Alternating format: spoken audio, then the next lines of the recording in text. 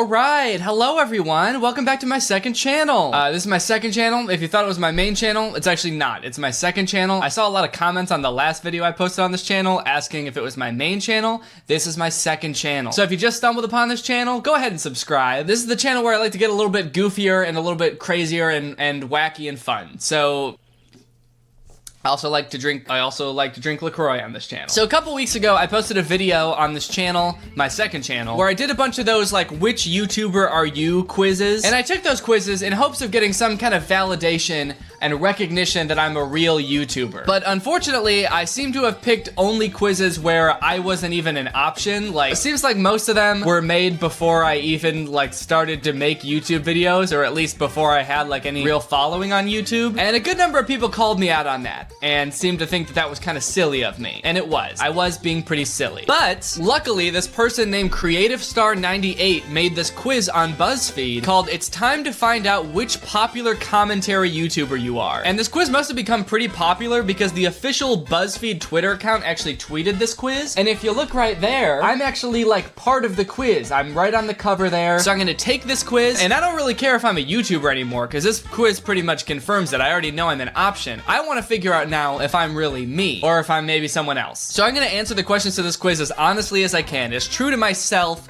as I can possibly be, and we'll see how I do. I'm kind of excited. This quiz was made for me, baby. The little tagline under the title here does say "You are now entering Curtistown," so I kind of feel like this person might be more of a Curtis fan than a me fan, but hopefully they still know enough about me to make this quiz correctly guess me. All right, first question. Your friend wears a whack pair of shoes. How do you respond?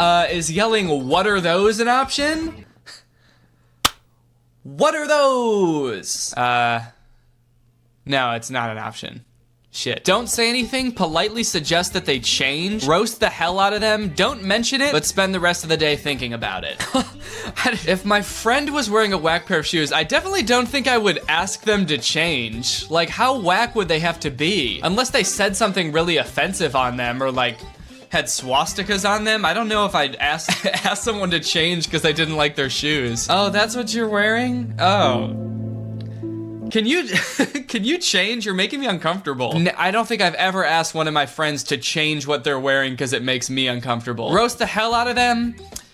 Maybe. It depends on the shoes and it depends how close I am with the friend, but most likely I would probably not mention it and spend the rest of the day thinking about it. That sweet, sweet taste of LaCroix. It's just like soda, but without the flavor. I'm trying to stop drinking soda, so I've been drinking LaCroix. It's okay. It's okay. How often do you create art/content of some kind? Not too often. I like to put my all into my projects. Once in a blue moon. Pretty regularly. Sometimes I even make extra content on a very specific schedule every week, every day, etc. I would say pretty regularly. Sometimes I even make extra content. In fact, that's kind of what I'm doing right now. I'm posting on my second channel.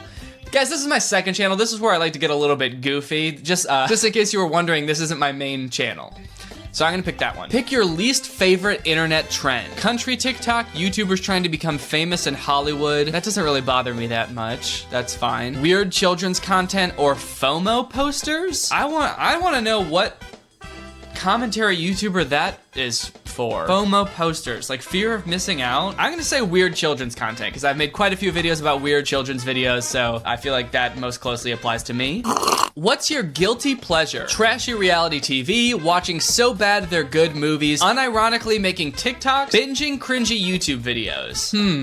There's a couple on here that I like. I really do like trashy reality TV. I watch The Bachelor, Bachelorette, Bachelor in Paradise. I just watched Love is Blind. Been watching a lot of Married at First Sight as well. So trashy reality TV is really up there. Watching so bad they're good movies. I do like doing that, but that's usually only for like when I'm going to make a video about it. I don't really do that in my free time that much. Unironically making TikToks, I sort of do that, but not very often. Yeah, I would say the thing I do most often is watch trashy reality TV, so I'm gonna say that. What's your relationship with social media? I post a lot of tweets that I delete later. I really only go online if I have a random funny post to make. I mostly post pictures of myself significant other and my pet. I do a lot of stalking, but not a lot of posting. Out of these options, I would probably say I post a lot of tweets that I delete later. I do tend to do that. If you have my notifications on Twitter on, then you know. Sometimes I like to post things just for people who have my notifications on, so I tweet them and delete them really quickly. A lot of people don't understand what I'm doing, so they just think I delete a lot of tweets, but sometimes I like to just talk to the people who have my notifications on, so I do that. So I can understand how that could be me. Okay, I post a lot of tweets that I delete later. I'm gonna pick that. Of these places, which would you like to visit most? Okay, we got Canada, London, Greece, and Japan. Now, here's the thing. I can kind of tell who's who here. Japan is clearly me, because I just went to Japan last year. Canada, maybe Curtis, because he lives there. Greece, okay, I don't know who the other two are really, but I'm pretty sure Japan is supposed to be me, but here's the thing is I already went to Japan, and this question is asking which of these places I would like to visit most, and I've already been to Japan. In fact, I've been to Canada, London, and Japan. The only place on here I haven't been is Greece, so I'm gonna have to pick Greece. And I'm a little worried about what that's gonna do to the results of this quiz, but I'm not about to lie and say I wanna go to Japan again before I go to Greece for the first time. So I'm picking that, and then I gotta get another sip of this LaCroix. Your friend is having a rough day. How would you cheer them up? Okay, this is an interesting one. Have a sincere conversation about what's bugging them. Offer to take them out to do something fun. Invite them over to watch funny videos with me. Or make jokes and try to make them smile. Shit, man, I don't know. My friend is having a rough day. How would you cheer them up? I don't know whoever made this is gonna judge this, cause like when have I ever like online shown that my friend is having a rough day and I cheered them up? When has that ever happened? I don't know. Like I've never made a video where like Curtis came over and he was all sad and I was like, hey buddy, I'm gonna make jokes to try to make you smile now. So I don't know how they're gonna judge this one, but I guess offer to take them out and do something fun. I think that would be nice to take their mind off of things. We could go play laser tag or something. What's something you like most about yourself? My ability to follow my dreams even if it's scary. My dreams are pretty scary. I only have nightmares. I don't have dreams that I work towards. I have nightmares that I work away from. My artistic skills, my ability to be a good friend, my deep thinking and introspectiveness. It sounds a little pretentious to say my artistic skills, but I do like feeling creative. Like when I do something and I'm like, damn, that was smart or that was creative or funny. I really like that. I feel like that's really fulfilling. So I'm gonna pick that, my artistic skills. What would you bring with you to a deserted island? A whole bunch of junk food? Who is that supposed to be? I feel like if that was me, I'd be like, what the fuck are you trying to say? An endless library of music, my laptop, or my pet? I definitely would not bring my pet to a deserted island. She would die. A bunch of junk food? No, probably not. I would probably bring my laptop, provided there's like a charger somewhere. I'm gonna go with my laptop. Okay, we might be getting close to the end here. I'm feeling pretty good about it so far. I've answered very truthfully. I have looked deep down into my soul for the first time in years to answer these questions. So if I don't get me, there's something wrong, either with the person who made this quiz or with the way I see myself. And actually, come to think of it, judging by all the responses to my doppelganger tier list, I'm gonna say there's definitely something wrong with the way I see myself, but shit, I might fuck around and blame somebody else. Pick your favorite quality in a significant other. Someone who is kind and understanding, someone who doesn't mind keeping our love life private, someone who can handle my dry jokes, and someone who supports all my strange endeavors. I don't know, I feel like all of these are kind of true to an extent. I think Laura's very supportive. I'm gonna pick someone who supports all my strange endeavors. She's willing to leave the room when I gotta film. She's willing to film my weird ass music videos. I think being supportive is very important. What's your opinion on marriage? It rules, dude. Marriage is sick. Oh shoot. Okay, this is the last question. I really gotta make this count. The last question is, what's the first thing people notice about you? My height, my flawless makeup, my eyes, or my hair? I'm trying to picture who these are each based off. My height, at first I thought that meant someone was like extremely tall, and I was trying to picture what commentary YouTuber like towers over everyone else, but I'm pretty sure this is referring to like either Cody or Noel because they have the whole short kings thing. My flawless makeup, probably not me per se, although the one time I did wear makeup for a video, it was pretty good. So we're left with my eyes and my hair. You know, these are all pretty superficial. What if people notice like my sense of humor first? But no, everyone's gotta be like, oh shit, he's short, or damn, his hair is weird. I'm gonna go with eyes. You know what they say, eyes are the gateway to the hair.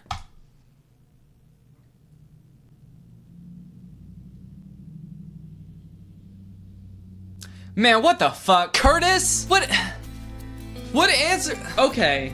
Huh? I answered these questions as truthfully as I could, and I get Curtis? That dweeb? That absolute dweeb Curtis? So the truth is out, huh?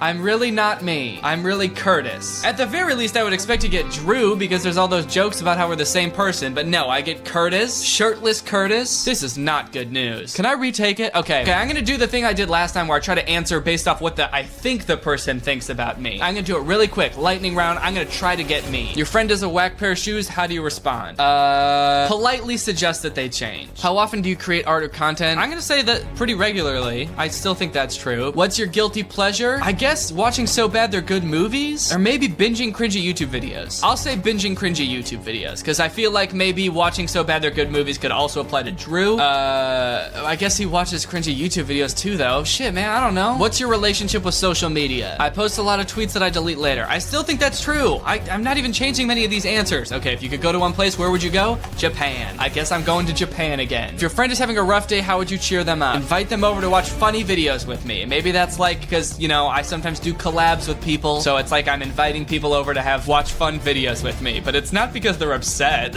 Yeah, the only times I ever collab with Drew or Curtis or anyone is because they're upset and they're sad and I need to cheer them up. What would you bring to a deserted island? An endless library of music. Okay, because I make music. Maybe the music thing has something to do with me. What's your opinion on marriage? It rules. What's the first thing people notice about you? Okay, so maybe my eyes wasn't right. Maybe I'll pick my hair. Okay. So, I'm not me, we've already established that, but do I at least know me well enough to be able to guess me in the quiz? Let's find out. I'm picking my hair. I'm going for it.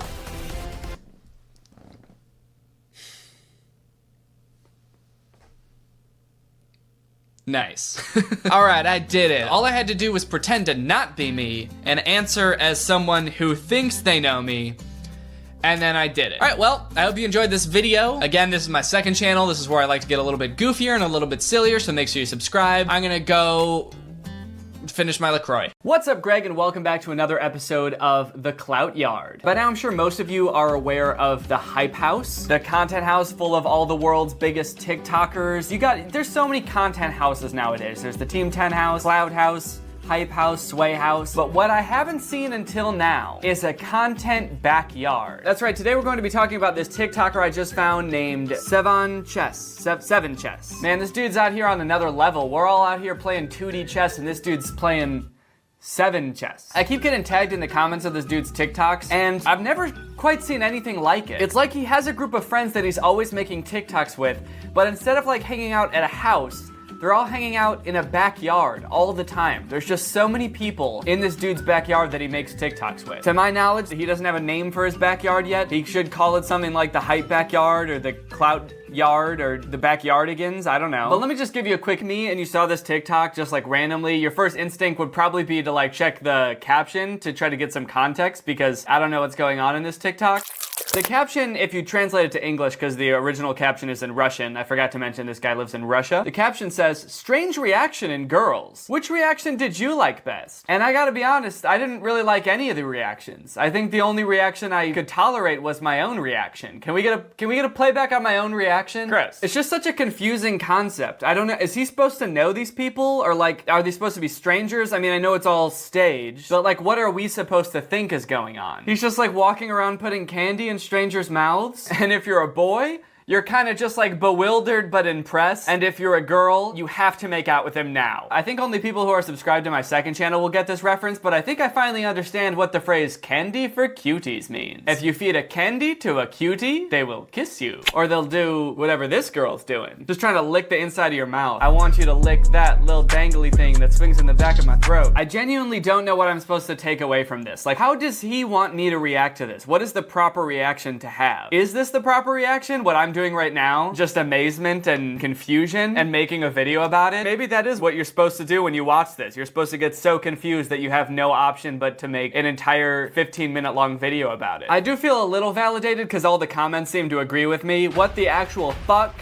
What the fuck? What in the straight TikTok? I guess this is a pretty good example of straight TikTok, isn't it? Feeding candy to people, and the girls want to smooch, and the guys want to leave. Okay, here's another example. This one, he's kind of doing the same thing, but this time with on the street and he's like, no, it's going in my mouth. Yeah, I don't know why everyone's so upset that they didn't get to eat the Nutella from the strange man. This girl is so upset that she, I guess, tries to kiss him. She's like, if I can't have the Nutella out of your hand, I'm gonna eat it out of your mouth like a baby bird. Okay, so now you've got like a basic idea of what goes on in this backyard. At first I thought when I started watching these, I was like, okay, is this just some like public park or something? Because it just looks like sort of like a weird, like a brick patio. In the candy one, there was like a shopping cart in the background, but the more I watch these, the more clear it becomes they're just in a neighborhood. This is someone's backyard, and there's just like people standing around waiting to be harassed with candy and Nutella. I don't know if it's this dude, Seven Chess's house, but it just seems like at all hours of the day, there's just people waiting around, hanging out in his backyard, and it's kind of like a content house because they're all there to make TikToks, but it's weird because it seems like he's the only one who makes TikToks. Everybody else just kind of stands around and dresses fashionably. But they're not all about him feeding sweets to strangers. So the caption says, "Stop! Are you really happy with your life now? If not, take action," with an explosion emoji. If you're not happy with your life now, you gotta start making explosives in your basement, dude. You gotta take action. Damn, so he walked away thinking he was fine, but he's really dead. So he's like a ghost now. Shit. But now how is he gonna harass people? How is he gonna go up to people and put candy in their mouth? Well, maybe he can still like pick up the candy with his ghostly powers and it'll just look like it's floating and he can just put it in their mouth. But now how are the girls gonna know who to kiss? Also, I like his shirt. It says, "I am not perfect, but I am limited edition." What does that mean? He's not perfect, but he is only going to be available for a short period of time. He's not gonna last long. You know what? I might not be perfect, but I do have one thing going for me. I'm gonna die pretty soon. And you know what? I guess his shirt was right. He was gonna die soon. There's that one. What is he trying to convey with this one? The caption is, "What will happen if you hug in this state?" Do you understand what's the matter? I'm not really sure what he means by this state, but I feel like he means in this social climate, this is what will happen if you hug people from behind. Hugging people from behind, dude? In this economy? I don't think so. In a pandemic? Not good. I feel like he's trying to say, like, people are so sensitive nowadays. What, I can't go up to people in public that I don't know and just hug them from behind? I should be able to hug whoever I want from behind without them knowing who it is. Friends, family, strangers, hospital patients, anyone. What's the big deal? Just give daddy a hug. But actually don't give him a hug, just kind of stand there while daddy hugs you. I miss the good old days when there were no consequences for hugging random people from behind. You could just waltz right into the White House and right up into the Oval Office and spoon the President of the United States on the spot. Snuggling with the leader of the free world himself. What's so wrong with that? Yeah, look at him. He's so confused. He's like, what did I do? I feel like he really thought he was doing something with this TikTok. He was really saying a lot about society to begin with. This girl just walking around dropping her panda at people's feet and making them pick it up. Is this something that happens in Russia? Do I have any fans in Russia that can confirm if this is something that happens often? Not really a comment on the TikTok, but more just on the Russian language in general. Look at this caption that is many words, a lot of letters. I can't read it because I don't read Russian, but when you hit translate, it just says respect others. All that just boils down to respect others. I'm not really sure what that has to do with this TikTok because I don't really follow what was happening here. It's like a girl who just keeps dropping her panda and making other people pick it up. So maybe I guess it's telling her like, hey, you should respect others. And then she gets her comeuppance in the end because the dude just absolutely punts her panda bear. But then I feel like the dude also isn't respecting others because he just takes this girl's property and hacky sacks it into oblivion. I just feel like the girl kind of got her comeuppance at the end because she got her panda kicked away. But the dude was also kind of in the wrong, right? Like, he shouldn't have just kicked the girl's panda. He probably just should have told her, like, hey, what you're doing isn't cool. So I feel like there should be another dude next to him that kicks him off screen, but then he would need to get kicked off screen, and then so would he, and then just goosebumps. I've got gross bumps. It also says, did you like the yak reaction more? I don't know which one was considered the yak reaction. Actually, probably this girl that's like jumping up and down. That seems kind of like a yak reaction. Kind of like a yak. Yeah, well, anyway, what the fuck is this TikTok? I've done those things before and they feel good, but like not that good. The first girl is doing so much. Oh my God, hopping up and down. And honestly, it seems like he massages the other two girls' heads pretty good. Like he really gets in there and gives them a good massage. He barely even touches the first girl's head with it. And she's still just off to the races. Yeah, look at him. He doesn't even get like a good grip on her head. He's just kind of stabbing her head with these metal prongs. Honestly, I guess I've never tried doing it like that. I've never really just poked at the top of my head with one of these things. Maybe I'd be doing the same thing if I was her. Okay, I think I get the first reaction and the last reaction. You know, a stranger comes up to you in public and kisses you on the cheek. There's two ways to react. You either love it and you give him a big ol' hug, or you hate it and you hit him on the head with a sucker. Those two make some amount of sense to me. Although, I kind of feel like most people would do the second. But the middle one, what is she giving him? Is it a candy bar? I don't really know if I can relate to that reaction. Getting kissed on the cheek and being like, well, here's a candy bar. Hey, oh, thank you. You're a sweet little man, but I'm sorry, I should tell you, I'm spoken for. You know what? Here, have a crunch bar. Yay! Today, I may not have won love, but I want something better. I want a crunch bar. It also looks kind of like it could be an envelope too. It's like an envelope full of money. Like this is a prearranged kiss that she paid for. Thank you for the kiss on the cheek. You're welcome, that'll be $10,000. Yes, here you go. Thanks. Okay, and then there's this one, which I don't think I can show, and I don't think I should show, and I kind of wish I didn't see. Yeah, this one I will not be showing. I'm gonna keep it blurred out. I cannot in good conscience show this on YouTube. If you would like to imagine what is happening here, don't.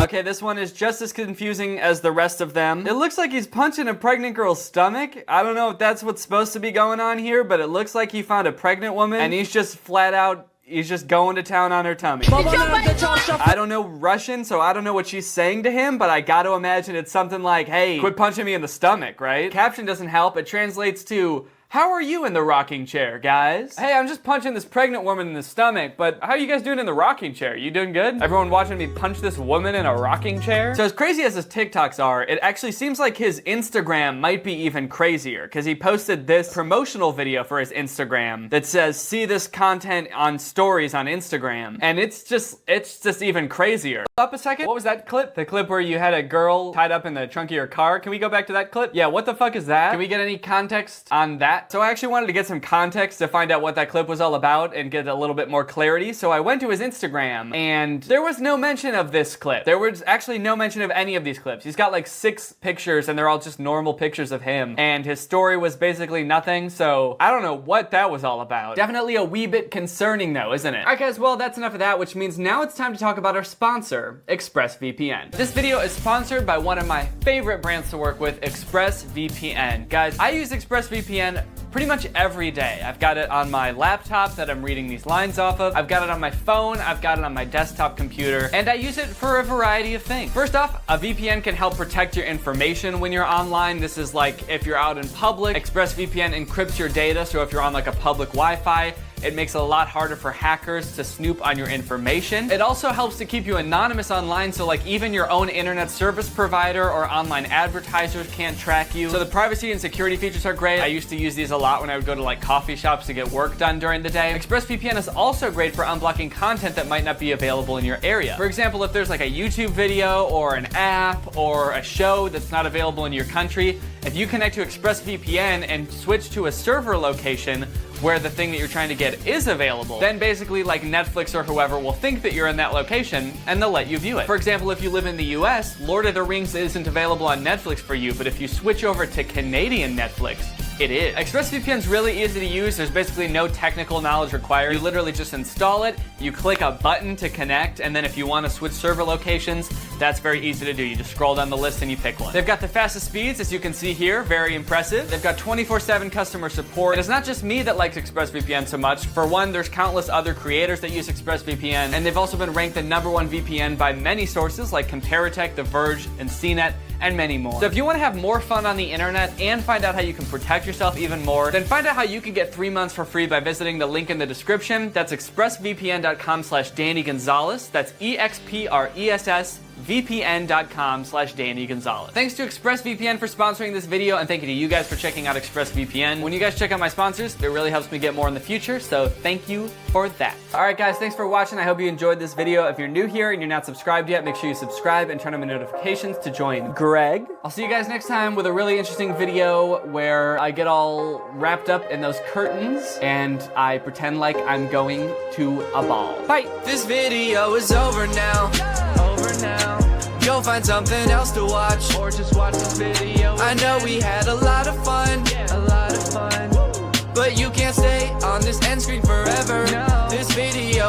over now.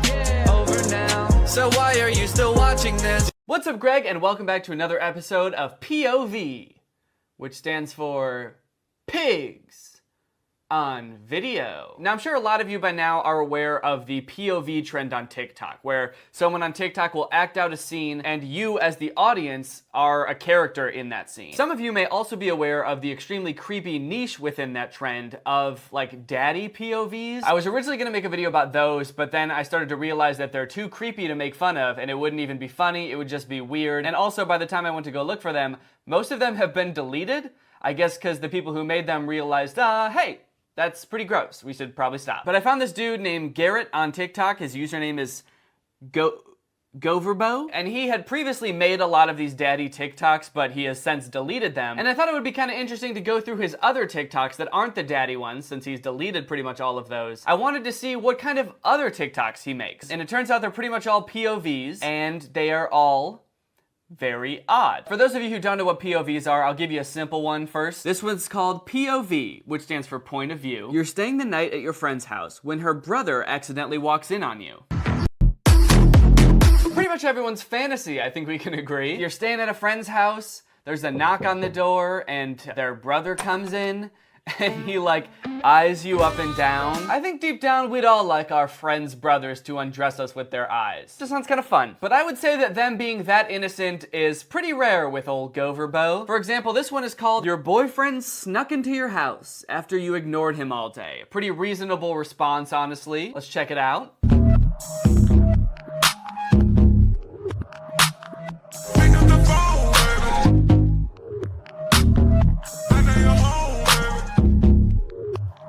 To me, this seems like something that this dude was like, oh, this would be so hot. Like, a chick would love a dude who is, like, confident enough to just break into his girlfriend's house. But any girl, or like anyone who's ever had to deal with, like, a stalker situation would just be horrified about. Like, this is not a fantasy. I want me a boyfriend who's not really so much of a boyfriend, but more of a stalker, because I don't really know him, and he keeps texting me. I don't even know how he got my number. But after a day of me not responding, if he could, like, break into my house, that would be awesome. Preferably while I'm, like, taking a shower or some shit. Do you think that he would actually do this? If she's not responding to you all day, like, you probably did something wrong, right? Like, she's not just ignoring you for no reason, or maybe she's busy, maybe she just wants some space, but you're just like, nah, fuck that. I'm gonna break into her house. And when she finds me, I'm gonna say, pick up the phone, baby. So yeah, kind of like romanticizing a creepy stalker relationship. Not great. Definitely not good, but it gets worse. So let's check it out. POV, you ran away from your kidnapper, but his men found you.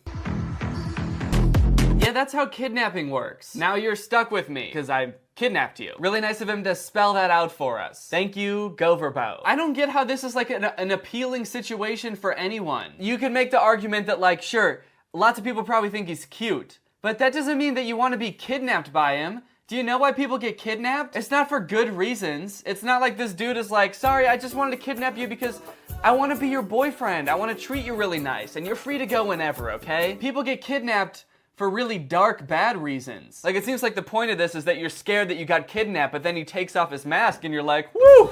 Maybe this won't be so bad after all. But the darkness of this TikTok seems to be lost on most of his fans because they're all children, mostly like little girls, which honestly makes it way more gross. Romanticizing kidnapping for his, like, little girl audience. That's so fucked up. Wait, he even had us as the audience say, I didn't miss you. Like, we're clearly not okay with being kidnapped. This isn't even like a fantasy where we're like, we kind of want to be kidnapped, like it's some kind of kink or something. So we're not even cool with what's going on. We're just like, I want to go home. Hashtag POV, your serial killer boyfriend followed you home again. Oh, not again. He followed me home again?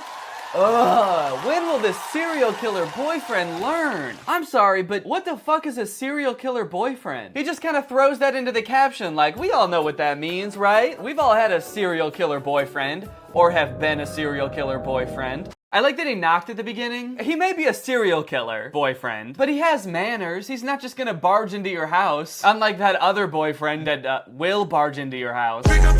Okay, so like in this TikTok, we're like hiding from our serial killer boyfriend. Is he still our boyfriend? He's obviously done something that has made us want to hide, probably be a serial killer, but he's still our serial killer boyfriend. He's not our serial killer ex-boyfriend. I guess we haven't broken it off yet. We still kind of like can see the good in him, you know? He may have killed 30 people, but I'll be damned if I don't think I can change him. This comment says, when people have literally died because of stuff like this, and that has 24,000 likes. And honestly, I gotta agree with him. It's not even like this. People have died from this.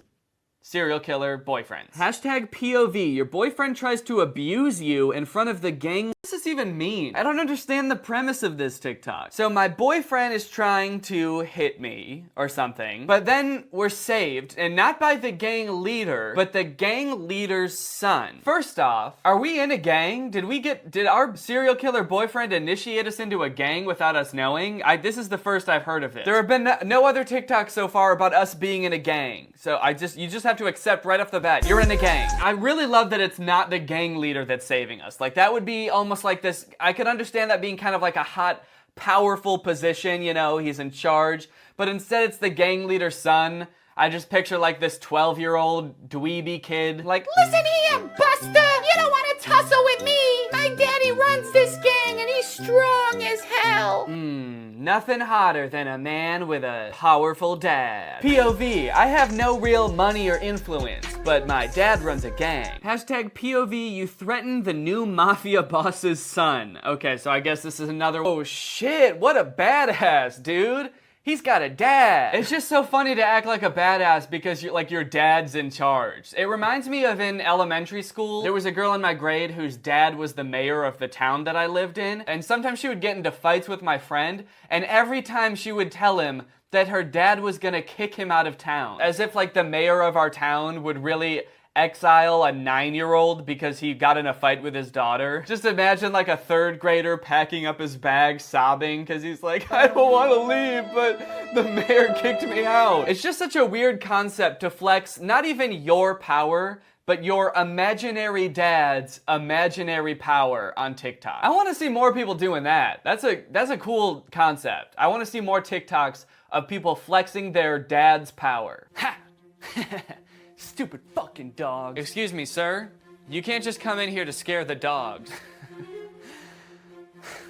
Do you know who I am? Yeah, you're Jeff Bezos' son. You said that like 18 times. My daddy owns Amazon. Yeah, and you said that like 20 times. What does that have to do with being mean to the dog? Oh, I'm sorry. I'm so sorry. You think that just because I haven't spoken to my father in 5 years doesn't mean I can't get old King Amazon on the phone right now and tell him to make your Alexa evil? I didn't think that until just now, but honestly, yeah, it sounds like he wouldn't pick up. I feel sorry for you. My dad's the richest turtle in the world. He'll ruin your life. Turtle? I said man. I'm sure you meant man, but you said turtle. My dad doesn't look like a turtle. This one is one of my favorites. It's called hashtag POV. You tell your vampire dad about the boy who hits you at school. So get ready for vampire dad. Aw, great! My dad killed my bully. That's what you want, right? My grown-ass supernatural dad murdered a little boy at my school. Thanks, vampire dad! I like that the caption calls him vampire dad, like he's some kind of superhero, like, wow, there goes vampire dad to go kill that kid. Wait, if my dad is a vampire, doesn't that make me a vampire too? Is vampirism, is that genetic? Because if so, I feel like I could have taken care of it myself. I don't even know how I have bullies in the first place. If I'm a vampire, I'm immortal, I can turn into a bat. Who's gonna bully someone that can turn into a bat? You don't want that smoke. You don't want that puff of smoke as I turn into a bat. So I really like the concept of this TikTok. I like Vampire Dad a lot. I feel like that provides a lot of good unexplored territory. We could do a lot with Vampire Dad. What I don't like about this TikTok is that this fucking dude doesn't even look like a vampire. He looks like a sexy vampire, like a Twilight vampire. He doesn't even have fangs. He's just some guy. Can you imagine how different this TikTok would be interpreted by like all of his little girl fans if it was like a classic looking vampire? Vampire Dad. Oh, Vampire Dad. A kid went missing at our school today. Oh, no. Was it that boy who bullies you? Yeah. Wait, how'd you know that? Just a lucky guess. Wait, is that him? Huh? Right there. That's my bully. Except he's got like a bite mark on his neck and he looks like a vampire. Oh, yeah. I guess it is. What a coincidence. Dad, Did you try to murder my 8-year-old classmate? Uh-oh, looks like he caught me. Oh, vampire dad. Whoops. Wait, so you turned him into a vampire. Doesn't that make him immortal? Oh, fuck, you're right. Oh great, another vampire one. POV, it's your first time kissing a vampire. Oh gosh, I'm kind of excited. I didn't know that I would be kissing a vampire today. Gosh, okay, well, here it goes. I wanna be a weekend lover. Yeah, I'ma be the best and Oh shit, did you bite me? I guess I did. I'm sorry. whatever you got. I wanna mess up your cover. You're bleeding. I guess because I bit you. Why do I seem surprised that he's bleeding if I just bit him? Oh shit, you're why the fuck are you bleeding? Gross. He's like, you bit me. The way my lips feel on your body. Paper moving in the dark. With every breath we take, you're falling. This is my first time kissing a vampire. All right, let's get that straight. I bit him? I'm not a vampire. I'm kissing a vampire, and I bite him. If I'm just a regular ass dude, why would I bite a vampire? Wouldn't he bite me? And on the neck, not on the mouth? Also, how hard did I bite him that he's already got that much blood all over him? I must have really chomped down hard on him. Just Oh boy, and look how he goes back in for that second kiss. Just like, oh yeah, give me some of that. Alright, hashtag POV, we're dancing at a party and your ex walks in. Uh-oh. Well, judging by kind of like the macho persona that this dude puts on, I'm guessing he's gonna like do something to protect me from my ex. Maybe he's my serial killer ex. So let's see what old Goverbo does to protect me or hide to view, and we're his girlfriend. Then who is he kissing? He kisses someone to the left of the screen and then looks at us like they're two different people. Is he kissing our ex? And then he looks right at the camera, right at us, and says, "Can we help you?" What the fuck, dude? I'm dating you and my ex walks into the party and I'm like, oh no, it's my ex. And you kiss him and then look at me and say, "Can we help you?" Not cool.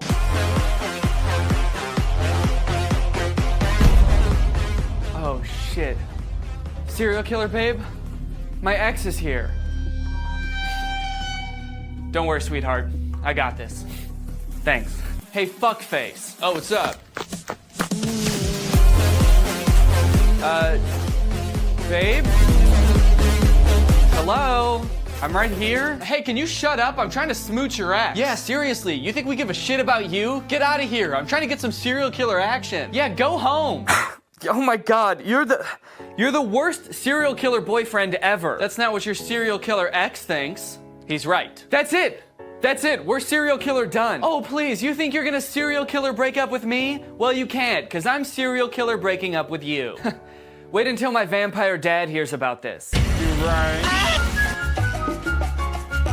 All right, well, honestly, that is enough of that. This dude's TikToks creep me out. The moral of the story is, please stop romanticizing abusive relationships, kidnapping, serial killers, and fuck it, vampires. Stop romanticizing those too. They're blood-sucking monsters. They're not hot. But with that being said, now it's time to talk about our sponsor, ExpressVPN. This video is sponsored by ExpressVPN. You guys know how much I love ExpressVPN. I use it pretty much every day. I've got ExpressVPN on my laptop, on my desktop computer, on my phone, and it's not just for one reason either. I use ExpressVPN for a lot of different things. What ExpressVPN does is basically it encrypts all your data to make it so that like hackers or your internet service provider or online advertisers can't snoop on your data and see what you're up to. So they can, for example, target you with really specific ads. So I use that a lot on my phone and my laptop when I'm out and about. If I go to a coffee shop or like a patio somewhere to get work done and I'm on a public Wi-Fi, I definitely use ExpressVPN for stuff like that. But I'll also use it if I'm watching YouTube and I come across a video that's blocked in the US. There have actually been occasions where one of my videos will get blocked in certain countries, and so people in those countries can actually use ExpressVPN, switch their server location to a country where the video's not blocked, and then they can watch the video. It is pretty handy if you ask me. So that's the power of VPNs, but let me tell you why ExpressVPN is the best VPN. It even rhymes. Express is the best.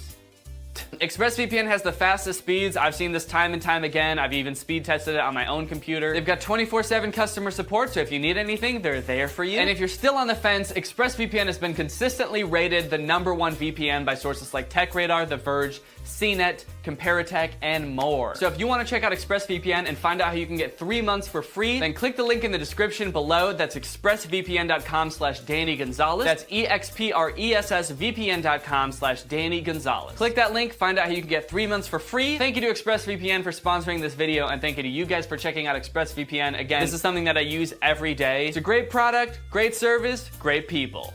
Great me. All right, well, I hope you guys enjoyed this video. If you're new here and you're not subscribed yet, make sure you subscribe and turn on my notifications to join Greg. Greg is the fastest growing army on the internet. Please don't look that up, but it is true. It's just if you look that up, it's... What's up, Greg? I hope you're all having a great day. Welcome back to my channel. This, of course, is another episode of Staying Well. I hope you're all staying well. It's something that I've heard most YouTubers say, but something that I feel like not enough YouTubers are actually trying to help with. Because you know what? It's easy to get pretty caught up in the melancholy of staying home all the time, and the news has been pretty drab lately. I think that two things we all need right now are a good laugh and some health advice. We could all stand to be a little bit more healthy and a little bit more fit in these uncertain times. Which is why I've taken the liberty of finding 2 accounts on Instagram that can help us out with this very thing. The first one is called One Laughter Please. For your daily dose of #laughter. Every day you can have one laughter please. Not one laugh. One laughter. With such great memes as, have you ever deleted one ha from your ha ha ha ha ha? Because you feel like it's too much? Yeah, that's way too much laughter, especially for this account. You're only allowed one laughter. You're only allowed a ha! And I found this account called Fitness Corner, which has some great health advice that I will be sharing with you later on. And I think by the end of this video, you're gonna be thanking me quite a bit for all of the valuable advice, health-wise, and all of the laughter. All right, this first meme from One Laughter Please is a little depiction of marriage. So it says, wife is wife, no matter who the hell you are. And it's a picture of a male lion and a female lion, and the female lion looks like she's about to kill the male lion, and she's saying, shut up! And he's saying, okay, sorry, with a sad little slanty face. It really just goes to show, you know, no matter who you are, if you're a human being like you or I, or if you're a fucking lion, a monogamous lion, with a wife, a beautiful lion wife that he loves with his little lion heart. Wife is wife, no matter who you are, and wife tries to kill husband. Wives want to eat their husbands. And the quicker you understand that, the quicker you can dodge their attacks. Husband got shocked while reading his wife's report card. Very obedient and soft-spoken student? Very obedient and soft-spoken student? How come my wife doesn't act like that around me? I swear, dude, every time I try to scold my wife for speaking out of turn, she gets all mad and goes to stay with her friends for a couple days. It doesn't say she does any of that on her report card. Husband is husband, no matter who you are. Husband is a scared little cat, no matter who you are. If a barber makes a mistake, it's a new style. If a politician makes a mistake, it's a new law. If a scientist makes a mistake, it's a new invention. If a tailor makes a mistake, it's a new style. If a teacher makes a mistake, it's a new theory. But if a student makes a mistake, it's a mistake. I feel like none of these things are true. How is any of this true? If a politician makes a mistake, it's a new law? What does that even mean? Oh shit, I meant to text my wife that I wanted to kiss her, but I accidentally said kill. Now it's legally mandatory for everyone to kill their wives! Like, imagine a rocket scientist making a small mistake that makes a rocket blow up, and NASA's just like, oh, now we gotta make them all do that. When you try to understand a girl? Yeah, honestly, that's pretty funny. I do not get girls.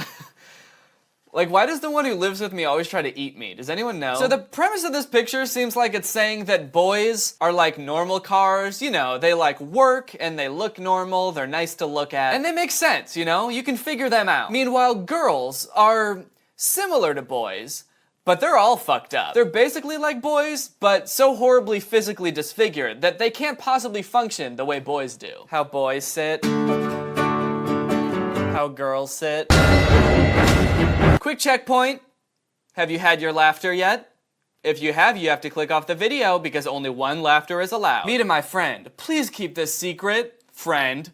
Banging on a big drum and is a small mouse. No! Don't go around banging that drum! Now everyone's gonna know about my cool big drum. That was my secret. What will the people say when they find out about my secret? What will they say when they know about my Cool big drum. When you finally understand something in maths, I think this account kind of needs to work on like their demographic. I don't really think they know what it is. Like, is this account for kids or grown-ass adults? Because they've got jokes about like hating your wife, but then they also have jokes about like not understanding math in school. Finally, I've understood something in maths.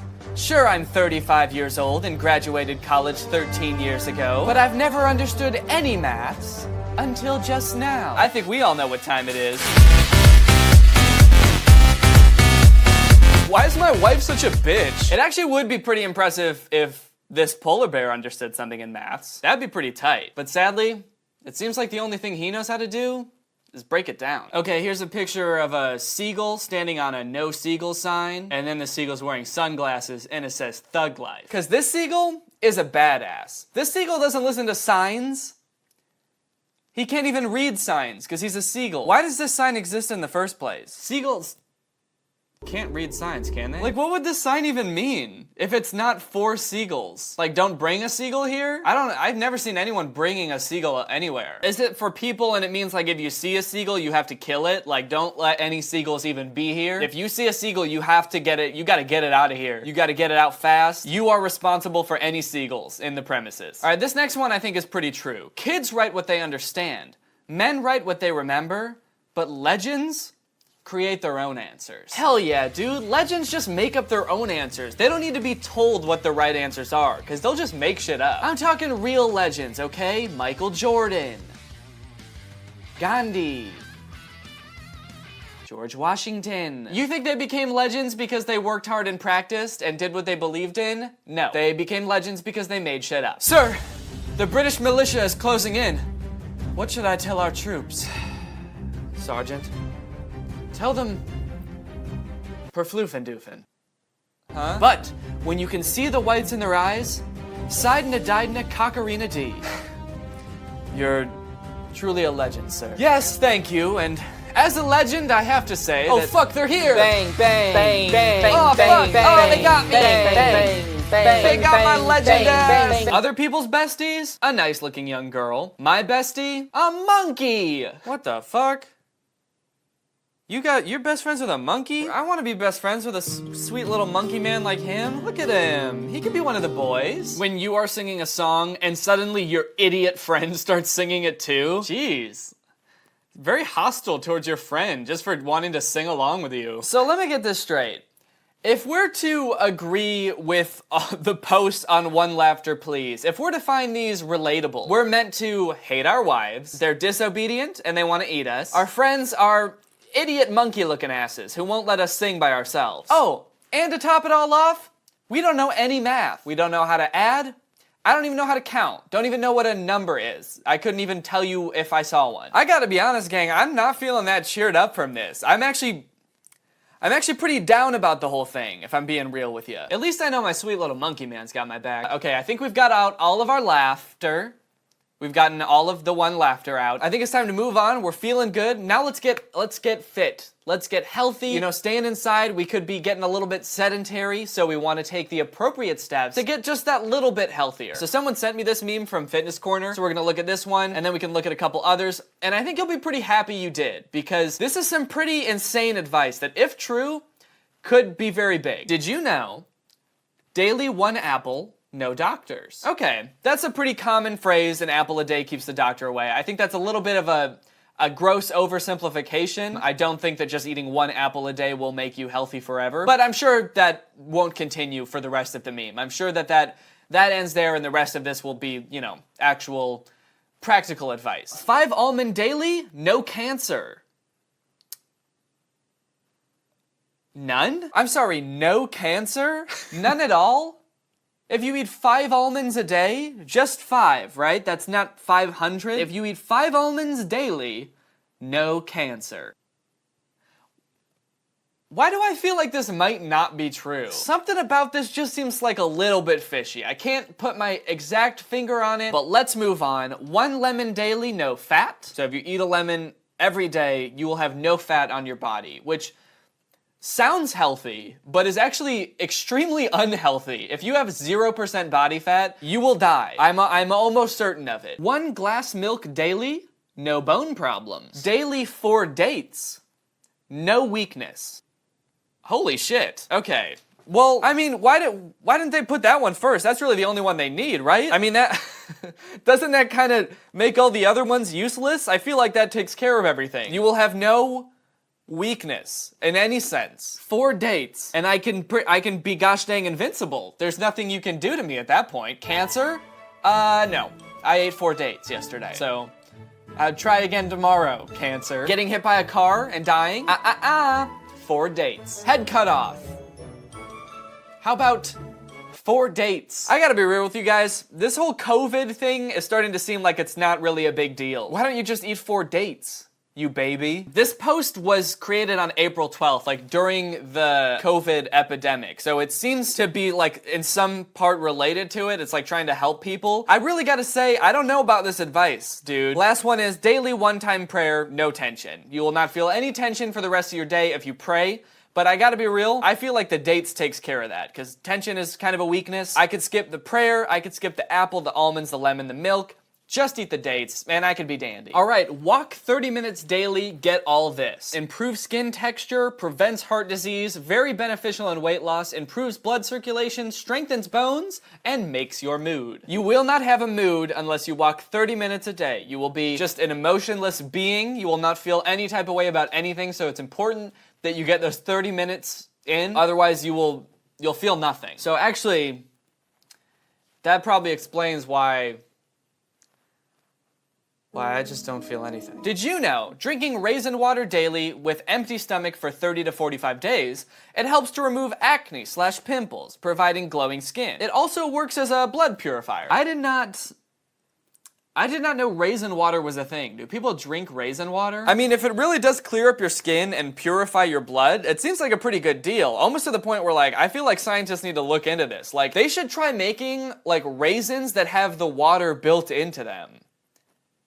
That would be great. Okay, here's some good advice for the fellas out there. Fellas, if you're worried about losing your hair, check this one out. Do opt. Daily empty stomach 10 to 12 times. I think that's supposed to say do it, or maybe this routine is called opt. You stand, you get into a little ball, you roll back, you come back up. Do it 10 to 12 times, and the benefits, as per yoga, say that it prevents hair fall, brings glow to face, gives you a curvy, shaped, and toned body, and also relieves problems like constipation. Rocking back and forth 10 to 12 times a day will make my hair not fall out. Now this I gotta try. All right, well, you guys you're gonna witness it right here. I hope I don't go bald from doing this. 10 to 12 times. Get in the fetal position, roll back, get up. Okay, I think, is standing up part of it? It looks like...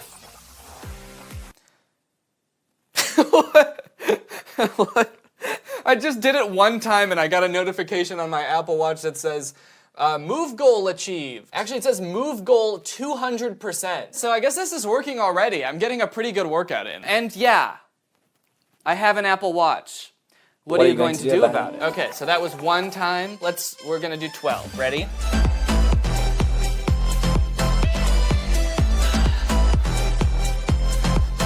How do I look? All right, I kind of lost count there if I'm being honest. I don't know if that was 12, but shit, I think it worked pretty well. One kind of weird thing I've noticed about this account is they're like really into almonds. Like they really endorse almonds. I mean, for one, we saw they prevent cancer. 5 almonds daily, no cancer. But also by eating 6 almonds a day, it helps to lose weight faster. If you eat 4 almonds per day, it helps improve concentration and makes your skin healthy and prevents heart disease. If you have a headache, eat 10 to 12 almonds instead of taking aspirin. And eating 2 to 3 almonds a day can reverse your aging. Eating 2 to 3 almonds every day will turn you into Benjamin Button. In just a couple years of eating almonds, you will be a baby. But make sure you stop then, because if you keep going, you'll turn back into a little egg and go back into your mom, and then what are you gonna do? You can't eat any more almonds when you're in there, so be careful. Okay, so if I total up the amount of almonds I need for each of these benefits, that's 12 plus 4 plus 3 plus 6 plus 5 equals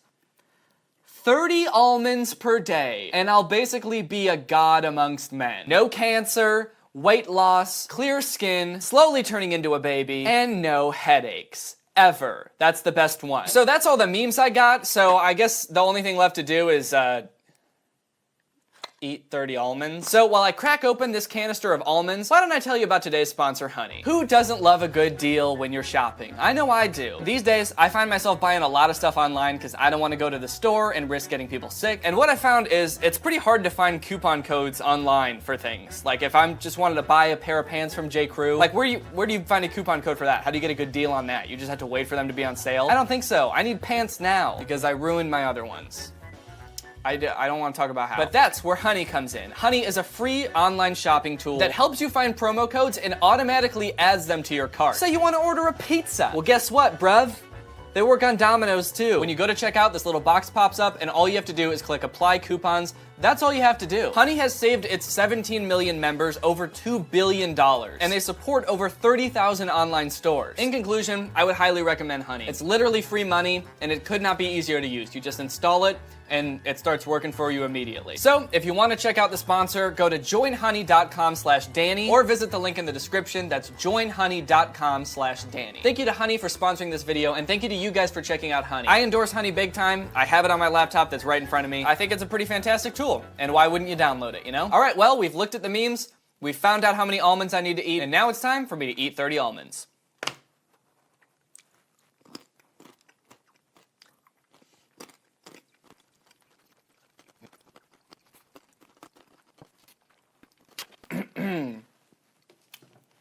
All right, I don't know why my face is so red and got progressively more red throughout the video, but you know, I think that's nothing that eating 100 almonds a day won't fix. So I'll make sure to do that. Well, I hope you guys enjoyed this video. If you're new here and you're not subscribed yet, make sure you subscribe and turn on my notifications to join Greg. Greg is what I call my subscribers. That's why I say what's up, Greg, at the beginning of my videos. And if you want to be Greg, then you gotta subscribe and you gotta turn on those notifications, baby. Thank you to Heather Hawkins for turning on my notifications. You are truly Greg. I'll see you guys next time with a really interesting video where it turns out that my entire life actually doesn't exist and this has all been part of little Nutcracker guy's dream. And when he wakes up, I'll be gone forever. Bye! Before this video starts, I'd like to say that this video is sponsored by Mischief. Mischief is a brand that creates and releases insane new things every 2 weeks. You've probably seen some of their drops before, but didn't even know that they were the ones behind it. I've seen their next drop that's coming up, and it is sick, and the only way to know about it is by downloading the Mischief app. So if you want to be in the know, search MSCHF on the App Store or Google Play Store, or go to mischief.com. Anyways, here's the video. What's up, Greg, and welcome back to another episode of Ditzy Gaki, the internet's most notorious ripoff of Diggy Gorgonzola. So it has been brought to my attention that the movie that I made a video about a couple weeks ago, What's Up, is actually a sequel. I did not realize this. There were a lot of things that I was confused about in that movie, and apparently it's because that movie is a sequel to a different movie called Big and Little Monsters, which is actually a ripoff of Monsters vs. Aliens. I gotta be honest, it's kind of clever of them to just use the same characters to rip off a different movie. That's pretty genius. Like, they didn't have to, like, remodel any new characters or make a new set or anything like that. They can just stick all of these characters in a different movie. So today we're gonna be taking a look at Big and Little Monsters, and we're gonna see if it's any less bad than What's Up. And we're also going to see if it's any less racist. Also, I'm curious to see if any of the questions that I had about What's Up are answered in this movie, because this movie is supposed to set up What's Up. All right, let's dive in. I'm about to dive in. So the movie starts with Dr. Crumb being woken up. He's got a very technologically advanced room, but what else would you expect from Dr. Crumb? He's got all these little gadgets designed to wake him up and give him a good morning. He's got this little floating robot that comes to give him the news. Express breakfast, country breakfast, breakfast with nuts, Sunday breakfast, breakfast delight. Huh. Interesting. What a weird-ass menu. This thing is not intuitive at all. Yeah, that's right. We're getting real nitpicky right off the bat. This menu, it doesn't make any sense. Like, why not just write the names of all the breakfast items? Why do they have to have pictures of the sun that are supposed to somehow tell you what you're getting for breakfast? I mean, these icons barely even tell you what each breakfast is. Like the first one, this is supposed to be express breakfast, but it's just a picture of the sun, and I guess he's like going fast. He's just a fast sun. So I guess maybe you could infer that that's supposed to mean express breakfast, but that still doesn't tell you what express breakfast is. Like, what is in the meal? It's just a fast sun. Also, what the heck is breakfast delight? The last one. Breakfast delight. I think I can picture kind of what each one of these would be, except for breakfast delight, and the picture doesn't help at all because it's just a picture of a clown. It's just a regular meal like any other one of these meals, but like a clown serves it. Just a clown bringing you out a regular ass omelet. You selected Country Breakfast. Good morning, Dr. Crumb. Yesterday's electronic news headlines. Tomorrow, Dr. Crumb will launch the first intergalactic supersonic geometric antenna. Right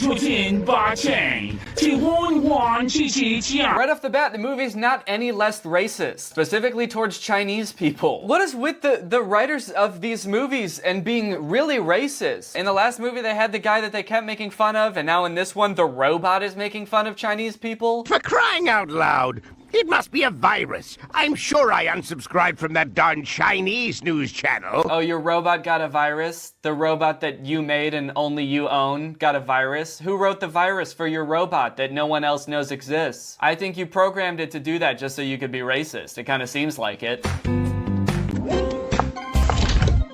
Country Breakfast will be ready in... Oh, here we go. Now we get to see what the country breakfast is. Look at all those pots and pans in the background that were used to make this breakfast. I bet it's gonna be a pretty exquisite breakfast. 9, 8, 7, 6, 5, 4, 3, 2, 1... Country Breakfast complete. It's an egg. It's one egg. The country breakfast is just one egg and coffee, but like in a cup the size of a shot glass. Just a little, tiny little thimble full of coffee. That's all Dr. Crumb needs to get himself going in the morning. Is this a thing? Is there such a thing as a country breakfast that's just one egg? One hard-boiled egg? Reminds me of life out on the farm. It was a simpler life, to be sure. Every morning I would get fed one hard-boiled egg by my floating racist robot, and I would drink coffee out of a cup the size of a water bottle cap. I miss those days. That was a simpler time. More salt! More salt. A little more salt, please. A little more salt. Apply! Junk. Yeah. Good morning, Amanda. Oh, this junky concentrated salt laser still isn't working right. It needs to be fixed right away. Who can eat breakfast like this? So one thing I noticed right at the beginning of this movie is that Dr. Crumb seems a little bit different. He seems a little more cranky and jaded, especially towards technology. Like right here, he gets pretty pissed about his salt laser not working. I don't know why he needs a laser to put salt on his egg. I feel like a salt shaker would be just as convenient, if not more, because you don't have to like change the batteries or invent it. So over breakfast, Amanda, Dr. Crumb, and Gunto are all talking about their big day today because this like intergalactic antenna that Dr. Crumb and Dr. Zooks have been working on for a really long time is about to be operational. This antenna is apparently supposed to help them contact extraterrestrials, get messages from aliens, all that good shit. So they're all really, really excited. Oh boy, the antenna! We're officially late! We've got to get out of here! Guto, what on earth are you doing? Guto, give me that! I have no idea what you're doing, but this isn't one of your silly toys, you hear me? So in addition to being pretty cranky in this movie, Dr. Crumb also hates Gunto. I don't know what happened between this movie and the next one that made him like Gunto, but in this movie, he fucking hates his own nephew. It's really weird, which was pretty shocking and devastating to me, because I happen to be a pretty big Gunto stan. In a few moments, we'll be able to communicate with any intelligent being in the vastness of outer space! Dr. Crumb, please! Dr. Zooks, just one more question! What about our security? We're still pretty traumatized by the images of that film showing how you fought off those terrible aliens during the infamous invasion of 54. One thing that they keep bringing up at the beginning that's going to be important later is this alien invasion of 1954. So apparently there was this alien invasion back in the 50s that Dr. Crumb and Dr. Zoops helped stop. They got rid of all the aliens, fought them all, sent them back to space. Not really clear what they did, but that's the reason that they're such famous scientists now is because of that alien invasion back in the 50s. Remember that for later. Just tuck it back into the depths of your mind. You're gonna need it. You're gonna need to know about it later. If you will allow me, I'd like to ask a very special young lady to help me turn on the antenna. My niece, Amanda. Can I go with you, please? No, you stay here. You're too immature to handle a machine like this. Do you see this? Even Amanda's getting in on the Gunto hating action. Put some respect on Gunto's name, man. Disrespectful.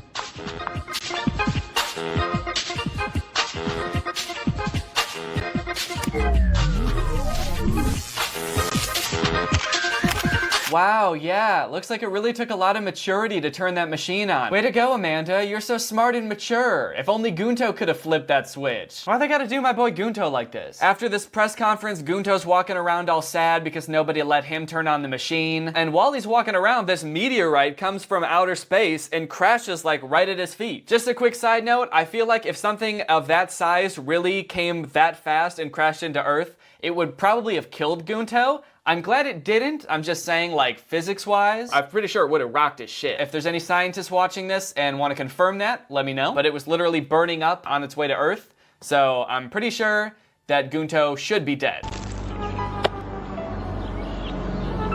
Wow, this is so beautiful! Oh yeah, shit. Look at that green ball. So beautiful. Green ball. Flat green ball that is somehow not affected by light. There's no shading on this ball. It's so beautiful. Uncle, there's something I've been meaning to ask you. Is it possible for the antenna to receive alien messages through a baseball? No, Guto. You already saw. So you might have thought that the animation in What's Up was bad, but get ready because it seems like there are a lot of issues that they had worked out in What's Up that they were still having in this movie. For example, in this movie, there's a lot of scenes where certain characters' hair and clothes will just start vibrating for no reason. Like in this scene, Dr. Crumb's hair is just going brrrr. Why is it doing that? What's up with that? You know, maybe it's because he's so goddamn smart. Ever think of that? His brain is doing fucking front flips in his head. He's so smart that his brain just gets bored sometimes with regular life, and it's just gotta do extreme sports in his head, and it's making his hair go. It's time to go to sleep. Still plenty of awkward pauses in this movie, though. There was no effort to change that. I mean, I guess this movie came before that, so it makes sense that there would still be so many awkward pauses. Starting to think that this was more of an artistic choice than a mistake. That moment when you're putting your brother to sleep and you've already tucked him in. It's time for bed. New message.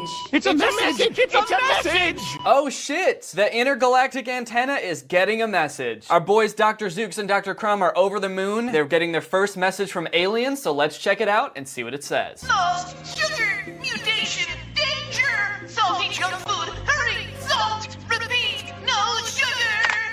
Is there a defect? What a strange message! I can't stand machines! I hate them! What a bunch of hunks of junk! If only one of them would work right! Yo, holy shit, dude, calm down. So mad immediately about a machine not working. What a bunch of hunks of junk! One that you built, by the way, so if it's not working, it's probably your fault, right? Because you didn't build it right? I gotta be honest, guys, Dr. Crumb, he's different in this movie. Dr. Crumb hits different in this movie, dude. He's a little bit wild. He's kind of off his rocker. He's a cranky little man. Imagine getting your first message from outer space. You get a message from aliens on an antenna that you built, and it doesn't make sense at first, and your first reaction is just like, what the fuck, I hate science! I hate machines! Fuck technology! I hate electricity! I'm going to go live in the woods! I'm gonna live with the squirrels forever! I swear, dude, Dr. Crumb is like one tiny little glitch away from going Amish. He's gonna go full Amish. And what do we have here?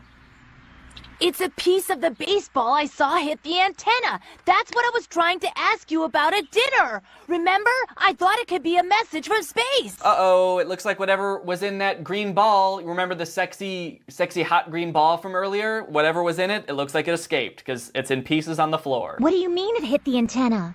But when? Yeah, look at that. Look at her hair. It's doing that thing that Dr. Crumb's hair was doing. Just, what's going on there? She looks like she's gonna fly away. What was that? A weird sound? I gotta go! Oh my goodness, that can't be what I think it is.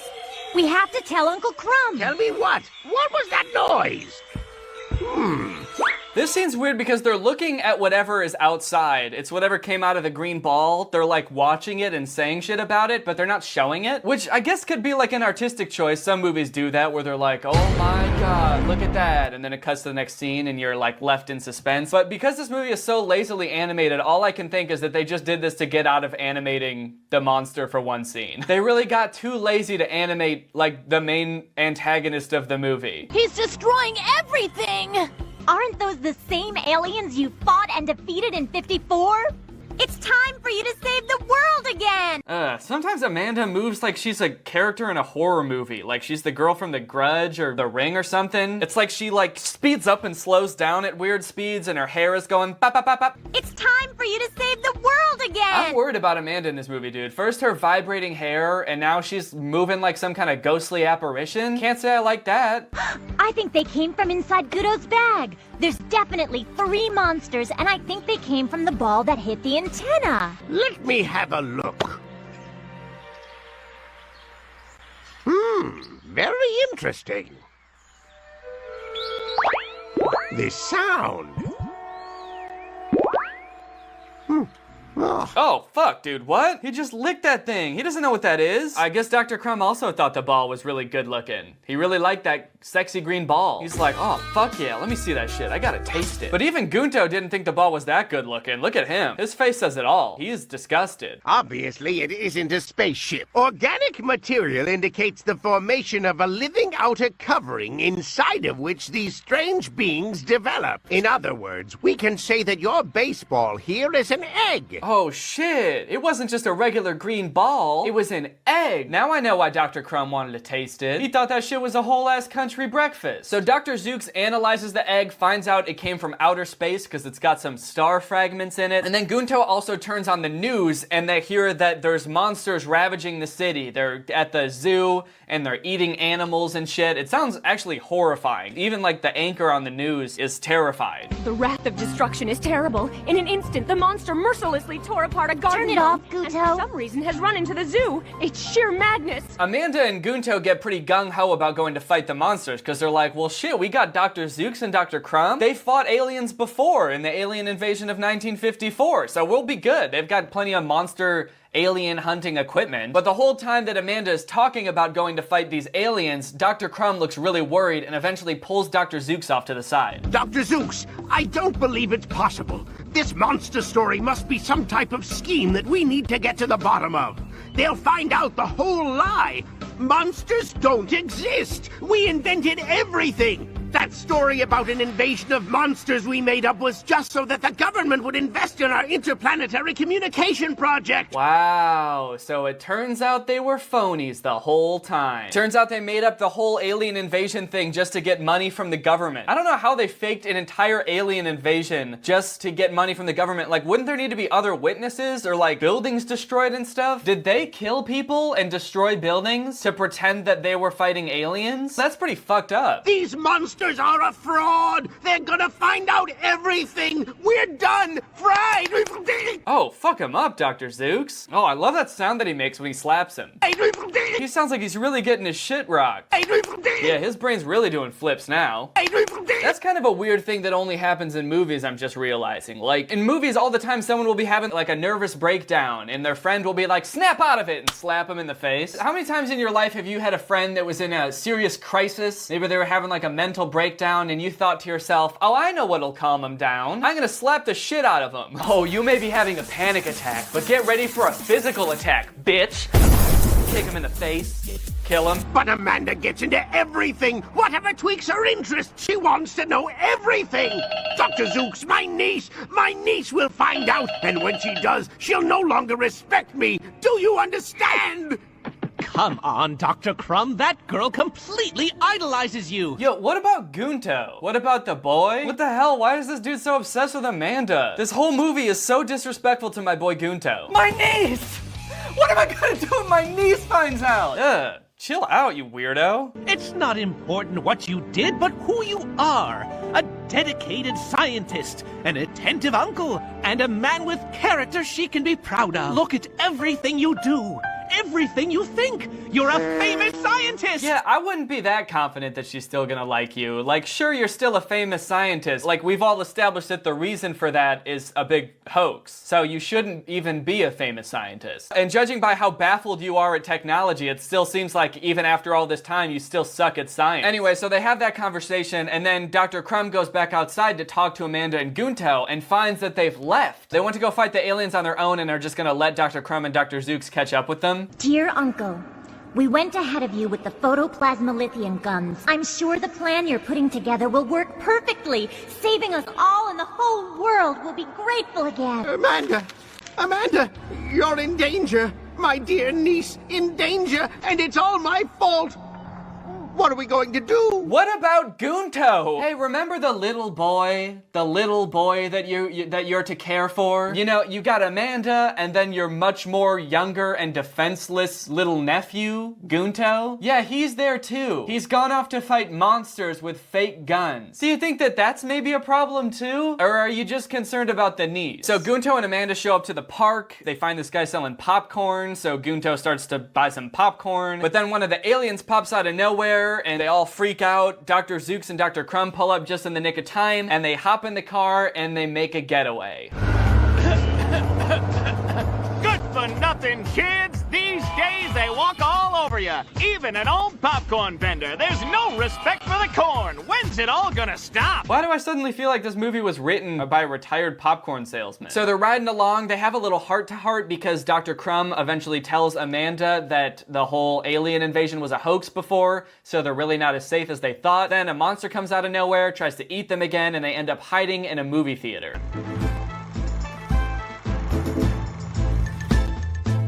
Do you think those monsters are gone? Would you mind keeping it down? I think I heard something.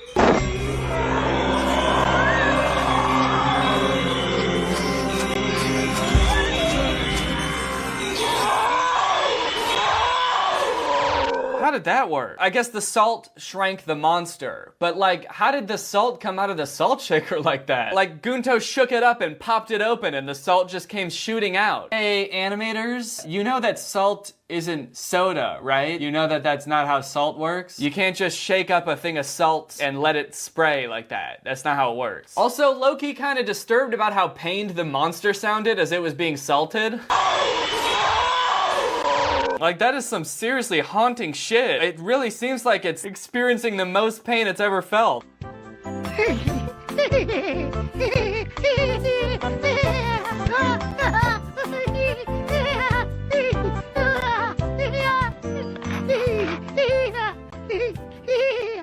Be careful! If you give that little guy any more popcorn, he'll disappear! You're absolutely right. I thought once they started talking, the monster would stop making that noise, or they would, you know, like reduce the volume of that monster so it wouldn't be so distracting. But nah, the sound design people were just like, fuck it. Monster giggling through the whole scene. Good luck trying to pay attention to the dialogue now, bitch. So they've caught one monster, but there's still two more. But Dr. Crumb doesn't want them to go out and try to catch more monsters because he thinks it's not safe, so he grounds them. But Amanda and Gunto decide to sneak out, and now that they know that salt makes the monster shrink, they decide to bring a bunch of little packets of nuts, like tiny little bags of nuts. They bring them along to try to fight the monsters. Now, Gunto, hit him with the salt, quick! Take this, you oversweetened monster! Swallow these salty peanuts! Yo, what? That's so many nuts. How did all those nuts come out of that tiny little bag? They just rip open a tiny little, like, airplane-sized bag of cashews, and it's just endless cashews. Now that's what I call Breakfast with nuts. Hit him with the salt, brother!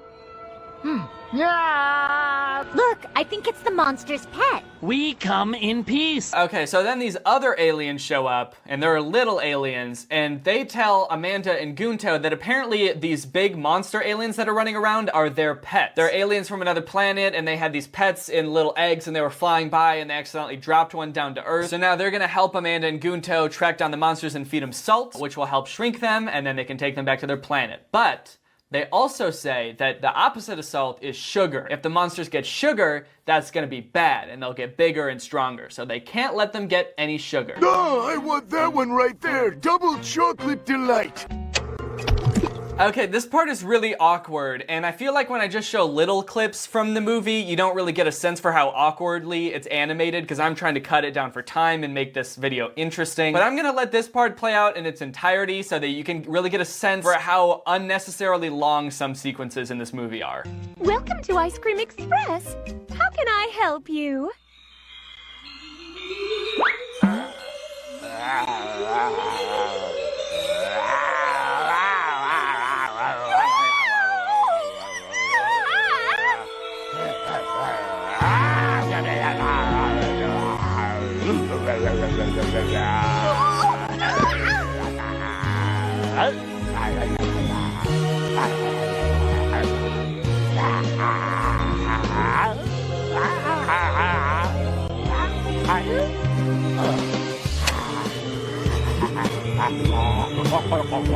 Oh no, he got the ice cream. He got sweets. That's bad. Also, did they run out of time to model background characters? Because this person in the background is clearly Gunto, but just in the shadows so you can't see him. That's very clearly the silhouette of Gunto. But they really thought we wouldn't notice, huh? Actually, honestly, maybe it is Gunto. Everyone's disrespecting him so much in this movie, I wouldn't be surprised if he was just like, you know what, I'm gonna fuck off and just go eat ice cream by myself. At this point, I can believe it. I think Gunto needs a break from his really mean family. Anyway, eventually they catch all the monsters, and just like in What's Up, they've caught all the monsters and the day is saved. You know, now that I think about it, like even the plot is the same. There's 3 monsters that get loose and they have to go find them. So what did they change? What is different about these movies? Thank you for all your help. Yes, we thought for sure we'd lost them forever. We sent an SOS emergency message to advise you not to feed them anything sweet. So that was your message, not a defect. Then the antenna works. It really works. Did you hear that? Oh, so the message they got at the beginning was right. Wow, what a poorly worded message. How are they supposed to make any sense of that? It seemed like a really critical thing that they understood very clearly what was going on. But instead they were just like, Lost sugar! Junk food! Danger! Sugar danger! really helpful, aliens. Good job. Anyway, that's the end of the movie. In conclusion, did we learn anything new about the universe of What's Up and Big Little Monsters? Actually, yeah, I think I did. Well, no, I guess I didn't. I didn't learn anything that I wanted to know the answer to, but I did learn things that I didn't think needed a different answer. Like in What's Up, I just assumed that Dr. Crumb and Dr. Zooks were good scientists, and that's why they had all of the cool stuff and the great technology. But from this movie, it kind of seems like everything that they have, they either fake or got it from aliens as a gift. So that's a thing that I didn't think was gonna change in this movie, but did. Well, that's the movie. I should mention that I have some new merch available on my merch store. There's a nice yellow Greg hoodie, and then there's like a light blue and a coral Greg t-shirt. Some nice summer options for you. All right, well, with all that out of the way, guys, now it's time to talk about our sponsor, Mischief. Mischief is a really cool brand. I've been seeing their drops for a while now, and honestly, they do some really impressive stuff. They release something crazy every 2 weeks, and they'll range from like viral digital experiences to weird luxury items. The most recent one that you might have heard about is their collaboration with Mr. Beast. It was called Finger on the App. It was basically a competition amongst millions of people. Anyone could download the app, and it was a competition to see who could keep their finger on an app for the longest. There were over 1 million players. It got to #1 on the App Store, and it lasted for over 72 hours. And the grand prize was a whopping $25,000. Another funny one is Scream Club, which is a website where you can go to just scream. So if you've ever wanted to go to a website and just scream or hear other people scream, then this might be for you. You might have heard of this one because there was a pretty viral TikTok about it. Over 1 million people have gone in and screamed, and this was actually one of their secret drops. So this would be one where you would have to have the Mischief app in order to be able to get in and scream your little head off. They also have a magazine called Mischief Mag. Each issue has some really interesting stuff in there. For example, they taught you how to use Spotify to make free money, basically. And another covered how to break traffic laws, but legally. Also, I may or may not be allowed to disclose this, but Mischief Mag Volume 2 comes out in August. And it's even crazier than the first one, and the only way to get it is by downloading the app. So go ahead and download the app. Search Mischief on the Google Play Store or the App Store. People with the app get first access to all of the drops, and they also get access to secret drops that you can only get with the app. Or go to mischief.com. Again, Mischief is spelled M-S-C-H-F. Thanks to Mischief for sponsoring this video, and thank you to you guys for checking out Mischief. Again, it's a really cool company. I highly recommend checking it out. They do a lot of cool stuff. All right, now back to the rest of the video. All right, well, that's it for this video. Thank you guys for watching. I hope you enjoyed it. If you're new here and you're not subscribed yet, make sure you subscribe and turn on my notifications to join Greg. Greg's what I call my subscribers, but more importantly, guys, we're a family. We're all blood related. We all came out of the same mommy, and we're one big happy family, and we're the strongest army on the internet, and please don't look that up. All right, I'll see you guys next time. Bye. This video is over now. Over now. You'll find something else to watch, or just watch this video. I know we had a lot of fun, a lot of fun, but you can't stay on this end screen forever. No. This video is over now, over now. So why are you still watching this? You guys may remember a few years ago when I tried to make a viral TikTok song. So I made up a fake musical artist, I disguised myself so that people wouldn't know it was me, and I released a song under a pseudonym, Fox Season. But despite me disguising myself to the best of my abilities, it did not work. Everyone knew it was me right away, and I was humiliated. Well, did you know that that entire thing has actually happened before, but instead of with me, it was with one of the biggest musical artists of all time? Well, I also did not know that. Apparently in 1999, Garth Brooks, one of the most famous men in the world at the time, created an alter ego named Chris Gaines. Sex. That's the greatest thing about being a musician. And started releasing music under this name. Why did he do that?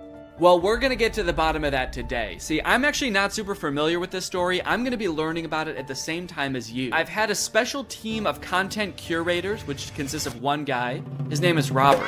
Put together all of the necessary materials for us to figure out what exactly happened back in 1999. Okay, first off, who is Garth Brooks? I gotta admit, I am not super well versed on Garth Brooks. 1999 is when I was 5 years old. I wasn't listening to a ton of country music back then, but according to this bio on his website, he remains the #1 selling solo artist in US history, certified by the RIAA with 157 million album sales. Brooks is the first and only artist in history to receive 9 Diamond Awards for the now 9 albums certified at over 10 million. So when I say this guy was popular, this dude was like the guy. He was that guy in the 1990s. Now let me see what his like most popular song was. Okay, so The Dance, Friends in Low Places. Okay, I definitely know that song. I got friends in low places. That's his famous song about his friends being trapped in a well.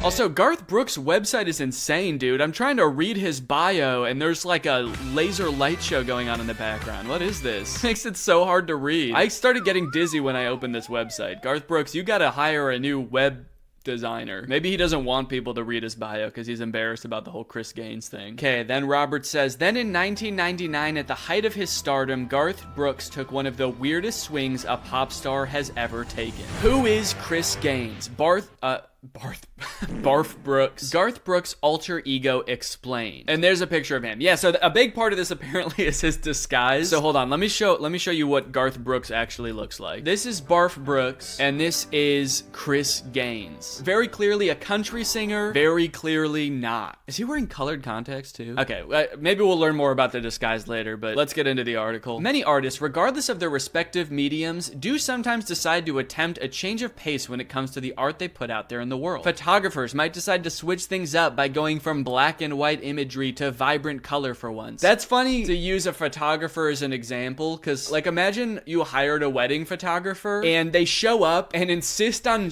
like shooting your wedding photos in a different style than what you agreed on. But not only that, they're also in a disguise. They're super emo looking with their hair over one eye, and they're like, I was thinking that we could do all of your photos in black and white with just like one pop of color. Maybe just like only red. While not many musicians will take on a whole new identity for change of artistic pace, but award-winning country music superstar Garth Brooks did. The guitar-playing legend once went completely against the grain by taking on a whole alter ego. He changed his hairstyle and outfits and released an album under the name of Chris Gaines. Side note, every time I read the words Chris Gaines, I am gonna accidentally think of Chip Gaines, of Chip and Joanna Gaines, the house renovator from Fixer Upper. Maybe that's him too, dude. We don't know. I've actually never seen Garth Brooks and Chris Gaines and Chip Gaines all in the same room together. Was this like as his career was starting to fade into irrelevance, or is this like at the height of his fame? It seems like it was at the height of his fame. That makes it so much more insane. I could see like after your prime, you wanting to switch it up and do something else, but trying to do both at once? He was still Garth Brooks. I wonder if they ever collab. In 1999, Garth Brooks and his production company Red Stroke Entertainment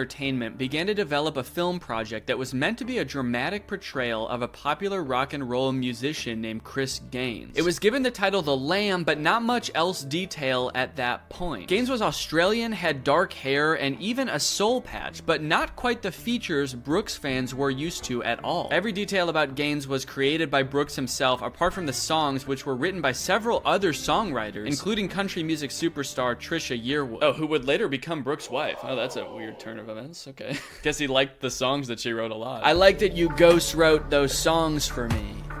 How would you like to ghostwrite my vows for me?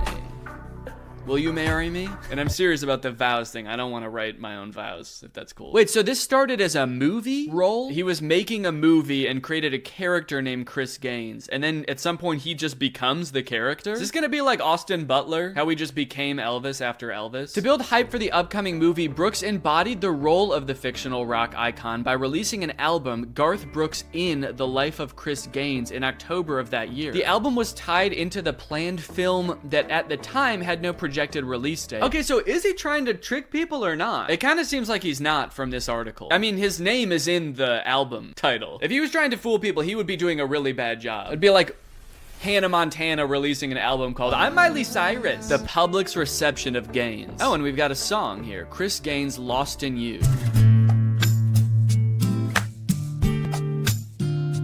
I've got friends in low places. The song's just the same. It is very moody looking though. You are my godsend. It's definitely an interesting look he's got going on. Has he ever seen a rock star before? He looks like a cult leader or something. Why isn't he wearing shoes? Cult leaders don't wear shoes. That's in case you didn't get that reference. The masses weren't ready and ultimately didn't accept Gaines. Sure, Brooks fans gave his new style a try as the album actually went #2 on the Billboard 200s charts. However, the people who purchased the album were quickly disappointed and genuinely confused. I don't know what's so confusing about it. It's Garth Brooks in Chris Gaines. Wait, is that what the album was called? In the Life of Chris Gaines. It was rumored that even his most loyal fans simply didn't catch on to the fictional aspects of Gaines. Instead, they easily thought that Brooks was genuinely going off the deep end, changing his whole life around. People didn't understand the connection with the movie. They just thought he was changing his name, his hairstyle, taking off his shoes, and just completely changing his music style. As for The Lamb, Brooks' production company focused more on the marketing and promotion of the music, forcing any basic foundations of even just the movie's production to fall by the wayside. By early 2001, anything involving a potential movie seemingly stopped, and the life of Chris Gaines quickly went from destined to disappearing. So they never released the movie. Well, yeah, that's gonna make it way more confusing. I could definitely understand people thinking that you went insane.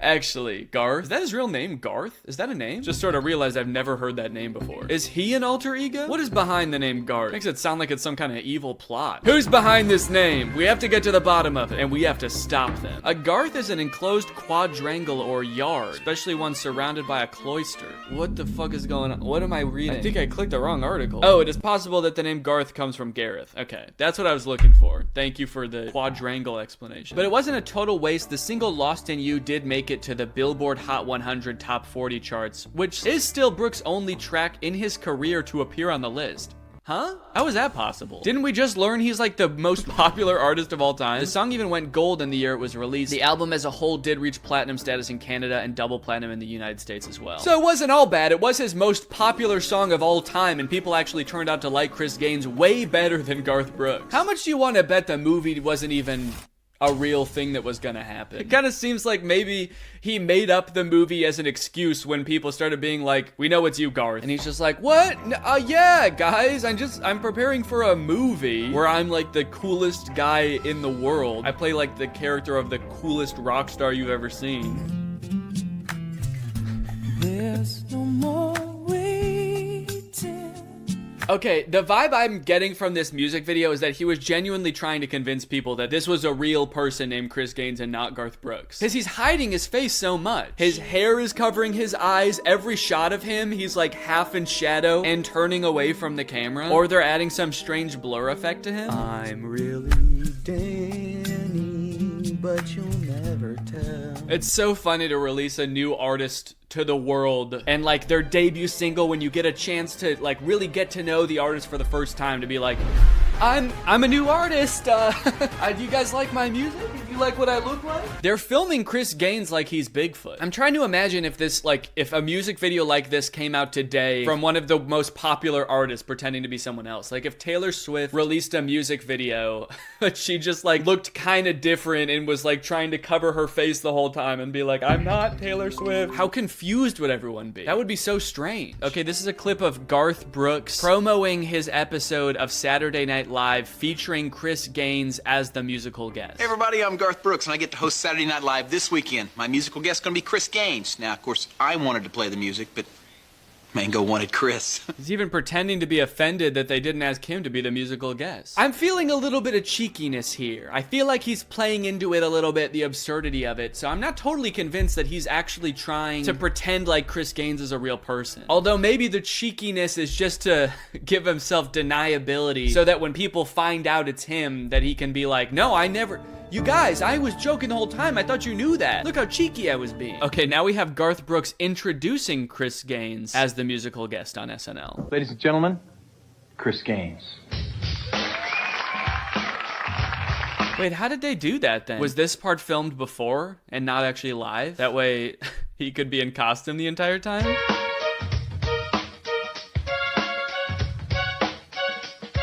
It is kind of a really long intro. Maybe this was live, and right after it cuts away from him, he has to sprint backstage. During this intro, he's like rapidly changing his costume. He's putting on his dark hair. He comes out, he's all fucked up and out of breath. Hi guys, I'm Chris Gaines. Okay, here he comes.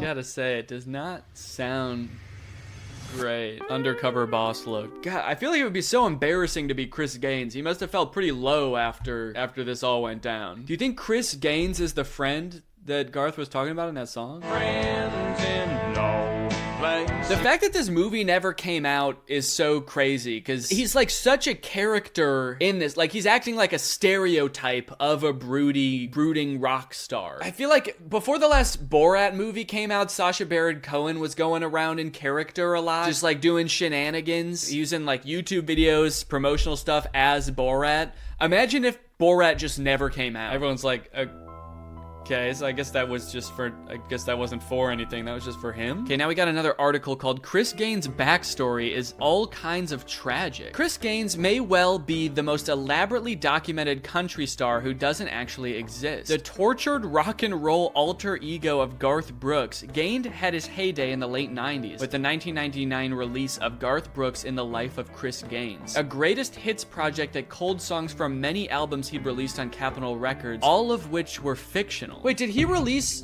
music as Chris Gaines before this album, before admitting it was Garth Brooks? And okay, did I totally misunderstand that? I gotta look up Chris Gaines' discography now. I go to Chris Gaines' Wikipedia page and it's like, Chris Gaines is a type of quadrangle or yard. Okay, so Garth Brooks in the Life of Chris Gaines is the only album that Chris Gaines released, but the single for that album, Lost in You, was released earlier than the album, but it still says Garth Brooks as Chris Gaines even on the single. Again, I can still understand why people would be weirded out with this, having no knowledge of a movie in the works. Definitely does seem like a weird thing to do. When it comes to the Chris Gaines project, it's tough to separate fact from fiction. Don't think it's that hard. I think Garth Brooks is the real one. Chris Gaines is the fake one.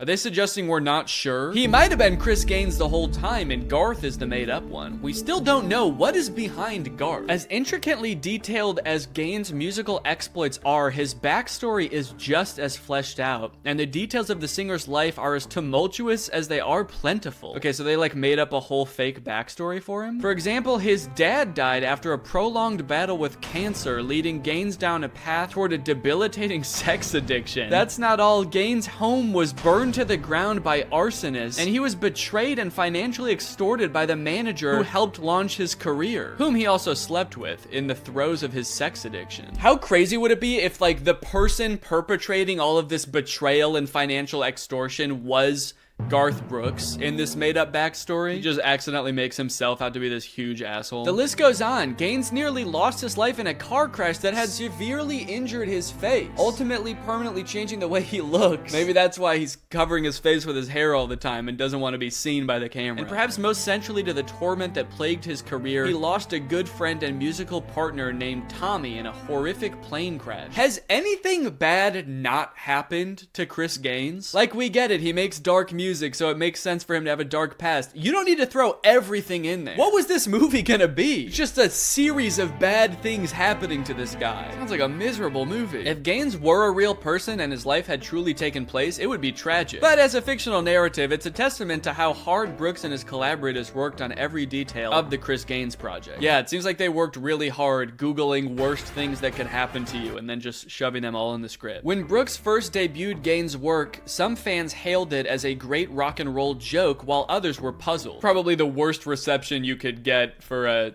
new piece of art you put out into the world. You wake up the morning of your album's release and ask your manager, what are people thinking of it? Are the reviews in? Your manager's like, yeah, well, you know, some people think it's a joke, but other people are confused. So, you know. Pitchfork gave it 2 question marks. So apparently VH1 made a behind the life of Chris Gaines, acting like Chris Gaines was a real person, where they go through like his tormented life. And it's 40 minutes long. Oh my God. I think this is also the worst quality video on YouTube. It's crazy. Chris Gaines' solo career took him to the top of the charts.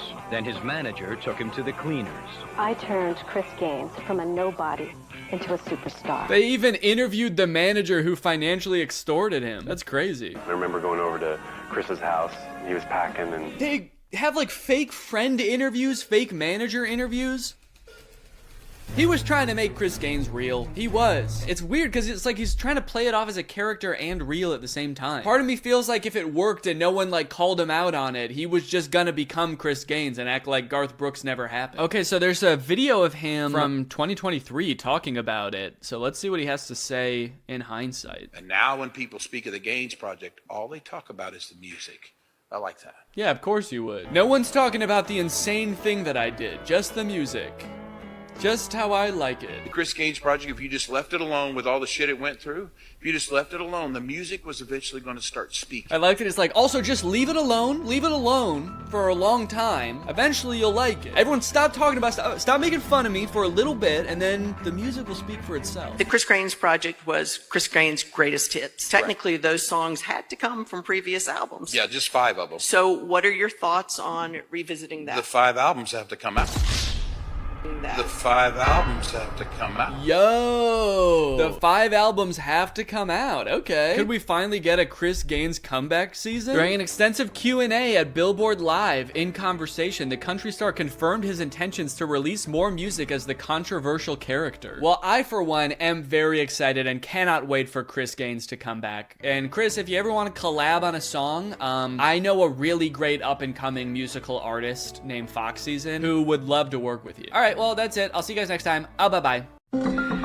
Hello, Greg. Well, guys, I've got some interesting content for you today, as usual. I found a very curious case that I would like your opinion on, but I don't want to give anything away just yet. I just want you to watch the first couple TikToks, and then I will sort of explain what's going on, okay? So this is the first TikTok I saw of this guy. His name is Dustin Tyler. It says, drink a bucket of bleach or date Selena Gomez again. Let's see what he says. So yeah, deeply personal thing to post on TikTok, I feel like. I didn't know who this guy is when I first saw this TikTok, so I was just very confused. I was like, did this guy date Selena Gomez? It says again. It's not just some guy speculating, like, I probably wouldn't like dating Selena Gomez, so yeah, I'll take the bleach. So then he made another video responding to this comment. It says, is he making fun of Bryce Hall, or, and I don't know what that's referring to. I don't know if Bryce Hall said that he liked Selena Gomez or dated her or something, but this just provides a little more insight into the relationship that this guy had with Selena Gomez. Nah, I'm not making fun of Bryce Hall. Him and I are nothing alike. See, he has to make stories up that he was with Selena Gomez. Me, I actually was.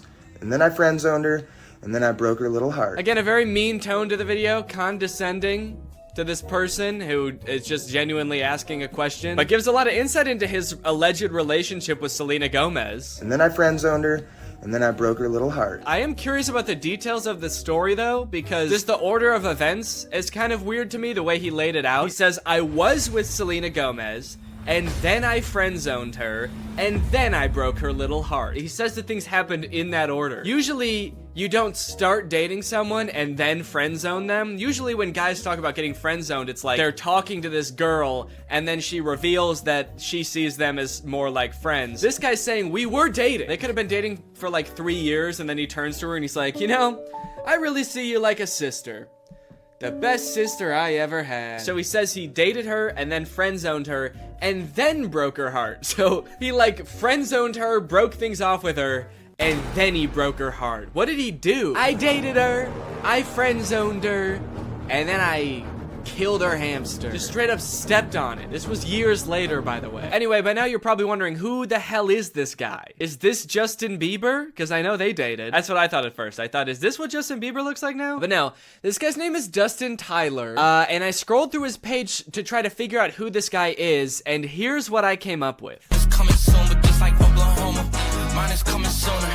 I'm just a late bloomer. Okay, so I didn't know who this guy was at first, but luckily there's a logo in the corner that says Victorious. Apparently this guy was a character on Victorious. At first I did think this was Andy Samberg from 2006, but he was a character, let's see, Victorious puppet guy. He was this guy. Robbie Shapiro is one of Tori's friends at Hollywood Arts, and he's got a few videos where he does sort of a glow up. He's like, this is what I used to look like back when I was on Victorious, and this is what I look like now. Don't I look so different? And then I was like, okay, this makes sense now. So this guy used to be on like an old Nickelodeon show, and so he was probably in with the Nick kids and the Disney kids, and so that's how he knew Selena Gomez, and that's how they dated, right? It all makes sense. However, after reading the comments on these TikToks, I came to discover that this guy, this man, is not the guy from Victorious. These are two different people. He's just straight up lying about everything. He's not that guy. He didn't date Selena Gomez. His page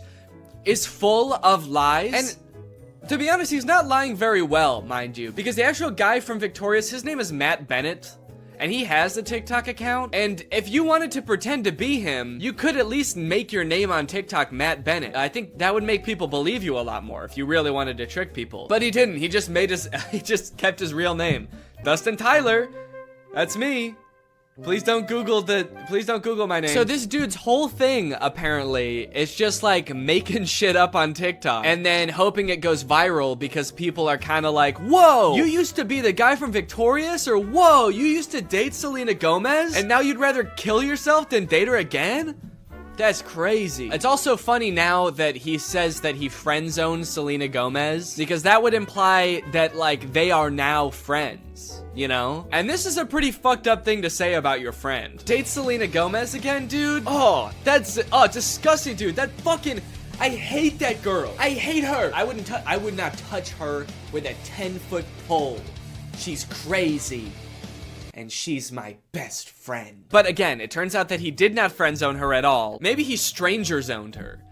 He friend zoned her so hard that they don't even know each other. And never did. This is kind of interesting to me because this is sort of playing off an existing trend on TikTok where people will post like that they have some sort of past or current relationship with a celebrity, like my uncle is Tom Cruise, or like my grandma is Sandra Bullock. And like TikToks like these will go viral because people are just like weirdly obsessed with stuff like that. The comments are always like, holy shit, I didn't know Tom Cruise had a family. I'm not really sure why people are so surprised about it. I understand just being like, yeah, I never really thought about like what Tom Cruise's cousin would be like before. But then again, why would you? You know? Like, I can't imagine why you'd ever be in like a Mission Impossible movie wondering like, I wonder who the guy who plays this character's cousin is. What's that guy like? What's he up to? So I guess it's just surprising to like see him.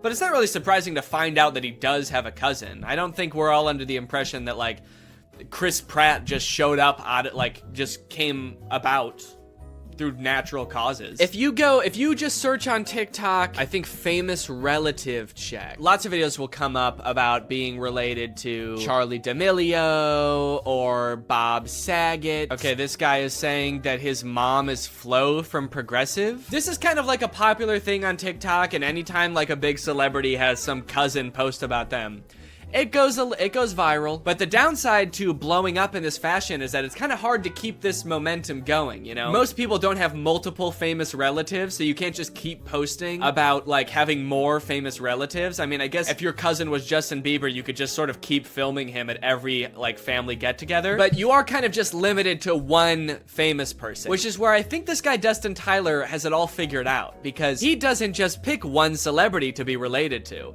He'll lie about being related to anybody in a multitude of ways.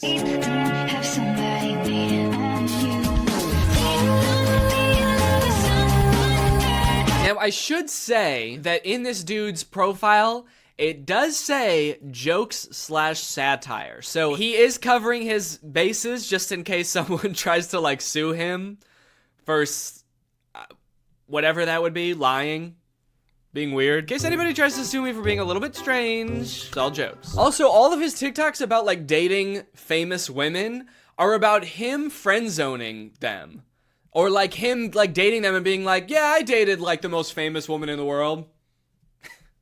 It was trash. Low-key, I'm a little bit out of her league. I mean, look at me, dude. I've got tattoos, and I live in a hallway. And he kind of tries to disguise it as sort of like self-deprecating, like, oh, what an idiot I am. I dated the most famous pop star in the world, and I was too good for her, and I broke her heart, ripped it to smithereens, and now I kinda regret it. Dope, I'm so stupid. Oopsie. And this is all of his content. Then like his whole friend group must just be famous pop stars, right? If he's friend zoning all of these girls and they're just his friends now.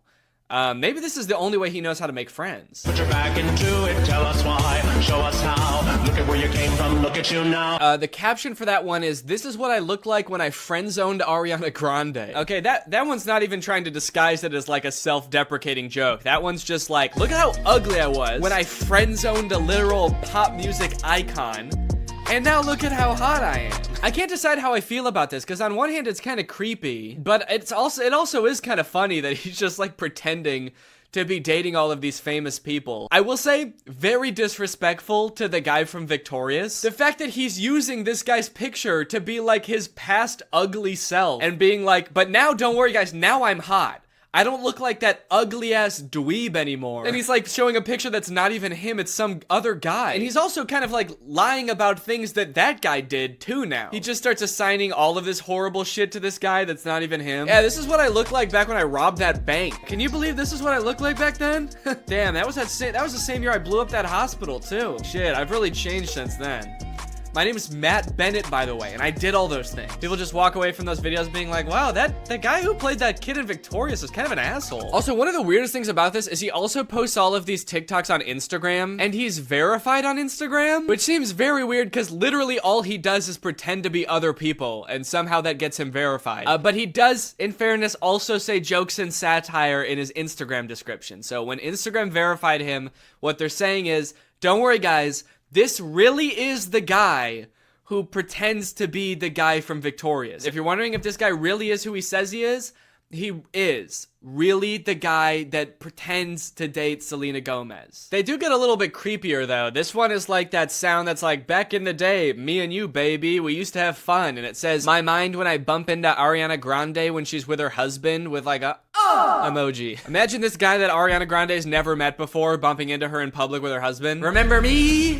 It's like, I've never seen you before in my life. Oh, the fun we used to have. If he keeps making TikToks like these are only going to get progressively more and more creepy the more like life changes Ariana Grande goes through. The next one's like me following Ariana Grande's daughter home from elementary school to tell her about all the good times me and her mom had. Me in court while Ariana Grande's trying to file a restraining order against me. And if you wonder if I hate you, I do. Imagine Ariana Grande's husband like just randomly stumbling across this TikTok. What the fuck? I don't even know this guy. Imagine if he sees all the other TikToks and like believes them, because he doesn't know. Babe, who is this guy? And she's like, I have no idea. And he's like, bullshit. You're just saying that. You're lying to me. This guy friend zoned you. And now he hates me. And she's like, no, I literally have no idea who that guy is. He's lying. You obviously do know him. He was on Victorious. That guy was not on Victorious. You are so full of shit. He's verified on Instagram, babe. Yeah, fuck no. Okay, that one just throws off the whole thing. I thought he wanted Ariana Grande back. And all the other TikToks, he's like, damn, I wish I never friend-zoned her. And now he's saying I would never date her again? How do you reconcile those two? Oh, I wish I didn't friend-zone Ariana Grande. I wish I killed her. These are getting a little creepy, kind of like bringing her husband into it. There's one comment under this TikTok that says, you're using her name a little too much, I think. And he commented under it, I'm obsessed with her. I'm not using her name too much. I'm obsessed with her. I think I'm using it an appropriate amount. How am I supposed to stop using her name if I can't stop thinking about her? How does that make any sense? Again, I get that this is all a bit, you know, it's all jokes and satire, but I do feel like he may be taking the bit a little bit too far and committing a little bit too hard to the bit now. He's gonna get arrested and be like, that video that I posted of me over Ariana Grande and her husband sleeping was a joke. I was making fun of someone who would do that. The knife in my hand was a goof. You wanna know the craziest thing about this? Is all this dude does is pretend to be other people and pretend to be related to other people. And he has 1.7 million followers on TikTok. You know John Legend? Like an actual famous person just started a TikTok. You know how many followers he has? He's got 1.6 million followers. He's got less followers than someone pretending to be related to somebody famous. Dustin Tyler has 4 times as many followers as the actual guy from Victorious. Matt Bennett has 400,000 followers, and a guy pretending to be him has 4 times more. It's like, how do you get more followers by making TikToks about being like related to somebody than you do by being that guy? He hasn't just pretended to date celebrities, he also has pretended to be Keanu Reeves' son. People, tomorrow morning, 10 a.m., Santa's coming to town. And a lot of them have this kind of theme where like people and like potential girlfriends only like him because he's Keanu Reeves' son. And I just think it's kind of funny that in this fictional world where he can make up anything, he picks such a sad reality for himself. He picks these worlds where like he turned away the love of his life, Ariana Grande, and now he's bitter and he despises her husband. And he picks this world where Keanu Reeves is his dad, but like he can't really be sure if anyone actually likes him for him because everyone's just so obsessed with Keanu Reeves. He's turning his life into a tragedy. He's made a tragedy of himself. Also, I think it's kind of funny that in this scenario, it seems like the she that this video is talking about would be Ariana Grande. You know how Ariana Grande is obsessed with Keanu Reeves and that's a thing about her? Screaming, crying. Also, I want to know where he's making these TikToks. He's always either like in a hallway or in a storage closet. I feel like I'm way more interested than his life than like whatever fantasy land he's coming up with. I feel like he's making these at work. Whatever job this guy works, I must be the most boring job in the world. I get daydreaming about like dating Ariana Grande or like having a famous parent, but then like daydreaming and fantasizing about like dating Selena Gomez, but it was trash. It's like you've gone through everything else there is to daydream about. And now all you have to daydream about is like, what if people only liked me because my dad was in the Matrix? Anyway, I don't know. What do you guys think? Is this creepy or normal? Is this creepy behavior or is this all in good fun? And it's just kind of like a silly guy being goofy and wacky.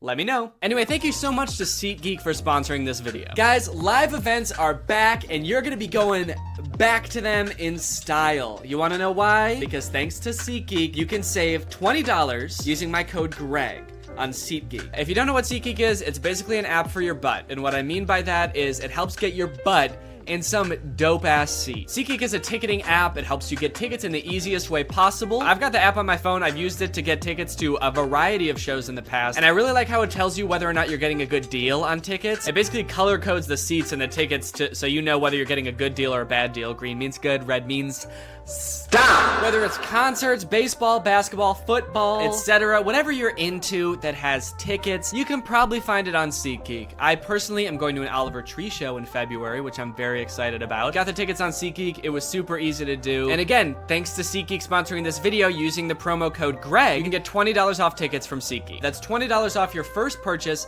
if you use my code GREG, and make sure you click the link in the description to download the app. Thank you to SeatGeek for sponsoring this video, and thank you to you guys for checking out SeatGeek. Bye. What's up, Greg? It's me, Danny, back with another episode of Viners Turned YouTubers, the show where we look at people who used to be on Vine and then they turn into YouTubers. It's a pretty self-explanatory title, so I don't know why you guys wanted me to explain it. So if you used Vine a lot, you remember the Dobre twins. I think they went by Twin Bots on Vine, and then maybe later they changed their name to Dobre twins. They were really popular on Vine for dancing, doing these crazy dance moves in grocery stores. It was a very strange genre of Vine. I think they made one dancing video in a grocery store, and it did well because people were like, huh, that's an interesting place to dance. And then they just kept doing it over and over and over. And then Vine died, and then they made a Musical.ly account and started doing it there over and over and over. And you know what? It got old after the very first time they did it. But they just kept doing it. And now it looks like they've got a YouTube channel. I just recently found it because they were on the trending page the other day with this video called Is It Real or Is It Chocolate? And it's on their account called Dobre Brothers, and to my surprise I clicked on it and they have other brothers. It's not just them. There's two other guys here, and they're not twins, so I don't know where these guys came from. But I had like almost completely forgotten about them until I saw this video of them. Now, after watching some of their videos, the Dobre twins or the Dobre brothers, I should say, seem to be the epitome of knowing the formula that gets you views on YouTube and executing that formula perfectly on paper, but in reality, they just have like no personality, almost to the point where it seems like they don't really want to be on camera most of the time. Like, they're not excited about anything. They just sort of are there because they're making money, and they really could take it or leave it as far as like being an entertainer goes, or making people laugh, or even being interesting whatsoever. They're just sort of phoning it in on that aspect of being a YouTuber, but the money and views they definitely like. So this is the video, Is It Real or Is It Chocolate? They basically just have these tools in front of them. Well, first, actually, they started off with this ad read that's very, very half-assed. What's up, Dobre Army? Dobre Brothers back here for another vlog. Today, we're gonna do something really fun and interesting. But before we get started,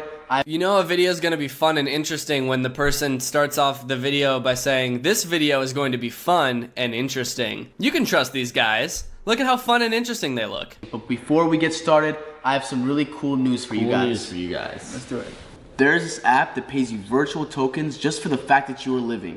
And this app is called Nimsys. Thanks to Nimsys for sponsoring this video. Yeah. Honestly, I think this is the most stylish app out there. You guys gotta check it out. Wow, these guys seem really into this product. The people who made this app are definitely getting their money's worth advertising with the Dobre twins. You can see the people around you or travel anywhere around the planet to see what's going on. Okay, he tried to seem interested for a second, so that was at least nice. The app is still in development, and the developers promise a lot of cool things to come. Oh, jeez. Do you see what I mean about them just seeming bored out of their mind? Like, I get this is an ad read. Doing ads, I guess, isn't the most fun thing in the world, but you have to at least try to make it seem interesting. Don't just like, so there's this app, and it's gonna give you money and download it so that I can have money. During your registration, be sure to enter our promo code Dobre and subscribe to our profile. You will get bonus NIMS from us, about 1,440 of them, and we'll get bonus NIMS from you as well. Yeah, give me those bonus NIMS.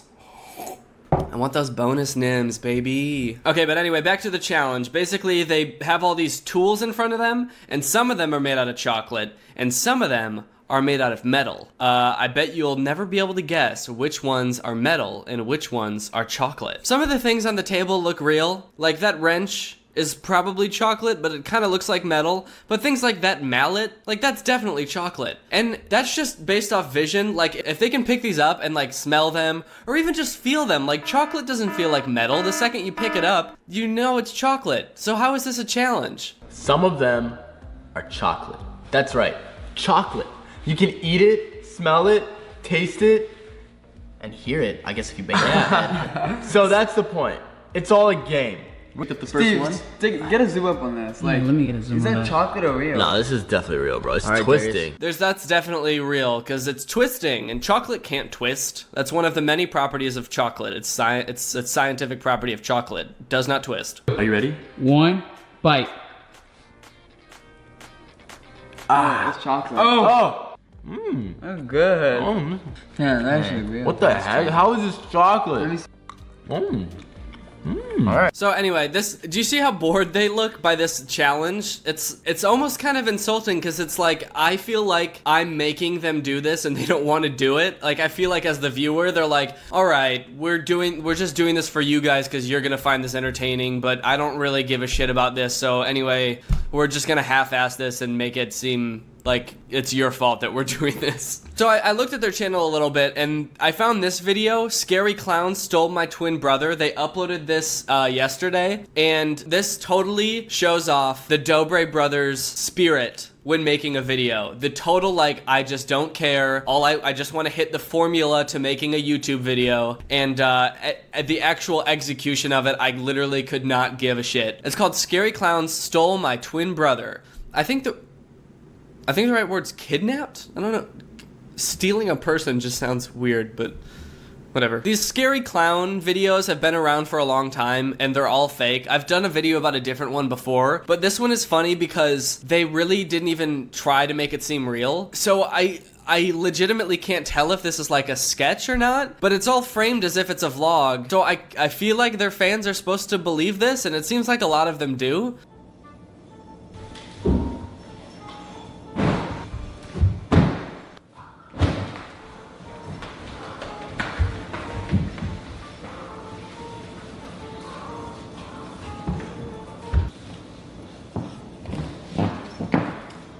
Just as a warning, if there's any jump cuts in this, like the scene cuts a little bit in the middle, that's me adding it in. This video is very slow paced, and I'm worried that I'll lose viewers if I show the entire thing. So I'm going to try to speed up the pacing of this, but just know that in all of the spaces where I've cut things out, it just plays out just very long and drawn out, and there's no real cuts for the majority of this video. Look, this camera. I can't reach it. I can't reach it. Oh, you need to reach that. I'm not tall enough. Enough time. Is the camera on? Okay, so these three clowns, they break into the Dobre house through the window, and then they come over, there's someone sleeping on this beanbag, and then they find this camera, and it seems like it's a security camera that's recording at night, or at least you think it's a security camera until they look at it and they're like, hey, it's a camera, and then they pick it up and take it down and start filming each other with it. So I guess it's not a security camera, it's just a regular ass camera that was filming their friend sleeping on a beanbag and that window for some reason.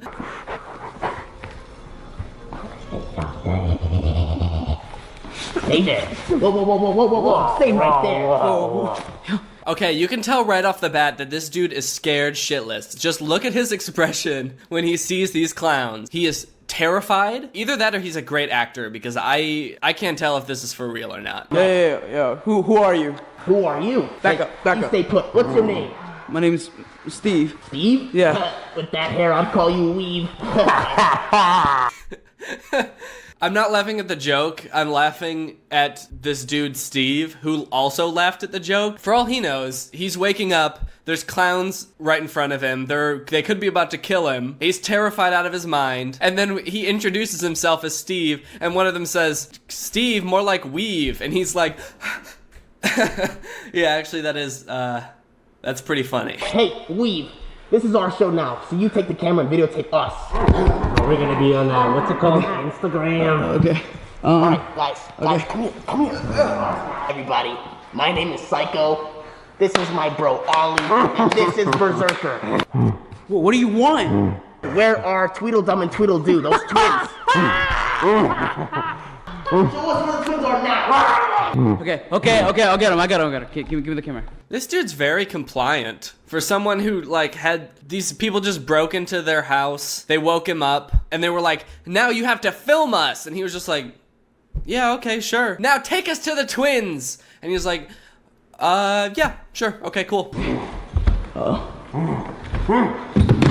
gotta be quiet. Snap out of it. Get a move on, cameraman. Take us right to them. This is our show. Ring a bell. These clowns are full of really quality jokes. Great puns. Like, they may be scary, but at least they've got some good jokes. I mean, even Steve, aka Weave, can appreciate a good clown joke. Here. Are you playing a trick on us? I'm not. Wow, this is a shitty friend. This dude, if this is real, what a terrible friend. He's like, these clowns don't even have any weapons. They just come in and they're like, bring us to the twins. And he's like, okay. And then he brings them there and he's like, they're in there. Just don't hurt me. You can kill my fucking friends. I'll help you do it. I'll help you. Yo, Steve. Look, Lucas. What's up? Hey, what are you guys doing? Okay, let's pause. They found the twins and now they're gonna attack. So that's fine. What were they doing in here? Like one of them's asleep in the bed with his shirt off. The other one is coming back to bed from the bathroom with his shirt off. What's going on in here? Do they share a bedroom and a bed? There's no only one bed in here. I'm just so confused about what the scenario is. I don't know.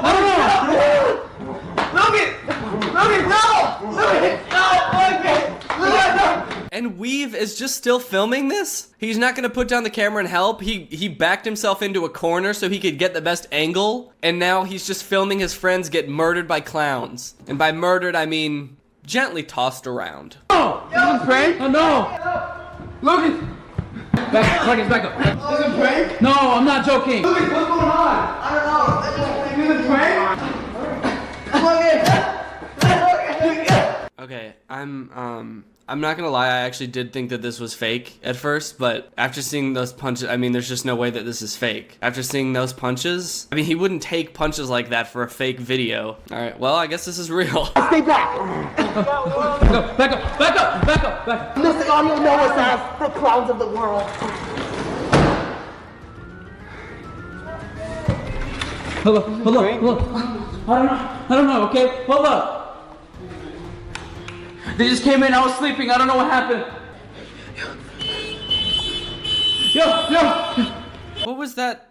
What was the motivation for that? He was like, okay, they left with my brother, now what do we do? I don't know, let me go over here and flip the light switches a few times, and let's just stand in our house until something else happens. Yo! They did the tractor!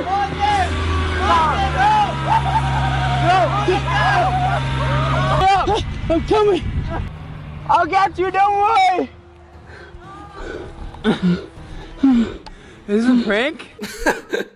Is this a prank? Damn, you know what? If I was in this situation, I don't know what I would do. I mean, what do you do when someone breaks into your house and kidnaps someone you know? There's nothing, if only there was some kind of like group of people that are like trained to deal with situations like this that you can like just call with a really simple 3-digit phone number that will like come and help take care of any situation. But damn, I guess they're on their own because nothing like that exists. I guess they're just stuck running around in the dark looking for their friend, and if they don't find him, well, I guess he's just gone forever. That's how these clowns get ya. Okay, I got it. Hopefully this is not a prank. Hopefully this isn't a prank. What is that supposed to mean? Hopefully this isn't a prank. Hopefully these are real clowns really kidnapping my brother. I'm gonna be so pissed if someone set this up and it's all fake. I'm so mad if this is a prank. What happened? I don't know. I just woke up and they were just there. They made me film. They made me film. Yeah, right, dude. How did they make you film? They didn't have any weapons. They were just like, hey, here, film. And he was like, okay. Right or left? Right. I would say right. Are you sure? Why not left? I don't know. Okay, I don't know. Let's go left. Yeah, I think that's him. Oh, that's him. Lucas! Lucas! Yo, Lucas! You okay? Yeah, I'm good. You okay, Lucas? Yeah, I'm good. Why was he just sitting in there? The clowns got out and they booked it, and he was like, oh man, now how am I gonna get back to my house? Oh well, I guess I'll just sit in this car that has gas in it and keys. And I'll wait for help to show up. Where'd they go? I don't know, they just ran off. Did they run away through here? I guess, I don't know, bro. They just let me go. They said, you're free. And they just ran away. So what did they do? Nothing. They didn't do anything. This is such a weird plot. What'd they do? I don't know. They didn't do anything. I like these clowns. They're just like fucking with them. They just break into their house, steal one of them, drive him about a mile away from his house and just drop him off and leave and just say, you're free. We're good. That's all we wanted to do. We didn't really want to cause any harm. We just wanted to shake up your night a little bit. You're free. Get out of here, dude. Can we go in the car? It's cold. I don't understand. I know, I don't either. They just let me go. They didn't really say anything. So what was the purpose? I don't know, they just took me, and I don't know what happened. I feel like now they're realizing how weird the plot is, like how inconsistent it is, and it doesn't make any sense. They're like, wait, so are we just gonna say they didn't do anything to you? Like, what? That doesn't make any sense. Did they come through the garage? Or Steve, you don't know, right? I have no clue. I just woke up and they were there. Well, this is open. That's where they got in. Who opened this? I'm sorry. I forgot to close it. How do you even close it? I forgot to close it, sorry. Think this is how they came in? Yeah, obviously.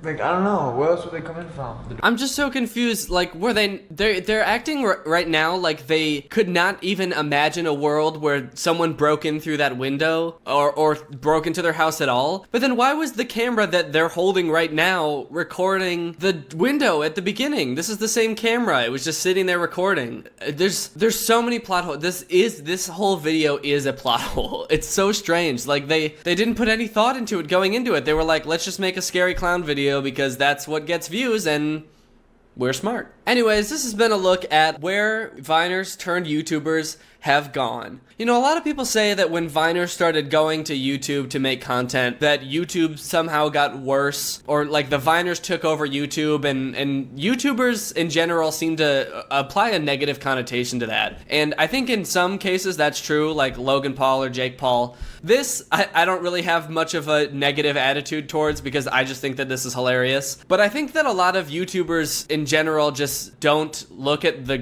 Viners that are actually making good content on YouTube. There's plenty of Viners that make good stuff now. David Dobrik makes really funny vlogs. Drew Gooden, Cody Ko, me, I make really good videos. They're all very good. It's just so easy to look at the really bad content and say, well, that's Viners for you. But I think that's dismissing a pretty big chunk of good YouTube videos that come from former Viners. That's just my opinion, so believe it, because you have to. Anyways, guys, if you enjoyed this video and you're not part of Greg is my family on YouTube. It is our family. I call my fans Greg, and we are one big happy family. And we really are a family. You know, other YouTubers all the time say like, oh, my fans are like a family to me. Well, that's bullshit, all right? Greg is a family. We have a family dinner every night at 6 p.m. when I get home from work. All my little Gregs come down from their bedrooms, and we all sit at the family table, and we talk about our days. So if you want to join Greg and join the fastest growing channel on YouTube, which, by the way, don't look that up, then just hit the subscribe button and turn on my notifications, and you can be Greg also.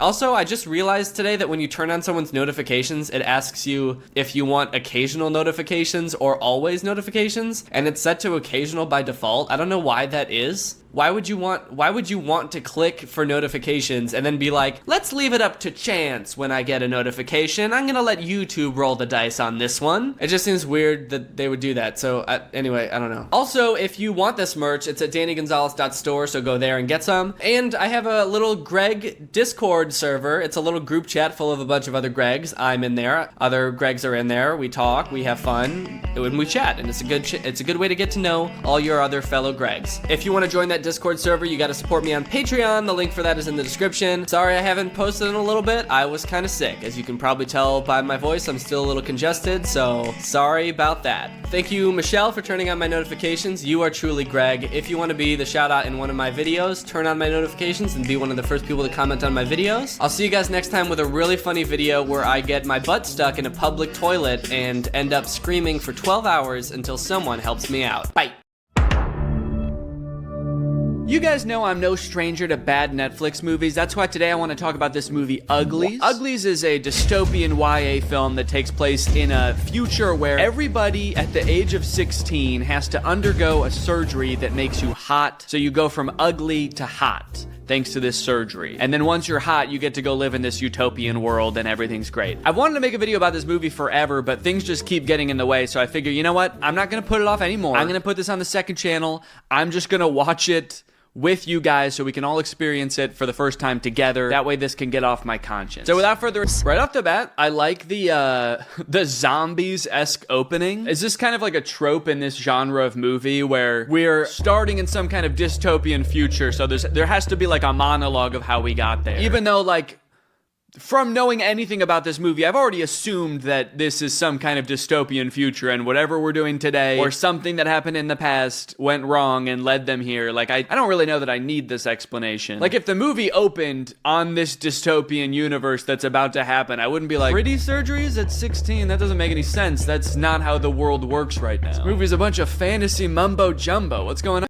I mean, honestly, it sounds like a pretty good 16th birthday gift to me. So right now, the only downside that they're laying out is that before you get the surgery, you're ugly. Then there are the rest of us awaiting our operation. Until then, we're less than. Were you? I mean, but you're not really ugly. You're just a regular looking person. You're just the way you were born, and then your whole life you get to know, I'm gonna be hot someday. So I feel like it actually wouldn't be that bad. I mean, maybe you're kept in some kind of prison cell. I don't know what's going on here. So, I mean, if that's the case, that's not good. People call us uglies. Okay, so yes, this movie features Joey King, who you may remember from, what was that movie? Kissing Booth, which was also like a Netflix romance movie. Now she plays the main character in a movie called Uglies. And, like, I would be pretty pissed off at my agent, actually, for even pitching me for this movie. Especially if I found out that the very first thing you see after the title card Uglies is a close-up of my face. We're all supposed to be hideous before the surgery, so what kind of prosthetics are they gonna do to really drive that home? The director's like, my dog is calling me. One sec, I gotta go. Mirror, make me pretty. Sure, Tally. This is Morpha version 732. Okay, so I guess this gives us a good idea of how people turn out after the surgery. It's sort of like a Instagram yassified version of yourself, like a TikTok filter, basically. I wonder who decided what the perfect version of somebody is supposed to look like. Because, you know, everybody kind of has a type. So, like, is everybody just gonna look like this one guy's type? No matter how you look going into it, you come out like a thick Latina, and that one guy's like, I did it, I fixed the world, this is amazing. Oh man, look at this horrible dystopian universe they're gonna make me live in. They're gonna make me go be hot over in the coolest city ever. They're sending me to Dubai for hotties only. Damn, no, don't give me this surgery. Don't put me in that machine. Where is that machine? I gotta go look at it to make sure it doesn't, I gotta go break it or something. Okay, so that was kind of fucked up. It seems like they have nicknames for each other. She calls him Nose, and he calls her Squint. I'll always be Squint. I guess based on their insecurities. I haven't seen her squint once, but I can see why she calls him Nose. I think this is a prosthetic nose, though, which is kind of crazy. They did give other characters prosthetics to give them notable flaws. Also, in the voiceover, her character kind of made it sound like everybody's so superficial now, and there's gonna be something wrong with everyone being hot. And then in the first scene, she's like, so you happy they're gonna fix your disgusting nose? Man, I can't wait till they fix that fucked up nose of yours. So I guess we're gonna see what he looks like as a hot guy before we get to see her fully transformed. But before we see that, I want to introduce you guys to someone who does not need any surgery to be a cute little man, and that is my dog Zero. Zero is a sweet little mini Australian Shepherd. We adopted him about 3 years ago. He's got cute little freckles on his nose. He is very energetic, loves people, hates cuddles. Every night he starts off sleeping in our bed until one person gets too close to him, and then he's like, I gotta get out of here, I can't take this, and then he sleeps on the floor. We want our sweet little Zero to be happy and healthy for as long as possible. That's why we chose a dog food that we know will keep him healthy, Sundays for Dogs, which is the sponsor of this video. Sundays for Dogs is a very high quality, human grade dog food. We've got both Zero and our other dog Sunday on the beef recipe. There's a few things that make Sundays different than your average dog food. One, the ingredients are all like legit ingredients that you've heard of before, like beef liver, quinoa, pumpkin, fish oil. And then the process that they use to make it is called air drying. So instead of getting all crunchy and dry, it's more of like a jerky texture. It's very soft. Both of our dogs love it. We have a little morning routine where my son and I pour the dogs their dog food. And while we're doing that, the dogs get like amped up. They're so excited to eat this. I love Sundays because it's healthy. My dogs love it, and some dogs it's very hard to find food that they want to eat forever. And my dogs have never gotten tired of this food. And also, you don't need to freeze or refrigerate it. You just store it in the bag just like this. It's good at room temperature. So if you want to give your dog a chance to try Sundays and watch them fall in love, then you can get 50% off your first order of Sundays by going to sundaysfordogs.com/Greg. Or just use my code Greg at checkout. That's 50% off your first order at sundaysfordogs.com/Greg, or use my code Greg. Thank you to Sundays for Dogs for sponsoring this video, although we would be using this food regardless of the sponsorship. And thank you to you guys for checking out Sundays for Dogs, because it helps my channel. All right, back to the video. Life must really be sick over there in that futuristic city. He's probably partying nonstop. Again, I don't really know if I'm seeing the problem with this universe yet. Like, sure, you know, life is a little bleak until you get the surgery, but then you got the whole rest of your life to just party in this city. Scan 200 complete. Okay, so it does seem like every day she gets her whole body scanned so that the surgery is perfect, like they know how to make her perfect. That seems like a little bit much. That's kind of fucked up. To scan her every day, scanning, making sure that you're still ugly. Okay, so now dorm room into the futuristic city where Nose is, you know, somewhere partying, probably doing cocaine and like riding on a mechanical bull with all of his new hot friends. I'm surprised how easy it was to break into this city. I was under the impression only hot people were allowed here. I thought security would be kind of tight. It's kind of weird that she like walked downstairs and was like, I gotta figure out some way to get to the future city. And then she was like, I guess I could just walk there. Actually, it was like, there's nothing in the way. I never realized it. Guys, did you know we could just go the whole time? That's crazy.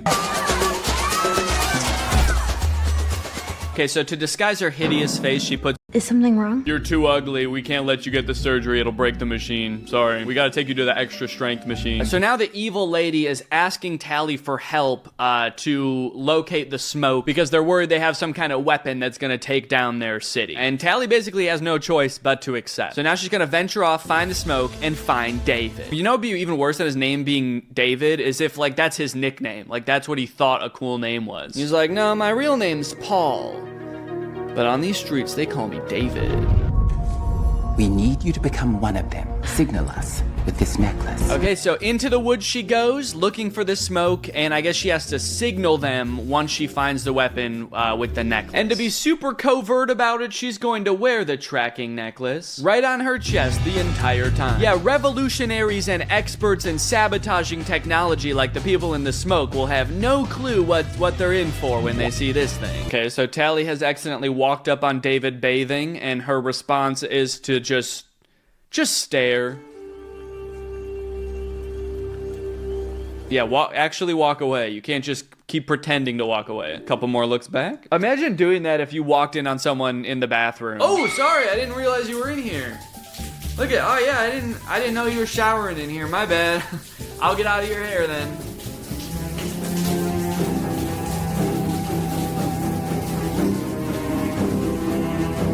I'll just be on my way out then. Related to the surgery, and they started to discover that while the surgery, yes, does make you objectively bangable, it also causes lesions in your brain that make you not care about anything and also not able to think clearly. You don't care about anything, you can't think, you're sedated into a false sense of happiness. I don't know, actually. I think at a certain point, it's just kind of like not really a false sense of happiness. It might just be a sense of happiness. These poor fools are gonna live the rest of their lives happy. We gotta fix this. Have you found it? Can you cure the lesions? We're close. Ah, okay, so they're gonna have a cure that will heal the lesion. So I wonder if everyone will still stay, like, physically transformed by the surgery, but they're just gonna be smart now. That'd be crazy if the end of the movie was like, yes, we saved the day, and it wasn't by finding out that looks don't actually matter that much. We made looks matter, and then we also made everyone smart, too. So now things are way better. What you do, the way you think, makes you beautiful. Another backhanded compliment. Oh, don't worry, girl. You don't need the surgery that makes you beautiful. You're already beautiful. In the dark. Oh, and then the movie ends in like a utopian future where now she's gotten the surgery, and this looks like that meme that's like society if blah blah blah. I guess society if everyone was hot and smart. That's cool. I guess not even smart. It just gets rid of the brain lesions that the surgery caused. So it's society if everyone was hot and as smart as they are right now. Society if the only thing that changed is everybody looked like those videos where they Photoshop celebrities' faces into the perfect proportions. Have you guys ever seen those videos? All right, there she is. They finally fixed her. They turned her into Addison Rae. So, all right, well, I'm glad that I finally got around to watching that movie. I hope you guys liked it. Out of 10, I'd probably give it one of these. Bye. He is a social media megastar. His name is Jake Paul. Team 10 is without a doubt the biggest sensation sweeping the net right now. With their outrageous stunts and larger-than-life personalities, they are taking the web by storm, quickly becoming household names. This video was originally going to be about our attempt to join Team 10 in an effort to stay relevant and earn lots of money. But through our journey, we realized something was terribly wrong with Team 10, and the topic of this video took a sinister turn. This is the Crompton Project. What's up, man? Yo. So you said you wanted to talk about something? Yeah, this is actually it. You've heard about this, right? Is that Jake Paul? Yeah, Jake Paul's right there. Yeah, he used to be a Viner or whatever. Yeah, handsome guy. So they got this like Team 10 thing. Look how much money Jake Paul is making off of it. Like his estimated monthly earnings are like 1.9 mil. Holy like, shit. Even if at the low end, that's $100,000 a month. Wait, so this Team 10 thing, it's like a group or what? I guess it's like a team, like a squad, like a YouTube squad. Okay, why did you call me over here? I want to join it. I want to be making that much money. What do you mean join it? You can't just join, can you? Yeah. Wait, you could just apply for Team 10 on their website? Yeah, join Team 10. Well, they must get like hundreds of applications a second, right? Yeah, that's a good point. Well, it's worth a shot, I mean. So we decided to apply for Team 10 using the application conveniently posted on their website. But we quickly learned it wasn't going to be that easy. Waiting for a response became too much to handle. No response? Nothing yet. How long has it been? It's been like 20 minutes. Okay. I'm sure they're like getting an influx. Yeah, probably. That makes sense. Show you that my grandpa's in this book? Nothing? Nothing yet. Are you getting kind of worried, or? They must be taking a day off or something, because like... It's a weekend. I mean, we're definitely a shoo-in, right? I wish there was something else we could do besides just applying online. Yeah. I mean, you said online, what if we tweeted at them or like DM them? There's no way they'll respond to that, dude. They probably get like millions of tweets a day. Do you think they have like a fax number? We could like fax them something, or? Oh, man, it's not like we can just like go to their house or something. They all live, because they all live in that house. But it's not like we could just Google where they live. Right. I just Googled it and I found their address. What?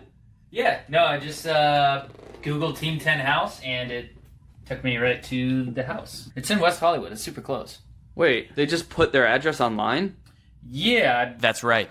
Despite multiple members of Team 10 expressing that they don't want people coming to their house, they have their house listed on Google as the Team 10 house. Yeah, that's totally it from the videos. That's the one. Wait, so we can just go there? Dude, we can just go right up and just ask to be in Team 10. Do you really want to do that? There's no way that they can deny us if we're already No, there. if we're there, like, and we're like professional about it, and we just like let us in, like we want this, they're gonna let us in. We could probably just pack now and bring our stuff so we can move into the house right away. That's smart, because then we'll be like...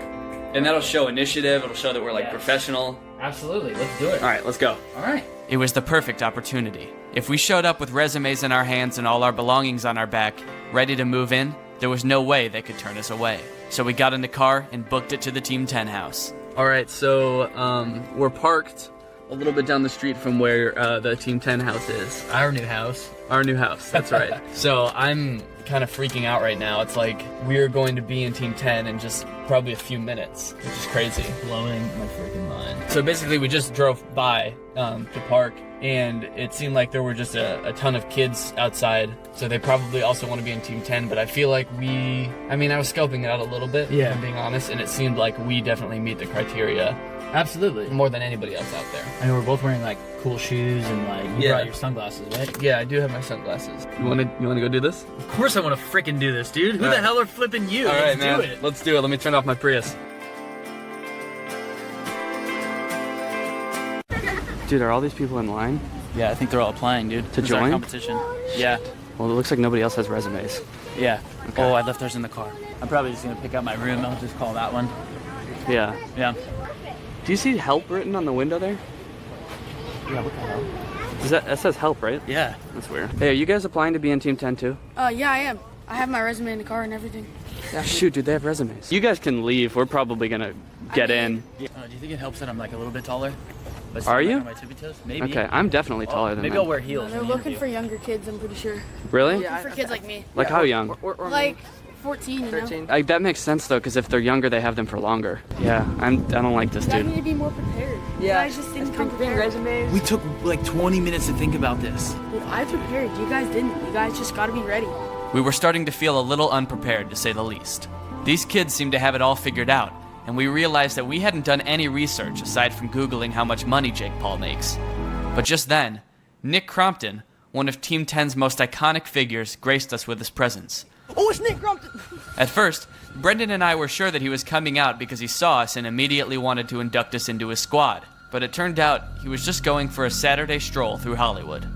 It was 95 degrees that day, and he was wearing black pants and a denim jacket. So how long have you guys been here? We've been here for quite a few hours now. And has anyone come outside? Only Nick Crompton, dude. He's the only one. Yeah, he's the only one that ever comes out. Really? It's really, yeah. That's weird, right? Yeah, like is England really his city? I mean, like...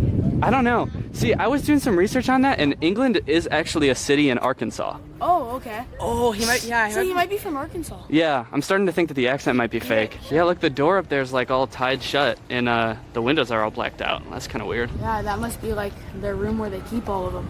That must be the banging we heard earlier this morning. This is not good, dude. You heard banging on the door this morning? Been here 8 hours. Yeah, we were banging on the window, yeah. Yeah, we've been here for a while. 8 hours. And then you heard people like banging on the door. Yeah. Were they screaming? Yeah. I don't think that went very well, do you? No, it didn't go very well. We sort of asked around and eventually realized we're really unprepared for this. Like, stupid unprepared. I don't know. I feel like at this point we should just go back and reevaluate, right? Yeah, absolutely. I think like we just need to do more research or something because we obviously haven't. We're not prepared. We have no clue what we're getting into. All right, well, let's go. Who the hell are flipping me? So we went our separate ways to reflect on the day and do some more research on Jake Paul's dream team.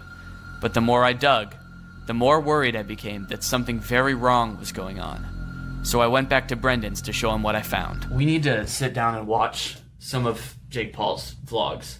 Okay. Because I've, something really weird is going on. What do you mean? Just, pull up his most recent vlog. I already set it to my favorites, so just go to my favorites right here.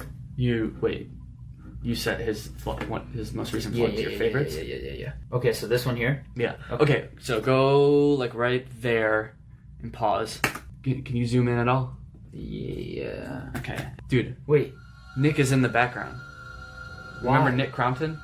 Yeah, the English City guy. Yeah. What is he doing just like lurking like that? I don't know, dude, but he's like that in like 20 other vlogs. Like every single vlog and almost every shot, like Nick Crompton is there. Holy shit, he's in this one too. And he's always like hiding. It seemed like Nick Crompton was always around, watching every shot of every vlog, as if he was in charge and not Jake, as they would have you believe. He's like lurking over them, making sure that they're doing everything. I watched the video that Alyssa Violet made, you know, the girl that used to date Jake Paul. Yeah, I love her. And she was saying how like strict the rules in the house were. Like they have to be up at a certain time every day. He's like always there watching them. I always have gotten that vibe just watching him. Like, so you're saying that like maybe this guy's like forcing them to stay there and he's just making like Jake look bad? I feel like he's holding them captive to make money off them. It made complete sense. Help written on the window, banging on the doors and screams coming from inside.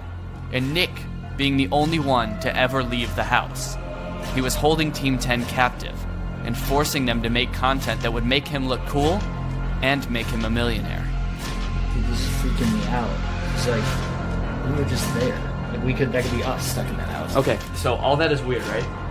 Now I want you to watch some of the footage that we shot earlier. Okay? Dude, you're freaking me out. So go to that shot right there. Let's get to like halfway through it. All right, well, let's go. Who the hell is it? What the fuck? Look, dude. It's like he knew we were coming. He's looking straight into the fucking lens. He's like always there. I don't know what we can do because now I feel like he's holding these kids captive. I mean, we gotta help or something.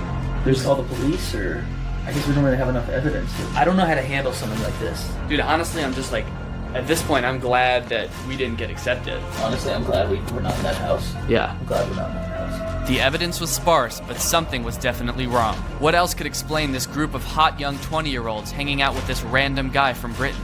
That is, if he even is from the real England. And why would Nick want to hold these kids captive? Is he just in it for the money? Or could he be a pawn in some government experiment, testing chemicals on them to reduce brain power? I wouldn't crawl up there. Why? Cloning kids to maximize content production.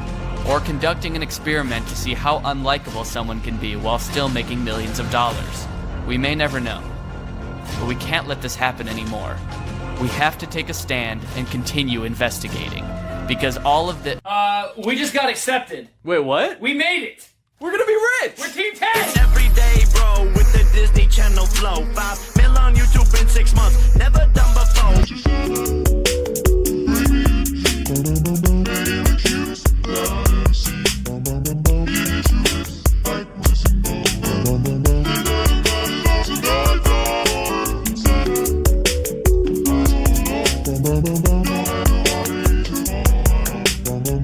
What's up, Greg? It's me, Danny, back with another episode of I Am Not at My Desk. I am on my couch. That's because today is a very special video. Actually, I should hide those. If you can tell that it's wet right here, it's because of my dog. She licks her paws and it gets wet on the... I didn't pee on the couch. So I posted on Instagram about this, but for those of you who don't know, I recently just became a full-time YouTuber, which means I don't have a job now, basically, or this is my job, I guess. So first off, thank you guys for that. I've really always wanted to do this. It's pretty crazy that there's enough of you that actually watch these videos for me to do this full time. So I had this moment the very first day that I became like a full-time YouTuber. Laura left for work and I sat down and I got ready to do my first full day as a YouTuber, and I just was like, oh, wait, what do I do? And I spent pretty much the entire day trying to figure out what a full-time YouTuber does. And from what I could tell, it's not a lot, aside from making videos. So I was a little bit bored the first day, and I thought back to a video I made about a month ago where I reviewed these products from As Seen on TV commercials, and particularly the Fun Skates. And I thought, man, if I had a pair of those right now, I wouldn't be so bored. Then I also thought I could make a video about it or whatever, so I ordered them to play with, and I ended up ordering a few products from these As Seen on TV commercials, some of them that I reviewed in that video, and then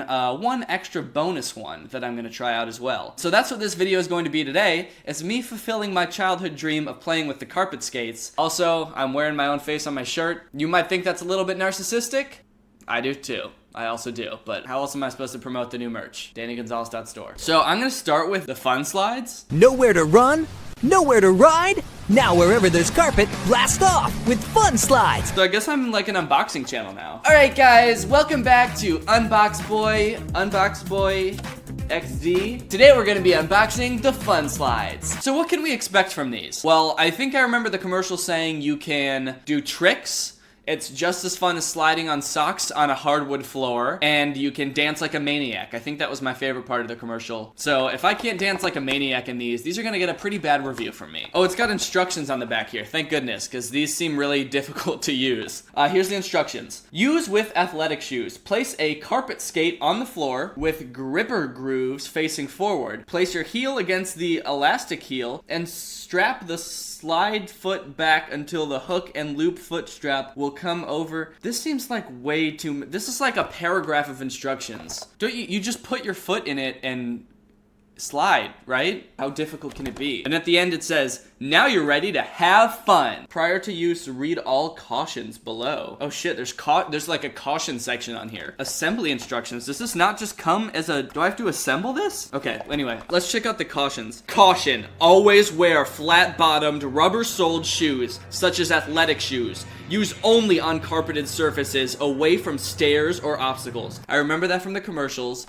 Walk down the stairs. Stay away from stairs with these things. You'll fucking die. Adult supervision recommended for those without skating experience. The joke's on them, because I am an adult. I bet they never thought an adult would be buying these for themselves. Ages 6 and up. That's not a problem because I'm 23 years old. Please retain for future reference. I will make sure to keep this caution for future reference just in case I'm going out skating with some friends and I need to make sure that I'm being safe. All right, well, here are the skates, and yep, I have to fucking assemble them. What? They couldn't just do this in the place where they made them? How hard is it to just put this together? This should not be something that you need to assemble when you get. Let's see, are these slippy?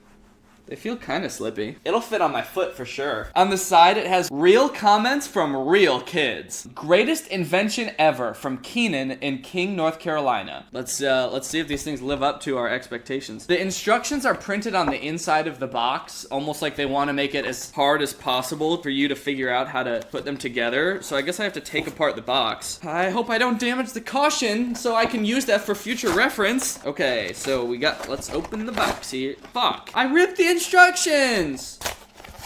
Oh god. Alright, now we've got the instructions. That was difficult. Guys, they have the instructions printed on this side, and then on the other side, they say, go to funslides.com for additional products from the creators of Fun Slides. Tips and Tricks DVD. This DVD includes tips and tricks for fun slides, carpet skates, and pro and semi-pro fun sliders getting extreme. Fuck yeah, I want to get extreme with these. Okay, wait, does this not come with it? I thought this was supposed to come with the tips and go to funslides.com for additional products. I don't get the free DVD for pro and semi-pro tricks? Now I'm gonna look like an idiot in these things because I don't know any fucking tricks. Not to mention I don't have the trick stick slide rail, and I don't have any of the carpet ramps in the commercial either. I'm gonna look like an idiot. Oh well, maybe it'll still be fun. Okay, for maximum performance, use with athletic shoes. Maximum performance. I like how they pretend that this is like a extreme sport, is sliding on carpet. For maximum performance, use athletic shoes. Now I remember in the commercial, it made a really big deal about the high quality construction of these, which is kind of bullshit because I'm having to construct them myself, so I think the quality really depends on how well I do it. But I will say, the smooth plastic and the foam feel very premium. This isn't a $1 carpet skate. You're really getting your $19.99 worth of this. $19.99. In all seriousness though, this foam is very thin. I feel like this is gonna provide little to no comfort on my foot. Maybe you want it to be more firm for what did it say? For maximum performance. I really want my performance to be maximized in these when I start dancing like a maniac. Wow, we're having fun now, gang. We're firing on all cylinders here. Oh yeah, look at that. 2 completed fun slides. It does have labels of front and back on here. That way you know when you put them on which one's the front and which one's the back. You don't want to get that mixed up or you'll probably get into a really serious accident. Probably go to the hospital. Might end up in a coma. Let me put my feet in these bad boys and see how it feels. Oh yeah, that's some smooth plastic right there. All right, well, I'm ready to get sliding, I think. Let's test these out and see if I can do some fucking tricks or at least get semi-pro with these things. So actually the first thing, it said in the cautions to only use these with athletic shoes, so I need athletic shoes first. What sort of athletic shoes do you have? Do you think these are athletic enough? I don't want to get in an accident. I don't know, shake them? Yeah, they sound pretty athletic. The commercial said that these are supposed to be like as fun as sliding around a hardwood floor in your socks. Well, how much fun is that? I don't know. Also, I have a hardwood floor, and I only have like a 5 foot by 5 foot space of carpet in my entire apartment. That goes right into the window. You can slide, you can do tricks, and you can dance like a maniac. You can dance like you've been locked up in a penitentiary. Whoa, dude. Okay, so first impressions, these actually are very slippery. It's a lot. Whoa, dude, careful. Hey, all right, you good? I was playing it up a little bit, but then I actually genuinely slipped. Ooh, damn. Let's see the spin. I want to see the spins. There you go. Okay, check that out. Dude, that's pretty sick. Yeah. I want to see tricks now. I want to see like a rollerblader grab. Ooh. That's pretty good, right? Damn, you're like Brink, dude. Can you grind? Damn, dude. Dude, these are like the new Heelys. We gotta do like a skate video. Go ahead. Oh. They use this trick in the commercials where they have like these carpet ramps, which who has a carpet ramp? I know, you can do cool tricks on those, but it's like nobody actually has those, so it makes it seem way more fun than it is. Yeah. So, but I can make one. Is that gonna support your weight? No way. Maybe quickly. Ooh, damn. No, I heard it break. Maybe if I go real quick. All right. Your head came so close to the teeth. End of video. It did suggest that you should wear a helmet, which is the most bizarre thing I've ever seen. In your own home on a carpeted floor wearing a helmet. Your wife comes home, what are you doing? Nothing. I'm gonna try dancing like a maniac now, okay, let's see that. You're a maniac. I need more arm movement. That's right. That's good. I feel like a maniac. Yeah. Alright, let's see what Peanut thinks about him. Alright. She doesn't like them! She doesn't like them! Alright, so final thoughts on these. Slipperiness, they're like a 7 out of 10. They're slipperier than I thought they would be, but Peanut's just biting my foot. Great if you want your dogs to attack you. Yeah, they're slipperier than I thought they would be, but they're still not like that slippery. How much were those? These were $19.99. Is that a monthly installment? Yeah. For a year? This is 3 years of $19.99 a month. It'll end up costing me $3 grand when I'm done paying. It's made of the Wakandan metal. Yeah, it's made of vibranium. Alright, so are these worth a purchase? If you don't have hardwood floors anywhere in your house and your house is covered in carpet, these would probably suit you well. Overall, I would give these a 6 out of 10. They are for sure slippery. Are they fun?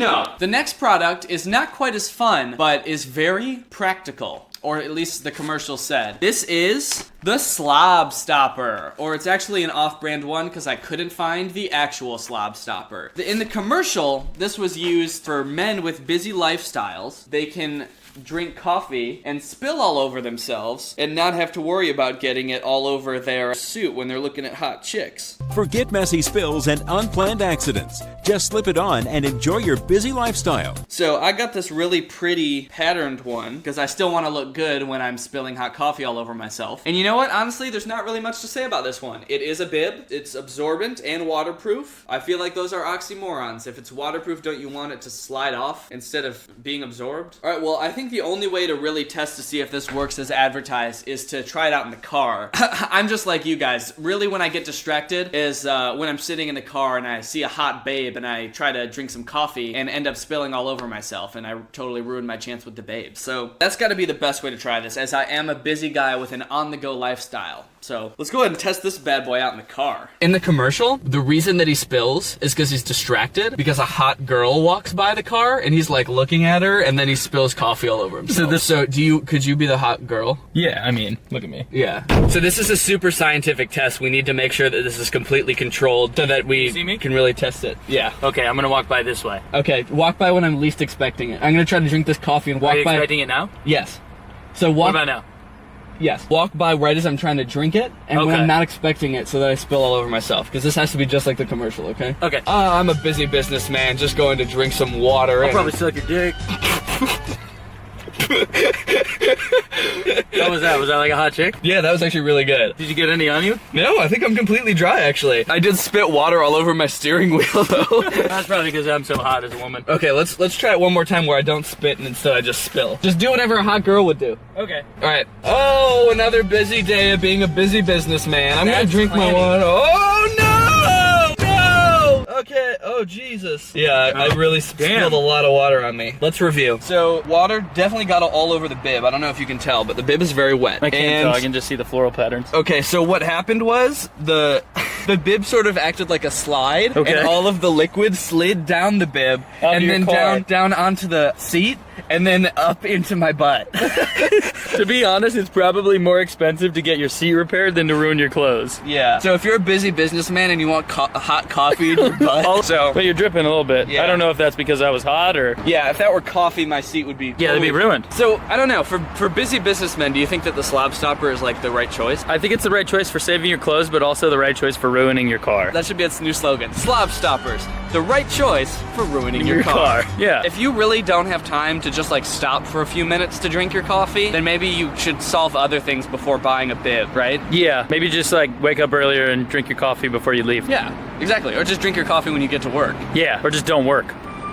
That's actually really smart. Overall, I would rate the Slob Stopper a 4 out of 10 because it sort of did what it was supposed to do, where it protected my clothes, or at least it protected my shirt, but it also got coffee all over my pants, and it had unintended consequences that were not mentioned in the commercial, where it would have ruined my car seat. Yeah. So those are the two products that I covered in the video, but I have another one that I think could trump the other two in the fun factor level, and that is the Air Pogo Jumper. Look at that. I mean, just look at this. The pogo without a stick. Use indoors or out. Smooth, high bounce action. And you guys know from watching my videos, I've always said this, I'm really all about high, smooth bounce action. So that's gonna be really important for me. It's just like a little board with a ball in the middle that you jump on. I don't know how the fuck you're supposed to balance on this if it's just a ball. This was recommended to me on Amazon after I bought the carpet slides, and I went to YouTube to try to find like a video or commercial for it,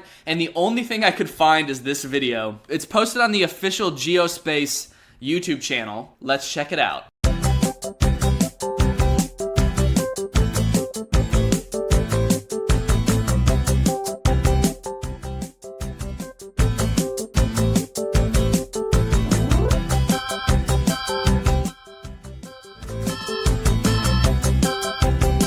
So yeah, it's just a 20-second video of a girl jumping on it. But you know what? That pretty much explained everything I needed to know about it. So let's just jump into it, as they say. It's so funny. So the first thing we got here is the board, a ball, a pump, and instructions. There is also one black hair. I don't know if you can see. There's one black hair dangling out of the bag. I don't know if that comes with every Air Pogo, but it is a long black hair. So just keep that in mind. If you are purchasing this product, it may come with a long black hair, or maybe I just got lucky and was blessed with that. That's very gross. Moisten the needle tip and insert it into the bladder valve hole. So okay, it's nice and moist now. That tasted like a bike tire. Very gross. So I gotta insert this into here and just pump away. We're gonna have a lot of fun with this one, I can already tell. Okay, I'm not exactly sure how full it's supposed to be. It says it needs 100 pumps. And for some reason, I wasn't counting the pumps. I thought I just had to fill it up until it was firm. So I have no idea how many pumps I've given it so far. So I'm just gonna keep pumping it until it seems full enough. Oh yeah. Oh yeah. All right, this is gonna be fun. Okay, is there any instructions on how to use this? No. No, it just says remove the pump and your Air Pogo is ready to enjoy. So, I don't know how in God's name I'm supposed to balance on this and jump at the same time, but I guess we'll figure that out. I guess now I'm just gonna take this out and see if I can give it a good hop. All right, gang, right off the bat, my fears are that I'm not gonna be able to balance on this. I also have a slight fear that this ball is going to bust under my feet. All right, so let's just give it a go. Who's thicker? I'm gonna try to start out not holding on to that. Okay. All right.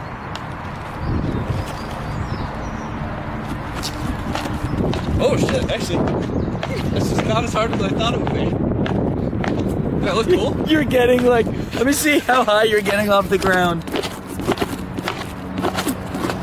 You're not even getting more than like 6 inches off the ground. I feel like the board is bending. Is the board bending? Oh, the board's definitely bending. I feel like the board is hitting the ground every time. Did you look at the age or weight limit on this? It said 6 and up.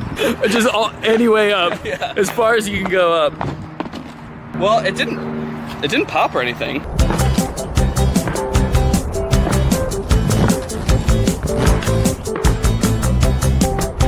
The Air Pogo jumper, I would have to say, is more fun than jumping by about 5%. Okay. So if you wanted to get an idea, if you want to buy this, of how much more fun it is than jumping, think how fun is jumping, and then what's like 5% more fun. Awesome. It is pretty bouncy. I weigh 150 pounds, and this did not burst. I could definitely feel the board itself like buckling under my weight. Overall, I would give this a 7 out of 10. I mean, it's fun. We probably played with it for a minute or two, and I'm already pretty worn out, so it's not gonna last you all day. It's not gonna be all day fun with this. I'm pretty exhausted after just playing with this for a little bit, so keep that in mind. All right, thanks for watching this review, guys. I'll see you next time. Hey, Danny.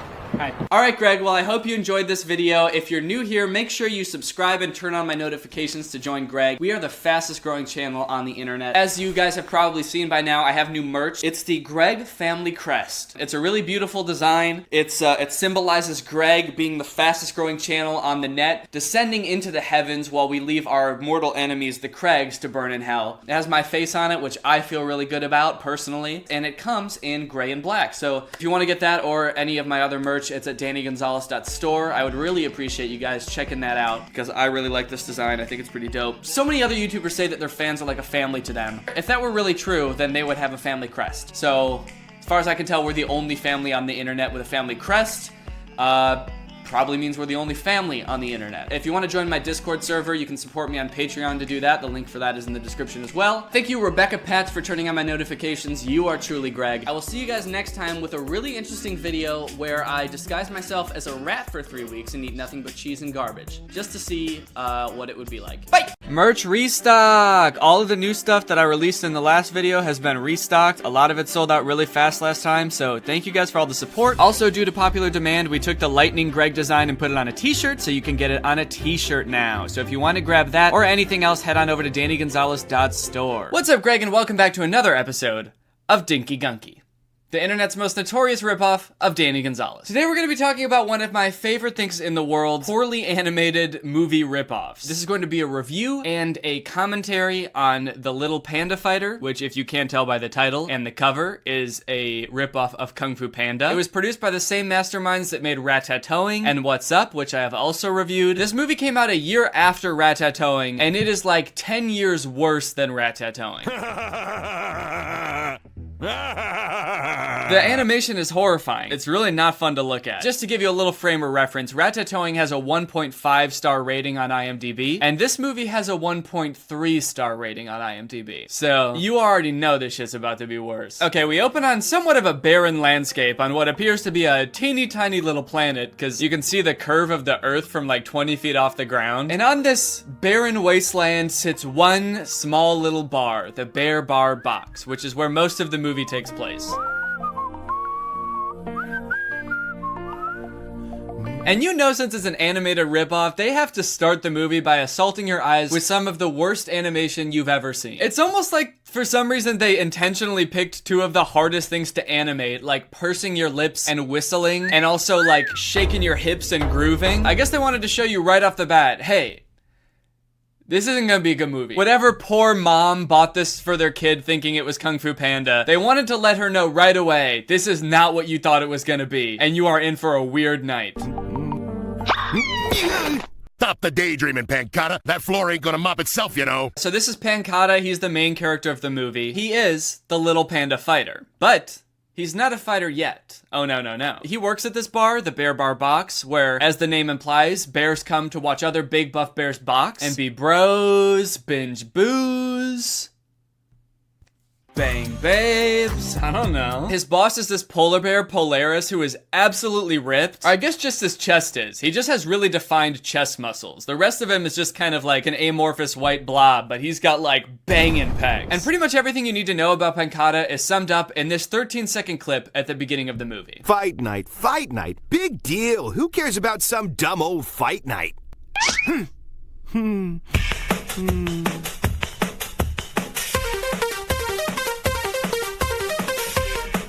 So you pretty much get Pancata now, right? You pretty much know all about him, his struggles, his dreams. Okay, good, because that's all the exposition you're gonna get. So Pancata's conflict in this movie is basically that like everyone around him only cares about boxing. He works at this bar where bears box, so obviously they care about boxing. But he wants to be a dancer. I don't know why he's wearing a blonde wig in his like dream sequence, because as the movie progresses and we actually see him dance, he's never wearing that. I still don't know where that comes from. I don't know what the blonde wig signifies to him, but he wants to dance. The poor bear just wants to dance.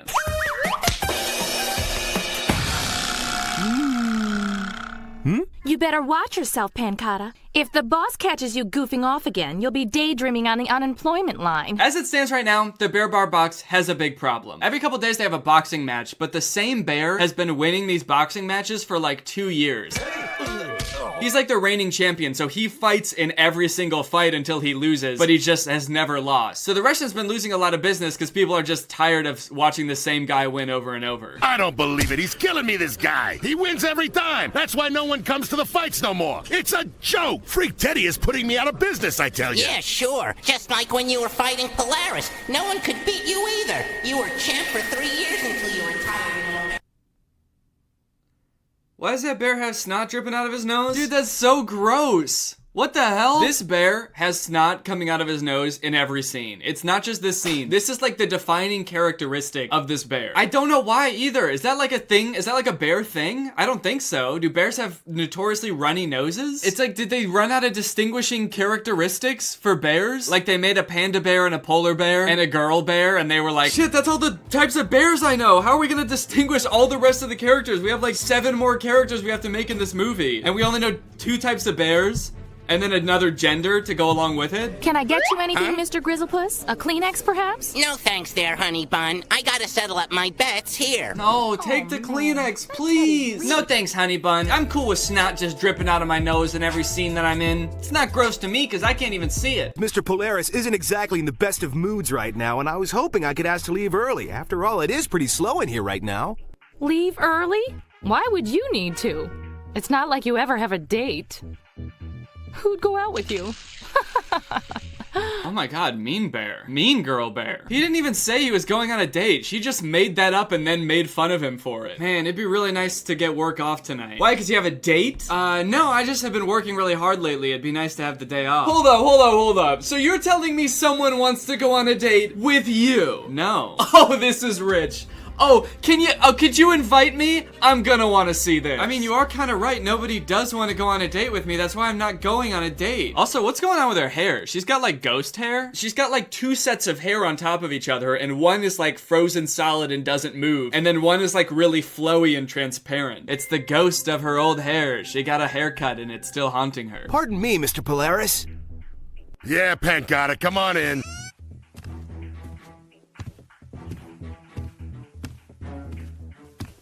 Why is this taking so long? Sure, Thunders might have been popular when he started out, but we're talking 2 years. The public is fickle, kid. Who wants to go to a boxing match when the same goopy guy keeps winning? Whoa, the same goopy guy? This goopy guy? Okay, so this is like the problem that they're trying to solve the entire movie. They're like, people aren't coming to the restaurant anymore because the same bear keeps winning. He's fighting every time, and he knocks the other person out in like a few seconds. So it's not interesting ever. What I don't understand is, why does that bear have to fight? They never explain that. Sure, he's the reigning champion. Why can't they just change it so that like, not the reigning champion fights every time? Why can't they just be like, okay, this guy's won too many times, so maybe let's find some new bears to box. But instead, it seems like they've just like spent the past 2 years doing nothing, just letting this bear beat the shit out of every bear that steps in the ring with him. Jeez, maybe this bear should spend less time doing only pec exercises and more time learning how to run a business. Well then, why don't you jump in the ring and challenge him, Mr. Polaris? No can do. When I inherited this club, I retired from the ring. Aw, gee, what a crying shame. Ugh. Why do they keep doing that? They've done that twice now, where like the panda does like a shy little caress of the table, but since he's got like panda claws, they had to add in like a nail on a chalkboard sound to it. Aw, gee, what a crying shame. Oh, gee, what a shame, Mr. Polaris. Oh, golly. Oh, man. Hey, I was wondering, can a shy little bear like me get the night off? I got shit to do. Ah, stop! This movie is full of really poorly paced scenes that do a really bad job of conveying what's supposed to be going on in them. Like this one, for example, where Pancata shows up to his dance lesson. I'm gonna play this scene in its entirety unedited so that you can get a sense for how weird it is. Right away, Master Jin. I swear I won't be late again, I promise.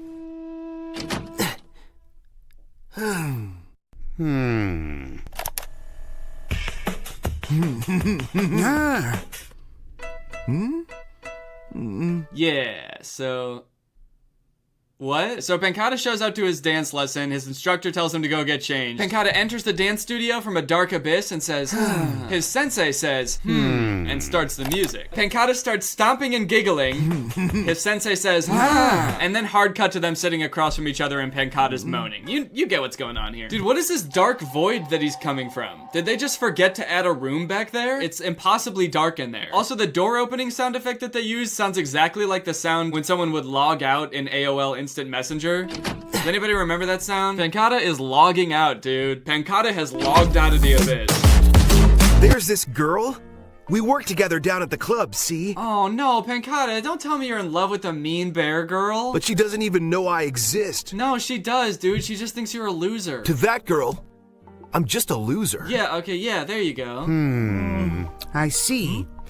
To make a woman notice you, you must show her you value loyalty. Dude, why was Pancata reacting like that? That was really distracting. He was like responding to the dance instructor while he was still talking. You must show her you value loyalty. The next day, Polaris comes up with a plan to get business back to the restaurant. You see, for some reason, Polaris isn't allowed to box. I guess he used to be a boxer, but when he bought the bar, he had to sign some contract that said that he will never step in the ring. So he can't get in the ring and beat up the guy that has been winning, even though he says that he could. Sure, I could knock that overgrown furball out in 2 rounds flat.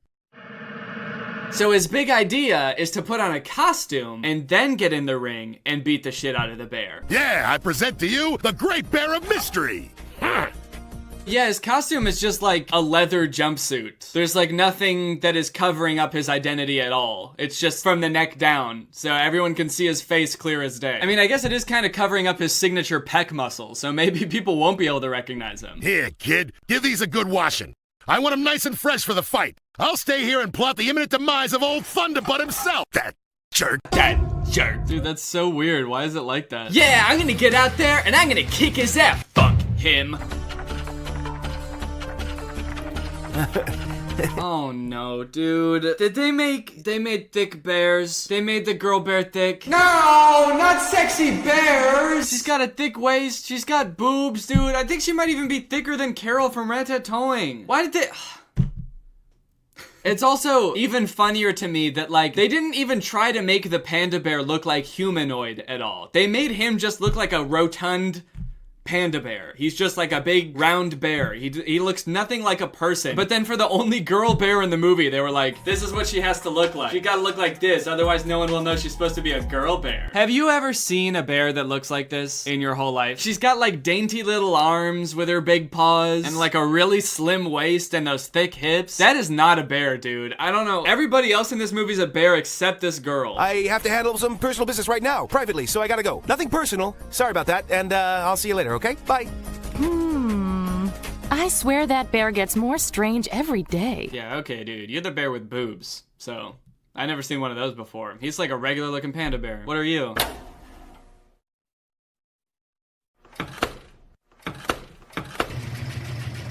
So Pancata is supposed to be washing Polaris's costume, but he gets distracted by the rhythm of the washing machine, which there is none, by the way. The sound effect that they use like doesn't have any rhythm to it, and then it just sort of like transitions into a completely different song with like that sounds totally different than the sound the washer was making. But anyway, he gets swept away by the music and he starts dancing and he forgets all about Polaris's costume.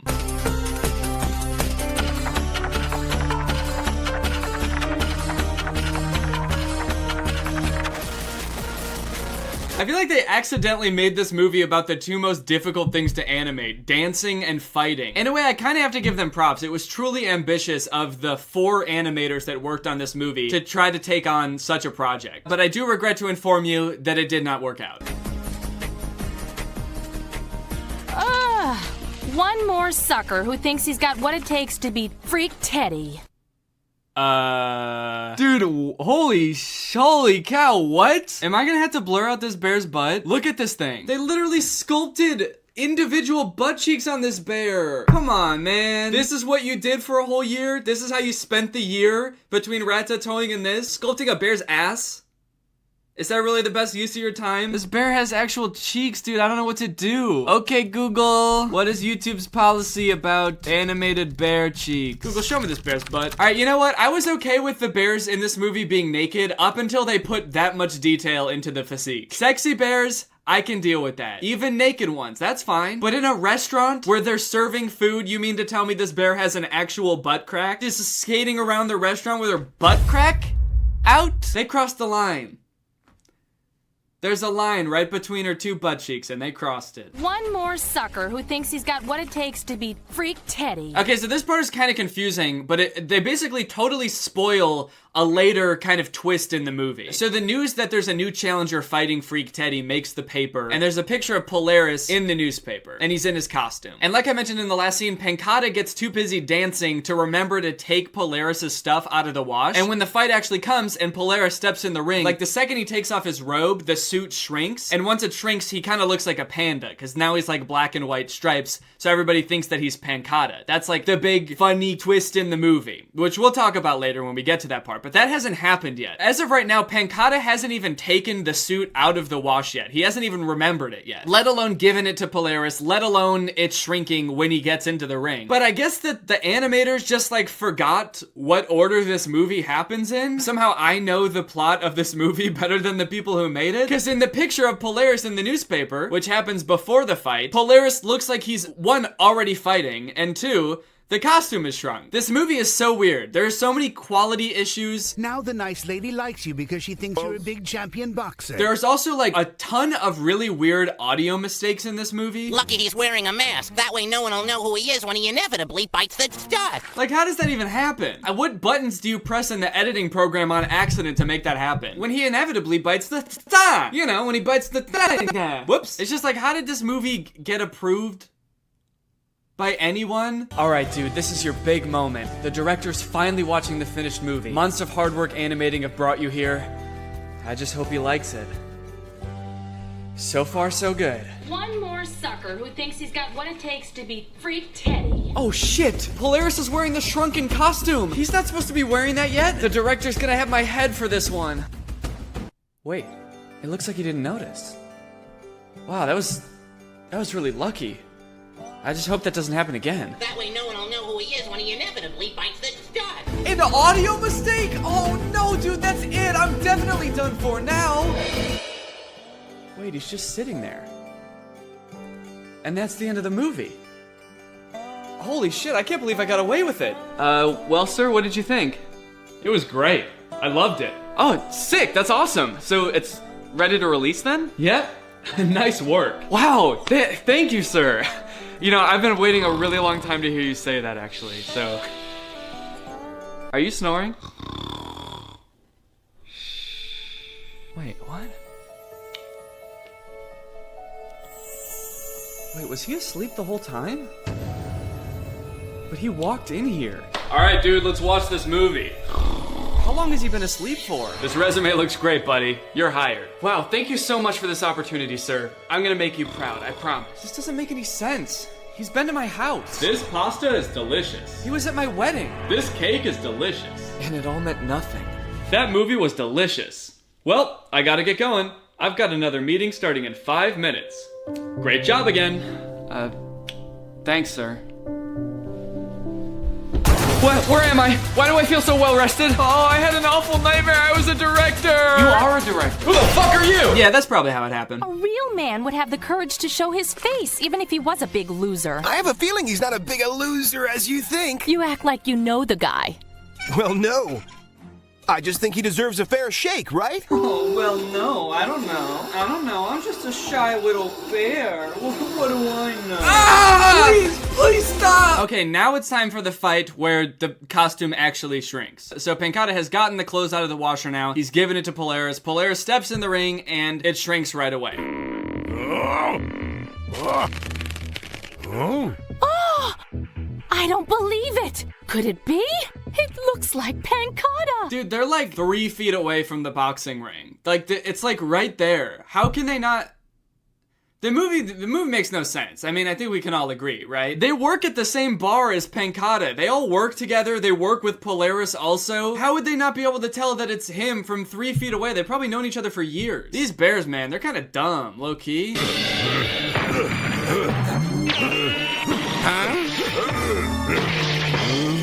Dude, can this bear go to the hospital or something? This drippy nose bear? Go to the doctor, dude. Everything about you is wrong, man. Why is he standing like that? I hate this bear. While the fight is going on, Pancata is actually having a pretty big night of his own. He's not at the boxing event because he's got a big dance audition tonight. The movie never really explains what this dance audition is for. From context clues, it just kind of seems like he's trying to get onto some like dance squad or something. So while everybody else is watching the big fight, he's out there killing it on the dance floor, dude. He's rolling around like he's possessed. He's contorting his body. The way his body bends, it kind of looks like he's made out of an inflatable pool toy. And he ends the whole routine by diving over the judges and going into yet another abyss.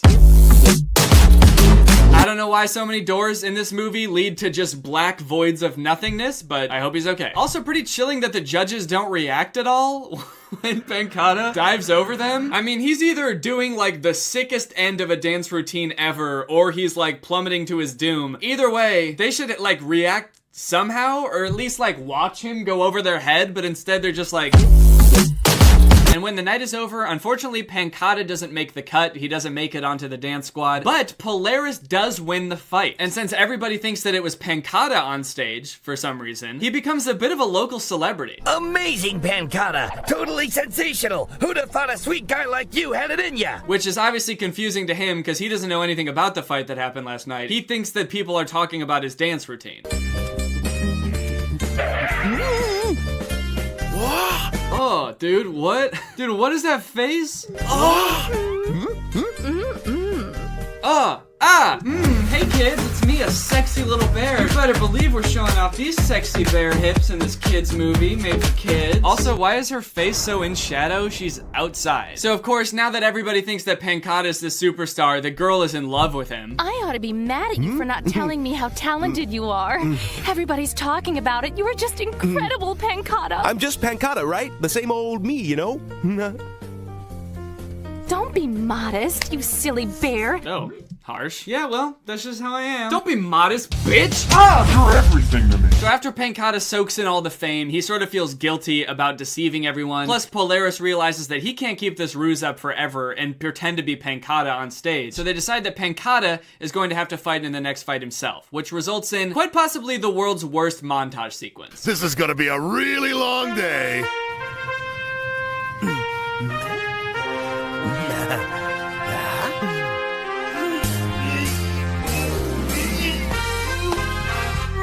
Some of the shots in this montage are just like horrific, dude. The faces he's making, the way his body like melts and oozes when he bends. They also, of course, keep reusing some of the same shots over and over. They love to do that. And on top of it all, there's just so much moaning. There's like way too much moaning.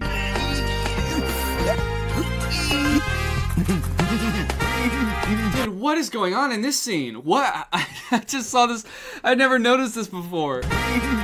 What is he doing? You know how you train for a fight? Alright guys, well anyway, now it's fight time. It's time for the big fight. Pankata's training is over, now it's time to put it to the test. As the fight's about to begin, Snotty Bear is telling the girl bear how good for business Pankata has been. He says that tickets are just like flying off the shelves. Honey, I knew the turnout would be good for this fight, but you should see how many bets I took. And then right after that, we get a nice sweeping shot of the arena where we see that the animators again forgot what was going on in the movie and just didn't add anybody in the bar, which is awesome. And now it's time to fight.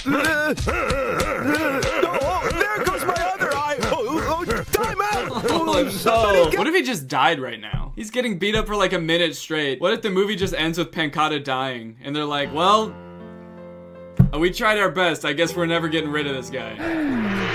Folks, looks like Pankata's been knocked out cold by Freak Titty. So yeah, he loses. This movie's called Little Panda Fighter, and it's about a big fat panda who doesn't want to be a fighter and also never becomes a fighter. So you probably think that the bar's just gonna go back to shit after this because they're basically in the same spot that they left off at. But apparently, while everyone was betting on Pankata to win, Polaris actually bet against him because he knew that he wouldn't be able to beat him. I knew there was no way a tubby little panda could beat a monster like that. And he wins a shit ton of money. You're rich! Which he uses to retire to the North Pole or something. And he gives the bar to Pankata. So the movie ends with Pankata running the bar, and then he turns it from a fighting bar into a dance show place where you can come to just watch him dance. Yeah, you're yanking my fur again, ain't ya?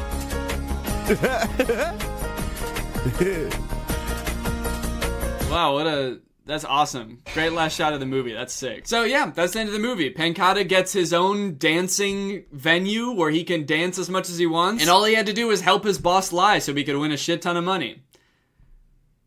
And that's the end of the movie. Alright guys, well I hope you enjoyed this video. Also, thanks for the support on the merch. A lot of it sold out like way faster than any merch that I've ever made, so thank you guys. Make sure you pick some up if you didn't get it last time at DannyGonzalez.store. Thank you for all the support. Oh, also, I keep forgetting to mention this on my channel, but I've been streaming on Twitch. You don't follow me on Twitter or Instagram, you probably did not know that, but I've been streaming every Monday and Wednesday at 6 p.m. Central Time. So if you want to come watch me, I'm usually playing Minecraft. I am very bad at Minecraft, so the chat is usually teaching me how to play Minecraft. Oh fuck, okay.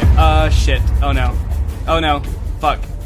Okay, yeah, I don't think that's gonna work. If you wanna come hang out and watch, it's been really fun so far. So thank you for everyone who's been watching those and for your support on that also. You guys are seriously kinda lit. If you like this video and you're not subscribed yet, make sure you subscribe and turn on my notifications to join Greg. Greg is what I call my army here on YouTube, and we are actually the fastest growing army on YouTube. Don't look that up, you can just take my word for it. I'm a trustworthy guy. Would I ever lie to you? Come on, man. All right, well, that's about it. I'll see you guys next time. Thanks for watching. Bye-bye. This video is over now. Go find something else to watch, or just watch this video. I know we had a lot of fun, but you can't stay on this end screen forever. This video is over now. So why are you still watching this? Alright guys, I come to you today with something pretty honestly shocking and disturbing, quite frankly. Game shows have gotten really, really bad. I don't know when this happened, but I've just seen a pretty disturbing clip from a game show, and I would like to share it with you all. So this is from a show called The Floor, and if you're not familiar with it, you'll catch on real fast as to what this game show is. Plane. Skateboard. Motorcycle. Yeah, that's the whole game show. They just name things. The whole premise of the show is they just put up pictures and they name things. This is kind of what I do with my 16-month-old son. I hold up a little horse and I say, now what's this? And he says, well, actually, he doesn't say horse. He says "nuh" because he knows that it says "nay." But I give him the point. Maybe he should be disqualified for that. I think in this clip, they get answers wrong, which is the crazy thing. Like, this seems like a game show that could just go on indefinitely as long as they keep showing things as clearly recognizable as a helicopter. So how could someone possibly get a question wrong, you're probably thinking? Camel. Pass. Who are all these people watching too? What's going on here? Why is everybody lined up in this way? Everybody's lined up and people were shocked that he passed on Tuk Tuk. You know what? Tuk Tuk is a little bit tricky. I don't know if I necessarily would have known the right word for this one. Why is he making that face though? He's like, I guess I'm not familiar with what happens as a punishment for getting one wrong. Maybe that guy's about to get shot in the back of the head. He's like, oh no. He really should have trained harder. Tuk Tuk is pretty basic level stuff and now he's gonna get killed in front of everybody. So that's fair. The next one that they mess up on though is insane. Donkey. Donkey? Camelback. Camel? There's no shot you don't know what a horse is. Are you serious? Also, camel was already one of the answers. Yeah, see, we already had a camel. Does that look like a hump to you? I don't see a hump. It's crazy that my toddler would actually be better at this game than this woman. At the very least, he would say "nuh." And I think that is worth at least a half a point. Burrow. Mountain climber. Pass. Okay, so it's like the easiest premise for a show ever. You just name things. And then they're also like, you're allowed unlimited wrong guesses? How many times is she going to guess something that's not a horse until they tell her that she's wrong? It's a very simple show. Just name the thing, take your time. There are no negative consequences for getting it wrong. Makes you wonder why that guy passed on Tuk Tuk so fast. It's like, dude, take your time. You could just name every letter combination that could be a word and, you know, we'll wait. You got this, man. It's a very supportive game show. Ferry. Jetpack. Raft. Holy shit, this is boring, dude. The first time I saw this, I was like, there's no way that this could be the entire game show, right? Like, this must be one mini game, some special thing, and then they go back to the rest of the game, right? Right? Last duel of the night. Chris, can you sweep the floor in your first ever duel? You know, that sounds like a really impressive feat. Hey, Chris, can you sweep the floor with your opponent in this game? But given the actual game, I would say you should be able to sweep the floor. From the title, this one's just fruits. The category is fruits. So you should be able to name all the fruits. I think I can name all the fruits. If you showed me any fruit, I got it pretty much. Banana. Ooh, it's a musical round. You see, Chris is using an advanced tactic here. He's sort of trying to get into the mind of his opponent. He's making it seem like, oh, this is gonna be a walk in the park. This is gonna be so easy to me, I don't even have to think about it. In fact, I can just sing every answer. Banana. Meanwhile, Gabriel's over here like, fuck, what the hell is that thing? I never seen one of those in my life. Is that the sun? Apple. Okay, never mind. He's not singing everyone. He actually got pretty serious after that. He was like, come on, Chris, lock in. This is serious. Or maybe that's just how he thinks banana is pronounced. Here. Raspberries. How can this show possibly have any viewers? We just watched like 30 seconds of nothing. Like, it's not even entertaining. Cantaloupe. Pass. Persimmon. Okay, that was actually kind of impressive. He didn't know what a honeydew is. That is a honeydew, right? This show's got me second guessing everything I thought I knew. Yeah. Okay, that's a honeydew. Huge honeydew hater right here, by the way. That's why I wasn't really sure, because I don't like honeydew, and I don't like cantaloupe, so I don't really know which one's which. They both suck ass, as far as I'm concerned. Honey don't, actually. Honey don't ever feed me one of those, or you're not my honey anymore. But persimmon was pretty impressive. I thought that was some kind of weird tomato. I would have said old tomato. Red currant. What? Okay, you know what? There actually are a lot of fruits in here I've never seen before. I thought those were weird cherries. And then we have this, which is surely made up. That's not even a real thing. Okay, so I guess they start off easy and then they get harder. They're really throwing in some challenging ones now. Pass. Pass. Everyone's so shocked in the audience. Motherfucker doesn't even know what a persimmons is? Surely he's gonna get loquat, right? Pass. All right, I'm kind of doing a full 360 here. There's some hard fruits. I'll admit it. They lull you into a false sense of security by starting with banana, orange, apple. Some of these can't even possibly be real fruits, right? I mean, that thing, that's not real. That's a balloon. I'll give them that it is harder than you would think. Horse, still super easy. And I will stand by the fact that the show is just so boring. Even if you do know all of the fruits, it's really not that interesting to watch you just name them. There's got to be something else. So now, this is not the only strange game show that has come out lately. In fact, it seems like there's an epidemic of them. So I had Robert try to find me some other game shows to talk about. This one is called Beat Shazam. I think it might be the same thing as the fruit show, but with music. Exact song title. Senorita. Wait, was that even the host that was cheering? No one's ever gotten a song right on this show before. She's like, yes, finally, we don't have to kill these two. I should stop joking about them getting murdered. It would just, it would be kind of funny if they got assassinated for getting Senorita wrong. For $1 million, is it Senorita? Again, I'm just baffled that this won them $1 million by recognizing one of the most popular pop songs of the last 10 years. That gets you $1 million. For $1 million, do you know One Dance by Drake? Yeah, I know it. Okay, cool. You did it. Also, do you think it kind of stings to be Shawn Mendes and Camila Cabello? Like, just being able to recognize one of their songs is such a difficult feat that it could win someone $1 million. Like, I could understand if they did this with my music and just asked a random person off the street, like, hey, try to guess who sings this song. Try to guess the title of this weird song. But for someone as popular as Shawn Mendes, you think he's like, it's gonna be that hard. They played it all over the radio. You guys know my music, right? Exact song title. I'll stand by you. You know what was amazing?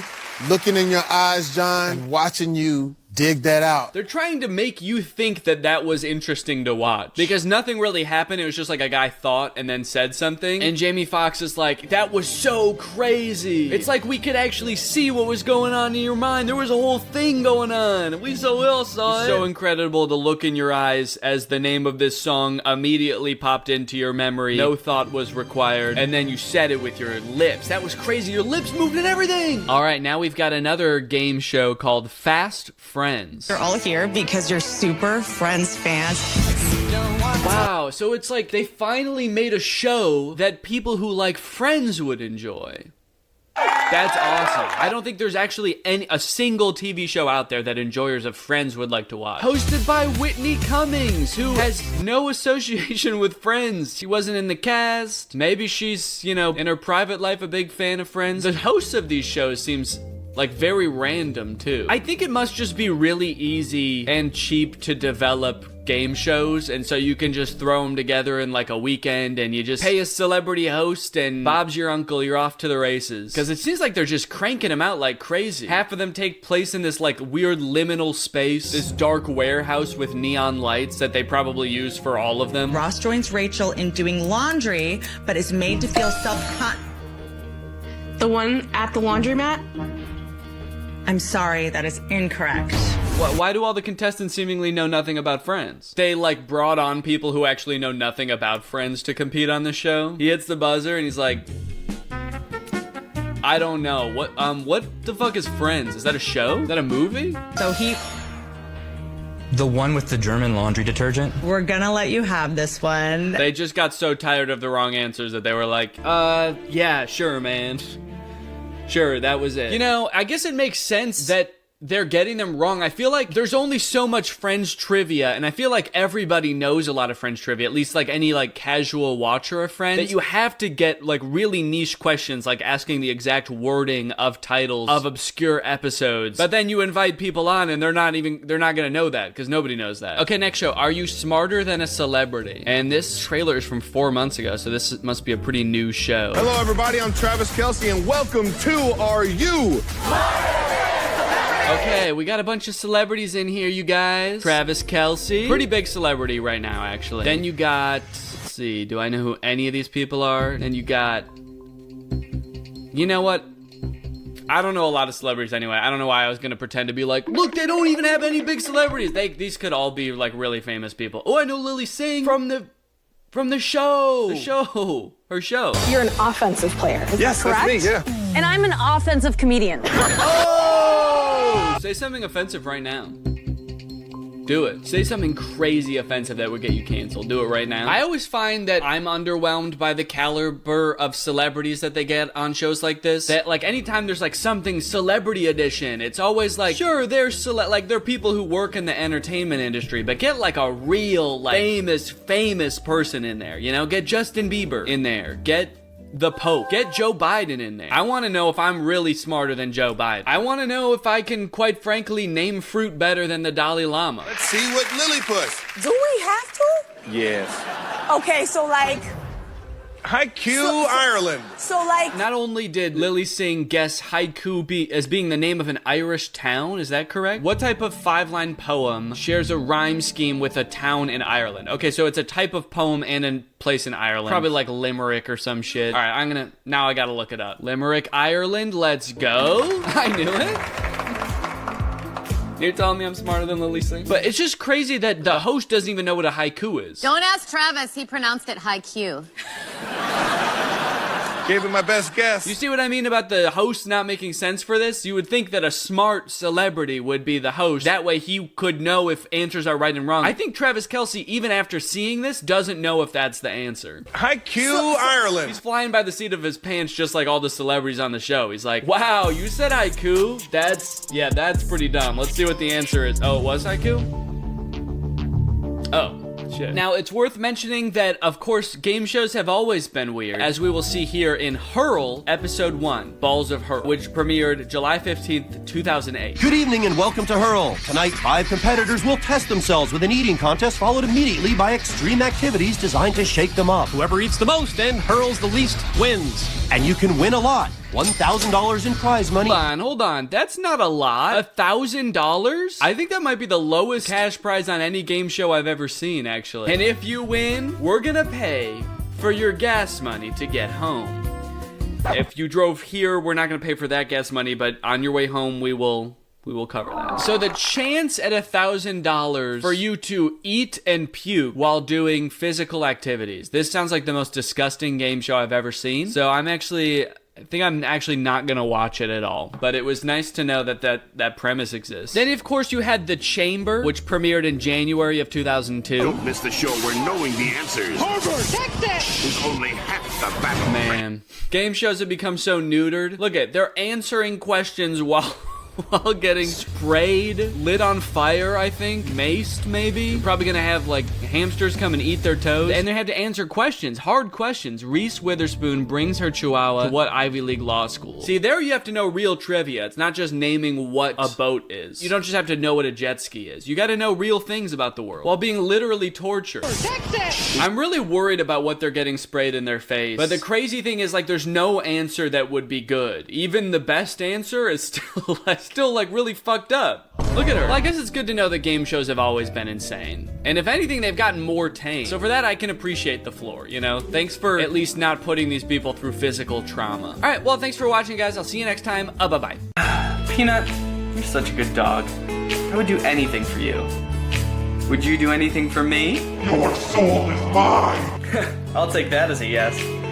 Man, I love my dog. Even if I am kind of worried she's possessed.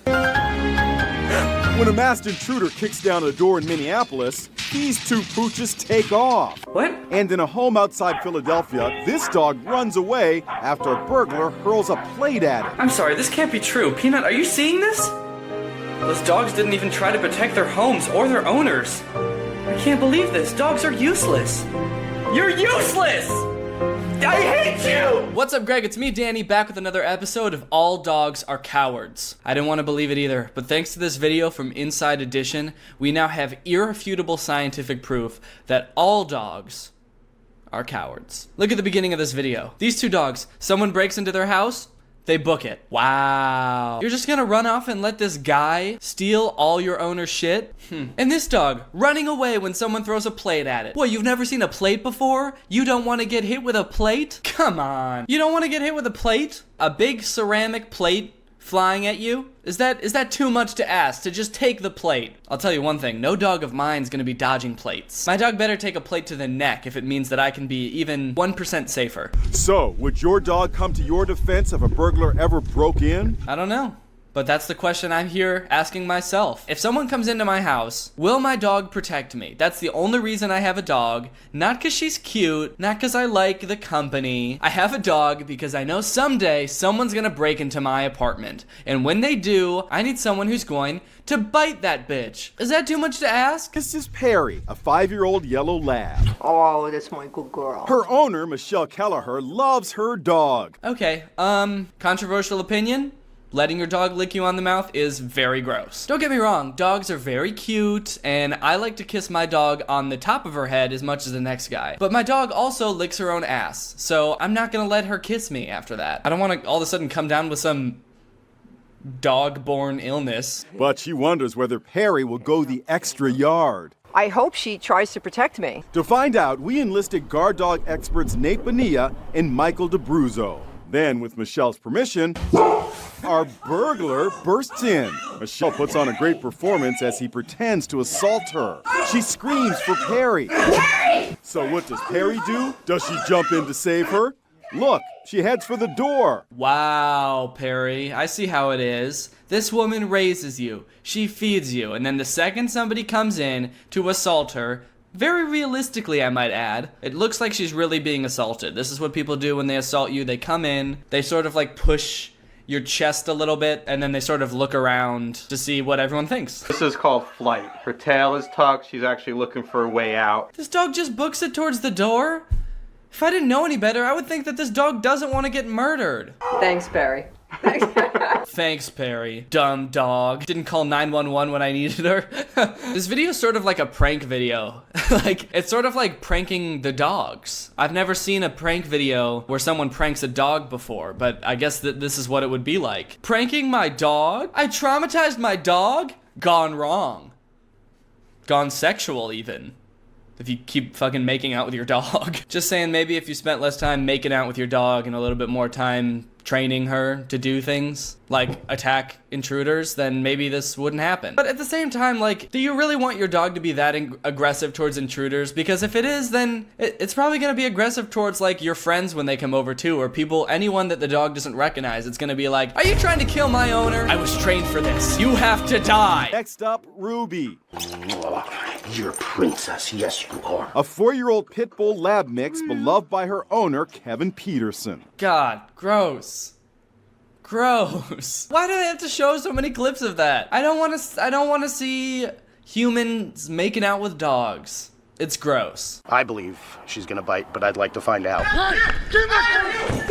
So this dude's like, I think she's gonna bite the intruder, but I really want to find out for sure. I really need to know. Like, it's really pertinent for this dude that he finds out this information. How worried is he that this is gonna happen to him? Some masked guy is going to barge into your house with no weapons, by the way, and just start slapping him. Because like, if the burglar had a weapon, then the dog doesn't stand a chance anyway. Even if the burglar had like a baseball bat, then you wouldn't want your dog to attack, would you? Because then you know what would happen?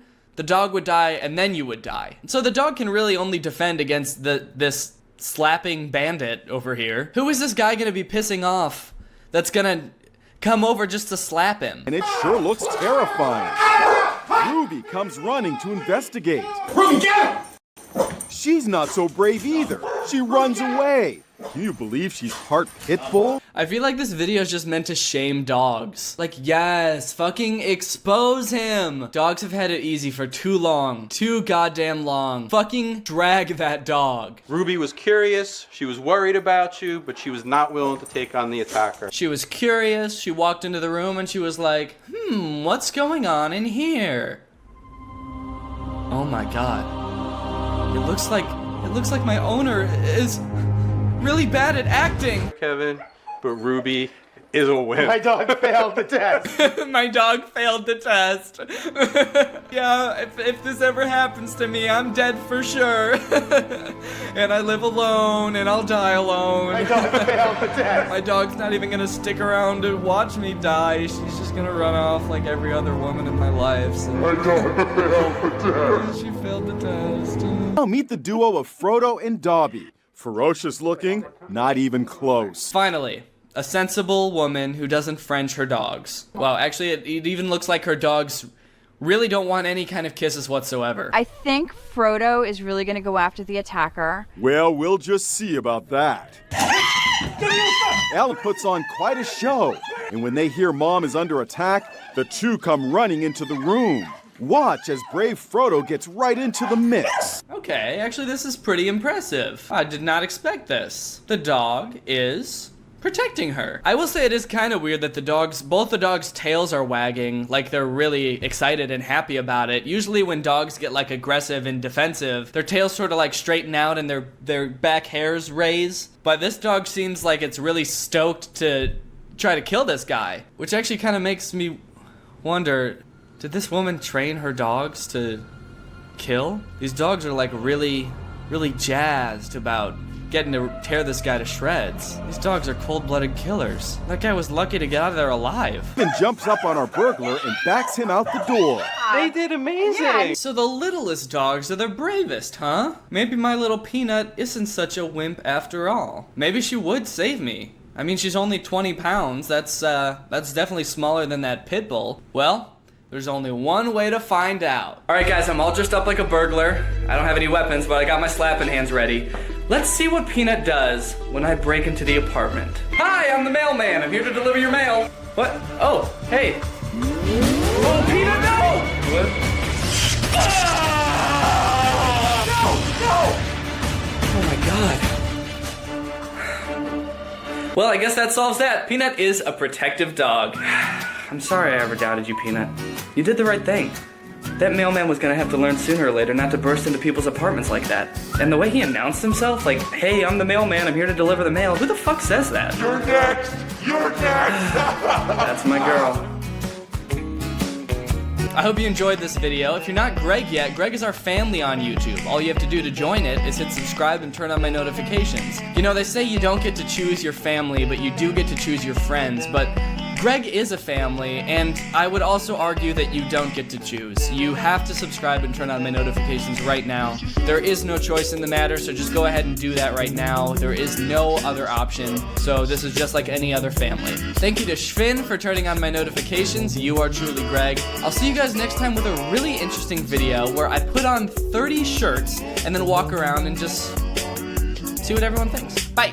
Yes, I've done steroids, and yes, I'm on steroids, monitored and managed by a trained hormone clinician. That's right, Greg. Today is a very sad day because the Liver King apparently is a filthy fraud. Turns out the whole thing was a big joke, just a big goof to this guy. He was more of a liver jester than he ever was a Liver King. So this came out a couple days ago. The Liver King apparently has been taking steroids for the entire time that he's been like a public figure. I figured that since I've made a bunch of videos about Liver King in the past and even like tried his lifestyle for a day, I should probably let you guys know that the jig is up and it's not real. The whole thing's fake. So everybody, you can put down the testicles now. That is not how you get the Liver King's body. If you want that, you're gonna have to do steroids. I found out from this video by this dude, More Plates, More Dates, who I guess has been saying that the Liver King is probably on steroids this whole time, but now there's actual proof of it because emails from like 2021 have surfaced of the Liver King emailing some sort of doctor or personal trainer, basically saying like, hey, I'm taking a lot of steroids right now and they're not working. Is there any other steroids that you can give me that will be better than the steroids I'm taking right now? So pretty cut and dry evidence that the Liver King is taking steroids. Here you can see it's literally says from Brian Johnson, aka the Liver King. As it relates to my goals, I'm the face of several brands, including ancestral supplements, and I've just hired a team to build the Liver King brand with the goal of hitting 1 million followers by March of 2022. He definitely did that. I'm pouring ridiculous resources into making this happen, including hosting a video guy that will be living at my guest house and a film crew that will be filming 7 days a month. So basically this email was sent right as the Liver King was starting his online presence, and he was already really strong. I don't want to take that away from him. I guess there was just like a few things that were bothering him about his physique, and so he started taking steroids to fix those. And he was like, look, I'm gonna become the face of these brands. I'm going to be turning into the Liver King. So I need to look my best. And honestly, all of that is fine. I don't have any problem with the Liver King taking steroids if that's how he wants his body to look. If he's comfortable with putting those chemicals into his body, I don't really have a problem with that. The issue is that obviously he's advertising a lifestyle, he's advertising supplements, a whole workout program where he's saying like, this is everything you need to be happy in life and to look like me. And that's obviously where the problem is. He was lying to sell his products, and call me crazy, but I don't think that's okay. A couple notable things from these emails before we get to his apology. First off, just the sheer amount of steroids he was taking seems pretty crazy to me. To support these exhaustive efforts, I've recently started taking Omnitrope, the 5 milligram vials from Empower Therapy. $11,000 per month. This dude was spending $11,000 a month on this. So obviously it was very important to him, meaning very important to his brand, that he look like this, which definitely does not bode well for the ancestral lifestyle that was supposed to be giving him this body if he had to spend an additional $11,000 to actually get the body. That just seems so unnecessary. To spend $11,000? I feel like probably like 1,000 would have done it, you know? I guess I don't know how much steroids cost, but like, I feel like at a certain point it's gotta be like diminishing returns, right? There's probably only so much testosterone one man can take before he just turns into one giant testicle. In talking to this person, he also outlines his entire like daily routine, and to give him some credit, as long as he's telling the truth in this daily routine, it does seem like,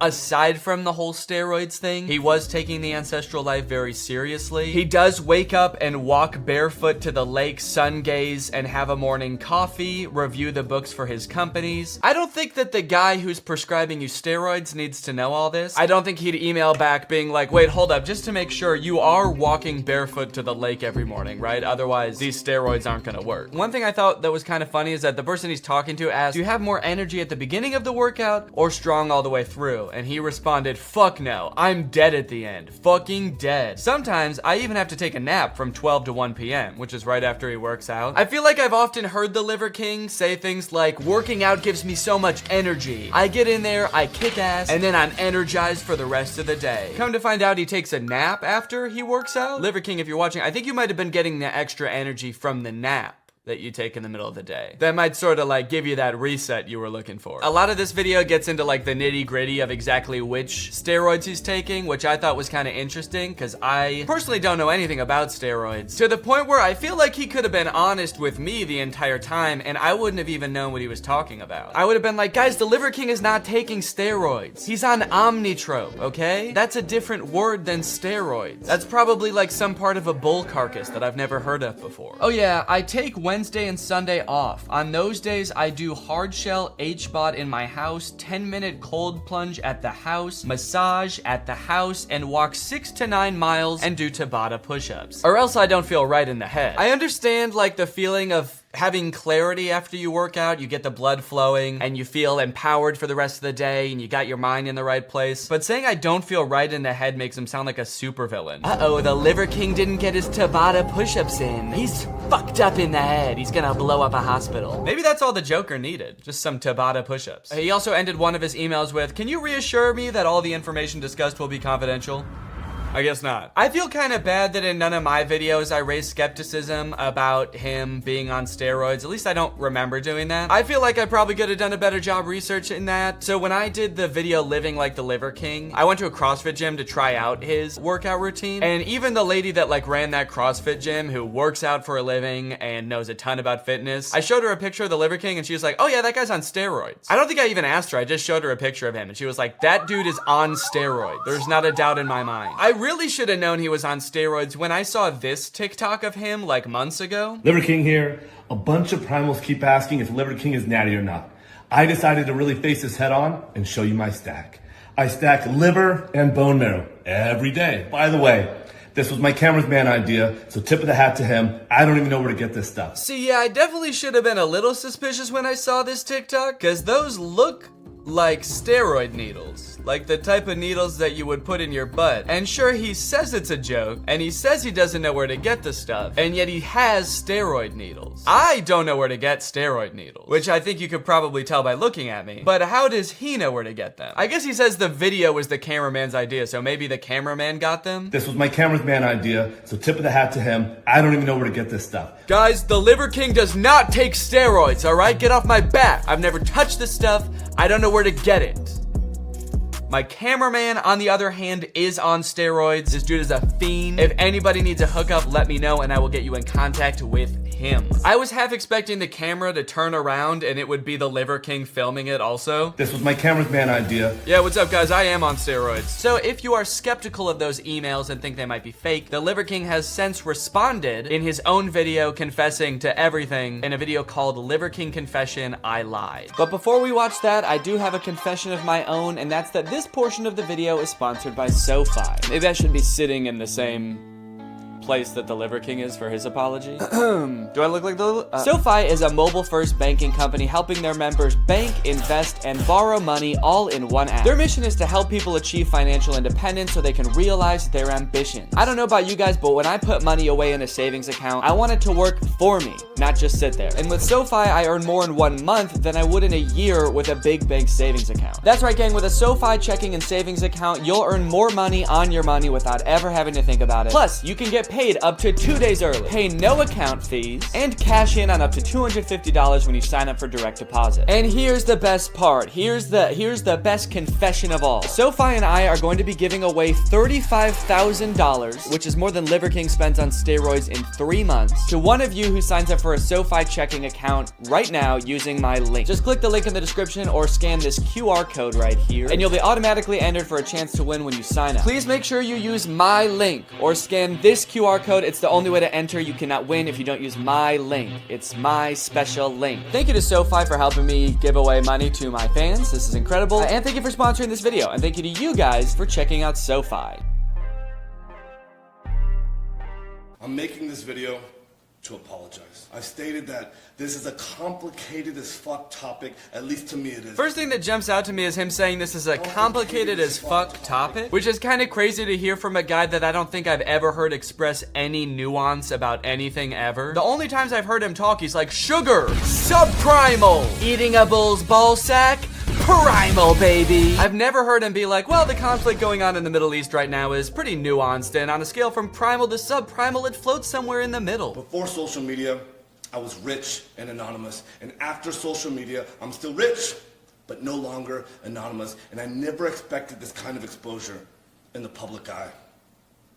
It's been tricky as fuck to navigate. Yeah, but that's probably because you lied, though. Being in the public eye probably wouldn't have been so tricky if you were just telling the truth the entire time. Clearly, I did it wrong. And I'm here now to set the record straight. To give credit where credit is due, I do think that he does a good job apologizing and owning up to everything. I guess he could have just tried to sweep this under the rug. I feel like it's pretty rare to see influencers apologize in a way that seems genuine. Granted, he's probably just doing this because he got caught. Like, he probably wouldn't have come clean ever if he didn't get exposed like this. So, yeah. I'm sure he is sorry about that. Also, to give him further credit where credit is due, in a way, it was a really good con because it was kind of a lie that no one would ever test. I've seen people accuse him of being on steroids before, and he's always been like, well, you think a body like this isn't possible without steroids. But that's just because you've never eaten bone marrow and raw liver every day for 30 years while sleeping on the floor. And it's like, damn. You're right. And I also never will, so I guess it's pretty hard to test that claim. I'm still rich, but no longer anonymous, and I never expected this kind of exposure. Never expected this kind of exposure? I don't know, man. It seems like you were kind of actively seeking attention. Remember when you went to Buckingham Palace and did, like, curls shirtless outside the front gates? Also, I feel like I remember in one of those emails you said something about hiring an entire team to help you blow up on TikTok. Can we get a replay of that? I'm pouring ridiculous resources into making this happen, including hosting a video guy that will be living at my guest house and a film crew that will be filming 7 days a month. And yes, I am on steroids, monitored and managed by a trained hormone clinician. Liver King, the public figure, was an experiment to spread the message, to bring awareness to the 4,000 people a day who kill themselves, the 80,000 people a day that try to kill themselves. That's crazy, dude. I took steroids because a lot of people kill themselves. And I thought if they could see a guy that was like super jacked,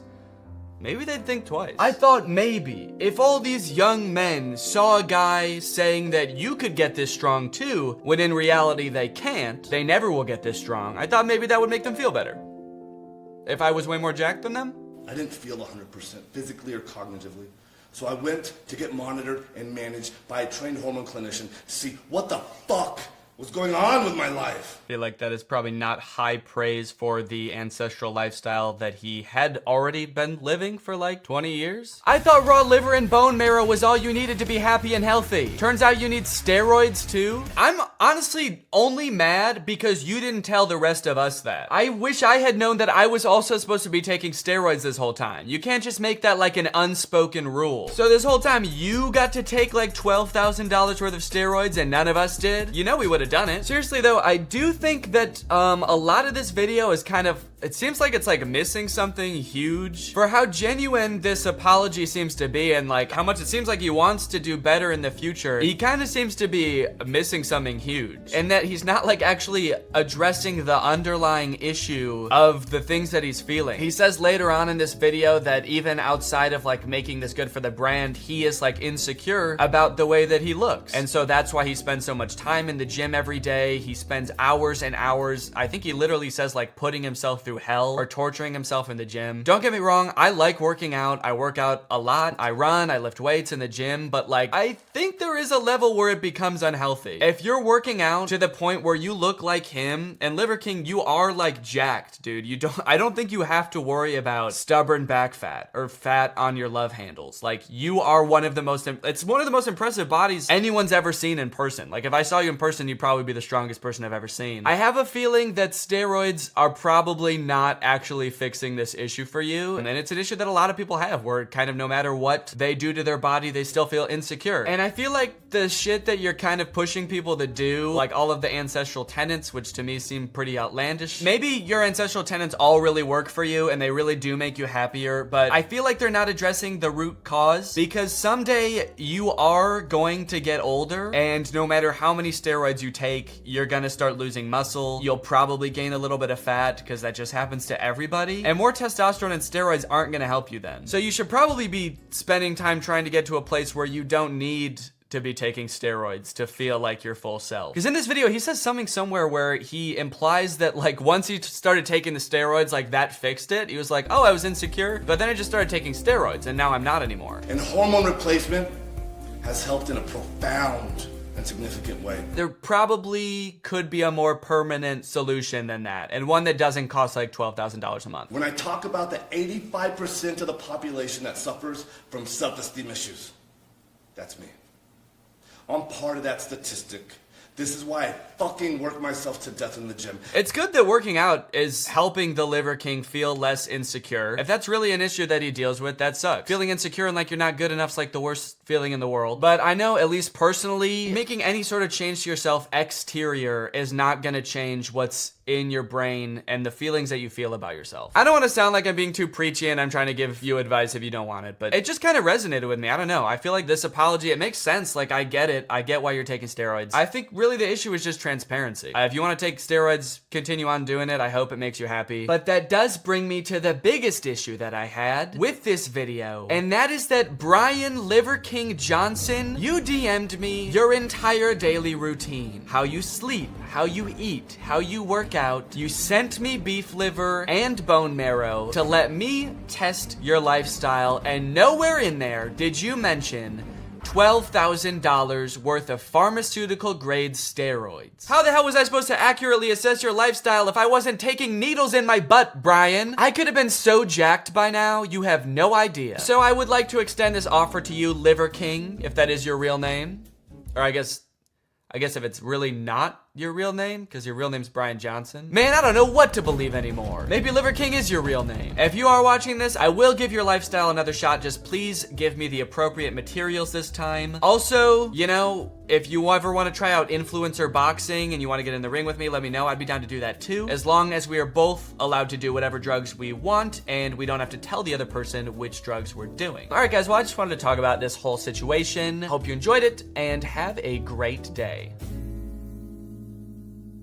What's up, Greg? I hope you're having a great day. Welcome back to another episode of Checking In on Troom Troom. For those of you who don't know, I have a U2s now. He's a little vinyl figurine that looks just like me. I've been working on this for months, designing this with U2s. Here he is. Sweet as can be. I wanted this U2s to be sort of an homage to some of my most popular videos, those being the Trying Troom Troom videos. So you'll notice he's got the little chocolate milk tie, the hot glue gun, and of course a Greg t-shirt. So if this is something that interests you, head on over to U2s.com. It is live right now. It helps support me, and in honor of releasing this U2s, I wanted to do a video where we check in on Troom Troom and see what they're up to these days. It's been probably over a year since I've made a video about Troom Troom, and I'm kind of surprised with the direction that their channel has taken as of late. First off, they hardly do any like life hack and crafting videos anymore, which is really weird because that was like their bread and butter before. I mean, that was like the reason people came to Troom Troom, for like poorly conceived crafts that were also executed poorly as well. They do upload some here and there, and they're still like really bad. Like this one about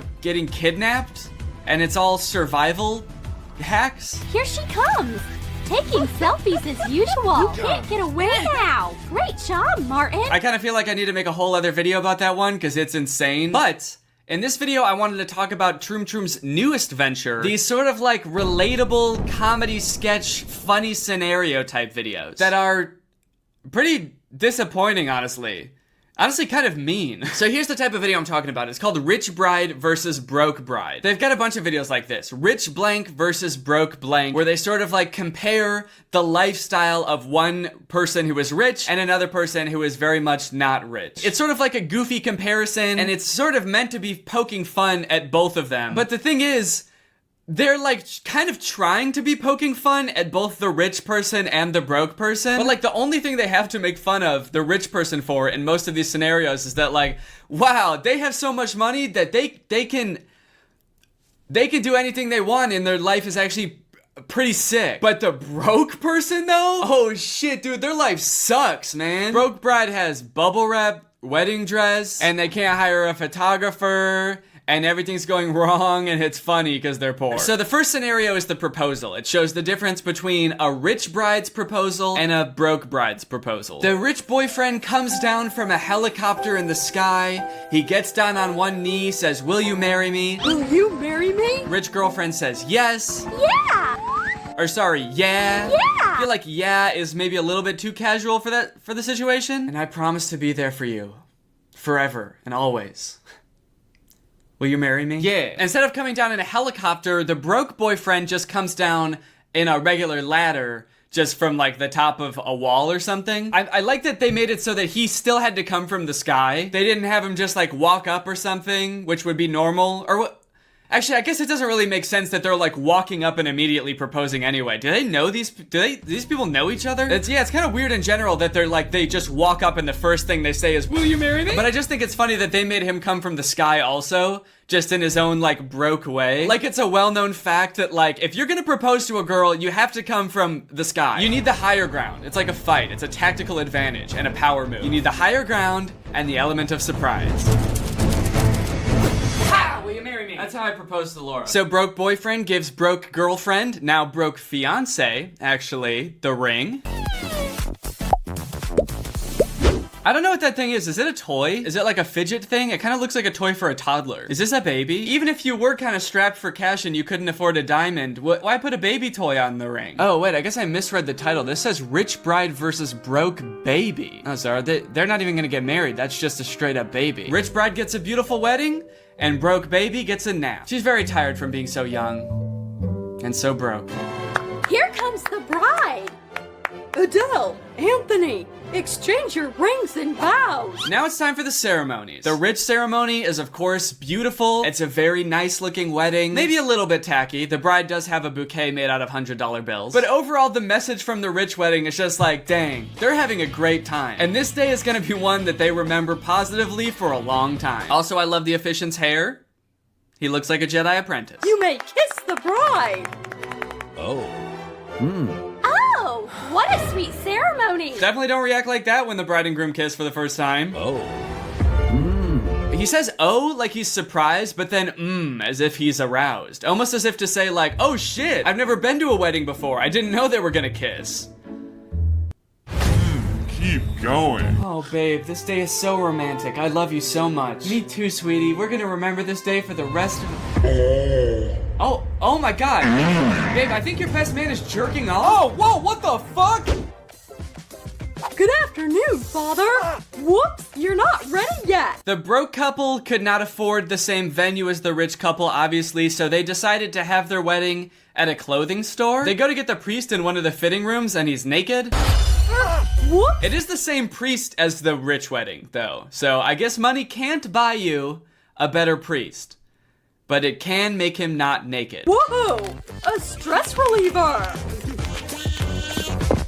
Damn, yep. I could have told you that was gonna happen. That's just one of the pitfalls of having a wedding at a clothing store. There's always gonna be some guy in a jumpsuit and sunglasses that wants to pop your bubble wrap dress. There's always that guy. Every fucking time. Rich couple is having their wedding photographed by a drone. Hi. Broke couple could not afford a photographer, so they bribed the security guard at the clothing store to give them the footage from the security cameras in the store. Good afternoon. Guard, wake up. Hey, wait a minute. I feel like I've seen that guy somewhere before, but I can't place it. Oh well. He's pretty vague looking. I'm probably thinking of someone else.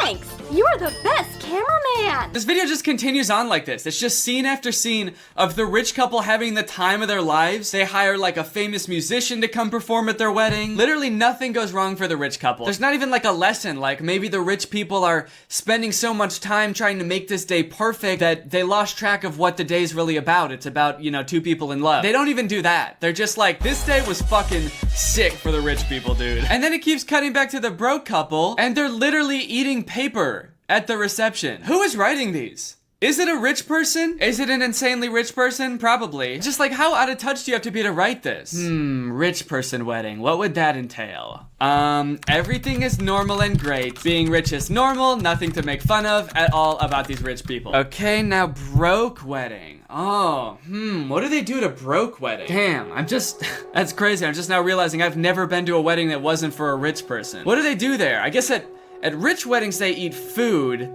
So at broke weddings, they probably eat garbage? Sure, yeah, they're eating trash. Just scraps of paper. They're eating garbage, and the bride has a dress made out of garbage. When it comes time for them to pay the tab at the wedding, all the groom has is garbage to pay with. All right, the script is done. Now it just needs a title. Rich bride versus garbage bride. Perfect. There's one point in the video where it actually seems like they're gonna like razz the rich couple a little bit. They're gonna be like, haha, they got their comeuppance. Look at them. Now we get to laugh at the rich people.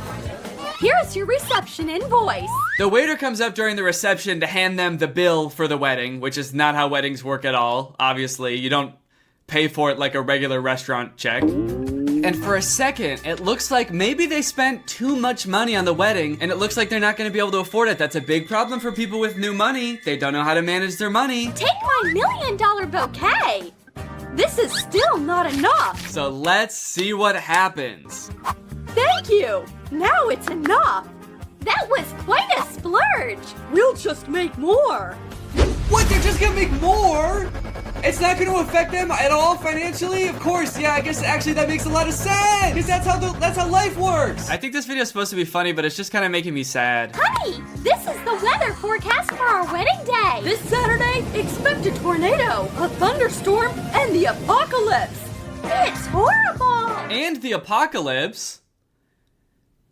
See, I feel like you should have mentioned that first. That seems like the only thing that would matter at that point. This bit actually is pretty funny though. They're worried that it's gonna rain on their wedding day, so the rich groom goes to the weather station and bribes the weatherman to change the weather and that works. That's actually kind of funny. It did make me chuckle. Troom, what are you doing? Making me laugh? What the F? You're supposed to be cringe. Stop. What? Will it be raining on our wedding day? Oh, great rain spirit! Phew!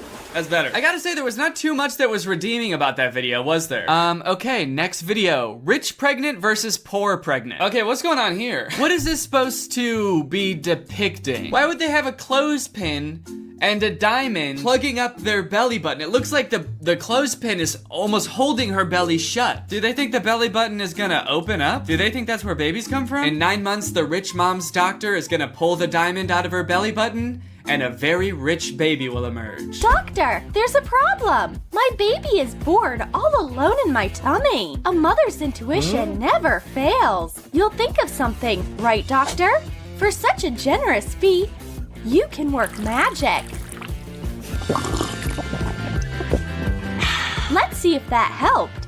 Yes! Wow. Now the little girl has a brother. You're amazing! Yo! What?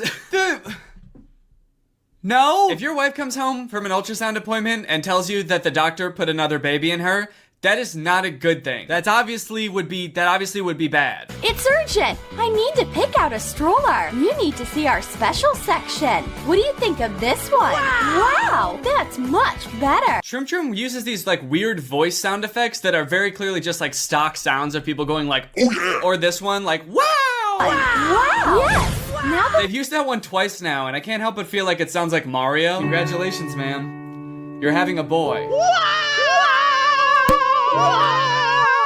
So then the poor pregnant woman just starts stealing stuff. She steals a cart from a guy living on the street to use as a stroller. She steals from the grocery store. Dude, this is so weird. Why? And then they put the same joke in here that was in the last video where the poor mom wants pregnancy photos, so she goes to a store and tries to use the security cameras to get pregnancy photos. They can't even think of original ways to make fun of the people in these videos. All right, these videos are so bad. I'm gonna be done watching them now. I'm just kind of worried about these videos are obviously for kids. I'm kind of worried about the kids that watch these videos. But you know what? Maybe they took something away from it that I didn't get. You know, maybe there's some kind of lesson in here, you know? No matter if you're rich or poor, you know, the amount of money doesn't make you a good mom. And being broke doesn't make your kid any less special. And we should appreciate broke moms just as much, if not more, as rich moms, because they have a lot more to go through to give their child a good life. Who did you like better? Poor Lana or rich Liana? Tell us in the comments. Liana. Rich one is the best. I love the rich. Rich Miana. Rich Rihanna. Danny Gonzalez really needs to see this OMG.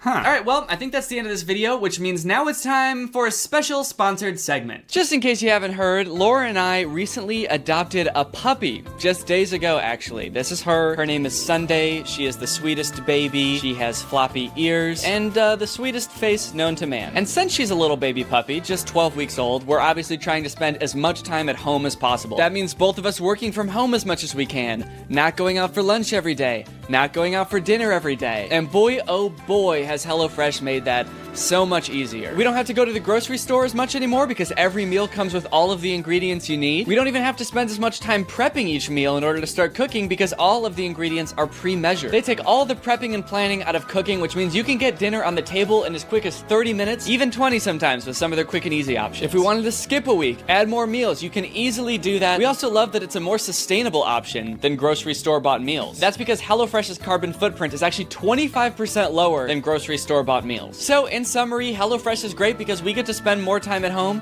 staring at our sleeping puppy, we get to be a little bit more environmentally conscious, and we get absolutely delicious tasting meals. I swear HelloFresh does not miss. So if you want to sign up for HelloFresh, head on over to HelloFresh.com and use my code TrulyGreg14 to get 14 free meals plus free shipping. That's code TrulyGreg14 for 14 free meals plus free shipping. Thank you to HelloFresh for sponsoring this video, and you guys for checking out HelloFresh. All right, thank you guys for watching this video. If you enjoyed it and you're not subscribed yet, make sure you subscribe and turn on my notifications to join Greg. Greg is what I call all my subscribers, and we're actually the strongest army on YouTube, based on a series of objective metrics that only I know. And all you have to do to join Greg is just subscribe and turn on my notifications, and I'll see you guys next time. Bye. This video is over now. you'll find something else to watch, or just watch this video. I know we had a lot of fun, but you can't stay on this end screen forever. This video is over now, so why are you still watching this? Hello everyone, welcome back. I hope you're having a great day. I know I am. If you stumbled across this video thinking it was one of my main channel videos, it's not. This is my second channel. Get that through your skull. My second channel is where I like to get a little bit more goofy. I like to do a little bit less structured videos. You know, I don't have to script them out. I can just kind of sit down and just wing it. So that's what we're doing today. Also on this channel, I like to drink LaCroix. And I've mentioned in the past that I have a favorite flavor of LaCroix, but I've never mentioned what it is. I have a very special announcement. I actually have that flavor here with me today. It is the limoncello flavor. It's really good. So at the beginning of the year, I was thinking a lot about the year 2020. It sounds like such a futuristic year. I think we all thought we'd never get here, and now that we are, it feels like we're living in the future. It made me think a lot about, like, I wonder how close we are to what people in the past thought the future would be like. And then I stumbled across this video that's called In the Year 2000, Fashion Predictions from 1939. It's from this channel called Vintage Fashions, but it's this video from 1939 where all of these fashion experts try to guess what people will be wearing in the year 2000. And I'm obsessed with this video. I watch it a lot. I have, I think, almost the whole thing memorized. It's only 1 minute and 14 seconds long, and most of it is about women's fashion, but at the very end, they talk about men's fashion, and they do one little outfit for the man. And I think it's great. I love the outfit, and I'm pretty sad because it seems like it never really came to fruition. This type of outfit doesn't exist, and I truly think that it's the outfit of the ideal man of the future. So I want to show you guys this video, and then I'm going to make this outfit so that I can be the ideal man of the future. Okay, let's take a look at this video, but not before I get another sip of this limoncello. Some of the most famous fashion designers in the US today have been asked to forecast what Eve will look like in AD 2000. One idea is a dress that can be adapted for morning, afternoon, or evening. It's the sleeves, what does it? I love the way they used to talk back in the day. It's the sleeves, what does it? Everyone talks so fancy. So this is a dress where you can like zip off the sleeves when it gets hot, and then you can zip things on when it gets cold. I guess things like this exist. There's those zip off pants that like hiking dads wear. So maybe this kind of exists. According to another artist, one dress of the future will consist of transparent net. The net, probably to catch the mail. The net to catch the mail. That'd be cool if there was actually like a net gun that just shot out a net to catch men instead of just being made of net. This one, I also feel like is kind of a thing. There's like mesh clothing, which is pretty similar. I don't know about this like wiry boob thing. Apparently in AD 2000 we shall be having a hair-raising time. Yet another designer goes so far as to believe that skirts will disappear entirely. Shoes will have cantilever heels, and an electric belt will adapt the body to climatic changes. The lightly clad woman of tomorrow, ooh, swish. Ooh, swish. Oh, fuck. Will move in an atmosphere that's scientifically kept at the right temperature. The future bride in a wedding dress of glass. What the groom will wear, apart from a worried look, isn't mentioned. I love that old school hating your wife humor. Oh, I'm getting married. Oh, fuck. Or maybe he's wearing a worried look because his wife's wedding gown is made out of glass. A dress of aluminium, with a sash to change it for afternoon or evening, and an electric headlight to help her to find an honest man. Ah, that'll help her find an honest man. A light bulb shining right in her eye. Ah, perfect. Now I can finally find an honest man. Oh, I was so blind before. I mean, metaphorically. Now I'm literally blind. Fuck, that really... should not have done that. I am seeing spots now, boy. Okay, alright, okay. Here comes the man part. Pay very close attention. As for him, if he matters at all, there won't be any shaving, collars, ties, or pockets. He'll be fitted with a telephone, a radio, and containers for coins, keys, and candy for cuties.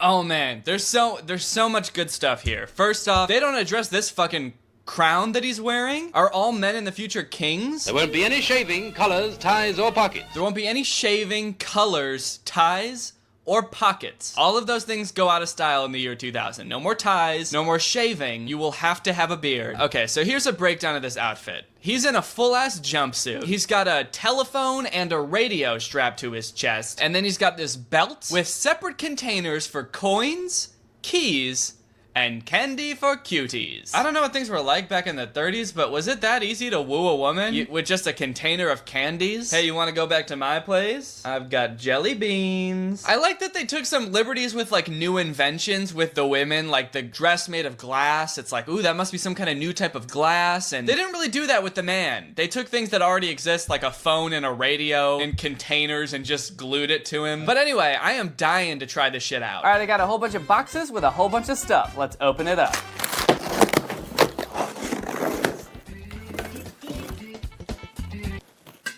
Oops. Okay, I've got everything I need here and some stuff that it turns out I don't need. I've got a nice jumpsuit to put everything on. We got the belt to attach all the cool shit. I've got a little phone holder so I can attach the phone to my chest. I'm just gonna be using my cell phone since I don't know why I would use a landline looking thing when I can just use my phone. Then I've got some containers for coins, keys, and candies for cuties. So I was planning on just using these containers for coins and keys and then getting a nice big container for candies for cuties. So I bought this nice big thing. I figured in this weird world where candies equals cuties, I would want the biggest container for candies possible. So I ordered this, which I thought would be plastic, so I could drill some holes in it and then be able to tie some wire to the belt to attach it. Turns out this thing's made of glass and is a lot heavier than I expected. I don't think I'm going to be able to attach this to the belt, so I might just have to either use one of these containers for candies, which would be a shame because it's so goddamn small. I won't be able to get any cuties. Or I'll just have to carry this thing around like a fucking creep to offer the candy to the cuties, like so. We'll cross that bridge when we come to it. I've also got some wire to make myself a crown. Let's tackle the belt first. I bought this nice belt with like a cool metal clip because I thought it would look futuristic. Okay, here's the rub. I've got to figure out where these are going to go on the belt. So I got to put the belt on, got to tighten it up. Oh, well, that's not really going to work then, is it? So here's a tricky thing. I was thinking I would have like 2 containers here and 1 container here, but I can't glue to this part because then I won't ever be able to take the belt off because this has to slide through this very small hole to come out. So if I glue one to here, I can't ever take it off, which would be fine if we lived in the alternate future where this outfit did become popular, but I kind of feel like I'm going to want to put back on my normal clothes after this, so I don't think I can do that. I can maybe glue it onto here, but then this is just gonna dangle, and that doesn't look very futuristic. We're meeting the first of our challenging engineering problems in this project. Well, let's mark. I don't have a fucking marker either. Can I just mark with a scissor? I can't. This is a tough belt. All right, whoever made this belt, there's your free advertising. Guys, if you're looking for a tough belt, buy this one. It's on Amazon. I searched belt. All right, let me go get a marker real quick. Now I know that probably a container could go here and let's say here. As for this side, maybe I can tuck the belt underneath and then use like the wire to keep it there, and then I can put 1 container here. Well, no, I can't really do that because that looks like shit. Wait. Can I just cut the belt to like right here? Ha ha ha ha ha ha! Danny, you mastermind, you figured it out. You can just cut the belt. There we go, now I can glue one right here. I'm a little concerned about how long it took me to realize that I could just cut the belt, but you know, we're not gonna talk about that. We're just gonna start gluing. If you guys have seen my Troom Troom videos, you know how much I love using hot glue. That, of course, is a joke. I think that it is a hellish substance that burns my fingers every chance that it gets, so I am not excited for this in the least bit. I gotta wait for it to heat up to about the temperature of the sun. Oh yeah, that's a good sized glob. All right, let's go ahead and throw that shit down, and I'm just gonna, aha, look, I don't even have to touch it. I can press down on it from up here. All right, I'm gonna press down on it for 10 seconds.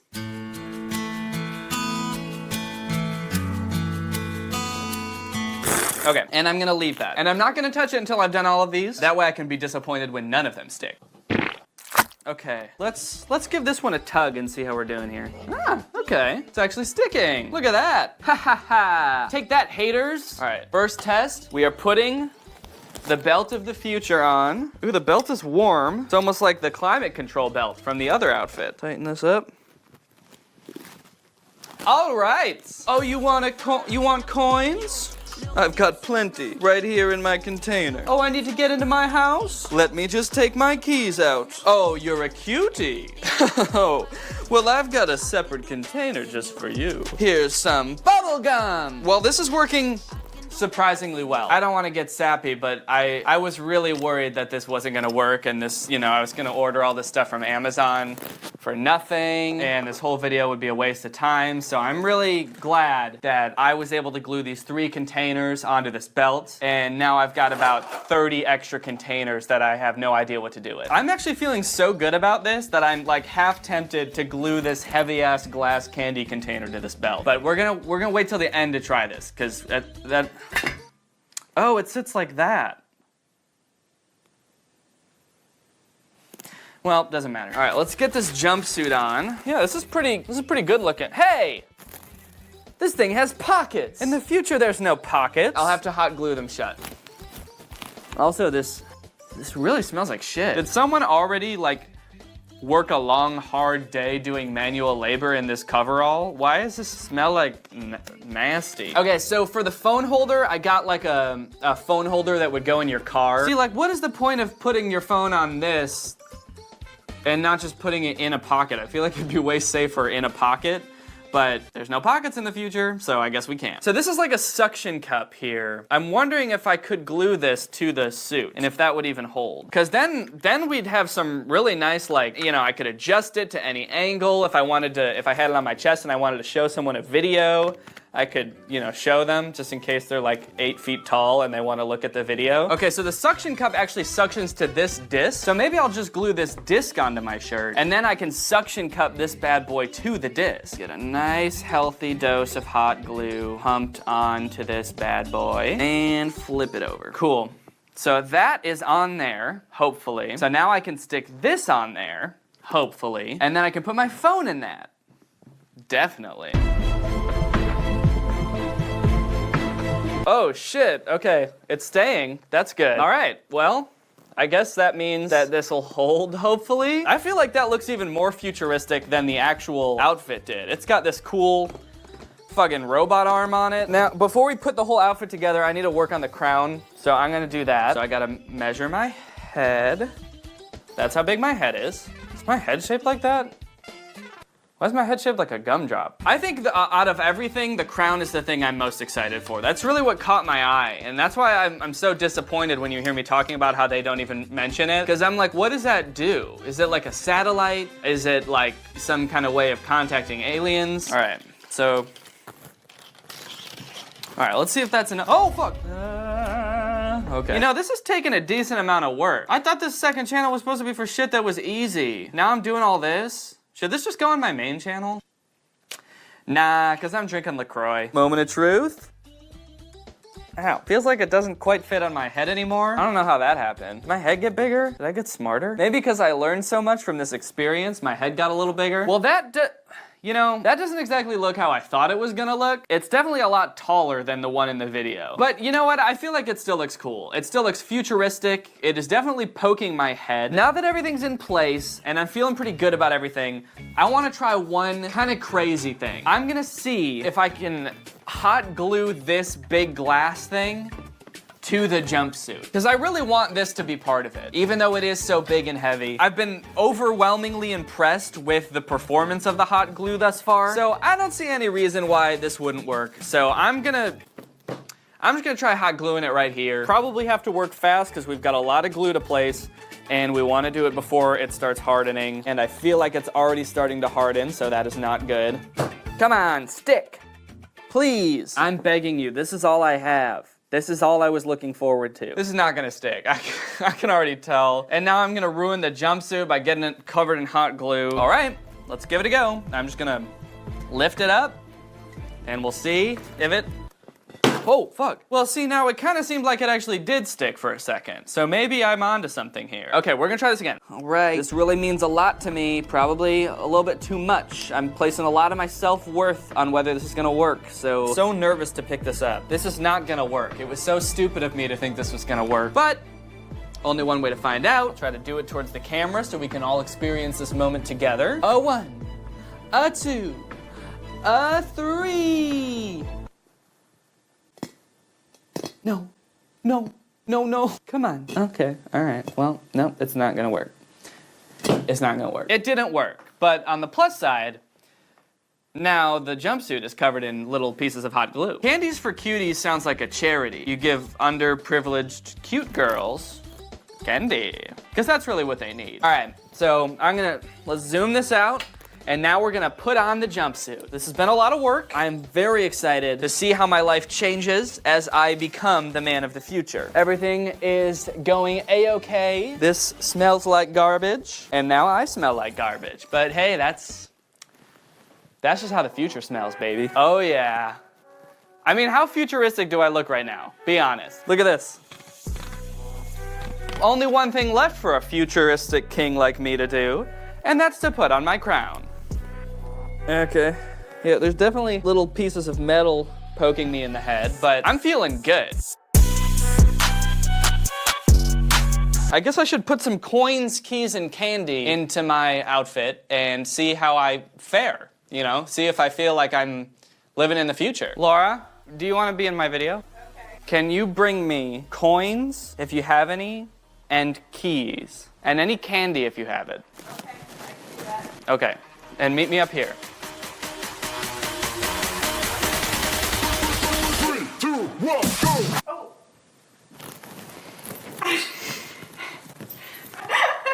Oh my god, okay. How do I look? No. That's kind of scary. If you had to describe me in one word, what would you say?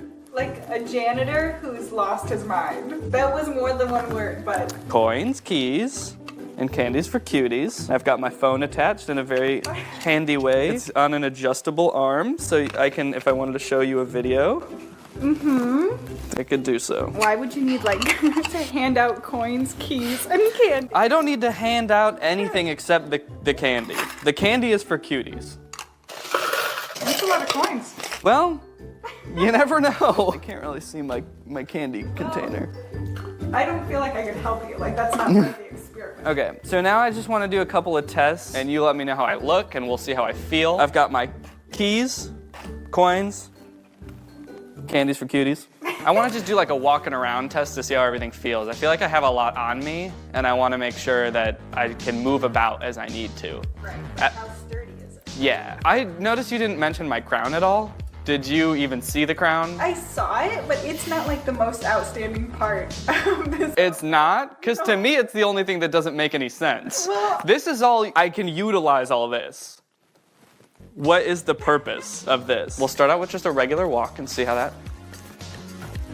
Okay, now let's take it to a brisk walk. Oh, the man of the future's got to be somewhere, and he left his hoverboard at home. Uh-oh. Okay, now let's try a run. A little bit of a jog. Hold the future bus for me, I'm late, and I need to come get the bus. Oh no. Oh, what happened, future boy? Well, you know what? It didn't fail in the places that I thought it would, okay? Everything's hot glued on. I thought that would be the first thing to fail. The coins just fell because the lid came off. Where's your phone? It's just on the ground here. Sorry, I didn't get that far. The dog booked it. She's gone. Well, you know, the future can be scary for some people. Are you hot? You're in like a full bodysuit. Is it hot? The guy in the video looked good. Yes, but he also had a goatee, so that might have been part of it. Walking around in the future just sounds like... Let's do a quick test. I get home and I need to unlock my house. I like that keys are still a thing in the future. Like, they couldn't think of a world where there's no keys. They're like, well, obviously you need a place to put your keys. The weirdest thing is that coins are a thing. Yeah. They thought we'd have these in the future, but we'd still be using keys. And what world does everyone wear a crown, but we still use keys and coins? Wow. Put it back.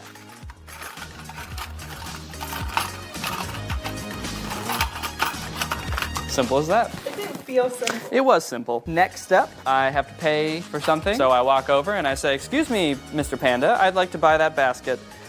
Oh, it'll be 3 cents. Let me dig through all of the coins. 3 pennies for you, sir. Have a great day. Honestly, I'm fucking with it. I don't know about you. How do you feel? It is not growing on me. Is it because there's pockets? Because the video said there's not supposed to be pockets. No, it's not the pockets. Yeah. All right, well, yeah, I feel like I pretty much proved my point. What was the point? I'm bored. Okay, that's the end of the video.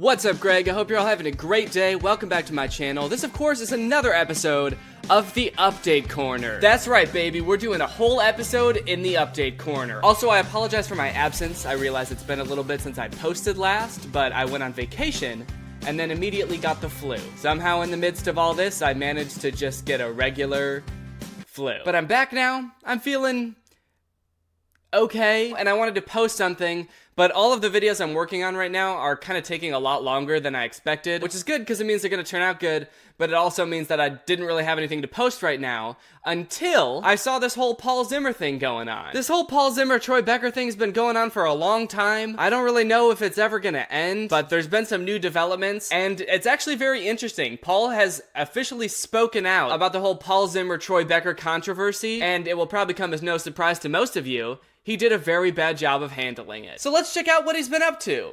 My knees hurt. So if you're not familiar with the whole Paul Zimmer thing, I will give you a real quick refresher. Basically, there was this dude named Paul Zimmer. He sort of got kicked off musically by his fans because he was scamming people. Then he tried to come back pretending to be a 16-year-old. It didn't work, obviously, because everyone knew it was him. He stayed pretty quiet about it, eventually deleted all of his social media. But now, he's back, and he has posted this TikTok on his official Paul Zimmer TikTok account. You can tell that it's the official account because if you scroll down, you can see all of his old, like, Musical.ly era videos. So let's check out what he posted. You know, I'm really not one to talk about drama, but with people making up rumors to why I disappeared with this whole Paul Zimmer, Troy Becker thing, with people saying that I got banned, people saying that I scammed people. Oh my god. Oh my god. There's just too much BS out there, to be honest, that I have to clear all this up. So I'm going to be answering these questions on my other TikTok account. I'm going to put it down here. So yeah. Now I know what you're probably thinking right off the bat. His hair's different. Is he about to start pretending to be another different person? Like he was Paul Zimmer and then he was Troy Becker and now he's about to be like, actually guys, those two are both my evil triplet brothers. I'm actually Slim Jimmer. But no, he's not pretending to be another person. This is just how he looks now. I guess he decided to start doing his hair differently to show that he's changed. I wonder where he got that idea. So he says he usually doesn't like to talk about drama, but because there's so much BS out there, so many people are making up rumors, making up fake stories about him, he's gotta weigh in and set the record straight. So he says he's gonna explain everything on his other account, and then he points to his other account, and it's Troy Becker TikTok. So seemingly confirming that they were the same person the whole time right off the bat, which we all already knew, but it's nice to hear him admit it, that he was lying the whole time, and it really was just him. It seems kind of weird to act so bothered that people are like scrambling to come up with an explanation for the weird-ass thing that you're doing. There's just too much BS out there. Like you just admitted in this video that you were lying to everyone. You made up a story, and now you're like, why is everyone making up stories about me? All I did was lie about me, and now everyone else is like lying about me. Like, fuck off, dude. The only one who's allowed to make up fake rumors about me is me. Okay? I'm gonna put another pillow under my knees. So he made that TikTok saying, go check out my other account. It's where I'm gonna be explaining everything. And he has since posted 6 TikToks on that account, hopefully shedding some light on everything. So let's check out the first one. First off, before I address anything, I just want to say I honestly don't care if you believe me or not because I know who I am. So before he even starts coming clean with everything, he wants to make it very clear that he doesn't care what anyone thinks. He doesn't care if you believe him, which is why he's made 6 TikToks trying to get you to believe him. But let's hear him out. I know who I am. I know my truth. So if you want to take this and make more stories and rumors, go for it. Oh, shit. Okay. I don't even have any fake stories or rumors to spread about him, but I feel like I should now because he just gave me permission. Well, okay. Paul Zimmer is a Russian spy. He's actually working for the Russian government to sow discord in our society. Also, he eats airplanes. He eats whole-ass airplanes. He doesn't eat them all in one bite. He sits down with a little bib and a fork and knife, and he eats, you know, 747s, private jets, whatever. He just eats any type of plane. Paul Zimmer eats planes. So I hope that's what you wanted, Paul. I hope that's good for you. All right, here's the next TikTok. Now, hopefully, we're gonna find out all the juicy stuff, like what's been going on. Why did he try to change his identity? Is he gonna fess up to pretending to be a 16-year-old when he's really 24? Is he gonna apologize for scamming his fans all those years ago? Let's find out. Okay, first off, my name is Troy Becker. I'm an actor, And Paul Zimmer is a character that I created for social media to entertain and inspire people. I wanted Paul Zimmer to be like a perfect person, but I found out really quickly that perfection just doesn't exist, so I got super exhausted and depressed trying to be perfect. What? He was Troy the whole time? Hold on. Wait.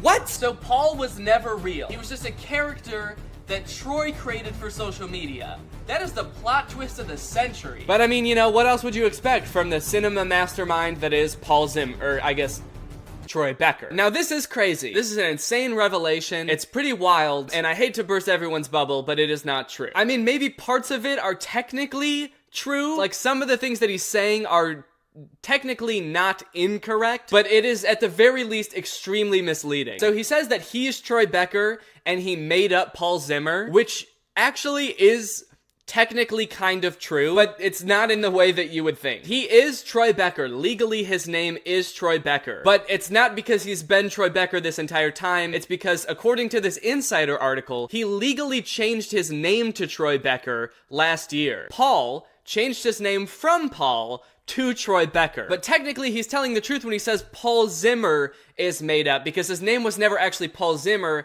it was Paul Gutowski, which makes sense. He would obviously want to hide that name because it sounds like a Russian spy name, and he's a Russian spy, and he eats planes. So I guess that part is like technically kind of true. He is Troy Becker, and he did make up the name Paul Zimmer, but he hasn't always been Troy Becker. He was Paul before, and he just didn't tell people his real last name. Probably he just wanted to have like a stage name for privacy. You know, he didn't want people to know his real name. So this part is like technically kind of true, and like kind of just not telling the whole truth, but it's also a big gigantic lie because he wasn't Troy Becker the whole time, and he's most certainly not 16. So he also says that he created the Paul Zimmer persona to try to be perfect. I wanted Paul Zimmer to be like a perfect person. I found out really quickly that perfection just doesn't exist. He wanted to be the perfect person, but he really quickly found out that perfection doesn't exist. Huh, what an amazing revelation for an adult to make. Perfection doesn't exist? It's impossible to be perfect? But I mean, look at his old musicals. It's so clear he was so close to perfection. He was very nearly the perfect human, but it all went wrong. So it took you creating a fake identity, Paul Zimmer, and making musicals and going live on Lively for years to realize that nobody's perfect? Isn't that something we all learn in like kindergarten? Everybody makes mistakes. Everybody has those days. Everybody knows what I'm talking about. Everybody gets that way. I feel like I learned that somewhere. I don't remember where. Also, when he says that he found out really quickly that perfection doesn't exist, what does he mean by really quickly? Because aside from the fact that he posted musicals for years until he stopped, Paul Zimmer existed before that. He didn't just pop up out of the blue and start making musicals. I haven't talked about this in any of my videos because it didn't seem relevant until right now, but Paul Zimmer actually used to have a YouTube channel called Exclamation Point with his friend Danny Edge, which started in 2014. That's the earliest I can find when he started referring to himself as Paul Zimmer. And they used to post fun videos like how to tell if a guy likes you, and how to tell if you're attractive, and clothes that guys like on girls. You can wear whatever the you want. Cool beans. But anyway, Paul Zimmer has existed for a while, since 2014, and only just recently started pretending to be Troy. So it took him like 5 years to realize that perfection doesn't exist. Did he really think that he was being perfect for 5 years? Like all of his old musicals were really just mwah. Perfect. Wow, I never seen such a specimen. Okay, next TikTok, and this one we're gonna find out the answers to these questions. Did you scam people? And did you get banned? Which, right off the bat, I don't think anyone actually thinks that Paul Zimmer got banned from TikTok. At least I didn't. There was the hashtag ban Paul Zimmer, and seemingly all of his fans turned against him. But it seemed like that was enough to send him away, and they didn't even have to ban him. So, no, I didn't think that he got banned. But let's see what he has to say about scamming people. Nope. Just because I've done really good on social media doesn't mean I've scammed anyone. Okay, yes. Just because you did good on social media doesn't mean you scammed people. But you did scam people. In your live streams, you would ask for money in the form of gifts, which is already kind of a shady thing to do from children. But when you would ask for gifts, you would do it in exchange for reacting to somebody's Musical.lys or duetting somebody's Musical.lys. But weirdly, when I scroll through your TikTok account, you don't have any duets. Also, I didn't get my success overnight, okay? It took me years. I found out really quickly that I would broadcast for 8 hours every single day. It didn't matter if it was Christmas or whatever holiday. And according to you, you would live stream for 8 hours a day every single day, and people would constantly be sending you gifts. So I would expect that there would be like a shit ton of duets on your page, but weirdly there's none. And I'm pretty sure it's because you scammed people. If you don't believe me, there's countless YouTube videos about it. There's even ones where you can see him doing it, in addition to like calling his 8-year-old fans cute. Ooh, Maggie, you are so cute. I was watching your Musical.lys earlier, I think. Yo, look at her. Oh, she's so cute. Which is really weird. And I always gave my followers everything that I promised and more. I gave my followers everything I promised and more. I gave them more. I gave them shit they didn't even want. All they wanted was for me to respond to them or react to their Musical.lys. And you know what? I did that. And I called them cute, even though they're 8. And I put in a good word for them with the Russian government. What more do you want? So, there is all the tea. That's all of the TikToks that Paul has made explaining his antics and what he's been up to and why he's been doing it. I know what you're probably wondering though, why didn't he ever address the fact that he was pretending to be 16? That was one of the creepiest parts and he didn't even mention it. Well, I was curious about that too, so I commented it on one of his TikToks and he never responded, so I'm just gonna assume he wants people to forget about that part. But you're also probably wondering, wait, wasn't that only like 3 TikToks? I thought you said he made 6 TikToks. So if the other 3 aren't him explaining what he's been doing, then what are they? Well, since Troy Becker has now spoken his truth, spilled all the tea, so to speak, he's now back to making his regular content. Except it's not really his regular content, is it? Because he's not pretending to be a character anymore, according to him. He's not Paul Zimmer anymore. He's not trying to be perfect. Now he's just Troy Becker making the type of content that Troy Becker wants to make. So hopefully what that means is we're gonna see a dramatic shift in the type of content that he's making. So let's check out his first TikTok after he's come clean and he's really being who he is. Oh no, what? No! Please tell me he's not just making a TikTok with this old-ass joke. No! No! No! Oh, actually, that's kind of cool. I like that little walk that he does. That cool little walk at the end? That was a nice addition. When you're a 24-year-old who just came clean on social media about lying to everyone, and your bae, who's also your wife, is home alone? I don't understand, did he just rent a fucking plane for this joke? This bad joke that people have been making since 2013? And this poor pilot, dude, I don't know how he got roped into making this TikTok, but he looks confused. I actually think the most surprising part of this whole TikTok isn't how bad the joke is. It's that Troy was around this plane for long enough to make this TikTok and he didn't put on a bib and start trying to eat the plane bit by bit. Okay, let's check out his next TikTok.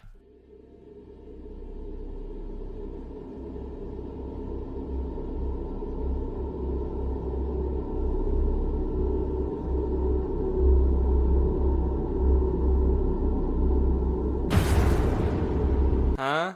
What? So normal people sit down, take their sunglasses off their shirt, and put them on their face. And then psychopaths do the exact same thing, except they adjust their sunglasses also. I don't know how to interpret that TikTok at all. He did literally the exact same thing twice. Okay, and his most recent TikTok, which was just posted today, let's check it out. It's called When Your Brother is a Gamer.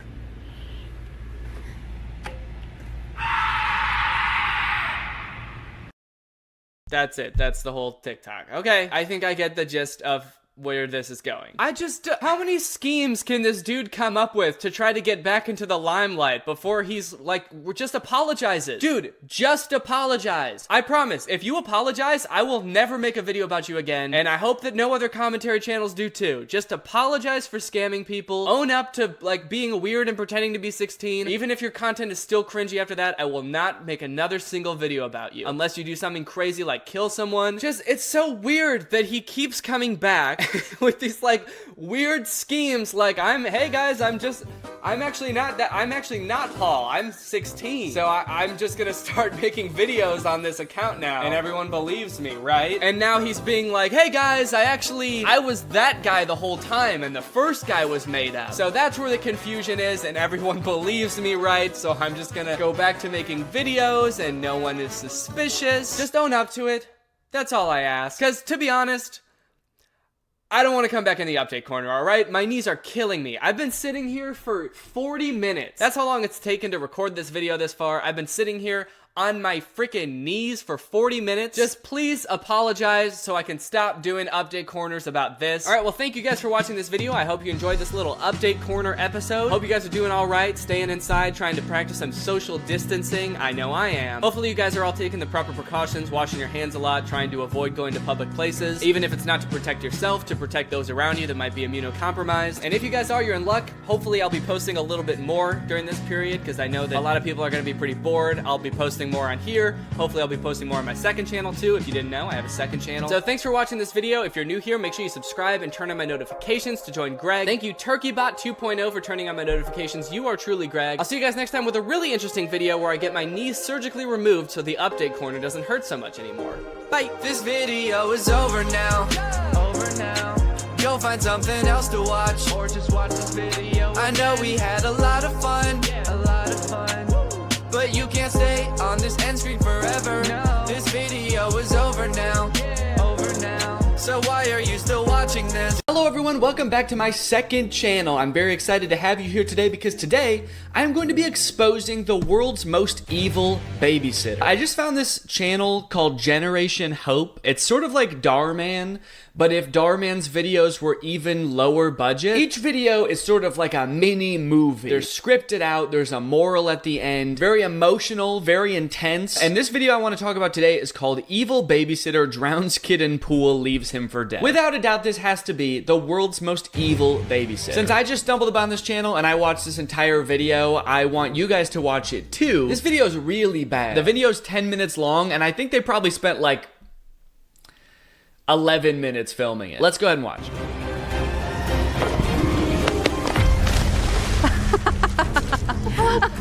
You're not gonna take that money from me, you little turd! Okay, what's funny is this is one of those things where they play like the most interesting part of the video at the beginning of the video, but I can understand you thinking, since the video is just called Evil Babysitter Drowns Kid in Pool, that like this is the whole video, it just starts there and she's just immediately pushes him in the pool for no reason. That would be kind of crazy if it's just like a 30-second long video and that's it. But no, there's more story to it. There's a reason. You'll notice she said, "You're not gonna give me that money, little twerp." Not gonna take that money from me, you little turd! So she clearly has a reason for pushing him in the pool. Let's figure out what it is. This is gonna be the biggest score yet. Have you figured out how much we're gonna make? Yeah, it's gonna be over $500,000. Are you sure we won't get caught? What do you think the director told him right before he did this take? I feel like there has to be some kind of strange direction that made him say the line like that. Are you sure we won't get caught? Okay, so deliver this line like you're a bad guy, you're a burglar, you're gonna steal some money, but you also accidentally just took way too many Xanaxes. Deliver this line like you're a prototype humanoid robot. Deliver this line like it's your first time ever talking and you're just sort of dipping your toe in the water to see how it feels. All right then. I'll get everything figured out on my end. Just let me know when everything's set on yours. Okay, so this is important for the rest of the video. She's doing research. She's got a plan. She's going in to do this heist. The other guy says, all right, I'll do everything I need to do on my end before we start. Okay, so they seem very organized. They have this whole thing planned out. So let's see how their plan unfolds. Mom, I don't understand why you have to hire a babysitter. It's kind of against the law to leave a kid your age home alone. Fine. What is this meal she's handing him? So it looks like cut up apples, as you can see here, but then when she hands him the plate, it's also like a tortilla. Here's your 3 apple slices and a plain tortilla, sweetie. I hope this babysitter can take care of you better than I can, because I don't know how to make any food. She could be evil and steal from us, but as long as she knows how to cook, she actually might be doing a better job than me. If you can behave the 2 days while I'm gone, when I get back, get you the PS5 you were asking for. Really? You got yourself a deal. Jeez, dude, that kid woke up. He was in a trance. He was in sort of a low energy state, probably because he's only been fueled by tortillas and apples. But then the second she said PS5, he stood at attention, dude. So let's just say the stakes are pretty high for this video. You got burglars coming in to steal money. You've got a kid who has a PS5 on the line. So he's gonna fight back. Well, hello, Miss Davis. Good morning. Hi, Brenda. Good morning to you, too. Of course, I love the natural dialogue. Hello, good morning, Mrs. Davis. Hello, Brenda, and good morning to you. And how are you? I'm well, and good morning. And I'm great. And how are you? I'm great, and good morning as well. Thank you. And how are you? I'm hungry. Do you have any apple and tortilla? Wow, what a lovely apartment you have here. Oh, this is nothing. Thank you, though. Such a weird line. Oh, this is nothing. Thank you, though. Oh, this really nice apartment, it actually means nothing to me. I could afford way better, but I could understand how someone like you would think it's nice, so thank you. Can I show you my teeth? I do. Guys, did you notice that I had something in my teeth the whole time? If you did and you didn't tell me, I'm gonna be really pissed. All right, well, it looks like my flight leaves in 45 minutes, so I gotta get going. Huh? Her flight leaves in 45 minutes? That actually might be the most unrealistic part of this entire video, and you guys haven't even seen their heist plan yet. Her flight leaves in 45 minutes and she hasn't even left for the airport yet? Dude, this woman is flying by the seat of her pants. Actually, she's not gonna be flying by the seat of her pants because she's gonna miss her flight. All right, honey. You know you can call me if you need anything, though, right? It is kind of crazy that she just hired the babysitter and then is leaving like 30 seconds after introducing them for the first time for 2 days. Haven't had to hire any babysitters for our kid yet, but I don't think that I would feel comfortable leaving him alone with someone for 2 days that I just met 10 seconds ago. But I guess she is in a rush to get to the airport, so it's not like they really have time for a lengthy introduction. I love you so much. Love you too, Mom. Really cheerful music right now, too. I actually don't think I would have gone with the sweet, happy music because the interaction that's happening now seems pleasant, but we as the viewer already know that things are not as nice as they seem. I feel like tense music would have been much better here because you know some shit's about to go down. You know she's about to drown this kid, so I'm not exactly feeling great about this interaction. I mean, I'm happy, I guess I'm happy they're all getting along here. Maybe all that stuff at the beginning was just a fluke. Maybe this is actually just gonna be a really nice video. That stuff at the beginning about him drowning, that's just a glitch. It's just a YouTube glitch. I'm sure they're gonna be fine. Please don't let him anywhere near the pool. He still doesn't know how to swim. When will you teach me how to swim, Mom? Soon, hun. All right, well, I do have to get going. Soon, hon, don't worry. And you're what, 13? You can wait a couple more years to learn how to swim. I like that she said don't let him anywhere near the pool. Please don't let him anywhere near the pool. So as to say, like, he doesn't know how to swim, but he will try. If he sees a pool, he's gonna sprint and dive headfirst, hands at his side, into the pool, and immediately drown. All right, Brenda, time for us to have some fun. How about you go to your room instead? Uh-oh. But I thought we were friends. I'm not your friend. I was just nice to your dumb, ugly mom so she would trust me. Okay, so she immediately turns evil. It feels like there probably is a better strategy here to get this robbery done efficiently. I don't think she had to immediately turn evil. If anything, that's gonna make it harder because now the kid who she's living with for the next 2 days is like on to her. She could have just kept being nice and just stolen the money, whatever this money, we still don't know where the money is. She could have stolen the money without the kid noticing. The kid definitely thinks she's up to something now. You go evil mode while babysitting a kid, they know you're up to something. Is everything ready? Yes. Mom is gone and the kid is in his room. All right, it's time for this plan to unfold. It's time for all of her research and all this guy's preparation to come to fruition. So what's the next move? What is $500 million you're talking about? Well, I haven't really figured that out yet. Oop, shit. Look, Michael, I did my research, okay? This lady is a real estate mogul. She made $2 million last year. There has to be money in this house somewhere. No, there doesn't. Most people keep their money in the bank. You think that because she made $2 million last year, that's just gonna be lying around somewhere in the house? That's not how money works anymore. Was this video written in 1930? That'd be crazy if they search this whole house and they only find like $20 in cash. I don't really keep very much cash on me, so like that's probably how much money you'd find in my house. And they still drown the kid for $20. Like, it's better than nothing. So long, dude. It's actually the perfect crime because as we know, this kid will drown himself at a moment's notice anyway, so they can pretty much get away with it scot-free. All right, you check the drawers, check the closet. So much paper in those drawers. She's also doing a really effective job at looking carefully. Could be in here. No, it's definitely not in there though. Definitely not this, definitely not definitely not in there. It's like, could you look at the things you're pulling out a little bit? What if there's like a bank statement in one of those things? What if her bank username and password are written on one of those papers? She's just like, get all this shit out of the way. I'm looking for money. There's like a briefcase in there. She throws that out of there. Expensive jewelry and watches. She's like, get all this out of here. I'm looking for regular dollar bills. That's the only form of money I will accept. Found it. Oh, that's interesting. The captions are wrong. The baked-in captions that the editors added are wrong. I'm pretty sure he says, let's go open it up. He just says, let's go put it up. All right, now let's go put the safe up real high, and then we'll drop it. And then it'll break open, and the money will come out. Let's go put it up. Where's the key?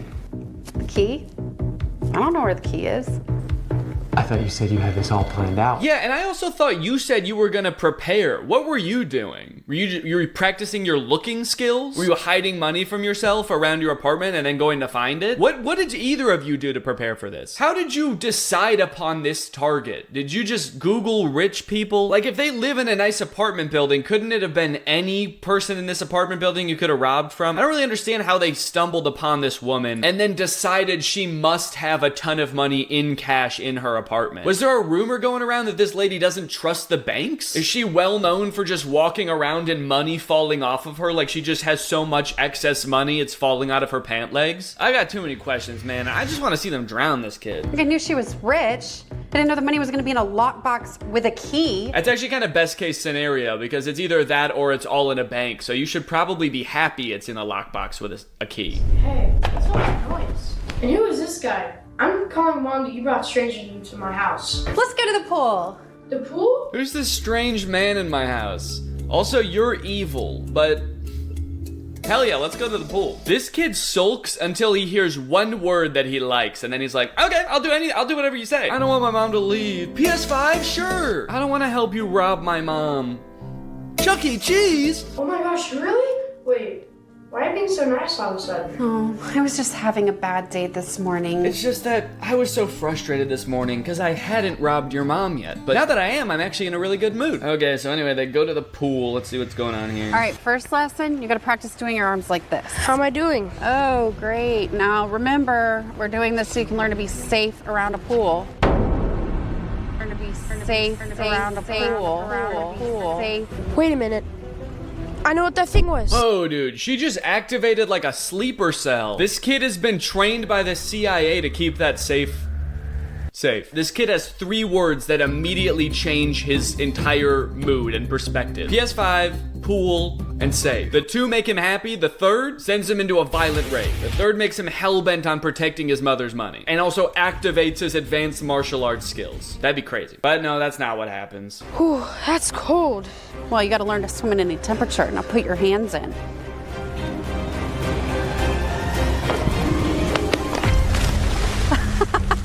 The running start is crazy. She could have easily just given him a little shove and he would have fallen in. But hey, I guess she was just, she was having fun with it. You gotta get a running start. You gotta make the job fun somehow, man. You're not gonna take that money from me, you little turd! I don't think he necessarily wants the money. It's not like you guys are both competing to steal from his mom. I think he wants to keep the money. Like, keep it for his family. I don't think he's trying to take it from you. It's not your money, you know? That's wild if she thinks that he's competition. Why is there so many people here trying to steal this money? This little kid who keeps calling that lady mom? He must be another undercover burglar. I have to kill him. Where's the little kid? I took care of him. It also feels like they could have just taken this safe home. Like, the second they found it, they could have just left. And then the kid would have come out of his room and been like, where's my babysitter? Oh, well. And then they could have just pried it open when they got home. Just seems like a really roundabout way to rob someone, man. But, you know what? They're the professionals, and this is real. This did really happen, so who am I to poke holes in it? I did it! How much money is in there? Okay, how much money do we estimate is in here? So there's stacks of 100. They're not really thick stacks. I mean, this is maybe like 10 100s. I mean, what do you think? So 1, 2, 3, 4, 5, 6. And if each stack is $1,000, that's $6,000. That's a pretty far cry from the $500,000 or the $2 million they mentioned earlier. They killed a kid for $6,000. Okay, wait, no, the stacks are thicker than I thought. Okay, it's hard to say. Leave your guesses in the comments below. How much do you think they killed this kid for? We are rich! We're rich! No, but what you are is under arrest. It's gotta be the clunkiest line ever for a police officer to come. I feel like in a moment like this, you want him to say something really clever. Like, we're rich. And then he says, like, yeah, you're rich in, you're rich in prison time. You have a lot of that. I don't know. I feel like there's something more clever he could have said. Instead he said, yeah, no, you're not, but what you are is you are going to jail. Which it sure is about just as clever as the one that I came up with, but I feel like they probably had more time to figure it out. I'm just doing this on the spot. What happened? Shut up. Now get on your knees, put your hands behind your back. Now! I like that the kid is completely dry now. He got out quick, he dried off, and found a police officer all in the span of like 5 minutes. How did he get out of the pool? He can't swim. He just sort of floated out of the pool and dried off, and there happened to be a police officer right there, and he was like, hey, come help me catch these burglars. How did you get out? Well, I didn't quit. When you left me there drowning in the pool, I was fighting for my life. Well, I was there for a while, but then I heard someone say the word PS5, and my eyes started glowing. I levitated out of the pool, immediately dried off, and then there was a police officer standing right there. Pretty convenient. Eventually, I was able to get out and find a police officer, and I told him... Also, you can clearly see in the background the pool is 3 feet, and I think this kid is taller than 3 feet, so I'm gonna say that he actually could have just stood up. Brenda and Michael were arrested and sentenced to jail for 20 years. It's very important that we were very careful about who we let watch over our children. Yeah, you're one to talk. We all are. It's you that messed up. Just kidding. I know she's an actor. I know the whole thing was fake the whole time. So, joke's on you guys. All right, well, anyway, thank you for watching this video. I think one thing is for sure, guys. That was one evil babysitter. According to a study published by CBS News, most Americans believe in some kind of psychic phenomena, and 16% say that they themselves have experienced some kind of psychic ability. Why? I've never believed in telekinesis or any kind of psychic ability really, but lately I've been getting so many TikToks on my For You page about how it's actually really easy to just start moving objects with your mind. Like this one, how to do telekinesis. Just start out by rubbing your hands together. This helps you to feel the energy. It also helps you to create an evil little scheme. Then start practicing on some socks, move on to some heavier objects, and as long as you keep your hands looking like all of your fingers are broken, you'll be slamming doors in no time. There's also this one where apparently all you have to do is imagine your hands are magnets and you can rotate a piece of paper on a pin. And sure, these TikToks are pretty easy to fake, or maybe there's some other kind of scientific explanation for what's going on. But here's where I'm confused. Here's the rub, so to speak. The no-handed psychic rub. Some people are commenting on these TikToks that they have found these tutorials genuinely useful. It moved, and I got really scared. Same. Bro, it works. Help. And it is kind of hilarious that it seems to be working, but also has the unintended side effect of making you terrified about it. That's something a lot of people don't think about, is that if you found out you had like superpowers, it would genuinely freak you out. I'm imagining one of these people who commented this going on to become like an insanely powerful wizard, but the whole time they're like, oh, what is going on? Oh, this is so scary. I wish I would stop doing this shit. Anyway, I got so weirded out by this that I started looking on YouTube for longer, more in-depth tutorials on how to do telekinesis. Like this one called Real Telekinesis Training. Because like TikTok you can't really trust, you kind of expect people to be trolling on there, but on these videos, there are even more positive comments. You're right, it works. It does? Thank you so much for the video. It really helped. It did? How? They watched this one video and they were like, oh, okay, cool. I get it. I'm psychic now. I am typing this comment with my mind, and I just blew up a baby bird in my backyard. The more I look into it, the more confused I get. I don't believe in telekinesis, but there seems to be a pretty sizable group of people that think that it's real, and they can do it. And are doing it. So basically with this video, I want to find out what the hell is going on. There's a lot of telekinesis content out there on TikTok and YouTube and other websites. Is any of it real? And if so, can I do it? Because if I can, Honestly, I'm gonna be pissed off. I would be so confused. That wouldn't make any sense. I would be the most confused and pissed off warlock the world has ever seen. Okay, so I think if we're gonna figure this out, the first thing we have to do is start with the basics. So we've got those first 2 TikToks that seem pretty easy and straightforward. And then there's this girl on YouTube, Guide of Limitless Truth, who has a bunch of telekinesis tutorials. So I'm just gonna check out her channel and see what she suggests. There is no right or wrong way of doing telekinesis. All techniques I use them intuitively. I just do what feels right at the moment. Before you start Whoa! Okay. Before you start practicing telekinesis or any other form of manipulation, ask yourself first, why do you want to do it? I guess for one, I want to see if it works. And 2, I don't know, it'd be kind of cool. I feel like it's something that would maybe make me special. You know, if I'm like the only one of my friends that can do this, it might be a little bit of an ego boost. I do not support the idea of doing it for an ego boost. No, dude.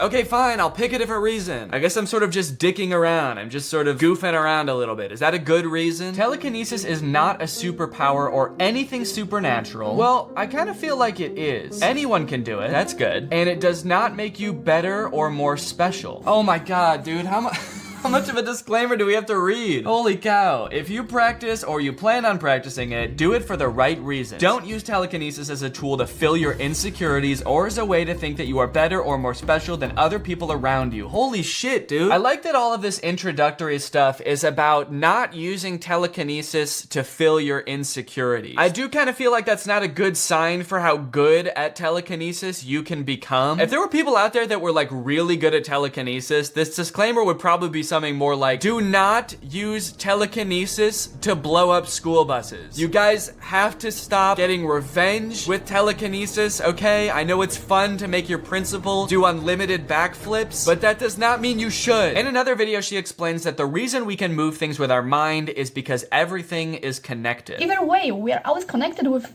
everything around us. Even temperature, like, God, everything affects us. We're not individuals, but rather we are all part of something bigger. We're all part of the universe, and so we're connected in that way. So it only makes sense that we can influence anything else in the universe. So let's connect to the universe. So I want to test these in a particular order. I'm going to test the one that I think is least likely to work first, and then work my way up to the most plausible one. So let's start with this one. How to do telekinesis. Start by rubbing your hands together to feel the energy. Okay, she's like rubbing it, and then, oh, okay, she's kind of going like this too, to see if she can feel the energy. All right, let's go. Okay. It is making my hands kind of tingly to do this, and then hold them like this. Maybe that's the energy. I'm making each hand tingle with the other. Soon I'll be making my socks tingle. Get a light object like socks and try to think of the item as a part of your body that can move. It's actually a lot easier if you keep your sock on your foot. That way it still is a part of your body. Then it's really easy to move. Ah, boing, boing. Okay. Here's my sock. Think of the object as part of your body. Okay. Go! You know how you shout at your body? Go! Okay, and then she lists a bunch of other steps like moving on to heavier objects like stone, and then finally she shuts a door. Don't really think I can move on to those until I move this sock, so let's give this another go. Feel the energy.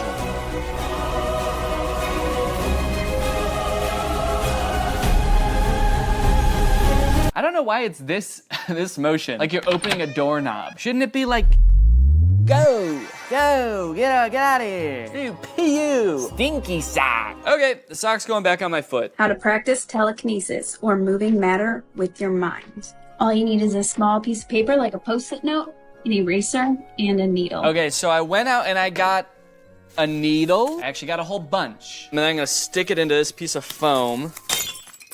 Oh, foam everywhere. What the hell? Look at all this foam, dude. Perfect. Okay, now I just plop this on here. Hey, needle's not long enough. Oh no! What do I do? How long was her freaking needle, dude? Oh yeah, she's got a really long needle. Well, she didn't say that. She didn't say make sure you pick the longest needle you've ever seen. Okay, good thing I bought multiple needles. Maybe I can tape 2 of them together. Make a super needle. Okay, I feel like I did that really poorly, so it's not necessarily gonna be the sturdiest thing or the prettiest thing. But hey, if I'm doing literal telekinesis, then, you know, can't complain. All right, let's put it on now. There we go. Perfect. Make sure there's no airflow. Well, there's always gonna be some airflow. Look, hey, that thing moved. There's always gonna be some airflow. Did that move because of my breath? I think it moved because I laughed. I went,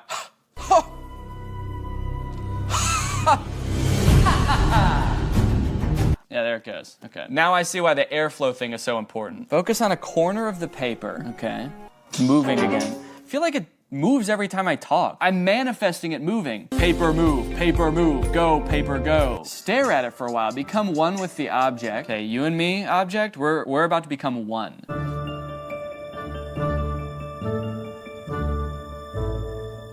Okay, I think we're pretty much one. Okay, imagine your hands are magnets, and then she just goes. Let's give it a shot. I'm gonna imagine my hands are magnets. Whoa! Yo, dude, I'm fucking psychic. My theory here is that my hands are heating up the air next to it, and heat, you know, changes like the air current, because cold air rushes to hot air or something. It's like why tornadoes form, right? I think I almost made a tornado is what I'm trying to say. I gotta be careful. To test my theory that it's just heat, I'm gonna do the same thing again, imagining my hands are magnets, making the shit move, but this time I'm gonna be wearing gloves. These gloves are nice winter gloves that keep my hands nice and toasty in the winter, so heat should be not transferring through the gloves, okay? And I'm gonna hold my breath too.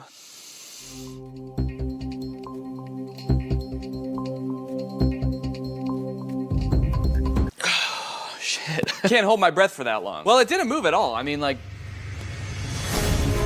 so it kind of seems like it might have been the heat from my hands. Also, having my hands in gloves and going like this with them makes me feel like I'm murdering somebody. Okay, lastly, I'm gonna be following that girl's YouTube video where she was moving foil with her mind. I chose to do this one last because I'm most confident it's going to work because it's 100% just air. I am 100% confident that it is, yeah, 100% just air. It is kind of fun though.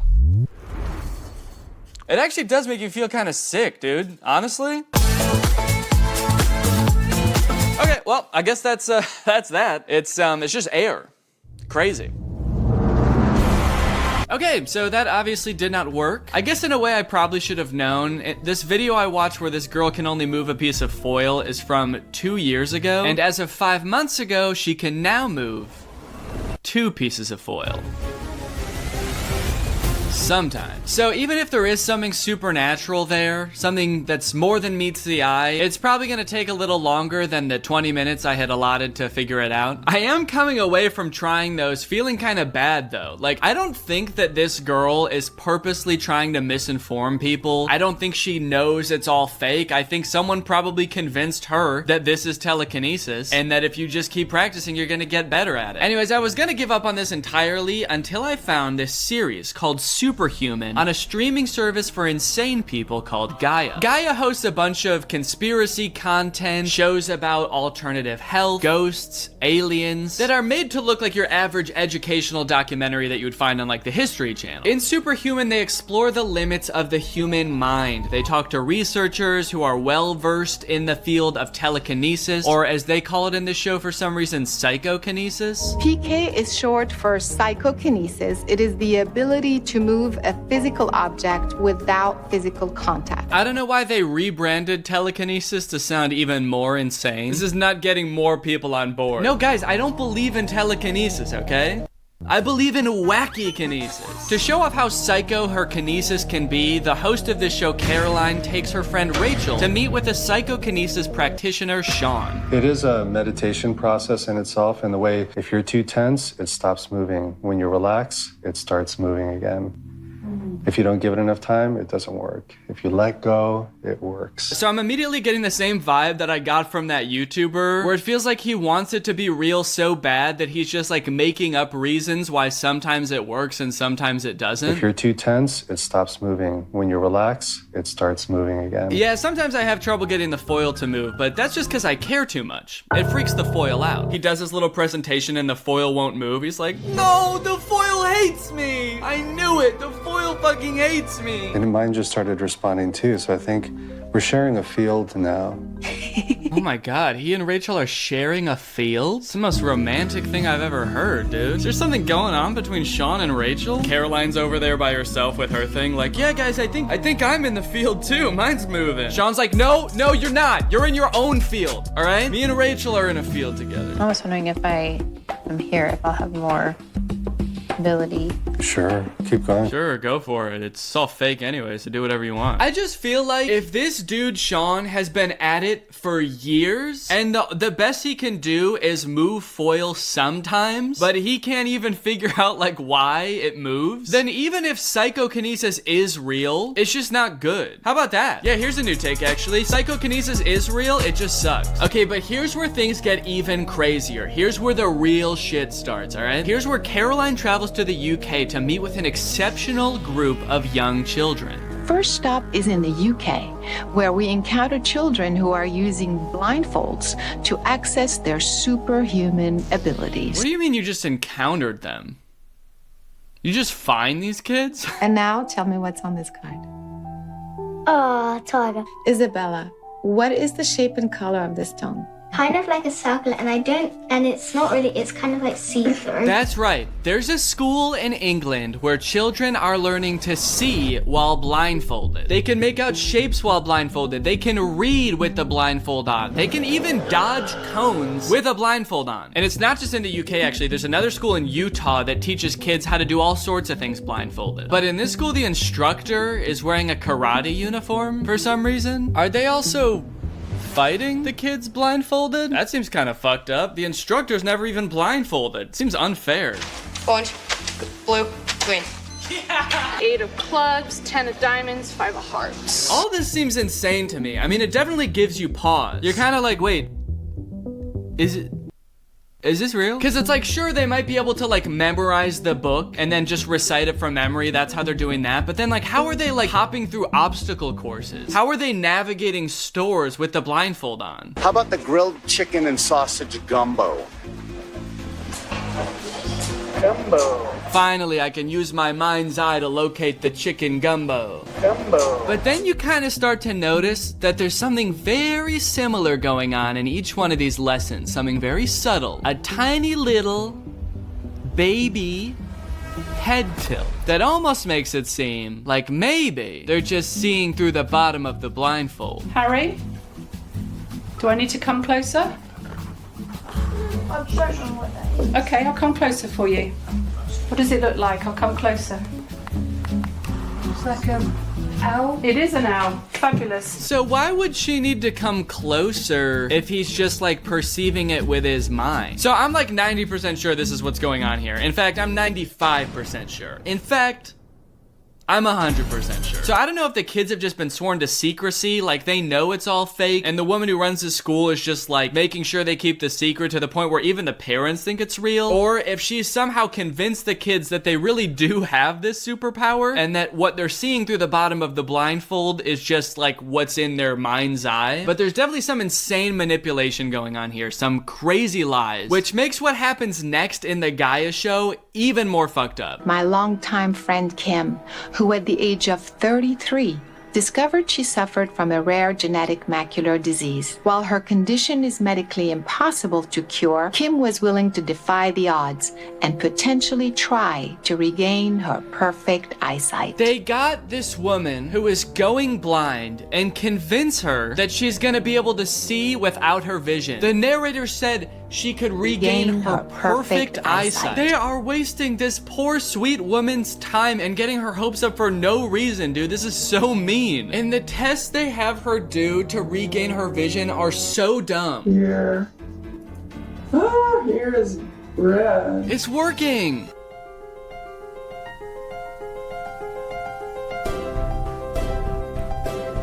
That seems like it's blue. She's doing everything in her power to try to get that blue light to reflect into the goggles. Why would she need to put it all around her head to use telekinesis? In the next clip, she's like sliding the paper into the blindfold. I think it's blue. But hey guys, the results speak for themselves. Look how far she comes in just a few short sessions. Green.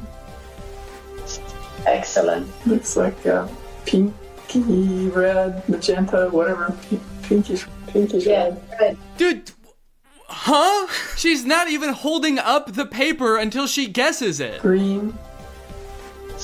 Excellent. This is so mean. It just feels like a mean prank, dude. Leave this woman alone. So I've noticed from a lot of these different clips in these different schools, the blindfold that they're using always says mindfold on it. So I looked it up, and the mindfold is just kind of like a sleep or relaxation mask that you can buy on Amazon for $14. So I did, and now I'm gonna figure out what the heck is going on. Behold. The mindfold, the most powerful blindfold in the world. Truth be told, the mindfold does seem like a pretty legitimate blindfold.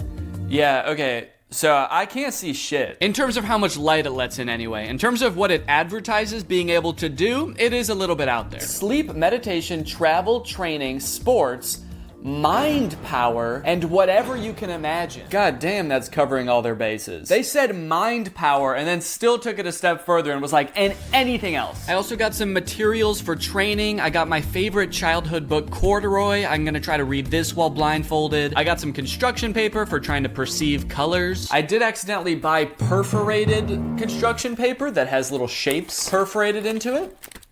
And I can tell you that with my eyes closed. Is a fish. Maybe it's not. Maybe it's a circle. Maybe it's 2 circles? How did I do that? The first test I'm gonna do is just try to see if I can hold it around my head and see what color it is at all. Okay, let me try to focus on like being omnipresent. For some reason my brain wants to say yellow, so let me take a look here. Okay. Jesus, dude. It's a bright light pointed at my eyes right here. Who put this light here, man? Right off the bat, I noticed that I do not have any sort of natural psychic ability. Purple. But another thing I noticed is that all of the kids in the Gaia show seem to wear their blindfolds so that their eyes are at the very bottom of it. So I decided to give that a shot, and that made things way easier. I can see very clearly. It's not just like a rim of light anymore. It's like I can fully see any type of paper you can hand me now. I can see like that's orange, that's freaking purple, that's freaking green. If this is what you can see normally, then this is basically what I could see with the blindfold on like this. And even when staring directly into the camera lens, you still can't even see my eyes. So now I guess with my eyes concealed, hopefully, let me see if I can read a little bit out of Corduroy. Let's see, can Danny read? The watchman tucked Corduroy under his arm and carried him down the escalator. He's got my man in a chokehold, dude. Who is this guy? If that is how these training schools work, that's actually insane. Like, these kids can fully see out of the mask. I can literally see everything up to here. So I could navigate an obstacle course, lickety split. It seems like this is pretty easy to fake, but I do owe it to the community of people that do this to at least try to figure out, like, is this possible to do legitimately? Can I train my brain to see without sight? Luckily, our boy Sean from earlier has actually written an entire book about the process of seeing without your eyes. It's called Mind Sight, and I got it, and I read it, and I spent a week training. His recommendations were a little bit unorthodox at times. Sean actually recommends doing this practice while exposing as much skin as possible. Take your shirt off. Taking your shirt off is ideal if you're comfortable doing so. And he also kept reiterating that he actually doesn't even know how this works. There are multiple possibilities for how it works, but ultimately, you don't need to know how it happens in order to make it happen. But look, I know what you want, okay? You don't want me to just read the entire book to you. You don't want to see every single training session I ever did. You want to know, does this work? I spent the past week doing this. I read the whole freaking book by the face of this movement. So I think it's only appropriate to do one final session so you can see all the progress I've accumulated so far. Can Danny see without his eyes?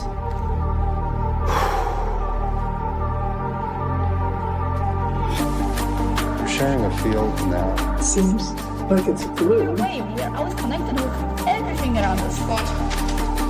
How about the grilled chicken and sausage gumbo? Purple?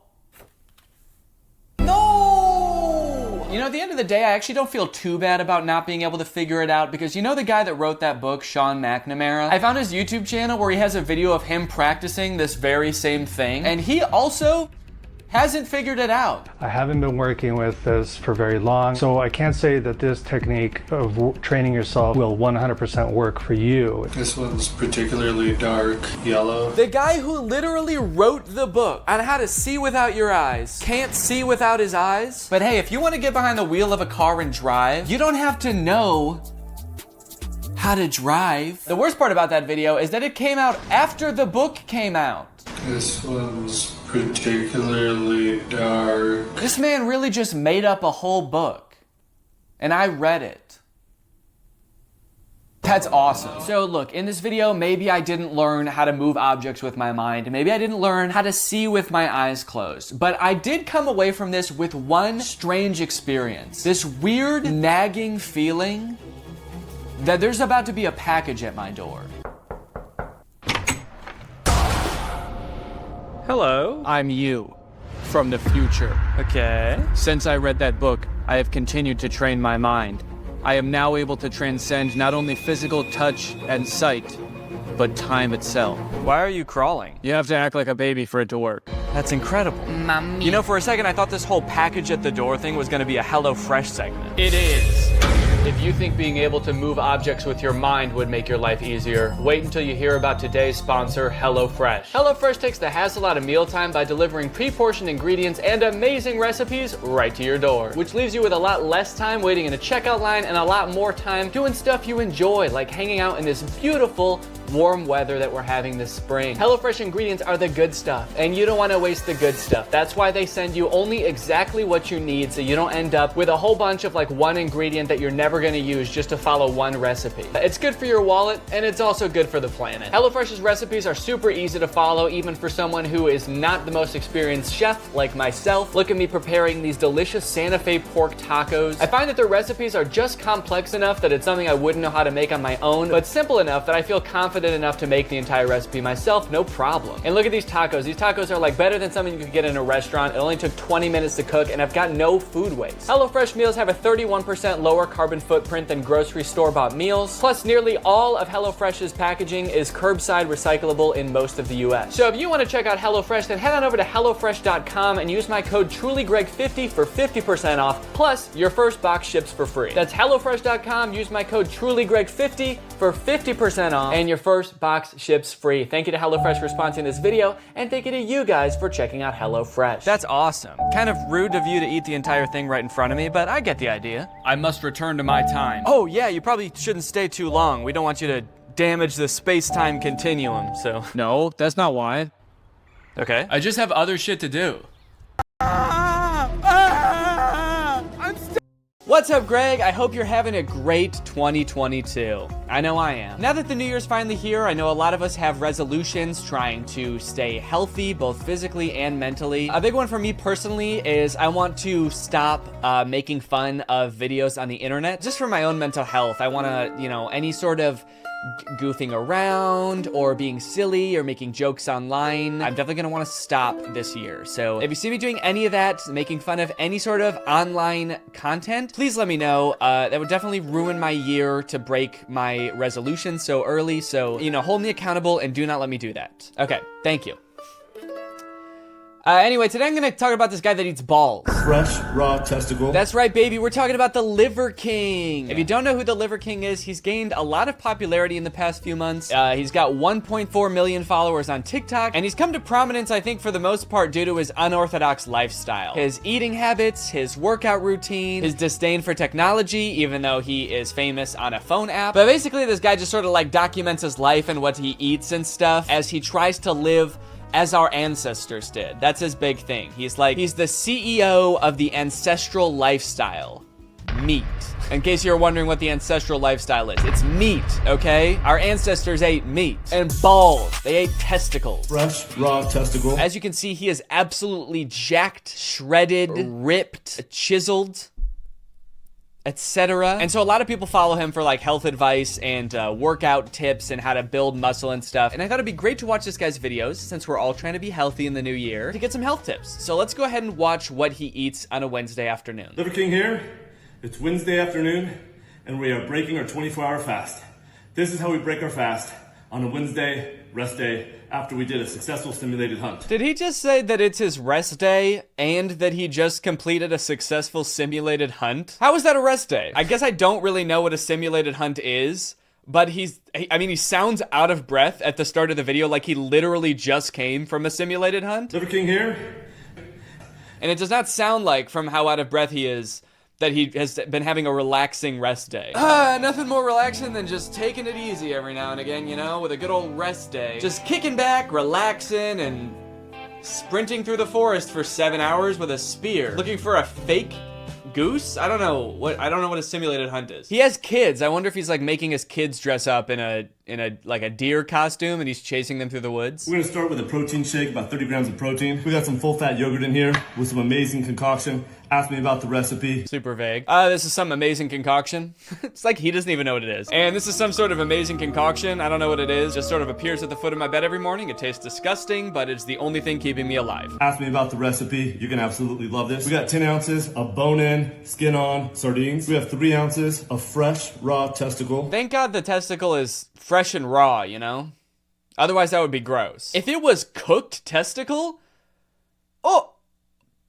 that would be insane, dude. People would think you were crazy for wanting to cook a testicle before you eat it. Are you nuts? Are you? Are you nuts or are these nuts? So yeah, this guy is like super popular on social media right now. He has like a huge following. People are like super into his diet and his lifestyle. And from the looks of his videos, he has like a huge ass house. So it kind of seems like he was rich before he started blowing up on TikTok. So I was kind of curious like how he amassed his fortune. So I've been doing a little research because I haven't seen anybody talking about it. Luckily, he has his real name in his TikTok. His name on TikTok is Brian Johnson, aka Liver King, which is kind of funny, like as if anybody would know him as just Brian Johnson. Hey, do you follow Liver King on TikTok? His health advice is like really helpful. Liver King, let me think. Now, I don't know, man, you're gonna have to be more specific. There's like thousands of Liver Kings that I know of, so. You know of 1,000 different Liver Kings? Yeah, there's gotta be like at least I don't know, 1 million Liver Kings on TikTok, did you say? No, I'm just talking about this guy, the only guy on TikTok named Liver King. Brian Johnson, aka Liver King. Oh, Brian Johnson! Yeah, dude, of course. You should have told me the more unique name first.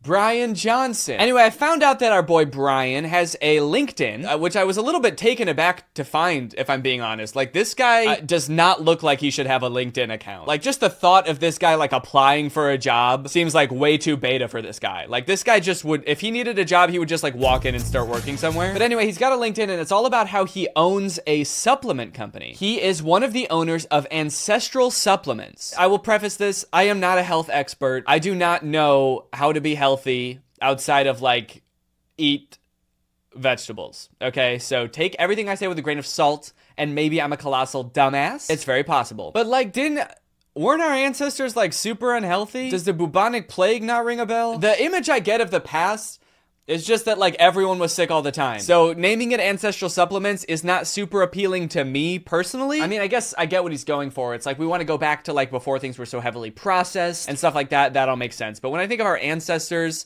I think like, take these supplements to be just like our ancestors. You'll be sick, you'll be dirty, and you'll die the second you're born, just like our ancestors. On their website, they have a bit of a story as to how he started the company. I'll read you a small passage and I think you'll get the gist. When my boys were tiny, around 2004-ish, they did not thrive. They were allergic to everything. Every doctor we took them to just gave us the same prescriptions for allergy medicines, Benadryl, and an EpiPen. All of those things do sound kind of useful to me, but I guess that's why I am not a liver prince. Also, they did not thrive is like the funniest way to say that like his kids had like serious health conditions. It almost makes it sound like it's their fault. They did not thrive. They were squandering their opportunity at life.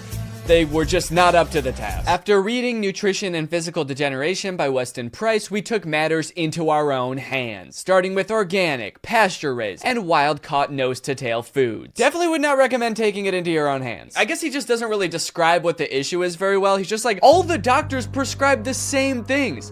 Allergy medicines for their allergies, Benadryl, EpiPen for their allergies. Why are they all prescribing the same thing? It's almost like there's a medical consensus of like the thing that helps with allergies. I'm not really sure what taking things into your own hands by starting with pasture-raised foods is supposed to do. He's like, Dad, I ate a nut, help. Not a testicle, an actual nut, and I'm choking on it. I need help. And Liver King's like, don't worry, son, I got you. What you need is some organic beef jerky. Here you go, buddy. Tell your old man thanks. Again, his kids might be perfectly healthy. I really don't know. If you're a doctor, please comment on this video. Actually, it seems like they're doing good now. They're in the top 95th percentile for academics. When they test their mile and physical fitness, they're in the 99th percentile. Okay, good for them. I guess, you know, have them run a mile, they'll go crazy. You know, hand them a nut, on the other hand, I don't know. My name is Brian Johnson, aka the Liver King. I am one of the owners of Ancestral Supplements. My wife, the biological dentist, is currently introduced. What is a biological dentist? Isn't that every dentist? She fixes teeth for, like, organisms, basically. She'll fix people's teeth, bugs' teeth, plants' teeth. The biological dentist. What could that mean? And my ex-wife, the cyborg dentist. Okay, my wife, the biological dentist, is currently introducing me to people as the Bear, even though I keep telling her that it's the Liver King. Holy shit, that's so funny. He already has a nickname. He made up a name for himself, the Liver King. And his wife is just like, no, you're the Bear. I'm gonna introduce it to everyone as the Bear. I already told my wife that it's the Liver King. That's like my whole brand. I go by the Liver King. She keeps introducing me to people as the Freak, the Monster, the Testicle Nibbler. All right, but I don't want you to get the wrong idea. He is really into his diet, and that's super important to him, but that's not the only part of living the ancestral lifestyle. This guy's big thing is living by these like 9 ancestral tenets that he follows, and a big part of that is how he sleeps. So this TikTok shows what kind of bed he sleeps on. Liver King here. This is how Liver King and Liver Queen sleep. You'll see that we have our little wool pads on top of these little wooden boxes that we made. It's just some plywood so that we can elevate the beds, especially in a high humidity environment, so we don't get any mold underneath. And we have these thin wool pads that are just, I don't know, an inch or two.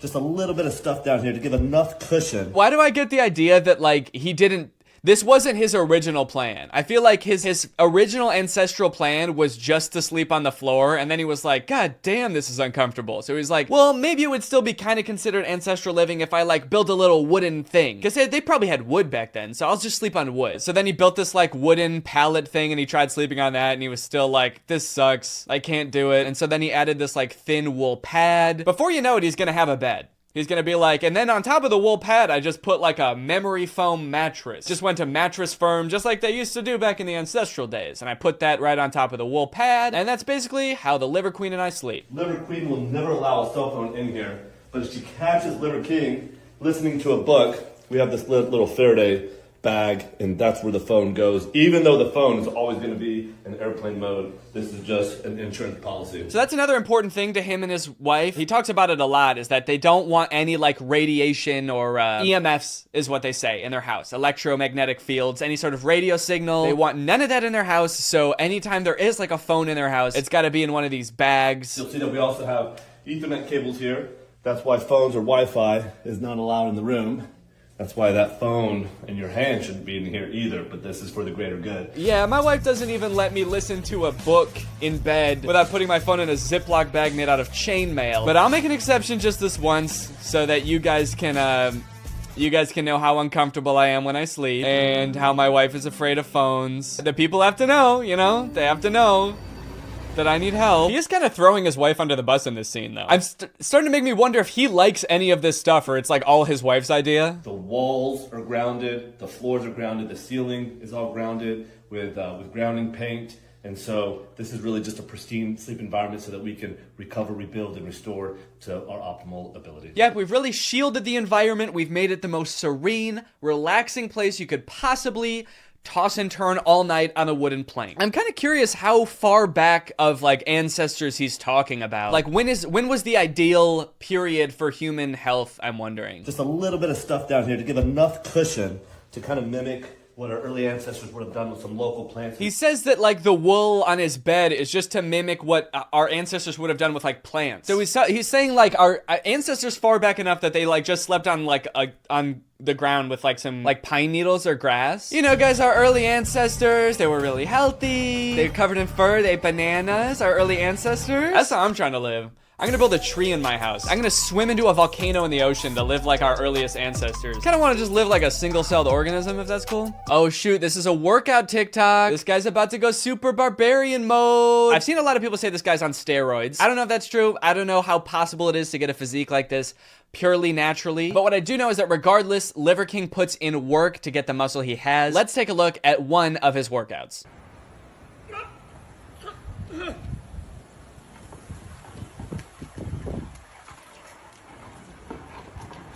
He looks so sad. Maybe it's just the weight of everything that's kind of making him hunch over like that, but he just looks so dejected.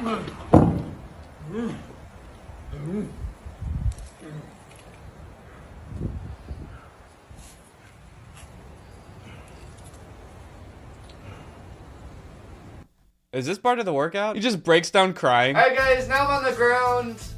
And I'm still working out. I'm gonna do 10 sets of weeping. Why am I doing this? Oh! I just want to eat one candy. I just want one candy, please.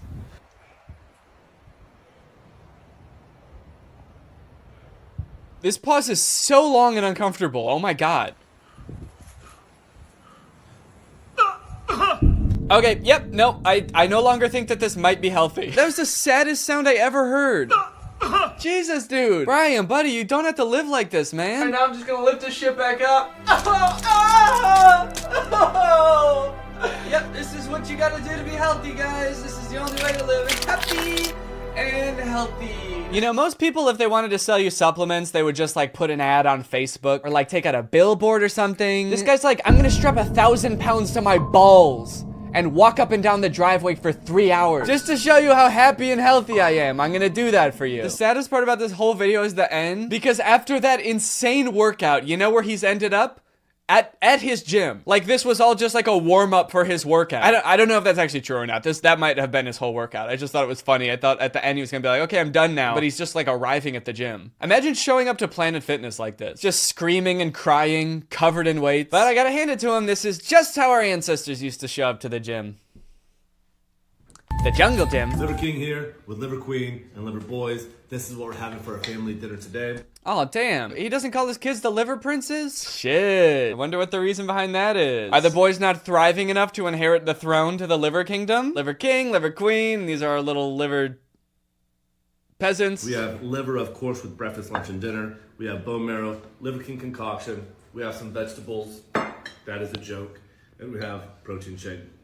Wait. What Liver King family have for dinner today. Oh, damn. Okay. It started to pan over to one of the boys, and the first plate you see is an empty plate. I was like, holy shit, is he not letting his kids eat? My boys, of course, are eating nothing tonight. They are not fit to eat like a king, so they will be simulating a failed hunt. So the main course here is just as a pound of raw beef. That makes me want to throw up. This morning, I was putting in the work, and I met another primal who was also putting in the work. And in honor of you, Mike, from Canada, for honoring the struggle of our early ancestors, and by helping to spread this message, this is for you. This set.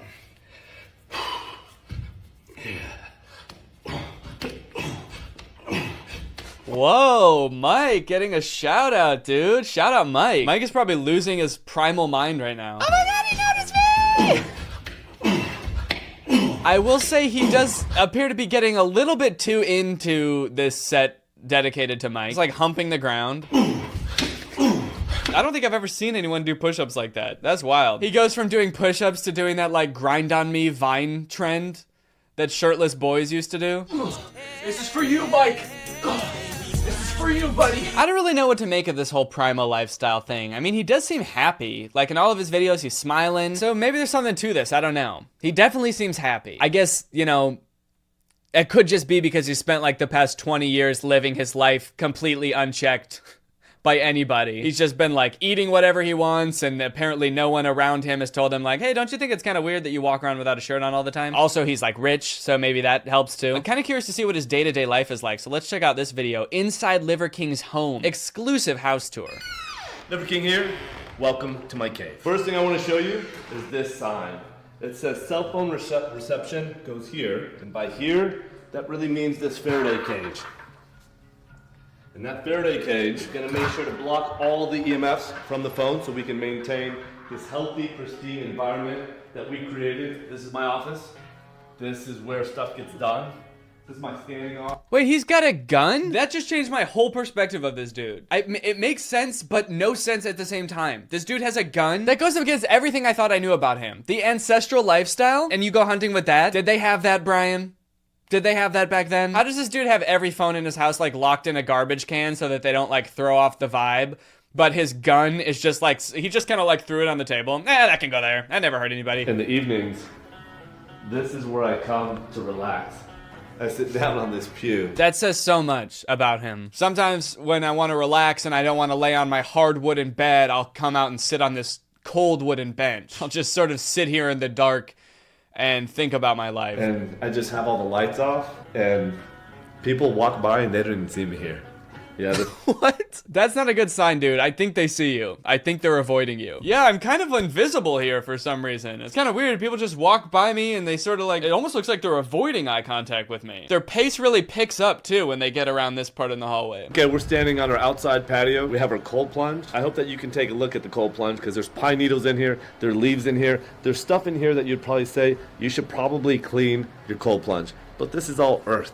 This is all stuff that's gonna help your skin biome. This is just getting the earth on you. Yeah, you can see some pine needles in there, dirt, bugs, broken glass, shit, a dead squirrel. It's all good for you though. Human remains there. This is an active crime scene actually, so. And I'll just sort of hop in there and swim around with my mouth wide open and just take in all that good stuff into my body. It's good for you. Also, does he say it's good for your skin biome? This is all stuff that's gonna help your skin biome. I did not know I had a skin biome.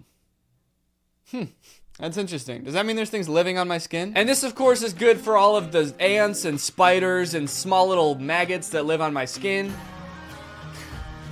And he's got jet skis too. This dude is like the most peaceful, serene guy, except for when it comes to like shooting guns and riding jet skis, I guess. I wonder if he does all the fun stuff when his kids and wife go to bed. He's like, all right, kids, I'll see you tomorrow for another day of simulated hunting and foraging in the woods for berries. Then he like hops on his jet ski and just like rips around the lake shooting his gun. Yeah! Goes to a strip club. His wife's like, honey, where were you last night? He was like, oh, I was on the pew. You didn't see me? I was on my little bench. All right, guys, well, I hope that gave you some good insight and some tips on staying healthy this year. But now let's talk about our sponsor, Inkbox Tattoos.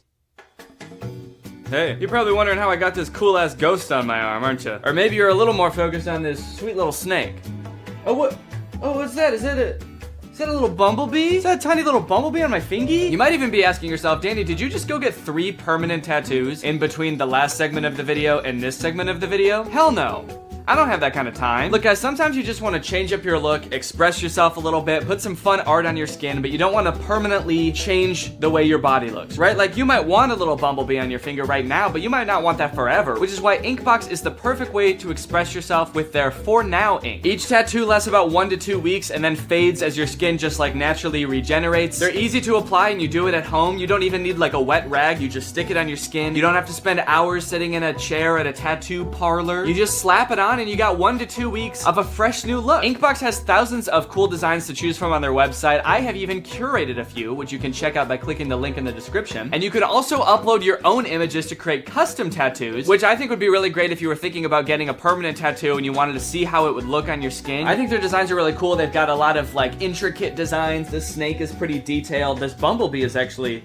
very detailed for how small it is. And lucky for you guys, if you're interested in Inkbox tattoos, I've got a promo code for you, Danny BOGO. That stands for buy one, get one free, which is valid until February 28th. So if you want to change up your look, express yourself, maybe try out a permanent tattoo before you get it, head on over to the link in the description. Thank you to Inkbox for sponsoring this video, and thank you to you guys for checking out Inkbox. All right, thank you guys for watching this video. I will be back very soon with another video. I'm going to be trying to post even more frequently this year, so make sure you're subscribed. Also, I've been posting on my second channel a little bit more lately, so if you want even more content, head on over there. There's some fun, like, off-the-cuff videos that I think are good if you're looking for a little bit more content, and I'll see you guys next time. Bye. Guys, I'm just gonna say it. Being inside all the time and not being able to see any of my friends and family is kind of boring. I know, probably not smart to start the video with such a controversial opinion, but I just had to get that out there. Now, while this whole COVID-19 thing has been really rough for a lot of reasons, I feel like one of the main issues that I'm finding myself having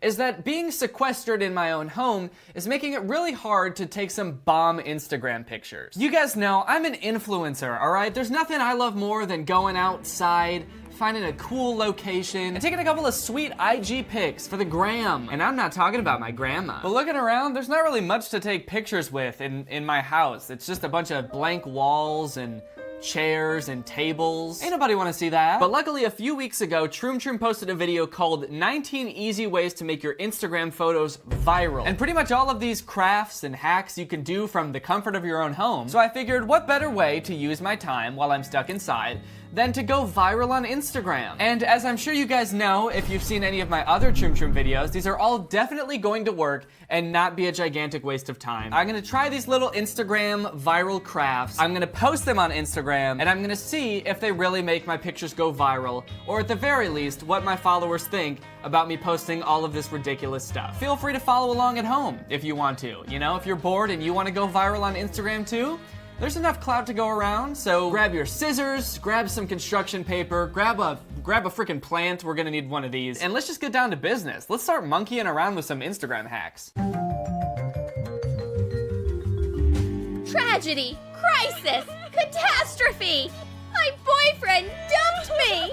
How could he? I need to tear up everything that reminds me of him and make him jealous. Okay, so all Troom Troom crafts have to have kind of like a little story around them. So in this one, we start off in the worst of circumstances. This girl is heartbroken over an ex-lover. She's tearing up pictures of him, and she's trying to figure out a way to make him jealous. I'll make it look like my new boyfriend gave me a gorgeous bouquet of roses. I'll put my hands together like I'm holding a huge expensive bouquet. Take a picture, and then put on a sticker of a bouquet. Wow, it looks so real. Great work. That's the whole craft? Is that it? It looks so real. Oh yeah, it looks so real. You know, how you hold a bouquet of flowers like a baby, like a big baby, and it doesn't cast any shadows on your arms. I can practically smell the roses. That girl looks like she really does think she should be able to smell the roses. She's kind of going like, what the fuck, why can't I? Am I tripping here? Should I be able to smell the roses in this phone? Okay, so I don't know exactly how this is gonna make me go viral on Instagram by posting some kind of weird, vengeful relationship brag, but this one's pretty easy. It won't take too long, and it doesn't really require anything except for a phone. All right, well, let's go try it. Fuck, ow. Shit. Okay, we've got everything set up for our picture and we're ready to get started. I've got my phone on a nice little tripod here. I don't really have an ex-lover that I need to make jealous for any reason. So instead I was like, well, who can I try to make jealous? Like, who can I try to piss off in this picture to really stick it to him to get my picture to go viral? And the answer I came up with is my haters, dude, my YouTube haters. If I could piss them off, that'd be a success.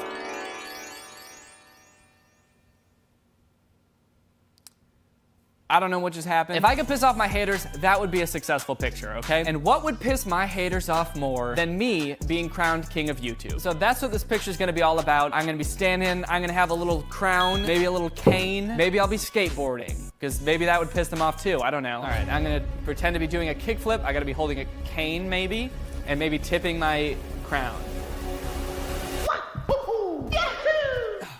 Okay. Oh yeah, okay, that actually turned out pretty well. Look at that. Oh man, I got some height on that too. God damn, I'm slick. Now it's time to go in and edit the picture. The first thing we want is probably a crown. Crown. All right, so I'm gonna put it like, ooh, oh shit.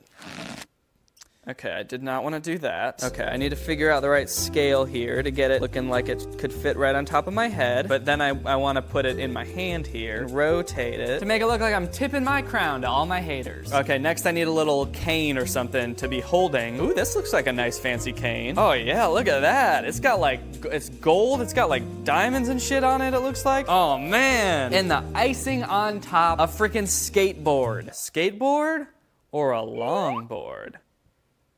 Skateboard. What if my trick was so cool that my skateboard somehow ended up upside down? Well, I guess that could be like me doing a kickflip, right? Is that what kickflips are? If I just search king, what comes up? Lions? Maybe I could just kind of put a lion in the foreground. Yeah, that's kind of sick. Like the king of YouTube would probably have some like sick pets or whatever, even though not exactly ethical if you've watched Tiger King. Oh yeah. I'm on some king shit now, son. Tipping my crown, holding my cane, kick flipping my skateboard next to my throne and my pet lion. The haters are gonna have a freaking field day when they see this shit. All right, next craft. If you're a big fan of Billie Eilish and you want a photo just like hers, then nature will help you. This fern fell into the perfect hands. It really does look like her hair. No, it does not. That does not look like hair. That's a leaf. Leaf don't look like hair. You can quote me on that. Put the fern leaf on your head. It looks just like her dyed green roots. Also, glue some leaves to your nails. Now your cosplay is ready. So, how is this gonna make you go viral? Like, are you trying to trick people into thinking that you're Billie Eilish? They think that by putting a leaf on your head, people will think, oh shit, that's Billie Eilish. I gotta like this picture. It's weird that she's posting it on a different account and this looks just like my friend with a leaf on her head. But I'll be damned if I let a picture of Billie Eilish pass me by without liking it. Well, anyway, I've got this plant, so I guess I'm just gonna put it on my head and see if I look like Billie Eilish. Now, I apologize, this isn't a fern leaf. I'm pretty sure this is just some kind of tropical plant leaf. It was hard to find a fern on short notice. I also apologize to the plant for hurting you. And I feel like I'm gonna need more than just this one leaf. Oh, okay. Yeah, I kind of see it now. I think I really do look like Billie. This is great. Also, glue some leaves to your nails. And stick leaves to your nails. I'm not gonna glue them because that would be insane. To glue leaves to my nails, are you kidding me? Are you psycho? I'm just gonna tape them to my nails. To try to make this picture have maximum viral potential, I'm gonna say in this photo that I met Billie Eilish. So I'm gonna actually Photoshop myself next to me as Billie Eilish. So people will think, and they really will think this, that I met Billie Eilish and I hung out with her. And her cool green hair, and her cool green fingernails. And the leaves are kind of falling apart as I tape these to my hands, but that's to be expected. Alright, please leave in the comments below, on a scale from 1 to 10, how much you think I look like Billie Eilish right now. I'm gonna scoot that out of the way, and I'm gonna get myself a... Okay, so this is gonna be the tricky part, is getting all the leaves to stay on my head. Okay, so first I'm gonna take the picture as Billie, all pouty like this, like the picture said too. All right, and let's take a look at that. Wow, that's really creepy. That's actually, that's scary. As far as getting close to the example here, I think I'm pretty damn close. So now I gotta take a picture as me, and I still have leaves on my head, so I gotta take those off. And I'm gonna sit right here, and I'm gonna go like this. Okay, yeah, let me just make sure I don't still have leaves in my hair. Nope, it looks good. So now I just gotta cut Billie out. All right. And there you go, there you have it. I cut out Billie. It looks like I'm right next to her. In terms of making it look like I'm in the same picture as the other person, I think I did a pretty good job. In terms of everything else, I think it's bad. I think I did a really bad job, and this is not a good picture. Were you drawing a car, but you accidentally rubbed a hole in the windshield? That's a very specific thing to ask, and the answer is no. I was not doing that. That's never happened to me. Oops! Although, that might make an excellent picture frame. Cut the windshield out of a drawing of a car and put your friends' faces inside. Let's go! This road trip will be awesome! No, I don't think it will be. They could not look less interested in this road trip. This road trip's gonna be awesome! I wanna go home. Again, I'm not really sure how this is gonna make me go viral. A picture of people in a car, a very poorly drawn car at that. But I do like the premise because it makes it look like I'm getting outside of the house, you know? Everybody else is in quarantine posting pictures that I'm sitting at home, and I've got a way, perfectly good way, nothing wrong with this way, to make it look like I'm out and about, driving around in a car. So I think this one's perfectly valid for the situation. So I just have to print out a picture of a car, and then we can get started. A picture of a car! Yeah, it's a BMW. I guess you could say I like to drive pretty fast. So I believe the only thing I have to do is just cut out the windshield and then just put this in front of the camera and sit there. Easy enough. Oh yeah. Now hopefully this doesn't look too real, because I don't want people coming from my head being like, you didn't obey the quarantine! You didn't stay inside! You went out in your BMW! Sick car, by the way, but you shouldn't be doing that. All right. We're ready to roll, baby! We're ready to rock and roll! Man, everyone's gonna think I have such a cool car. I drive a Prius. But don't tell anyone, okay? Can this just be the picture? Took my eyeballs for a drive yesterday just to get out of the house. This is the Disney live-action Cars reboot, where it's real-ass cars with real-ass eyes.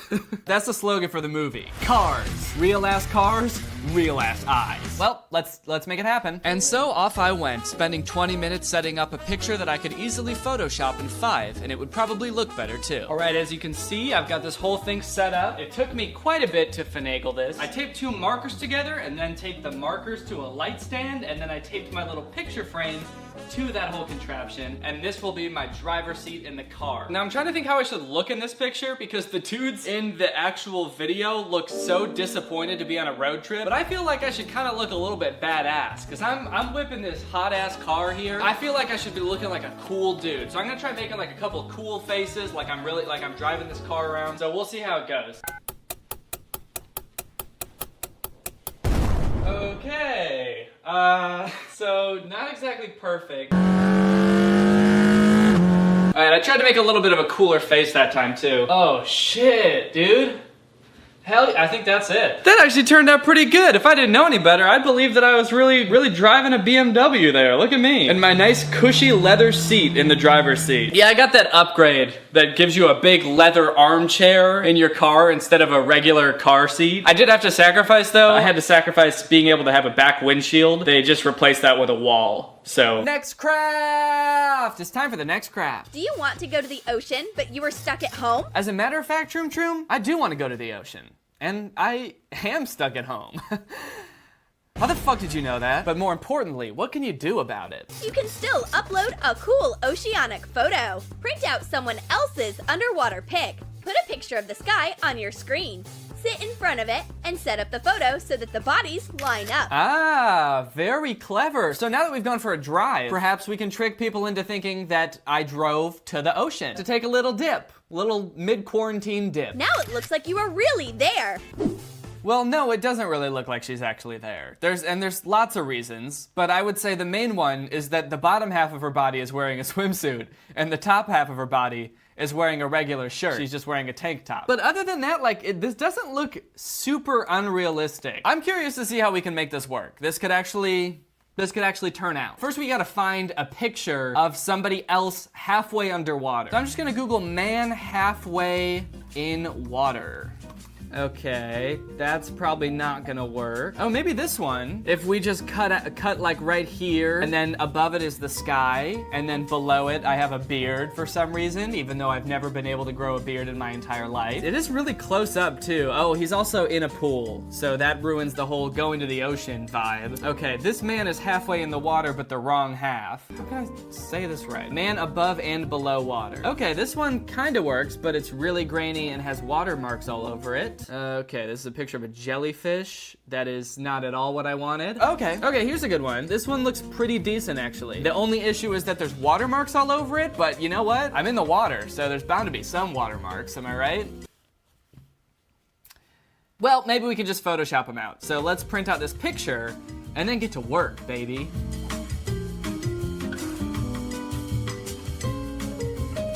All right, we've secured the picture. So I'm just gonna cut along the water line here, and then I can just smack my sweet little face right behind it, and we'll be golden. Do you ever record a video of yourself doing something and you look at it later and you realize you were making a face that you had no idea you were making?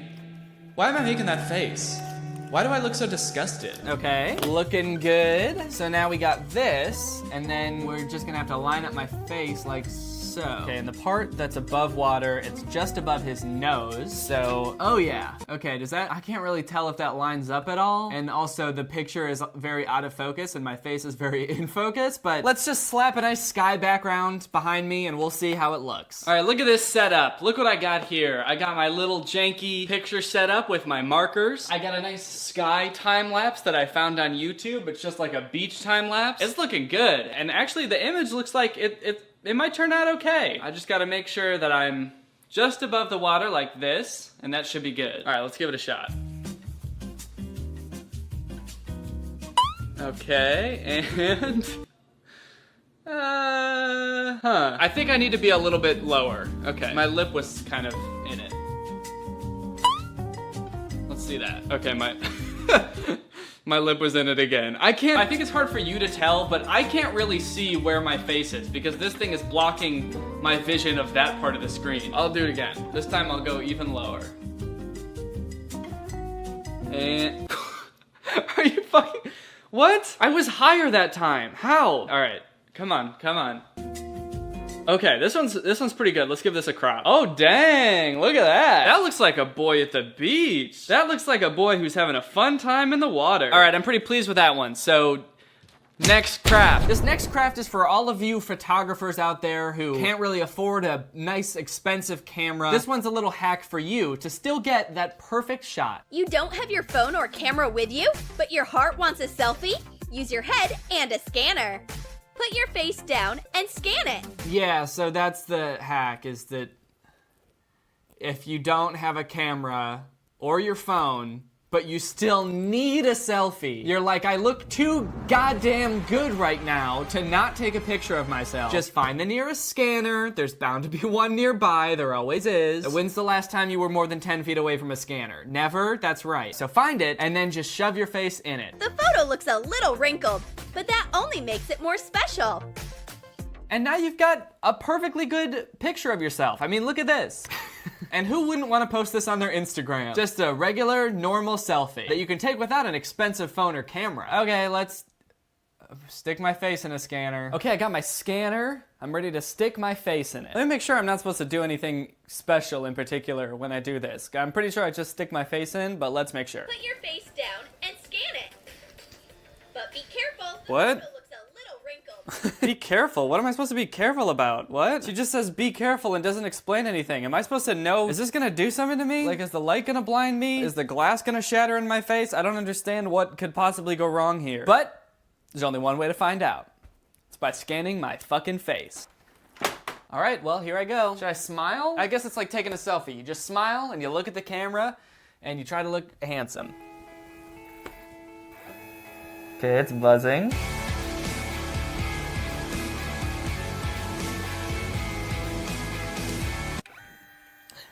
That was really uncomfortable. All right, let's see how it turned out here. There it is. Oh, jeez. Oh, no. Oh, God, that looks...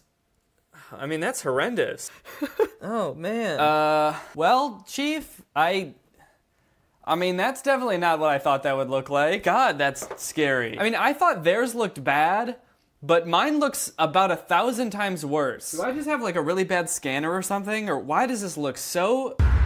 terrifying? But I guess I have to post it, right? Because I said I was going to. I'm kind of worried about scarring my followers. But you know what? Anything for the gram, baby. Okay, so now the only thing left to do is to post these pictures. I've got to come up with the correct order and then a good caption for all these. After thinking about it for a while, here's the order that I'm thinking. I got to start off in the car, you know, that's how you get anywhere. Then maybe we head to the beach. You'll notice I removed the watermarks. I thought they were a little distracting, so I went in and photoshopped those out. I went to the beach. Maybe I'll take a couple of nice selfies at the beach. Then I happen to meet Billie Eilish just hanging out at a restaurant or something. I'm realizing just now that there's little pieces of leaves all over the table. Hopefully no one notices that, or maybe they just think it's some of Billie's hair falling out. And last but not least, I was knighted King of YouTube. Okay, here's the caption I came up with. I've been having the best week, taking long road trips to the beach, practicing taking very normal selfies, meeting Billie Eilish, and being crowned King of YouTube, all while learning to skateboard. Best week of my life, probably. And then I guess we can just post it. All right. Post. And we'll see what people have to say about it. First comment, nice pics. Well, Danny, job well done, buddy. Nice pics. Wow, green screen. Huh? Green screen? Does she thinks that these aren't real? Green screen could maybe explain the first two, like me being in the car and at the beach. But what about this one? How can you explain this perfectly normal selfie? Not with green screen, that's for sure. I like that you can see my little breath on the glass. Damn, Billie Eilish has been looking better these days. Has this picture gone viral yet? 3,800 likes? That's not viral. I guess I posted it 2 minutes ago. How long does it take to go viral? When do you know if you're viral? How long did you spend on this? Too long. In summary, thanks to Troom Troom's Instagram viral hacks, my pictures ended up getting less likes than 3 out of the last 4 Instagram pictures that I posted. Thanks, Troom Troom. All right, gang, well, there you go. That's how it's done. A couple of Troom Troom Instagram crafts in the bag. I hope you guys enjoyed this, but now it's time to talk about our sponsor, ExpressVPN. Hey, do you guys trust me? Yeah, of course we do, man. Absolutely. Really? Yeah, man. We trust you so much. No, you don't. We swear we trust you. You do? Yes. Oh, we do. Oh, that's great. That's so good to hear. then listen. You guys gotta download ExpressVPN, alright? You gotta sign up and you gotta download it. And here's why. Guys, I don't know about you, but I've been spending a lot more time online lately. Browsing my phone, surfing the net, going to my favorite websites. But while we're living it up on the net, a lot of us are probably unknowingly giving our internet service providers and advertisers information about us and what kind of websites we like to go to. And maybe, just maybe, we don't want them to know what websites we go to because it's none of their business and it's none of yours either. And that's where a VPN comes in. A VPN offers you encryption, it keeps your data safe, it also helps keep you anonymous online, and it's got a lot of other cool features too, like unlocking content that's not available in your area. For example, did you know that Harry Potter is available on Canadian Netflix? I bet you didn't, unless you're Canadian. ExpressVPN's got the fastest speeds of any VPN. They're also consistently ranked #1 by tech reviewers. TechRadar, CNET, The Verge, many more have all ranked ExpressVPN the #1 VPN to use. ExpressVPN has 24/7 customer support, and it is so easy to install and use. Literally, you just click a button and then it's working. And you're happy and you're safe. So find out how you can get 3 months for free by going to the link in my description. That's expressvpn.com/Danny Gonzalez. That's EXPRESS VPN.com/Danny Gonzalez. Go and check it out. Thank you to ExpressVPN for sponsoring this video, and thank you to you guys for checking out ExpressVPN. It really helps out a lot when you guys support our sponsors. It helps me to keep cranking out those videos. So thanks for checking out ExpressVPN. All right, well, I hope you guys enjoyed this video. If you're new here, make sure you subscribe and turn on my notifications to join Greg. Thank you, ugly thing, for turning on my notifications. You are truly Greg. I'll see you guys next time with a really interesting video where I beat up my little sister. Bye. This video is over now. You'll find something else to watch, or just watch this video. I know we had a lot of fun, but you can't stay on this end screen forever. No. This video is over now.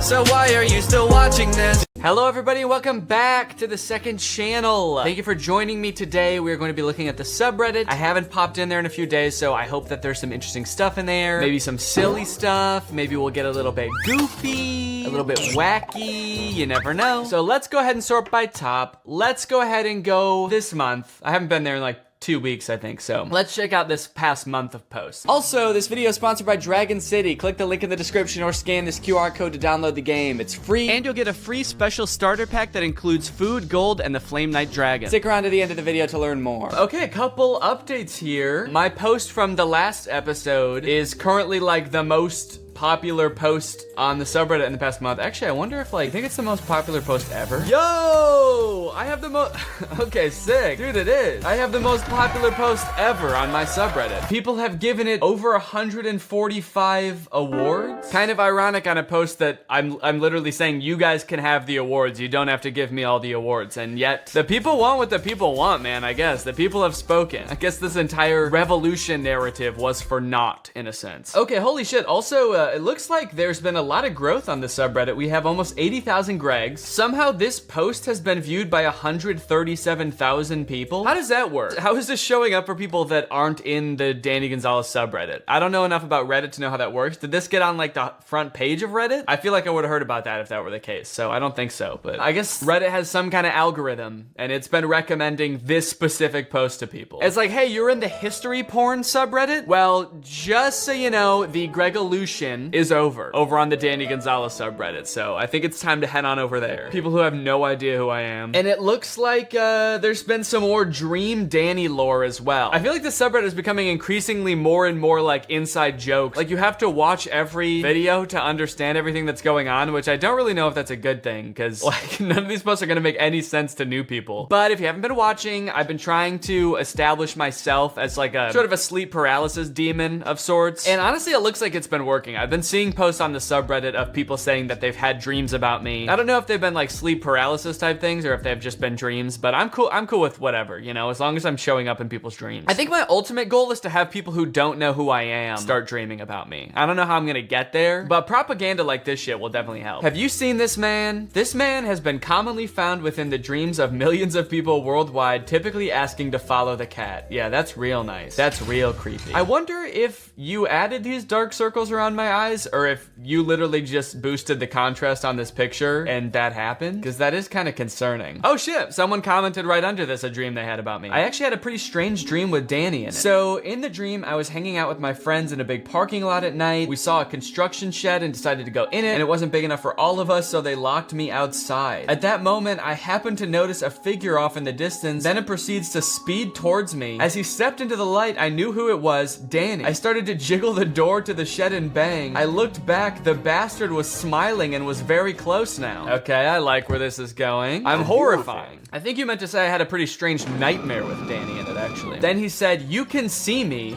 in a creepy falsetto. You can see me? Why can't I do a falsetto right now?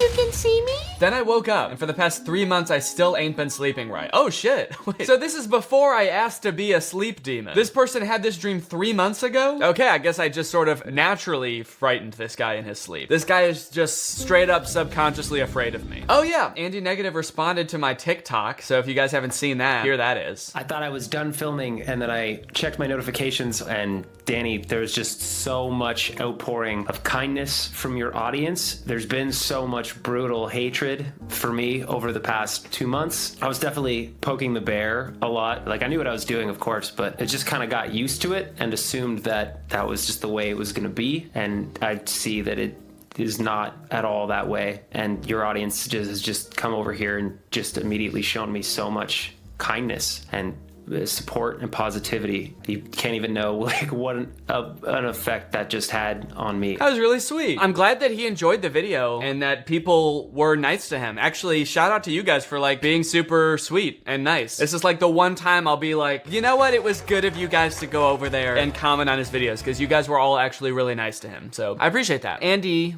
if you're watching this, you know, DM me. I don't know if you have Twitter or something, but DM me if you want to do a song. Andy, you and me, we can invent a new genre. Yeah, let's see. Your last song people said was like Disney emo punk or something. Let's go a tad bit more millennial. Let's go Harry Potter LMFAO punk. That'd be pretty tight. Let's make a song. Hit me up. Well, Danny, you've been wanting more dads in the sub, and I just became one, so can I count? Oh, shit. Yo, this dude had a baby. Congrats. You know what? I think you do count. Technically, you are a dad. I don't know why I said technically. In every way, you are a dad. This isn't just some sort of technicality. He gets off on a slight technicality. The technicality being that he conceived a child. Is your baby like really shiny? You got a glossy baby, dude. Congrats. He actually does look just like you, so congrats. Since you are a new dad, I don't really know if I can go up to 10 out of 10. I gotta go low. I gotta give you like a 4 out of 10 because you're there for the baby. You were there for its birth. That's saying something. That's saying a lot, but you've got a lot to learn, okay? I don't know how good you are at cable management. No, that feels really mean. I can't give him a 4 out of 10. You get a 10 out of 10, all right? We'll focus on what you have to learn later. Enjoy your new baby. You're a 10 out of 10 dad. Let's see the comments. Yo, he's still shiny. Yeah, this picture was around 45 minutes after he popped out. Do babies come out shiny? I guess they're like wet, but this is like, I mean, they must have cleaned him off, right? It's been 45 minutes. I assume they're not just letting him like sit around in the juices he popped out in, right? Dude, your wife just gave birth and one of the first things you do is go on Reddit and tell some YouTuber you just became a dad. As it should be. You know, with all of these videos, with me trying to become like a sleep paralysis demon, I'm really just trying to like make sure that no matter what you do, you're thinking about me. If you're dreaming, if you're, you know, even considering the concept of a dad, you're thinking about me. So I'm glad to see it's working. Also, he did clarify and say that the baby was actually born on March 30th. He took the pictures when he was born and then he posted it later. So it's not like he was like literally like vlogging the baby coming out. Danny's gonna love this shit, dude. Look at this shiny baby boy. I wonder if he's gonna keep that gloss or if he'll grow out of it. But other than that, pretty cool. Danny wanted a new profile picture, so I made him this as a treat. A more modernized look of Danny. Thought the beard was a cool look. What exactly is modern about this? So I'm wearing a tux and it looks like you gave me forehead wrinkles and bloodshot eyes. I think that's the only difference I can discern. And then there's another picture where I have a beard. Is this what I look like now? This is the only difference? Do I have forehead wrinkles? If I go like this? Guess I'm not really sure what you're trying to say. Okay, you did put gray in my hair, so that makes sense. He got pink eye. Okay, Okay, so that's why my eyes are red. The forehead wrinkles are so uncalled for. It's the stress from all the critical thinking. Oh, okay, that's pretty tight. You should have made my brain like gigantic from all the critical thinking I did. Yeah, I'm not really following like the logic in a lot of it. I guess it's just like because I'm older. Do old people have bloodshot eyes? I should have wrinkles around my eyes, but I don't know why my eyes would be bloodshot. Well, keep up the good work with the memes. There's definitely room to improve. This was a little confusing to me. Danny should buy pillows that spell Greg for his couch. That's actually a sick idea. I really like that idea. I do want to get throw pillows for the couch. I just haven't gotten around to it yet, but that is actually kind of a cool idea. I haven't figured out, like, I want to have Greg in the background somewhere, but the letters, they don't really go anywhere now. There's nowhere to put them. So maybe some Greg throw pillows, dude. That would be kind of cool and cute and wacky. He should put the Greg shelf on top of the couch so the shelf can be comfy. Nah, I don't think so, man. Bye. He should follow a crappy Troom Troom DIY video and show us how he made the Greg pillows. That's not a bad idea. Does Troom Troom have DIY throw pillows? This is not gonna look like a Greg, so I'm not gonna follow that one. Let's look at this one.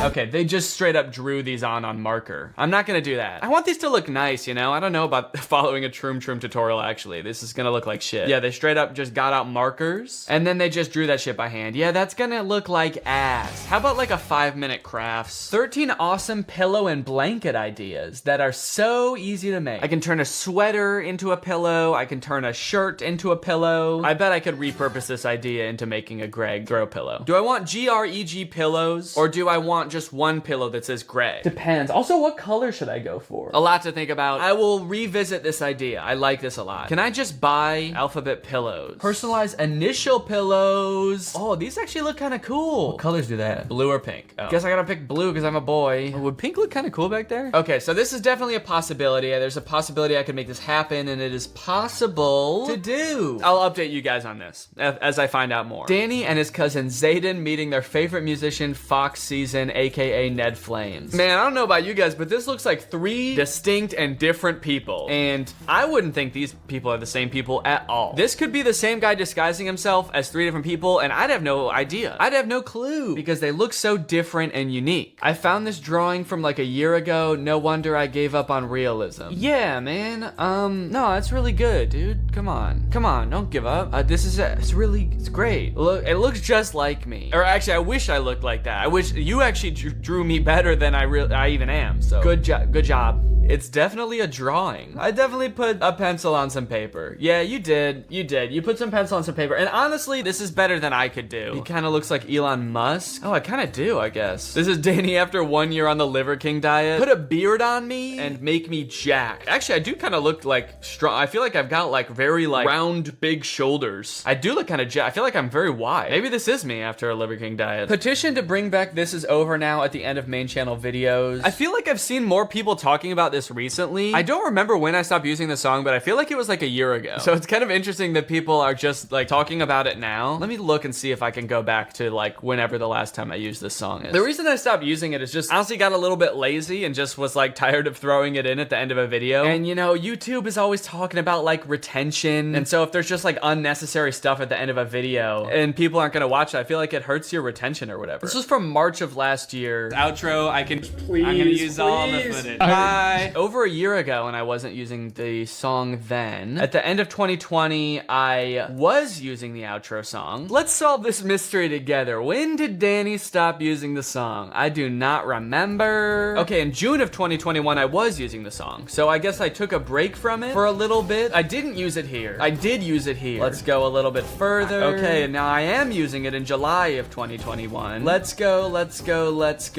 to October 2021. I'm not using it. Okay, October I stopped. So that was this video. We're gonna find the exact moment that I said, you know what, fuck the end screen song. I'm not using it in the alpha male video. Thank you to ExpressVPN for sponsoring this video, and thank you to you guys. Okay, Twin Talk, I didn't use it. So the last video I used it on was trying Troom Troom's awful kidnapping hack 6 months ago. So I guess it wasn't a year ago, it was 6 months ago. I don't know if I really want to use it anymore. It's just like extra stuff at the end of the video. It kind of just feels like putting like a really long thing at the end of a video that nobody watches. So I don't know. Maybe I can still play it during like the outro, like me talking at the end of a video. We'll see. Justice for Toe Slurper 3000, posted by Toe Slurper 3000. Oh my god. I can't believe I watched the new Danny video, excited for some new content, only for him to disparage my creative and unique username. I will be in contact with my legal team and negotiate a defamation charge.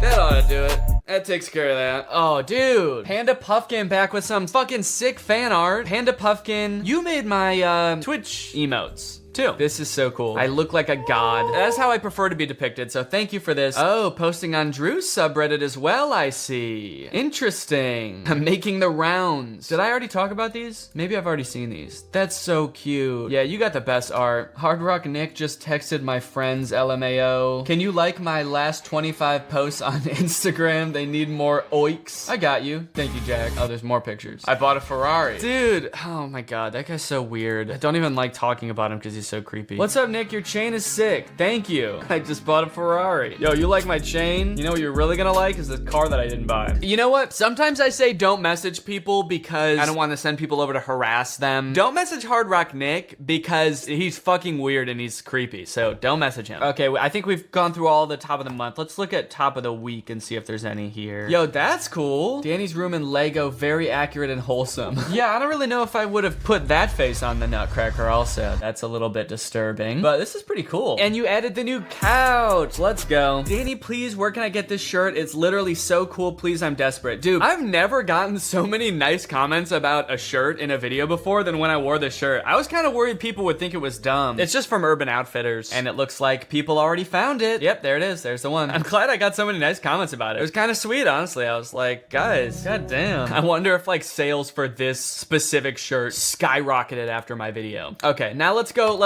hot right now. See if there's anything else good. What is the male equivalent of Karen? Is it Greg? I feel like it's Greg. Dude. No, it's not Greg. Karen is like a common middle-aged woman name. It's not, no, it's not Greg. Gregs are nice people, okay? Gregs are nice guys. You want to know the name of a guy that sucks? Try, I don't know, Charles? Most popular baby names in 1950. This will get us to around the age a man Karen would be. Yeah, Charles. Look, Charles is there. All right, I'm gonna go with Charles. Sorry, if there's any Charles watching this or Charlies, you are the male Karen. All right, seems like that's the cream of the crop on the subreddit for this week, so thank you guys for tuning in. I'm excited to see what you post next time, and now it's time to talk about our sponsor. Dragon City is a free-to-play mobile game that is available on all devices. I know how much you guys are into collecting dragons. Well, don't worry, because this game has you covered, dude. You can collect thousands of dragons with different elements and build your own dragon empire. Along the way, you'll have to collect food, gold, and gems so you can grow your city and reach new levels just like real life. Growing your flying empire actually involves breeding 2 dragons together to get new dragon eggs. You hatch them, you feed them, you evolve them. Give them a good life, you know? These dragons need you.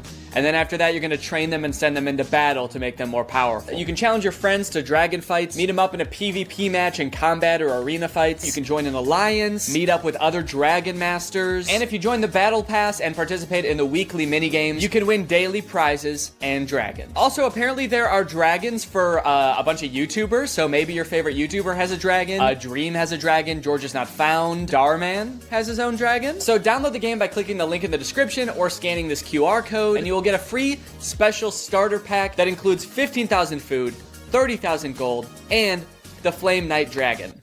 Bye. Horror has gotta be one of the weirdest genres for any medium. You're just gonna put yourself into a terrifying situation where you feel like your life is being threatened on purpose? Imagine trying to explain that to one of your pilgrim ancestors. They would be so confused and honestly pissed off. But unfortunately, most people don't live their lives based on what they could or couldn't explain to their pilgrim ancestors, and thus, horror is a very popular genre. If you just search scary on the App Store, you could literally scroll for days through hundreds of games that are all super popular. But what about the not so popular ones? What about the horror games that nobody is playing? The ones that are supposed to be scary, but aren't. How would pilgrims feel about those? Here's one of the first games that I ever found in this niche. It's called Clown Brothers Neighbor Escape. And the little subtitle there is Time to Revenge. This game was developed by the same people as Billion Surprise Toys. Let's together revenge. Meet the new game about clown neighbor brothers who want to avenge their dead criminal clown friend. Supports 10 languages. Okay. Multilingual kings. I like it. Several years ago, you brought justice to a scary criminal clown neighbor and destroyed his house. I did? Wow, good for me, dude. I do not remember doing that. But recently, you saw that the house was restored and the clown brothers settled in it. You are sure that they want to continue the work of their colleague.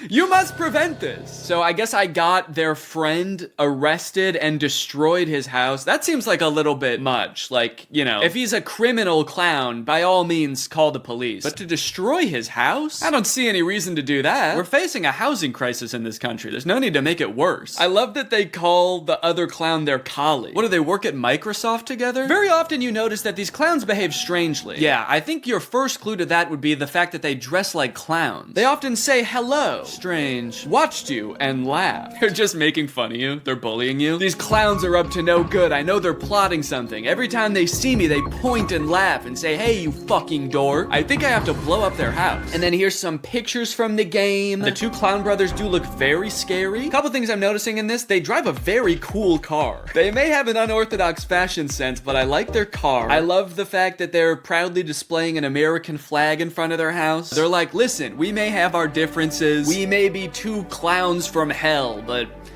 I'll be damned if this isn't the greatest nation on earth. Okay, so it looks like they're making a bomb, too. So they're like clowns and terrorists. One interesting thing about clown media, whenever clowns are portrayed as scary, it's like the people who made the media forgot what clowns are. Like, they think they're a different species. Being a clown is just a job. It's not like something you intrinsically are. I feel like whoever made this game thinks that clowns are like a type of monster. Really, all I'm getting from the game is that the clowns are often feet away from you and staring directly at you. Seems like that's most of what's going on here. Surprisingly though, even though this game only has 21 ratings, it has a 4.4 on the App Store. Based on the pictures, I'm curious to see how that's possible, so I'm gonna go ahead and download this game. Okay, next game, Baby Kids in Scary House 2. Now, when I came across this game, I was like, oh, this looks funny, but I shouldn't play the sequel, I should try to play the original. So I searched Baby Kids in Scary House. And the first game that comes up is Baby Kids in Scary House 2, and the original is nowhere to be found. Now, there is a very popular game called The Baby in Yellow, which I think this game is a knockoff of. And I'm almost curious if this game is trying to pretend to be the sequel to that game. Actually, if you look at the developer's page, there is no Scary Baby Kids in-house. There's just 2 and 3. There's Baby Girl in Yellow House. I guess we're just starting on number 2. This chapter 2 contains 2 night stories. During the first night, you will have to manage a horrific clown girl. Very professional language in this one, just like the last one. You will have to manage your scary clown girl colleague. She's not getting her reports turned in on time. You're gonna have to place her on administrative leave until we get this figured out. Exciting surprises are waiting for you. During the second night, you will have to manage 2 babies. Uh-oh. The clown girl and her terrific sister. What do they mean by that? Okay, one girl is scary, but her sister is honestly awesome. We get along great, and we are both creeped out by her sister. Okay, so I think I know which one is the clown girl, and so by default, this one on the left must be the terrific sister. A bat? Are we going after these babies with a bat? Look, the clown girl may be scary, but that seems a little bit drastic. Okay, looks like the baby is performing some kind of satanic ritual here. The terrific sister is floating down the stairs. That's fantastic. Being a new father, I feel like I could really get into this game, because my baby's not scary at all.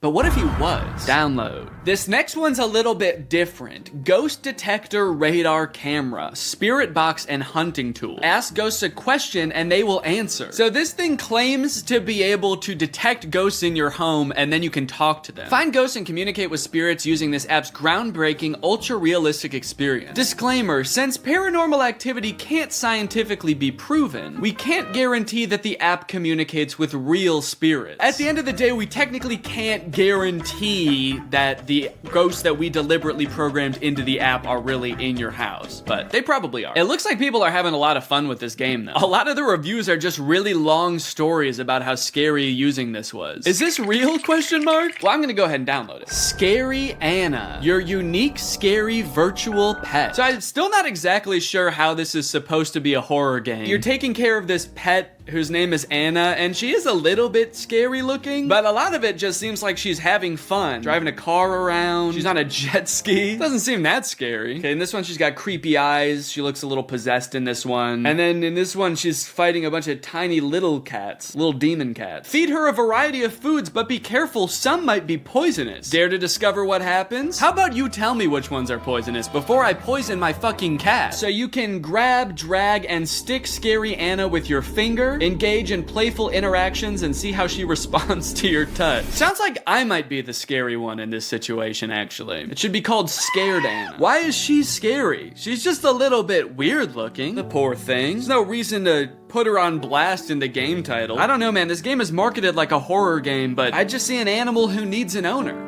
You know? She just needs a little love. I think it was pretty fucked up of them to call her Scary Anna, if I'm being honest. Sure, she's a little ugly, but you know, some animals are like ugly cute. She is not. She's just ugly, but I don't think we should have named her after her weird looks. I'm gonna download this game, and I'm gonna be there for her. 5 stars, scary. I don't like the way her skin peeled off.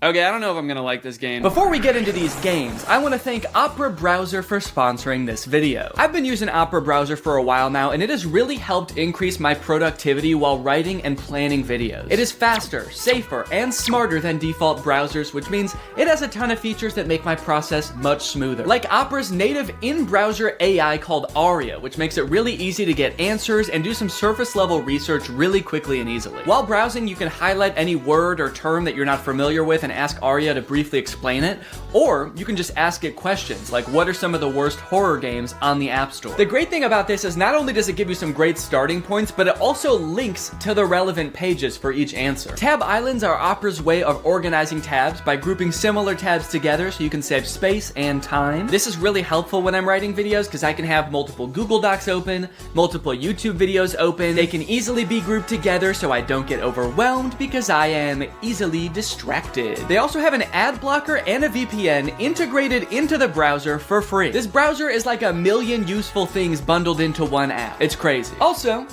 I just like the way it looks. It's got a cool style and I like the cut of its jib. In a world where it seems like every browser wants to look like the same boring app, I appreciate that Opera is different. They've got cool wallpaper, some of them are even animated. How fun is that? So if you want to check out Opera, it's totally free. Just use my link in the description to download Opera today. Thank you to Opera for sponsoring this video. Thank you to you guys for checking out Opera. And now, let's game. All right, first game, the Clown Brothers. All right, right off the bat, we have a... I think they just said they're preparing for atomic war? The clowns start to dish out the lore right away in the title screen. 1, they're preparing for atomic war. 2, they are good neighbors. And 3, they are going to kill you. Find you and kill you. At the start of every level, the game gives you an objective. We've all seen these types of games before. The whole game is just a series of boring objectives like find the key and unlock the door. But what's really special about this game is it only gives you like 1 second to read the objective. Back in town, you find out that the friends of the okay, so I've spawned into this neighborhood street. I see my clown neighbor walking around, so that must be the clown's house. Now, I gotta give these clowns props because not only is their car cool as hell, they also live in a huge mansion. Right away, dude, they live in a freaking mansion. Oh my god. There must be a ton of money in making nuclear bombs and killing your neighbors. What do these clowns do for a living? Turns out they're like lawyers and doctors. They actually are like really making the world a better place. And speak of the devil, here comes one now. Oh! Okay. I thought he was gonna kill me. He just came up and stood like this. I mean, pretty scary thing for your neighbor to do, but for your Russian spy terrorist clown neighbor, all things considered, not that bad. Every time you die in this game, of course you get an annoying ad, but I recently learned a cool little trick. If you turn off Wi-Fi and use airplane mode, the ads can't load, which makes this game way less annoying. I'm still getting an ad, but it's for nothing. And this worked for a while, but eventually I did somehow get an ad again. How did this ad load? I have Wi-Fi and airplane mode turned off. How did I get an ad? Are some ads just baked into the game? Mysterious indeed. What are these clowns hiding, and what does it have to do with Chicago's best party tents? Okay, can I read this time? Back in town, you find out that... shit. Eventually, I figured out the first mission was to find a green key and a gray key and unlock a special room. The problem being, this house is fucking gigantic. And no offense to these clowns and their interior decorating prowess, but every room looks exactly the same. So I spent like a half an hour walking from room to room, not sure where I was, which rooms I had already explored. I might have been walking back and forth between the same 2 rooms for like 15 minutes, to be honest. Oh! I got you, young man. I gotta be honest, dude. I'm not an evil clown, but if I caught my neighbor walking around in my house, even my reaction would be more extreme than theirs. I feel like they're honestly letting me off the hook pretty easy. You know, it'd be easier to avoid them if they could just stay in one room of their house like normal people. I guess this is just what makes them so fucked up in the head. They don't just hang out in one room. They're constantly milling about. You know, you're not gonna finish your bomb if you never stay in one room for more than 3 seconds. I decided to take a brief break from the clowns to explore what I assumed to be my own home. And I was pretty confused with what I found. Is this my house? It's a very open floor concept I've got going on here. Bear trap on the table? I feel like I've got my own demons to work on before I go try to bring these clowns to justice. I'm living in a gigantic room made of sheet metal, and I've got a bear trap on my desk. What I didn't know then is those bear traps are actually one of the only semi-interesting parts of this game. Because it turns out you can actually pick them up and trap the clowns with them. Oh, he's trapped! Haha!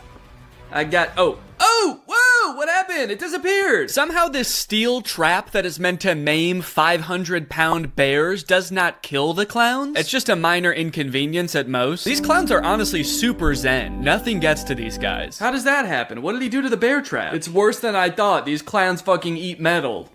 Oh, and here he is. I finally finished the first level after what felt like an eternity. Let's go. Mission complete. And I'm back outside for some reason, even though I was just in the security room. Had to go out for a breather, take a quick smoke break, and then it's back into the clown's house. The next mission, find a book. And in order to do that, you have to find a gray and green key. Oh my God. All right, scary clown neighbors. Would I say that it was scary? Not really, just frustrating and boring. Next game, Scary Baby in Kids Creepy Baby House 2. For 99 cents in this game, I can get rid of the ads. Do I really want to do that? This game that I'm gonna play for like 30 minutes max? Is that worth 99 cents? I'm already doing it. The beginning of the game starts off pretty normal, just doing some normal babysitting activities. So here's the baby. The clown baby. Hello, I will be back home after I finish my work. So not only are we dealing with a clown baby, we're dealing with Robo-Mom too. Hello, I hope you find my baby is not too evil today. I will be home by 8. Sorry you've never seen me in person. I swear I'm not a robot. Sweet little baby, let me pick you up. Holy cow, you can really fling this kid around. Why are they like this too, holding up little finger guns? Nothing scarier than a clown baby going, hey, how's it going? I feed the baby, take her to change her diaper when she starts farting like crazy, but that's when things start to get a little weird. Okay, here's the diaper. Oh, good thing we have one diaper laying on this table. That's really...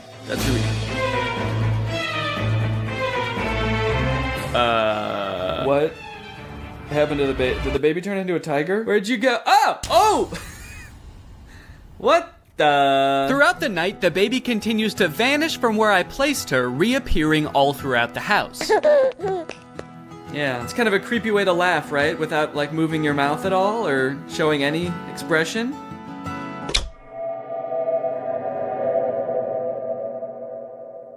So that's kind of weird. This makes it seem like the tiger's actually the evil one. Is it the tiger doing all this actually? Because his eyes were glowing. To answer my own question, yes. To my surprise, this game that I thought was about a scary clown baby turned out to actually be about these possessed tiger dolls, of which there are many. New diaper. Ah! Hey! Come back! They keep moving the baby, they set things on fire. The baby seems to be just as upset about them as I do. And I guess they're kinda scary, but like, this game was supposed to be about the babies being evil. Did the developers forget what their own game was about? Why did they make the baby this creepy clown baby if she's not even evil? She just happens to dress like that? I guess it just goes to show that you can't judge a book by its cover. No, find a weapon? It's nice that they're giving me time to do this. Giving me time to slowly saunter around the house and find a weapon. Hit. They really don't put up much of a fight. This is it's easier than I thought, actually. I was kind of disappointed they didn't put up a fight. They were kind of scary earlier, but the second I picked up the bat, they just accepted their fate and let me kill all of them. Oh no. Dude, what are you guys doing to my baby? What did you do to her? You... Sweetie, did they make you evil? What do you get out of this? Pick up baby and play games on computer. I don't know if that is like the best course of action after what just happened, but okay. And with that, I pretty much gave up any hope of this game scaring me. Just like every mission-based game, this game got pretty repetitive, and even the clown girl's terrific sister showing up didn't add much pizzazz to the game. In fact, she was actually kind of rude. Don't look at me like that. I've had a really rough night. Sorry if it took me a few extra seconds to feed you, but I don't know if you noticed, the house is under demonic control right now, so cut me some slack, okay? Was it scary? There were a few parts that made me a little bit spooked. I feel like it might be as scary as it's gonna get in this game. I'm gonna give it a thumb sideways and say, Now it's time for the dreaded ghost detector app. Now guys, I'm no stranger to ghost hunting, alright? I've done it before. I've tried talking to ghosts. So far, it hasn't really worked. I've been a little bit scared by it, but I've never done it at my own house. If I find a scary enough ghost in here, I might have to move. Now, I have no evidence right now that my house is haunted. As far as I know, nobody's ever been murdered here. Nobody's ever died with unfinished business here. I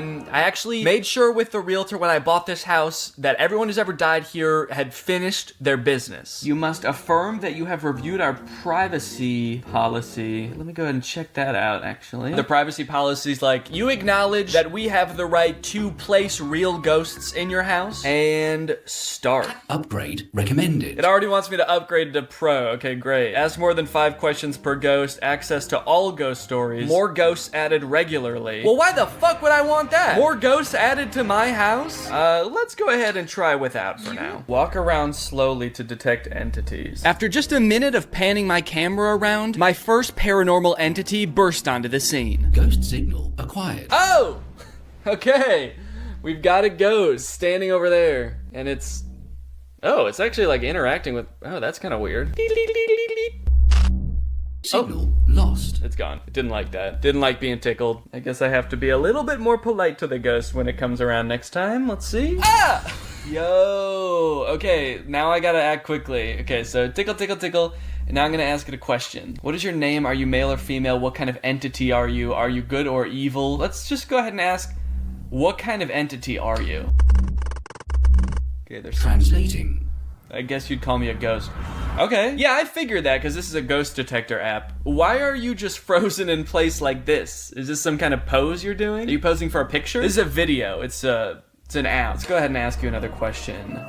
How did you die? I had a son who wasn't quite right in the head. He had a real bad temper. One day, I said something to him, and he just snapped. I should have seen it coming. Damn. Did he chop off your legs? Because you don't have legs. Is that what he did? Damn, I wish I could ask it like my own questions. I feel like I have much more interesting questions that I could think of than these. Like, what is the ghost world like? What is it like to be dead? You know? Did you have a job? I really think the ghost wants to talk about her job. Yeah, I worked at Neiman Marcus. That's really probably not at the top of her head right now. Why have you come here? That's a good question. I want to make things right with my son. We didn't always have the best relationship. I'm so sorry. Oh.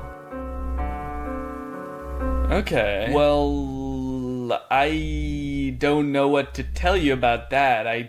Never met your son. I don't think I know your son. He definitely doesn't live here because it's just me and my wife and my son. And I'm not your son. So that takes care of all the sons here. I think you might be haunting the wrong house, actually. Can I say that? Where did you live? Yeah, where did you live? Did you live here?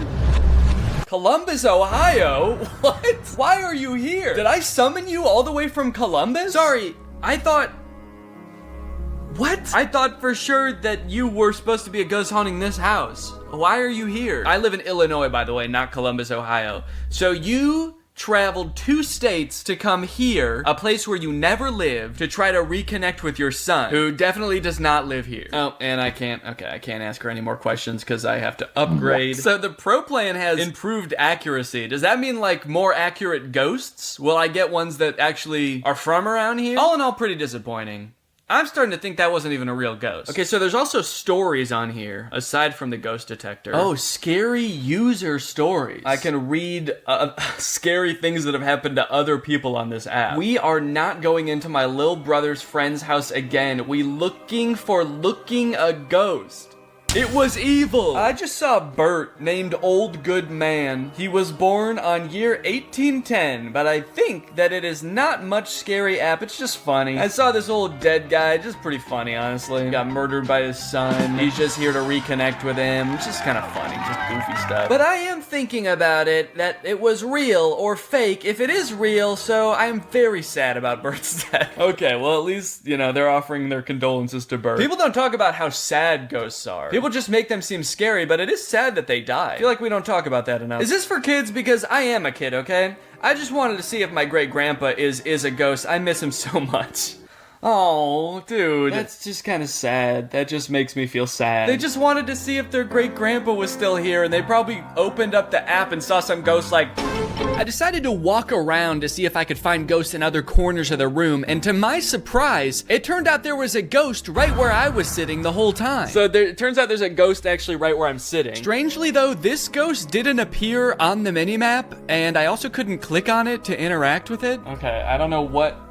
I don't know what this is supposed to be. Hello? Because it hasn't said like entity detected or anything. Does the app not know that this thing is here? This ghost is just going rogue.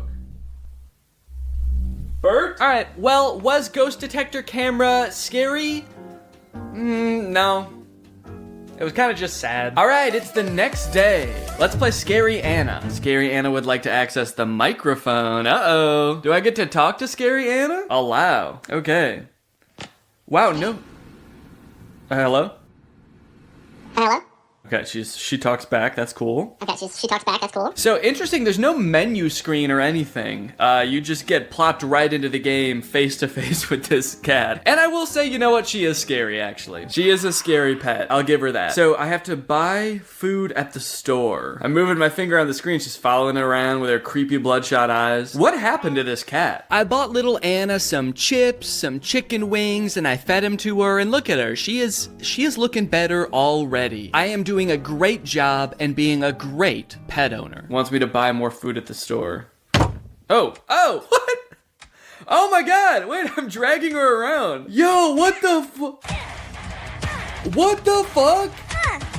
Oh my god, that's so violent. Anna, I'm sorry, I didn't know I was gonna do that. That was really uncalled for. I'm not gonna do that anymore, okay? In fact, let's go ahead and wash you off. Maybe we can take a bath. Maybe you'll look less scary when you're clean. You do look a little less scary. Look at you. Oh, that filled up your little toilet meter. Okay, maybe now we need to go to sleep. Definitely not how I was expecting you to sleep, but okay. Anna becomes a little bit less scary with each new task that you complete for her, proving my theory that she just needed a loving owner correct. To increase Anna's happiness, there are 3 games you can have her play. There's Mortal Anna, in which Anna battles an onslaught of scary Juans in a coliseum. Oh shit. Why is this game actually kind of good? This fighting actually feels like a real video game. It like goes into slow-mo when you kill a Juan and everything. This, for whatever reason, makes Anna ecstatic. She is a bloodthirsty monster and loves killing her some Juans. Then there's Hill Climber and Wave Race. Woo! I definitely wouldn't say this game is scary. I'm actually having a great time right now. This is a beautiful scenic drive. I guess the only thing scary about it is Anna herself, but she's getting less scary by the minute. And if it was that she was only scary because she was malnourished, sad, and tired, then really it was my fault that she was even scary in the first place. I was just not taking care of my cat. And then I have the gall to name her Scary Anna. So is this really the only way to make your cat happy? Get him on a jet ski? Your cat's gonna look just like Scary Anna unless you do this with them constantly. You need to put them in a little ATV going up hills and stuff. You need to put them in a jet ski. They need to kill Juans, quite frankly. Damn. Well, that's definitely not gonna make her happy. I took great care of this cat. I maxed out all of her traits. In fact, at one point, I even overfed her, and she got a little bit chubby. Oh, wait. I fed her too much. Okay. Well, I'll clean her off. I didn't know that you could overfeed her. I'm sorry, Anna. I was trying to make up for my previous transgressions towards you. I did not mean to do that. Okay, so you're totally happy, you're totally clean, you're totally well slept, and you've overeaten a little bit. You still do look quite scary. So I think at this point, what I'm gathering is that you might be a little far gone. I think no matter what I do for you, actually, you're gonna always look a little bit scary. I think it's probably a few underlying medical conditions. It's nobody's fault per se. Maybe you were born like this. You were just born scary. Didn't the description of the game say something like, see how she reacts to your touch? Like there would be some kind of interesting, you know, fun ways to interact with her. It's basically pain. Pain is how she reacts to your touch, it seems. All right, well, that's it for that game, I guess. I did literally everything there is to do in the game. Was it scary? The game was not scary, but Anna, I'll give it to her. She's scary. Well, even though I wasn't really scared by any of these horror games, I do feel like I'm walking away from them with a new lifelong friend. The Terrific Sister. Oh, did you think I was talking about Scary Anna? No, she's gross. I hope you enjoyed this video. If you're new here and you're not subscribed yet, make sure you subscribe and turn on my notifications to join Greg. I'll see you guys next time. Bye-bye. What's up, Greg? Today we are going to be talking about the Brent Rivera controversy. Our boy has found himself in the midst of a pretty big scandal as of late, and I would like to talk about it. Most of this stuff did happen like 2 weeks ago. Your boy is evidently extremely behind on the times and famously never knows what the heck is going on, so I apologize for being so late to this trend. Apparently, Brent Rivera found himself in like a in real life beef with another YouTuber by the name of Tyler Oliveira. They had like an in-person dispute, and the craziest thing about it is, I think in some strange tangential way, it might be my fault. That's right, I might be responsible for one of the hottest YouTube beefs of 2023, Brent Rivera versus Tyler Oliveira. The Vera beef, so to speak. It all started when this dude Tyler, who's a pretty popular YouTuber in his own right, he's got 2.8 million subscribers. He posted this video called Brent Rivera Called the Cops on Me. Basically what happens at the beginning of this video is Tyler and Brent just so happen to both be at the Stanley Hotel, which if you didn't know is like the most haunted hotel in the US. It's the hotel that The Shining is based off of. I recently did a video there. They're both at this hotel filming a video at the same time about how haunted this hotel is. And Tyler steps out of his hotel room into the hallway at the exact moment that Brent is like filming a scene, kind of a staged prank. All of Brent Rivera's videos are staged because they're for kids. They're just in the hallway filming. And from there, a beautiful beef develops. A lot of animosity between these YouTubers out of nowhere. As far as I can tell, these YouTubers have never met before. I don't think Brent even knows who Tyler is, it seems like from this video. So it makes the immediate beef seem even more insane. But let's go ahead and watch the video and you guys can see. It all started when I was staying at the Shining Hotel, came out of my room, and randomly found these two girls in the hallway. What is happening? Who? You'll see. Who are you people? What do you mean? What is your name? Brent. Brent? Yeah. Brent. Last name? Rivera. What are you guys filming? Hotel video. What is this?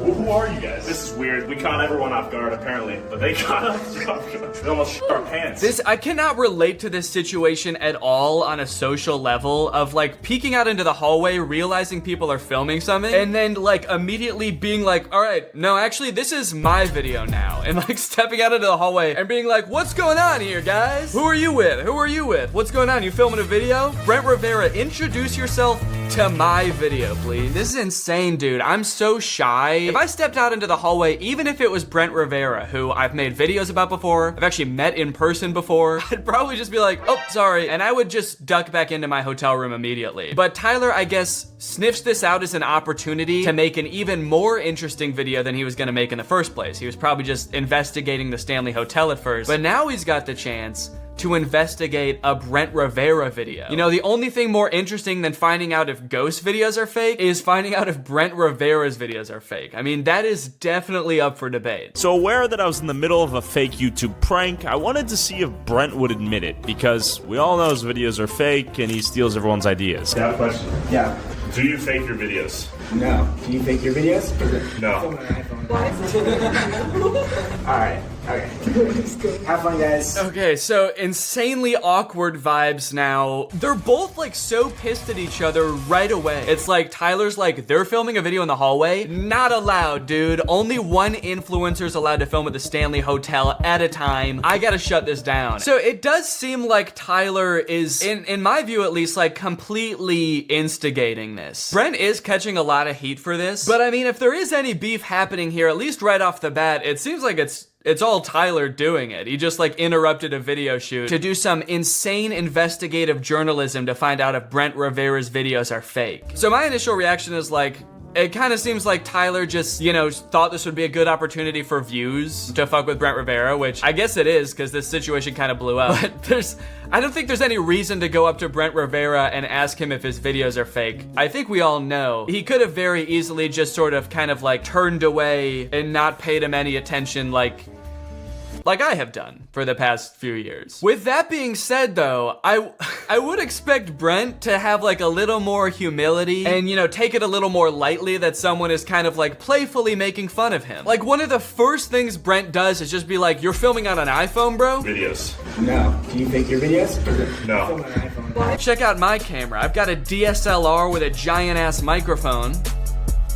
So my videos actually couldn't possibly be fake. Oh, also, I would like to add that Tyler brought up this point that Brent fakes all of his videos and also steals thumbnails from other creators. And that is kind of why he decided to go up and confront Brent, because like Brent is bad for the creator community, right? He's just stealing thumbnails and he's copying ideas. I think that Tyler also kind of does the same thing, because when I clicked on his channel, I saw this video where he goes to this clown motel, and I've seen this exact thumbnail before. So I just searched clown motel on YouTube, and yeah, I started watching this video from 9 months ago where these guys go to a clown motel and it's like the exact same thumbnail, dude.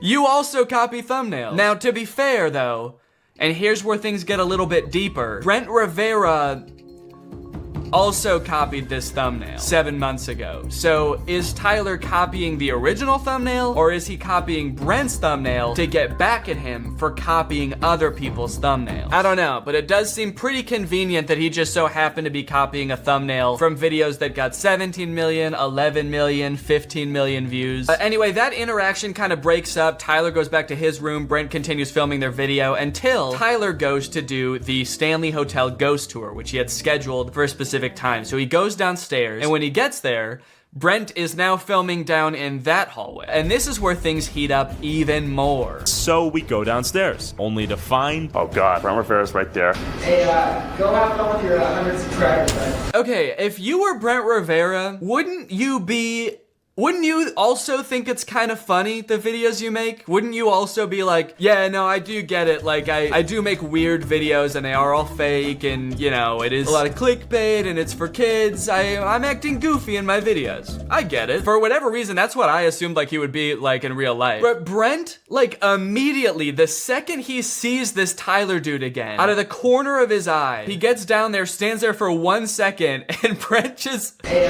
go have fun with your 100 subscribers. Go have fun with your 100 subscribers? That's the most insane insult in the world. Especially for someone who makes like the weirdest content on the internet to be like, sorry you're not ballin' like me, dude. Sorry you weren't shirtless every day on Vine like me to get where I'm at right now. Busting your sister's legs open on the escalator at the mall to get where I'm at. Feels like he thinks his content is like high art, and anyone who dare interrupt his creative process or poke fun at it in any way is just a hater. A poor, no subscriber hater. This dude has 3 million subscribers too, by the way. I wonder how Brent felt when he found that out, when he was like, oh shit, this dude is actually...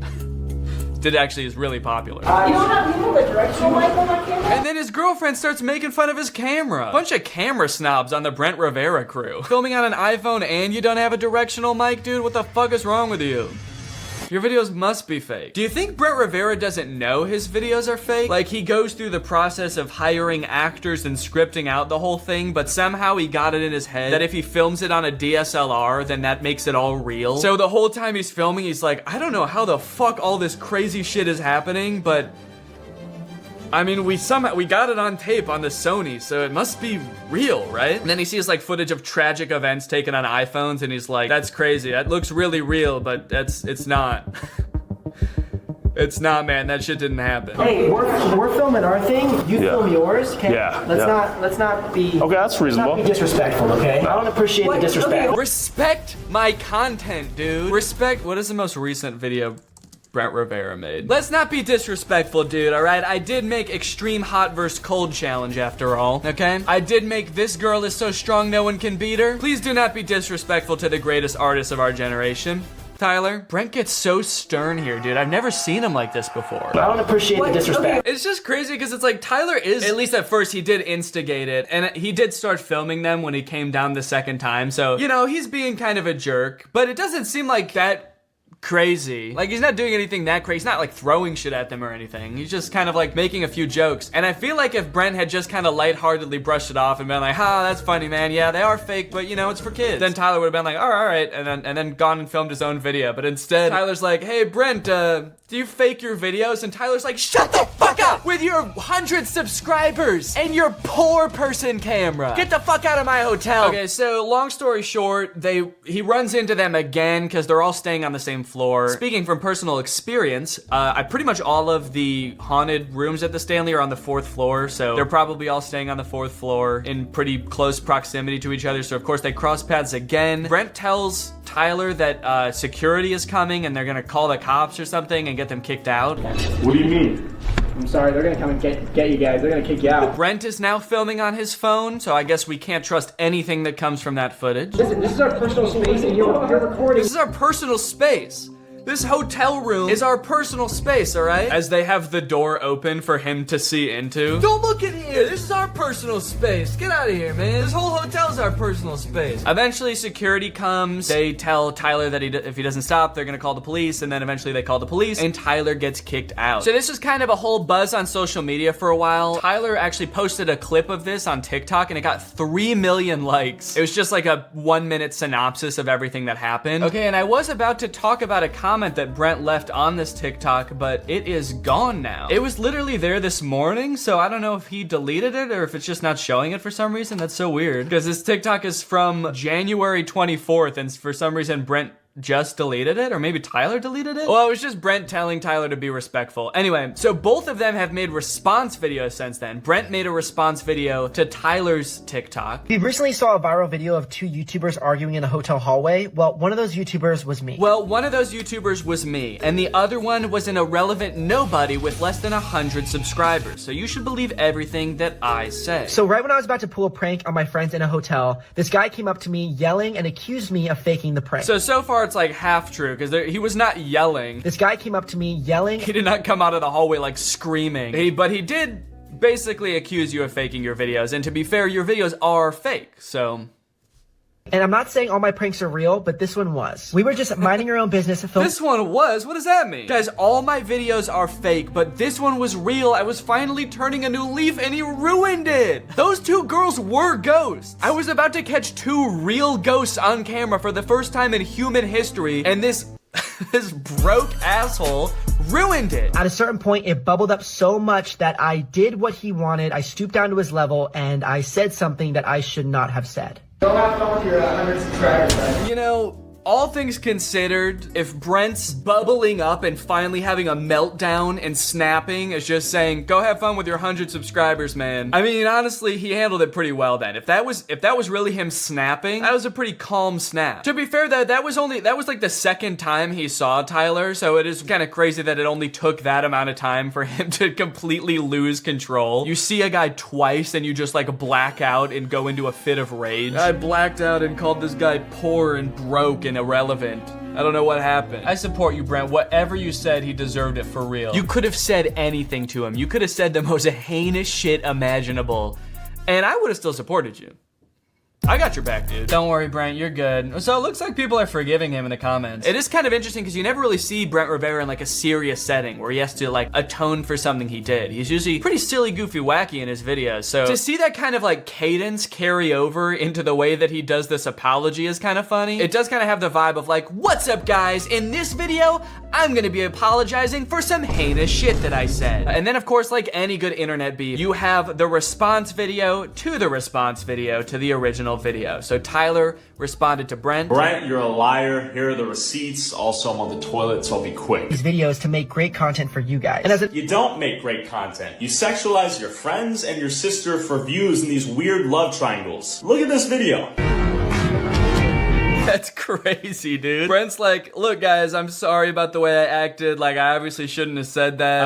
And he does skirt a lot of the blame, don't get me wrong. It was not a perfect apology. It was not even a great apology. But Tyler's like, oh yeah, well you wanna fuck your sister. Another day, another Brent Rivera L. You ate and left no crumbs. It's sad to see his comments full of his fangirls supporting him, seeing everything. The comments on these make it sound like this is like a real extreme situation that like one of them really fucked up. They just had like a bit of a spat in a hotel lobby. It's not even that crazy. It's just kind of funny. But I just love the comments being like, don't worry, dude, I believe you. Your fans got your back, man. No matter how bad it gets, in the darkest of times, we'll always be there for you. It's like he was just filming a fake prank, dude. Calm down. Like I said at the beginning of the video, there is a part of my brain that can't help but feel like this might be, in a roundabout way, my fault. Brent Rivera is known for copying titles and thumbnails, right? He's known for copying video ideas.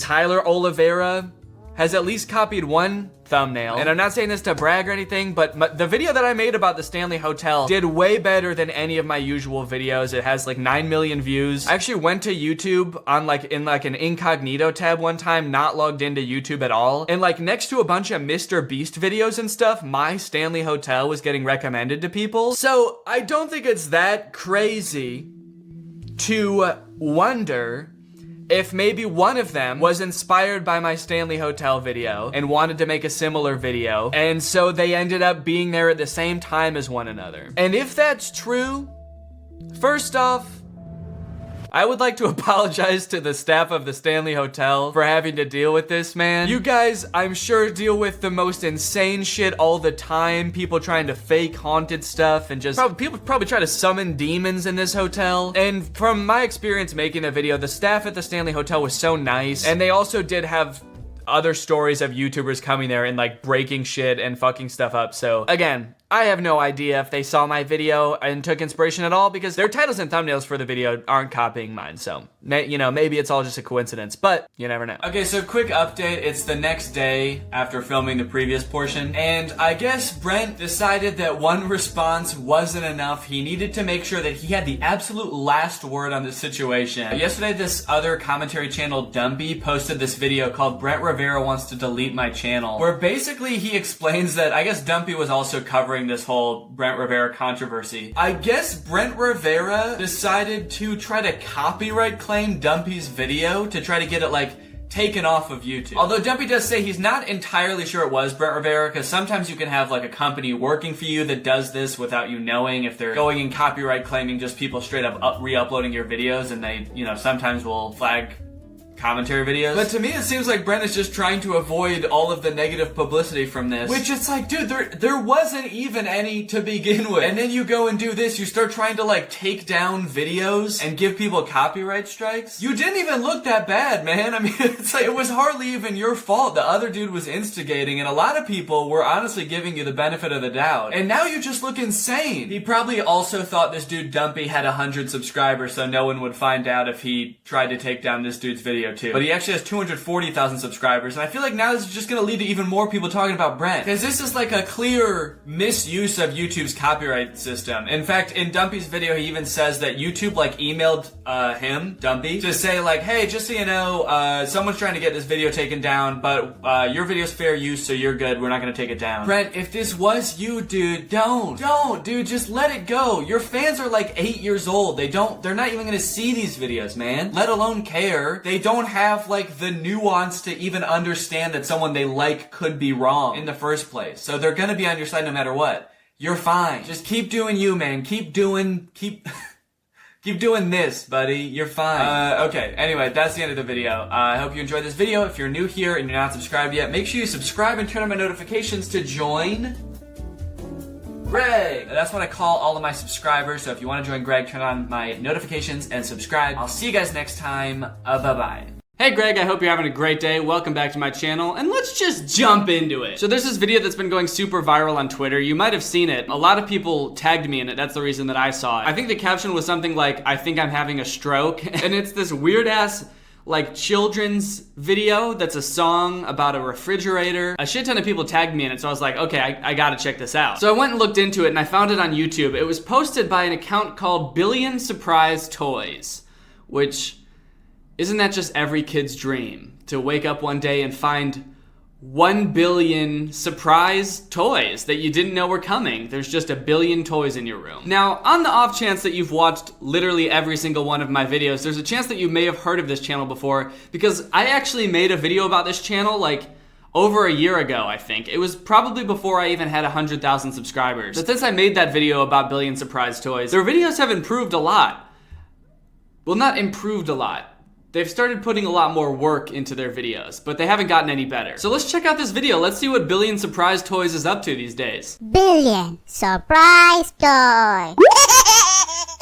Pretty sick intro. All right.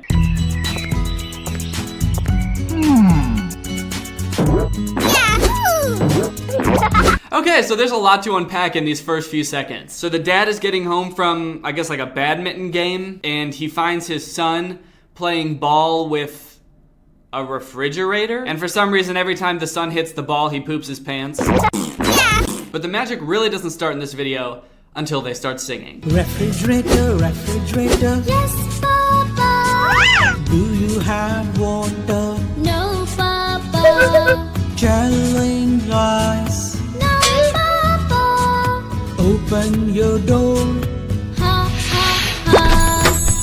So the fridge is calling the dad Papa. So like, is this fridge related to these people? Is this the fridge's dad? I thought the dad was the little baby's dad, but maybe it's the fridge's dad? Maybe he's both their dads. Maybe the dad had an illegitimate child with a refrigerator? Either way, the dad really puts that fridge in his place.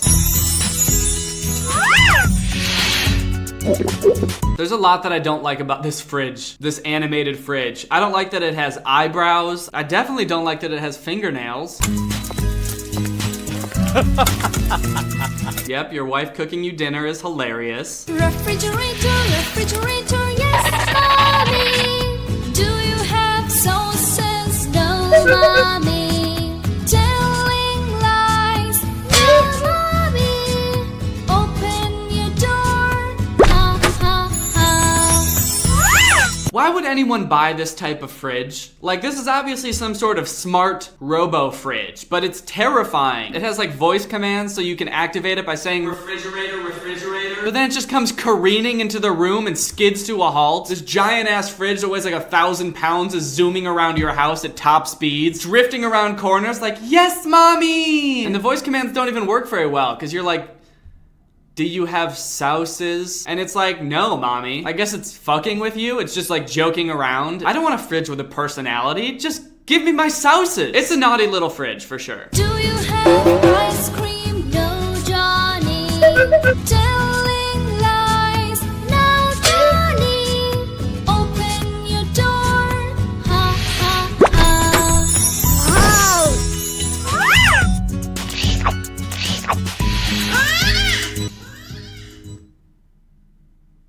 What was that? This robo fridge is like malfunctioning. It was either trying to take the ice cream back or was trying to like smack that kid. Give me that fucking ice cream! This fridge is not safe. Do you have chocolates? This is like a weird detail they added in. Why is it that every time anyone takes a step in this house, there's like dust clouds coming from their feet? Like they're giants walking around like sending shockwaves every time they take a step. Either that or it's just a dusty ass house. These people need to clean up. Do you have cupcake? No, darling. What I really want to know from this video is, why doesn't the fridge want anybody to have the food inside of it? What is it trying to hide? Oh, damn.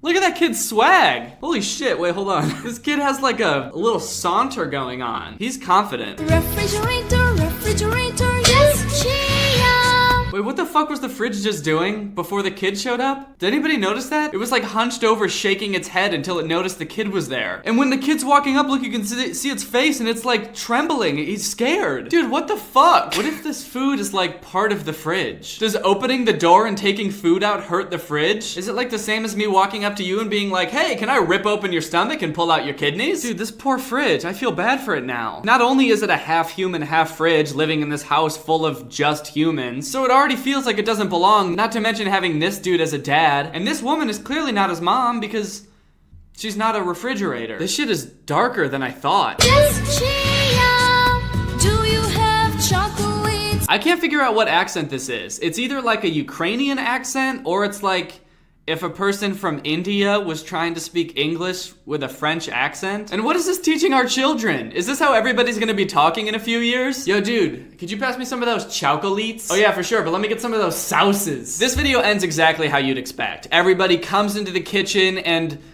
the fridge takes a picture of everybody with a selfie stick. Bye-bye. Have fun. This video has 130 million views. That's insane. This video's doing like Disney numbers. So now you probably understand why this video went viral on Twitter. It's a very strange video. But what's even weirder than that is that next to all of their other videos, this video isn't even that weird. All of their videos are this weird. And it's also weird that these videos that are supposed to be teaching kids how to like speak English are being made by people whose grasp of the English language is not very good. As you can see in this video, which is called Let's Together Bath Song. Let's together bath. Let's together bath. Come, everybody, just come. It sounds like they're trying to coerce the kids into something sketchy. Come, come, everybody, just come. Just come! Don't ask any questions.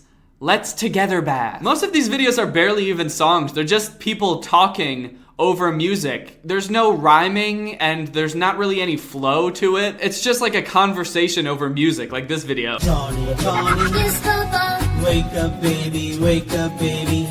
No, I want to sleep more. See, your sister is up. Let me see.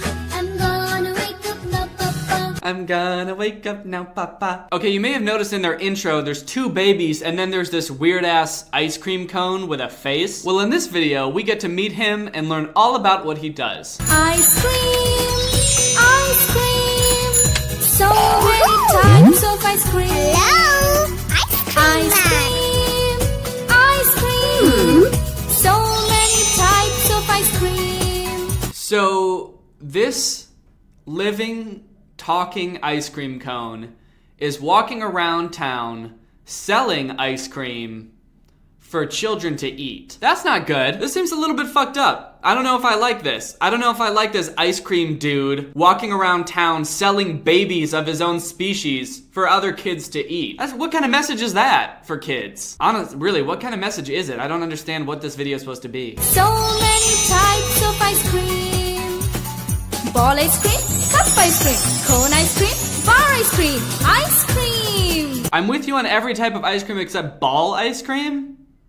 What is ball ice cream? Is ball ice cream a thing? I've never heard of it. It must be something that they don't have in America. Or maybe they do and I've just never seen it and everybody's gonna comment correcting me and I'm gonna feel like an idiot. Should I even leave this in the video at this point? Well, it's too late to edit it out. All right. Ice cream. Whoa, dude, that kid wants ice cream. That kid's like way faster than everybody else. He's like, yes!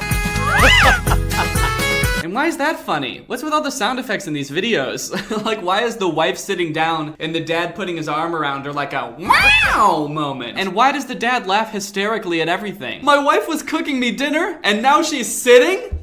Ice cream, ice cream.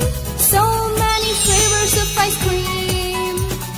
Whitish vanilla, greenish pista, pinkish strawberry, brownish chocolate. Ice cream! Okay, they had me with all of the flavors except for greenish pista. I assume that pista is short for pistachio, but I've never heard anybody call it that before. I've also never heard anybody except for my 84-year-old grandpa say that they like pistachio ice cream, but maybe it's big with the kids too, I don't know. Ice cream, ice cream.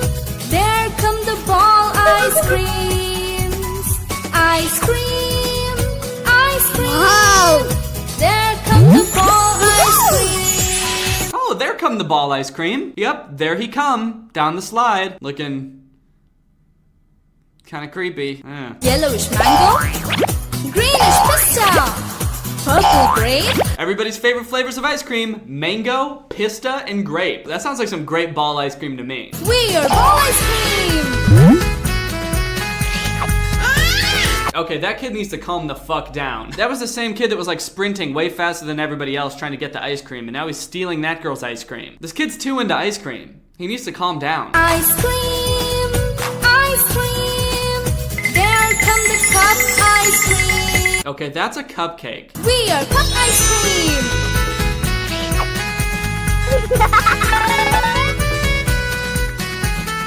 Ice cream. Okay, this part of the video just confuses the fuck out of me because what is up with this gorilla? It's this whole song about ice cream, and then all of a sudden it just cuts to this random ass gorilla wearing a tank top with a $sign on it. He's got rolled up jeans and he's got a rollie on the wrist. He just comes out of nowhere and nobody even acknowledges him. It just immediately cuts to a different shot and they start singing about ice cream again. Does nobody see the gorilla? Is this gorilla even at the same park? Did they mean to put the shot in there? Who is this gorilla? Oh, now he's sitting with the kids. Great. These kids' dad needs to stop laughing hysterically at everything and get them out of there. That gorilla could be dangerous. I know he's dressed like a person, but he's still a gorilla. Ice cream, ice cream.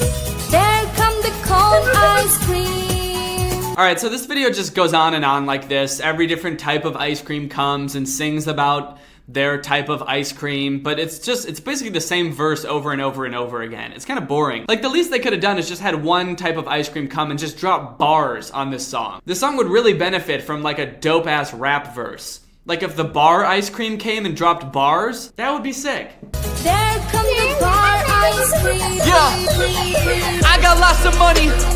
I got lots of cars, bitch. I'm the bar ice cream coming through with the bars. Hey, yeah, all iced out, but I got no cream. Call me pista, cause I got green. Melt some grape up in my lean. Maybe cold, but I bring that heat. Well, that's really all I have to say about Billion Surprise Toys. It's fucking weird. Now, could it be considered kind of lame to make a whole video picking apart the logic? What's up, Greg? Welcome back to another episode of this video's not good enough to go on my main channel, so it's gonna go on my second channel. That's what second channels are for, right? For worse content. So, I hope you enjoy this worse content. So, I've seen a lot of posts lately about how, like, being a YouTuber is one of the most desirable careers for young people today. I feel like a lot of people want to be a YouTuber, but so few people know what it's really like to be a YouTuber because it's such a new job. A lot of people don't really even know like what being a professional YouTuber looks like. So I thought that I would just make a little bit of a vlog of sorts on how I like come up with video ideas, and then how I go from like an idea to a whole video, how I write out the videos, how I shoot the videos, how I edit the videos, all of that. At least that's my plan as of right now. We'll see how this actually turns out and if this is interesting at all to anybody. So if you've ever been interested in what I do when I'm not filming myself, then here you go. This is me filming myself doing what I do when I don't film myself. Also, thank you to Skillshare for sponsoring this video. Even though I'm gonna be sharing some of my tips and tricks on how I make videos, chances are if you wanna do this professionally, you're probably going to need a lot deeper knowledge. So for more in-depth training on writing comedy or shooting and editing videos and marketing yourself on YouTube and stuff like that, Skillshare has everything that you would ever want. It's an online learning community. One class I've been really enjoying lately is Ryan Booth's DIY Cinematography, Make Your Video Look Like a Movie course. This course has a lot of really great tips and tricks on how to use like your camera settings and lighting to make your videos look a lot better without breaking the bank. So if you want to try out Skillshare, visit the link in my description to get 2 months for free. Okay, so the first thing you have to do when you're gonna start on a video is you have to figure out what the video is gonna be about, right? This is gonna be different for everybody because everybody makes different types of videos. For my videos, I generally know what I do because I have an established style, so it's usually not that hard to find an idea. I just sort of have to find weird shit on the internet to talk about. I think one big misconception about how I make videos is that I just look for videos that are bad and that I don't like, and that like that's the criteria for how I choose a video to make a topic on, or like or ads or whatever to make a topic on. I guess I do look for things that are bad, but it has to be bad for like other reasons than just this person doesn't know how to make a good video, because there's definitely a difference between people like Lele Pons, who has this giant following. She probably makes millions of dollars a year. She has the resources to make like TV quality stuff, but instead she's just like putting out the most like poorly written, ill-conceived ideas that don't make any sense, and a lot of times are kind of fucked up. There's a difference between that and someone who is like just picking up a camera for the first time. I don't like making fun of people who are honestly trying their best. I think that's the difference, is that there has to be something besides it's a bad video, because a bad video could be someone honestly trying their best and they haven't practiced enough yet, or they're just not there yet. So I guess that's sort of what I look for, is content that there's like something actually wrong with it, aside from the fact that it's just bad. Another thing is that it has to be funny. Like, I have to be able to easily make jokes about it. People have sent me like things that are so bad that it's just not even funny. Like, it might be like sad, or, you know, just might make you angry, but it's like there's no real way to make jokes about it. So that's generally what I'm looking for when I make a video. But now you're probably wondering, well, Danny, how do you find those things? A few ways. The first is just endlessly scrolling Instagram and YouTube. That's like the main way I find things. Whenever I find something on Instagram that I think could be worthy of making a video about, I bookmark it. There's like a bookmarking feature on Instagram. So I have like tons of things bookmarked on Instagram. A lot of them are those like weird fact memes and stuff. So a lot of it is just from scrolling Instagram. I've been doing this for so long that my Explore page is completely fucked now. So it's great for making videos about weird shit, because there's weird shit all over my Instagram Explore page, but it's not great for enjoying Instagram. Another way I find things is through DMs. A great thing about having a larger audience is that whenever people see weird shit, they immediately think of me because they watch my videos and they send it to me. So that's how I found like a decent amount of video ideas, or at least like the starting point. And then I'll go to that person's profile and find even weirder things and stuff like that. So this week I'm making a video about Ray Diaz. I found this account through the Instagram Explore page. I mean, you'll see the video when it's posted, because this video will probably go up after it. So if you haven't watched it, maybe go watch it so you can see that first, and then you can see like the process that I made the video in, because I haven't actually recorded the video yet. So now that I have this idea, it's an inkling of an idea, what do I do? Okay, so once I have an idea, then I actually write the video. I think a lot of people think that I find an Instagram account and then I like just sit down at my desk and just go through and talk about it. I feel like to give good commentary and to actually be funny, I need to sit down and actually write out the video idea, and like actually go through and pick out which videos I'm gonna use. I even write out most of the jokes I use. I would say that my videos are like 70% jokes that I have written and 30% jokes I think of while I'm filming. So I'll like write out all these jokes, and then while I'm filming, I'll come up with some too, because I'll notice things that I didn't notice while I was watching them and writing this. But this is the Ray Diaz video that I have written. This whole thing at the top here is an ad. All of this is the Ray Diaz video. So I usually try to shoot for like 2 pages. This one is almost 3 pages because I wrote out an ad at the beginning of it. So I usually aim for like 2 full pages of written out things. So then once I have all that written, then it's time to film. Okay, this is what my filming room looks like. A lot of you have probably already seen this from the video where I decorated this room, but yeah, this is my filming room. Everything that I do on this MacBook. This is what I write my videos on. This is what I edit my videos on. All right, so I'll just show you like what I do as I set up for my videos. First, I turn on my lights. These are LED lights. This one has a softbox thing on it so that it looks better on my face. Now I know what you're thinking, Danny, why do you have a light here when there's literally a window with perfectly good natural light coming out the window? And that's because I'm just extra. I don't know. I don't like how natural light changes. Like if clouds come over, then all of a sudden my video gets dark. So I usually just close these curtains and use this light instead, because this will be consistent and that won't. So there's this light, and then you're probably thinking that the background is lit by this light, but you would be wrong. This is gonna sound pretty dumb. I understand that this is probably gonna sound dumb, but I turn off this light and then I turn on this light. This light shines up at the ceiling to simulate what this light does, but I like that light better. Next, I get out my microphone and I put it right here. This is a Blue Yeti microphone. It's probably the most popular YouTube microphone. I think pretty much every YouTuber ever has one. I think I've had this microphone for 6 years. Out of all of the filming equipment that I have and still use,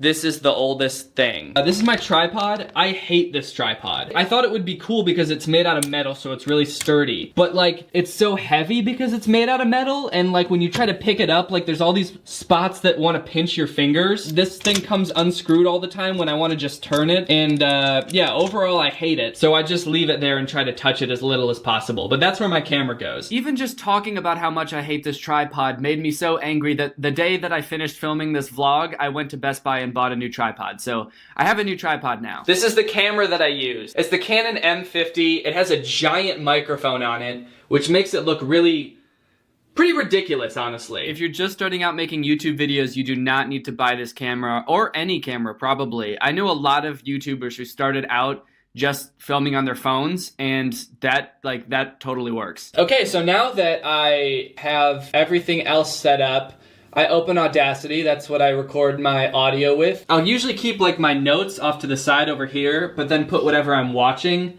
on this screen so that it's more like looking at the camera. Okay, so that's pretty much all I do to get ready to film. Now I'm actually gonna film, so I have to stop vlogging so that I can film my video. All right, gang, I finished filming the video, so now it's time to edit.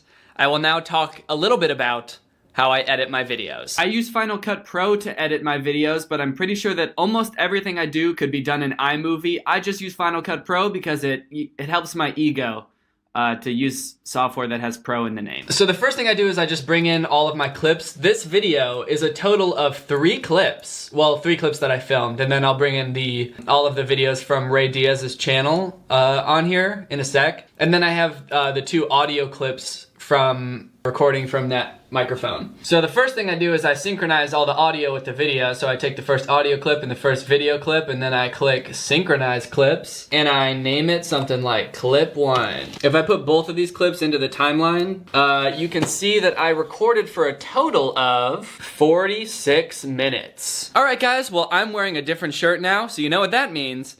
It's the next day. And I'm done editing. So this is the finished video. It is 16 minutes and 11 seconds long. I have not yet titled this project. But this is the video. Here is the timeline. This is what it looks like when it's all done. So here's like my process when I'm editing a video. When I film the video, I'm basically just like reciting all of the jokes that I have written, and I'm watching the video. I'm coming up with more jokes, but it's a lot of me like saying the same thing over and over and over. I think a lot of like really big YouTubers have editors, but I could never let somebody else watch this video of me just trying to be funny for like an hour, like repeating the same thing over and over until it eventually is funny. What's up, Greg? Welcome back to another episode of What's up, Greg? I hope you're all having a great day. So it starts off with about 45 minutes of that, and then I cut it down to I think like 14 or 15 minutes. So that's just me cutting out all of the stuff that I'm not gonna use. So it's pretty much just a one long video of me that's cut up. It's all of the blank spaces taken out, and all of the takes I'm not gonna use are taken out. That's actually, to me, one of the biggest indicators that somebody's like a beginner YouTuber, is that they don't edit out enough of the blank space between like their lines of dialogue. When you're talking to a camera and you keep having these like awkward pauses between your lines, it totally like slows down the pacing. So I try to cut like as much of that out as possible to make my videos flow as quickly as I can. And then I go through and I do another pass through where I do all the fancy little editing tricks that you see in my videos, and I work on the pacing a lot. I speed things up. I'll show you some stuff that I do. So if you've watched the video, you will probably recognize this part. What a horrible first impression to make on your girlfriend's family, first of all. Her cousin comes to the door and the first thing he says is, "You're black!" Wait.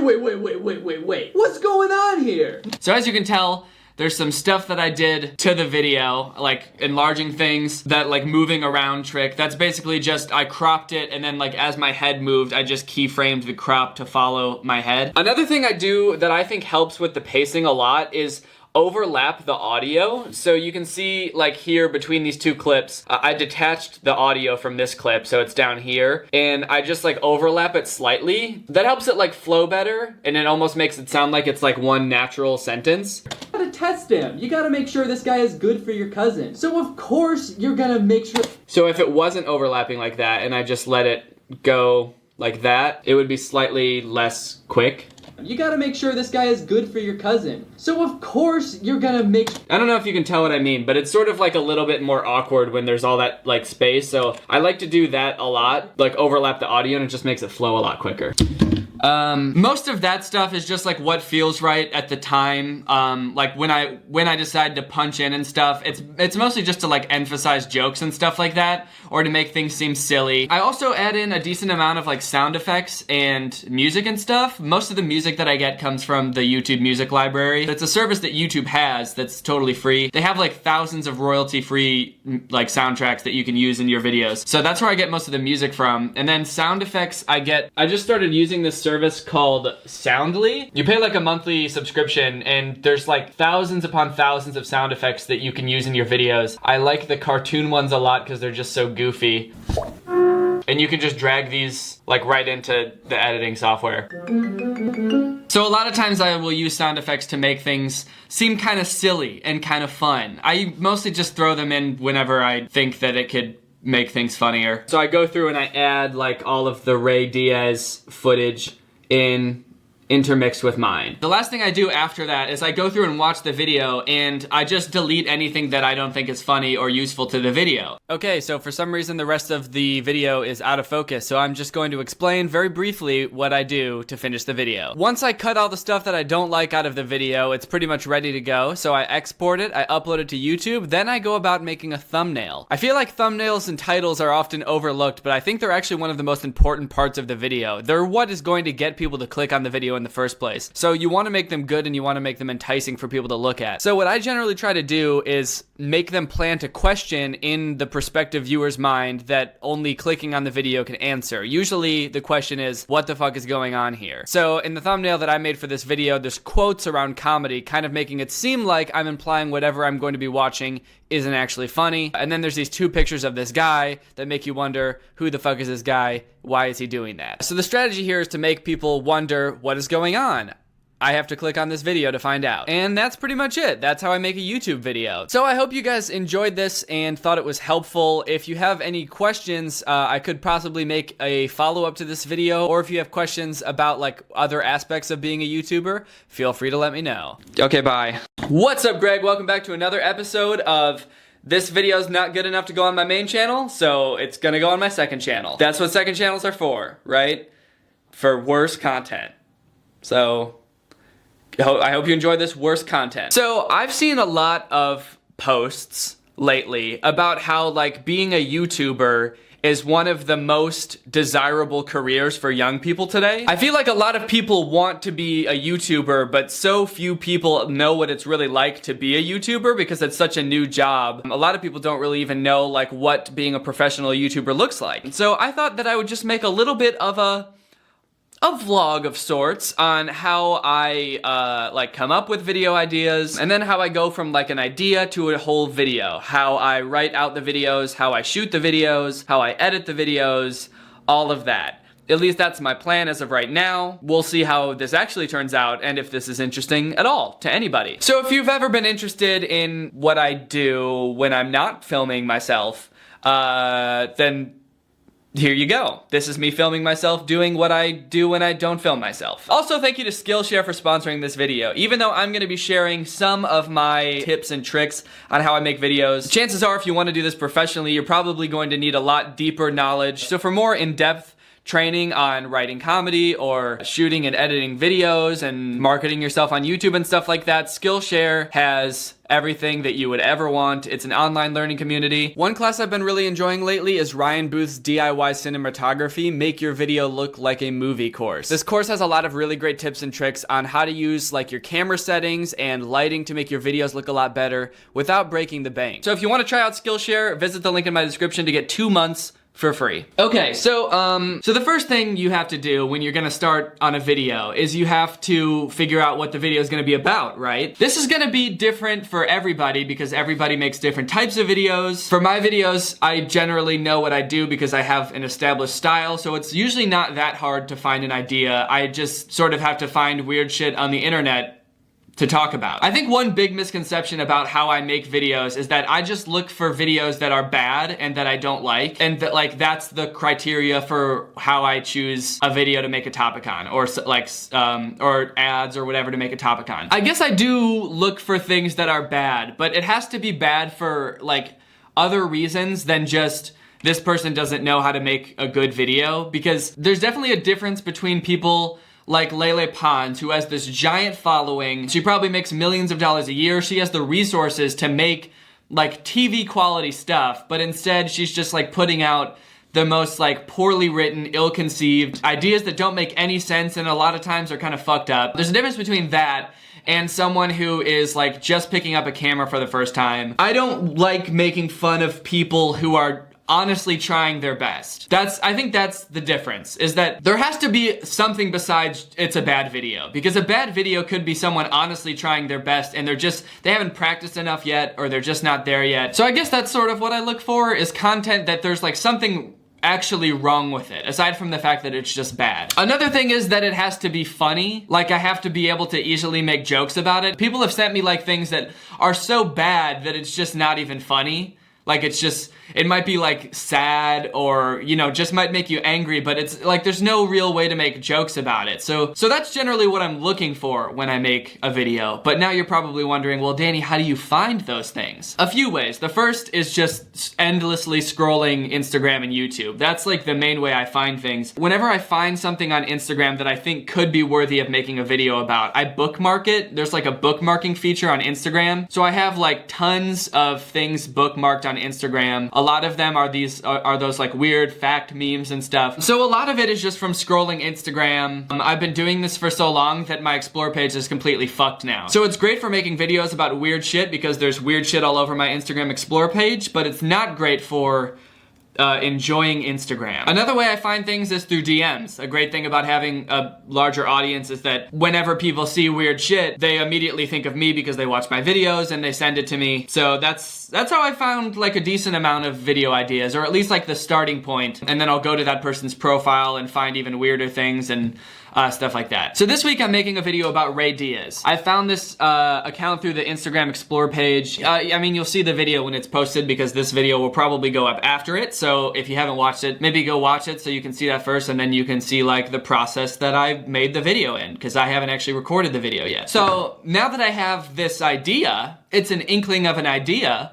What do I do? Okay, so once I have an idea, then I actually write the video. I think a lot of people think that I find an Instagram account and then I like just sit down at my desk and just go through and talk about it. I feel like to give good commentary and to actually be funny, I need to sit down and actually write out the video idea and like actually go through and pick out which videos I'm gonna use. I even write out most of the jokes I use. I would say that my videos are like 70% jokes that I have written and 30% jokes I think of while I'm filming. So I'll like write out all these jokes, and then while I'm filming, I'll come up with some too, because I'll notice things that I didn't notice while I was watching them and writing this. But this is the Ray Diaz video that I have written. This whole thing at the top here is an ad. All of this is the Ray Diaz video. So I usually try to shoot for like 2 pages. This one is almost 3 pages because I wrote out an ad at the beginning of it. So I usually aim for like 2 full pages of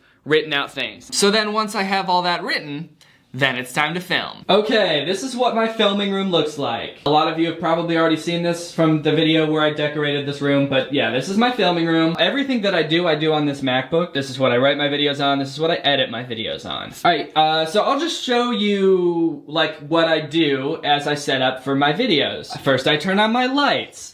These are LED lights. This one has a softbox thing on it so that it looks better on my face. Now I know what you're thinking, Danny, why do you have a light here when there's literally a window with perfectly good natural light coming out the window? And that's because I'm just extra. I don't know. I don't like how natural light changes. Like if clouds come over, then all of a sudden my video gets dark. So I usually just close these curtains and use this light instead because this will be consistent and that won't. So there's this light, and then you're probably thinking that the background is lit by this light, but you would be wrong. This is gonna sound pretty dumb. I understand that this is probably gonna sound dumb, but I turn off this light and then I turn on this light. This light shines up at the ceiling to simulate what this light does, but I like that light better. Next, I get out my microphone and I put it right here. This is a Blue Yeti microphone. It's probably the most popular YouTube microphone. I think pretty much every YouTuber ever has one. I think I've had this microphone for 6 years. Out of all of the filming equipment that I have and still use, this is the oldest thing. This is my tripod. I hate this tripod. I thought it would be cool because it's made out of metal, so it's really sturdy. But like, it's so heavy because it's made out of metal, and like when you try to pick it up, like there's all these spots that want to pinch your fingers. This thing comes unscrewed all the time when I want to just turn it, and yeah, overall I hate it. So I just leave it there and try to touch it as little as possible. But that's where my camera goes. Even just talking about how much I hate this tripod made me so angry that the day that I finished filming this vlog, I went to Best Buy and bought a new tripod. So I have a new tripod now. This is the camera that I use. It's the Canon M50. It has a giant microphone on it, which makes it look pretty ridiculous, honestly. If you're just starting out making YouTube videos, you do not need to buy this camera, or any camera, probably. I know a lot of YouTubers who started out just filming on their phones, and that totally works. Okay, so now that I have everything else set up, I open Audacity. That's what I record my audio with. I'll usually keep like my notes off to the side over here, but then put whatever I'm watching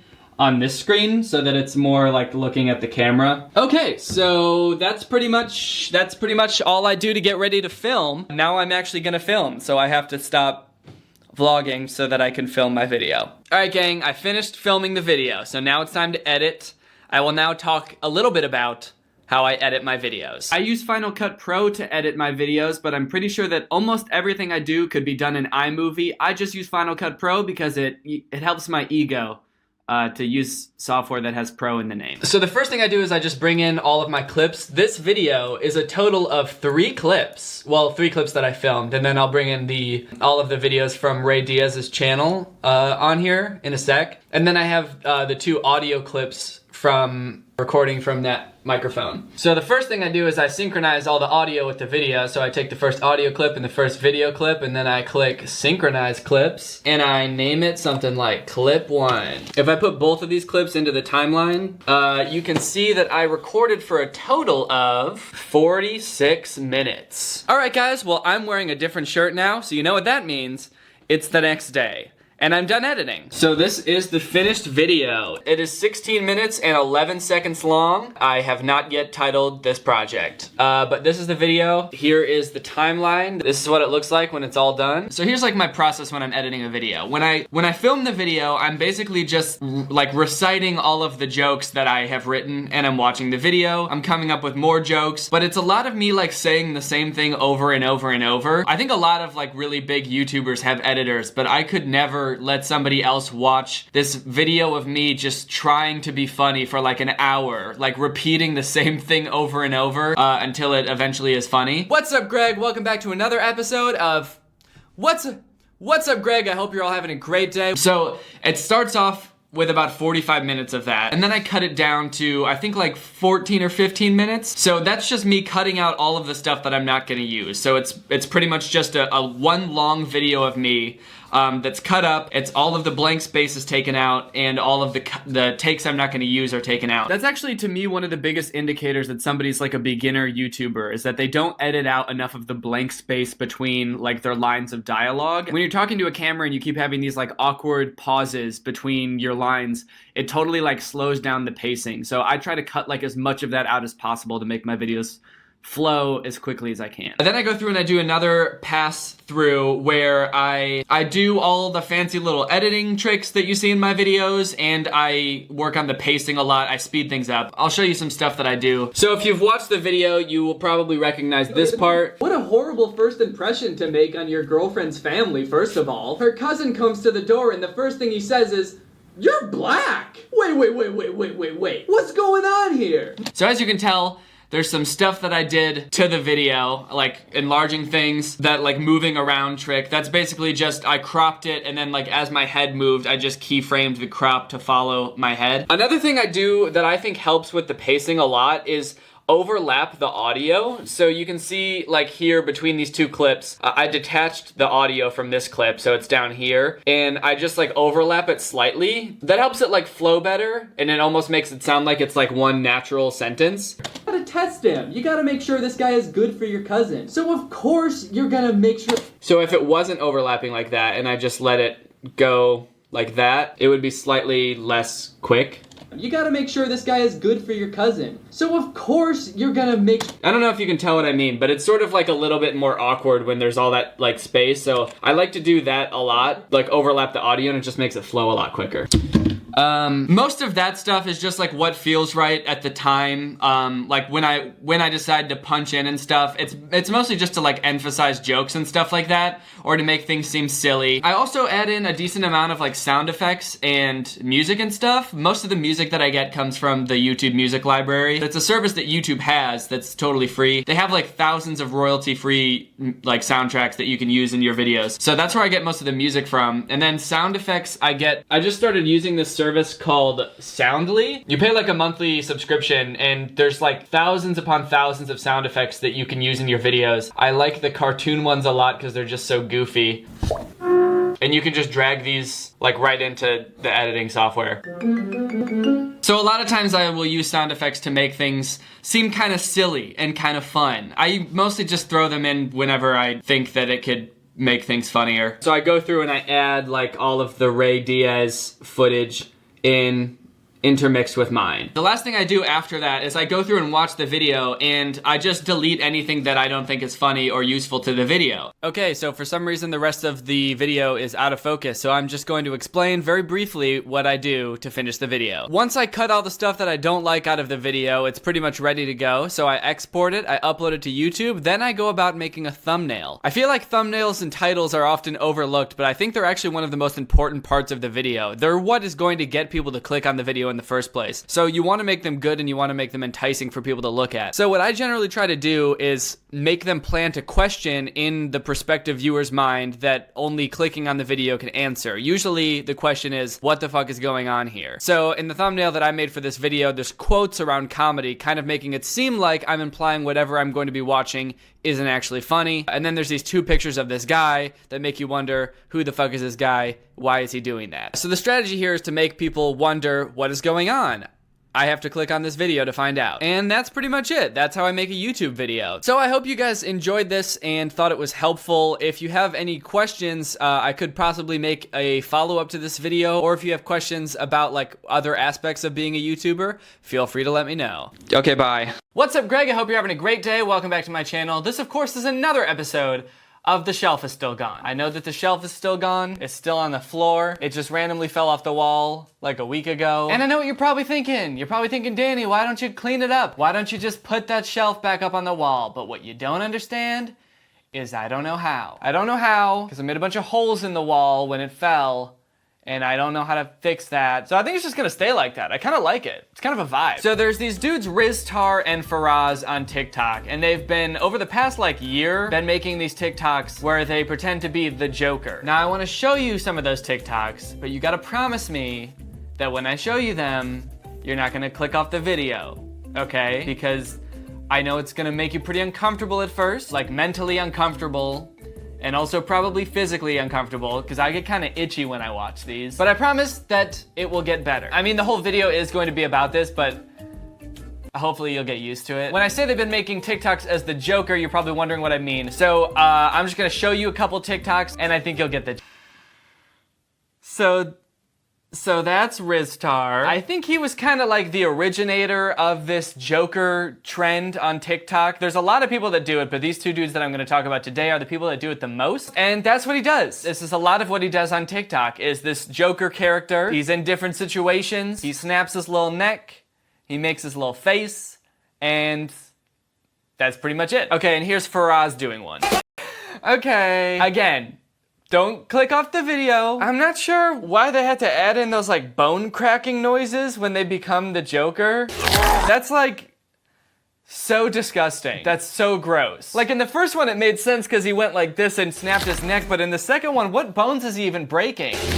He's just kind of clenching up. Like his whole body just becomes a bowl of Rice Krispies when he becomes the Joker. His fists are clenched so hard that his knuckles are cracking, and his legs are so tight that his knees are cracking, and his butt is clenched so hard that his butt crack is cracking. Like, is it hurting them to become the Joker? Is this something that is painful? Because if so, maybe they should stop. And even if not, they should still stop. So these two make TikToks where they get into all these wacky scenarios and become the Joker to get out of this situation. Like this face is some kind of superpower. So one thing you've probably noticed is that these two, when they do their Joker face, don't look anything like the Joker. But I'm pretty sure that this is only like loosely based off of the Joker from Batman. They sort of just took the name and kind of made him their own character, because he doesn't really have anything in common with the actual Joker. In fact, this Joker actually seems to be like a superhero of sorts. In a lot of them, he's like fighting crime. Like in this one, this little girl is on a roof. She's about to get kidnapped by 3 grown men, but suddenly something scares them all away, and the camera turns around and reveals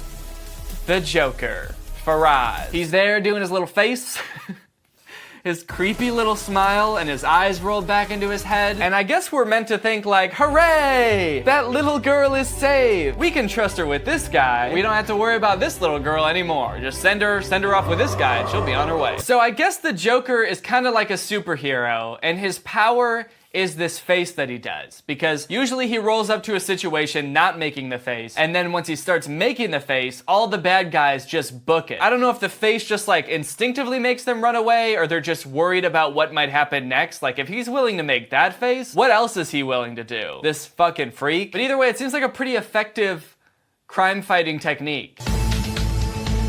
All right, here's another one where a kid's about to be kidnapped. Or I guess in this one, he's already being kidnapped. This kid is currently being napped, but just then, our boy the Joker rolls up on his bicycle. Some superheroes have Batmobiles, some sling around on their webs, and the Joker rides around on a bicycle. He may not be fast, but he do be kind of environmentally conscious though. So he pulls up, he takes off his jacket, gets totally shirtless, motions the kid over. They just let him go. I'm not really sure why they let him go at this current stage, because he hasn't made the face yet. So I don't know, he doesn't really pose a threat to them at this point in time, because there's 3 of them, there's 1 of him, and sure, he may be shirtless, but I don't think that poses like a tactical advantage. He motions the kid over, they crack their little bones, and they both become the Joker this time. Double Joker. I'm trying to understand like the lore of this superhero character. So either this kid also has some weird supernatural superpower that makes this face so special, like he's his sidekick and they know each other, this is the Joker and that's the Jester, or just like anybody can do this face and it's so terrifying that it works as like a self-defense technique. All you gotta do is just like, am I doing it? Anybody can just do that, and it sends bad guys packing. They just run on home to their mommies. I am a little confused as to why he got shirtless for this one. It did seem a little bit unnecessary, right? And it was also kind of weird how he gets shirtless and then motions the kid over. He's like, now that I'm shirtless, the boy, please. I thought something cool was gonna happen with the rest of his body, because his face gets all distorted, but instead he's just flexing his muscles, as if that's gonna be the thing that scares them off when he's making that ungodly, terrifying face. I think what would have been cool is if his torso also made the face. Like his nipples are the little eyes, and then his little belly button smiled like that. That'd be cool. Okay, in this one, a masked stranger is walking down the street. I wonder who it could be. He's got his wallet in his hand. He's just kind of flipping it around like, oh, I love my wallet. What could ever go wrong? Just holding my wallet up in the air like this, waving it around for everyone to see. But then he starts getting mugged. Some dude takes his wallet and then they start playing monkey in the middle with him. They're like throwing it around. I don't know why they don't just run away. I feel like that's a thing they do in movies sometimes that I never really understood, where like robbers will like take a purse and then be like, ha, old lady, and kind of push her and kind of make them feel bad and then run off. It's like, what? How confident are these robbers that they're gonna have time to do all this? They got a lot of nerve just assuming they have enough time to like mock the person they're robbing before running. I really like this one because instead of running away right away, they all kneel like he's royalty or something. They were like, oh, sorry, sir, we didn't know it was you. It's just funny how drastically they go from like, ha ha ha, got your wallet, to all hail the Joker. He rules over the land with the face of 1,000 nightmares. Kneel, man. The kind of guy with a weird face, one that I don't know, that isn't afraid to pick me up and just carry me away. Also, hold on. Was that a robot man? The second guy who tried to win her over? Was that a metallic robot man? I feel like that definitely warranted some kind of explanation, right? But no, they just kind of gloss right over that. They gloss right over the robot man. There's so much unexplained lore in this Joker universe. Is he another superhero? You just have to understand that in this universe, there's Jokers and there's robot men looking for love. These are just things you have to accept if you're gonna watch these TikToks.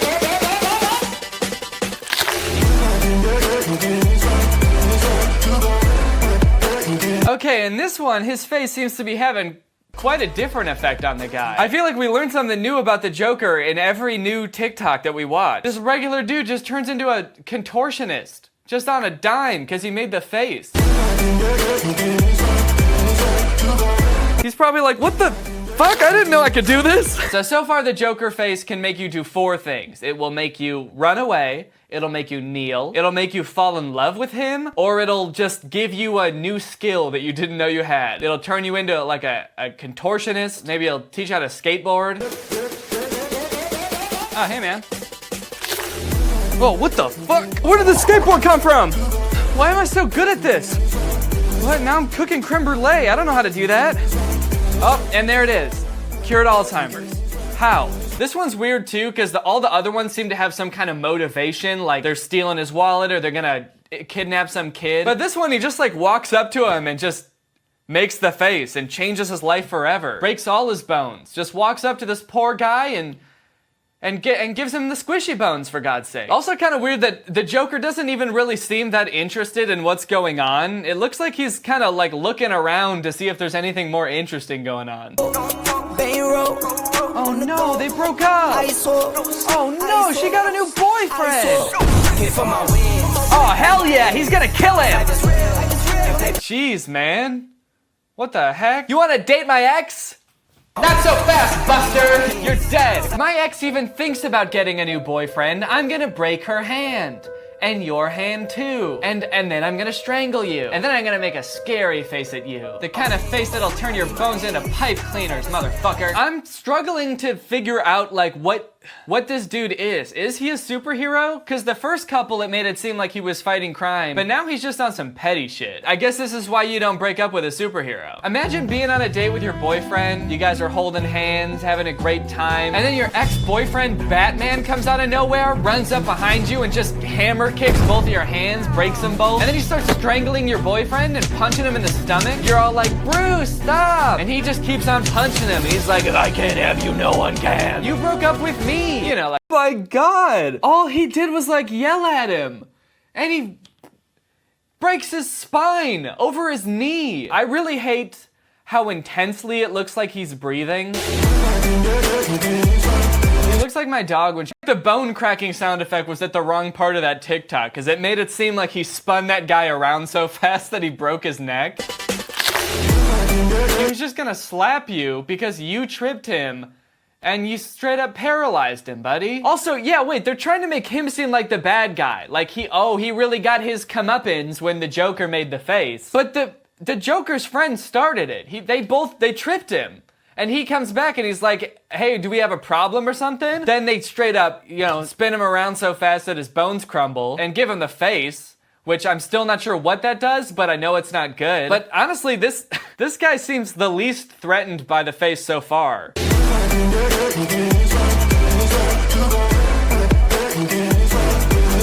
In fact, he doesn't really even look like he's reacting to it at all. He's just standing there like, what? I don't know. I don't know what this is. Huh? And then it just ends. in the middle of this heated confrontation. How long do you think they... Not really sure what this one is about. I think he must have just gone through like a breakup or something, or he was on a date because he's got a rose, or maybe he was just on The Bachelor. But he looks upset about something, he's got the rose, he crumples it up, snaps his own damn neck, and now he's the Joker. And the caption says, Modo sexo activado, and I googled what that means, and it means sex mode activated. Sex mode activated! That sounds like something a horny Power Ranger would say. Sex mode activated! It's fucking time! But wait just a minute and hold the phone. Is this face supposed to be sexy?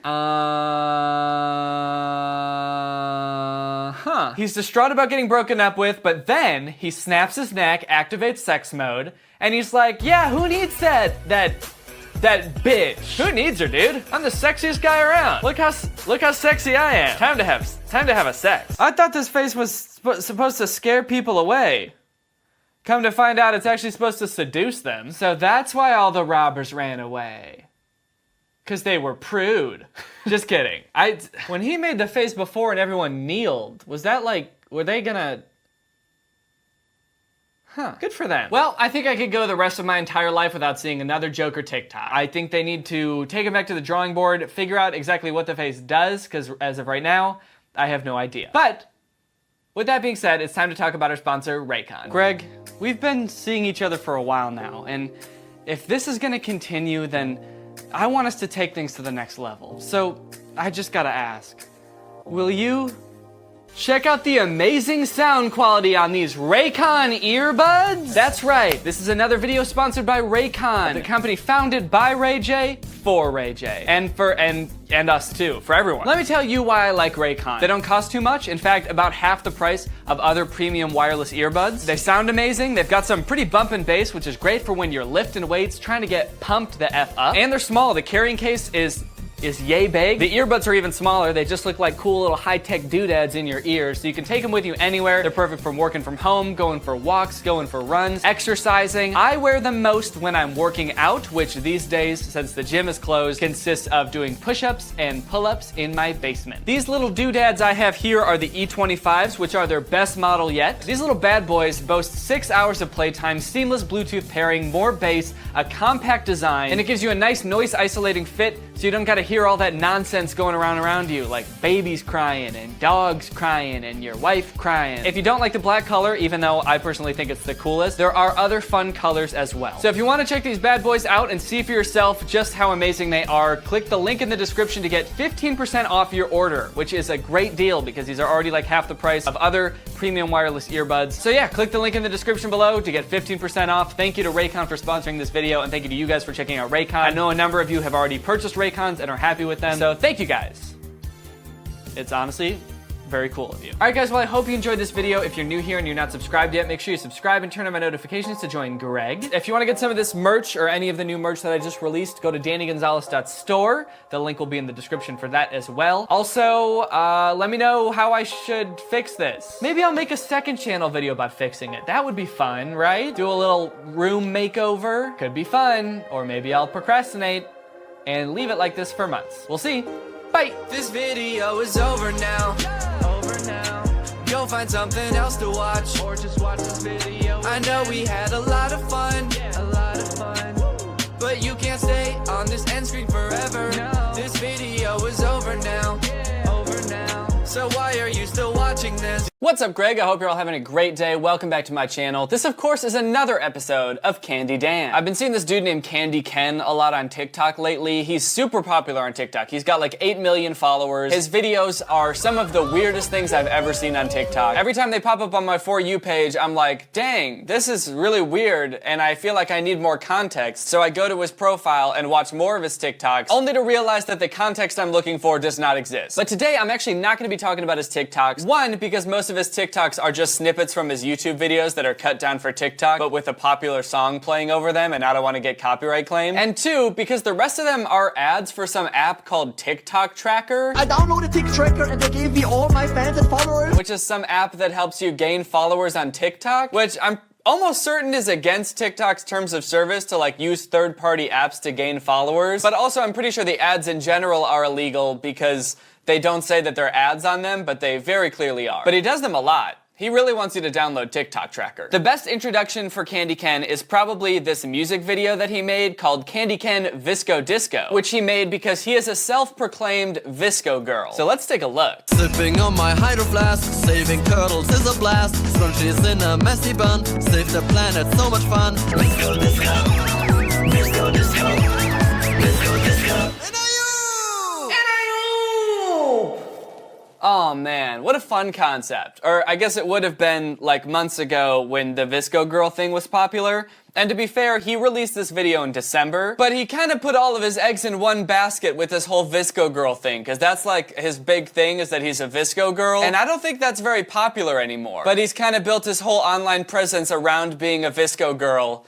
So he's kind of stuck doing it now. But if you thought this music video was a lot to look at, then dear God do I feel sorry for you, because you have no idea what's coming. It gets worse. It gets a lot worse, motherfucker. So let's watch one of his regular videos. This one is called My Girlfriend is Pregnant. It was posted on April 1st. See if you can try to guess what the ending of this video is going to be based on the date it was posted. Last time on Candy Ken.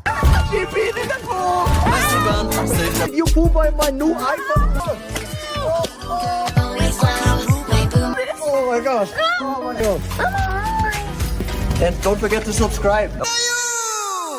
Oh man, this is gonna be fun. This is gonna be a really fun video. I realized right off the bat, this is not a very good first impression of Candy Ken. He seems to be caught in some very compromising circumstances. In the first one, he's like, oh, my girlfriend peed in the pool, ew! But he's also like not leaving the pool, he's just kind of standing there. And then in the next shot, he's dancing with her in the pee, just dancing in her glowing fluorescent pee. And then in the next shot, his girlfriend poops on his phone. So I don't know if his girlfriend's like supposed to be 1 year old, or why she's always pooping and peeing everywhere. They never explain it, but it definitely makes you worried about what's gonna happen in this video, doesn't it? If that's what happened previously on Candy Ken. Also, is this not the most confusing previously on this show sequence you've ever seen? Like, how did that in any way help us figure out what's going on in this series, or what's about to happen? Just like, oh no, my girlfriend peed in the pool, yay, let's dance in the pool. Oh, now she shit on my phone. Now my girlfriend's killing my dog. Guys, my bones are getting squishy. Don't forget to subscribe.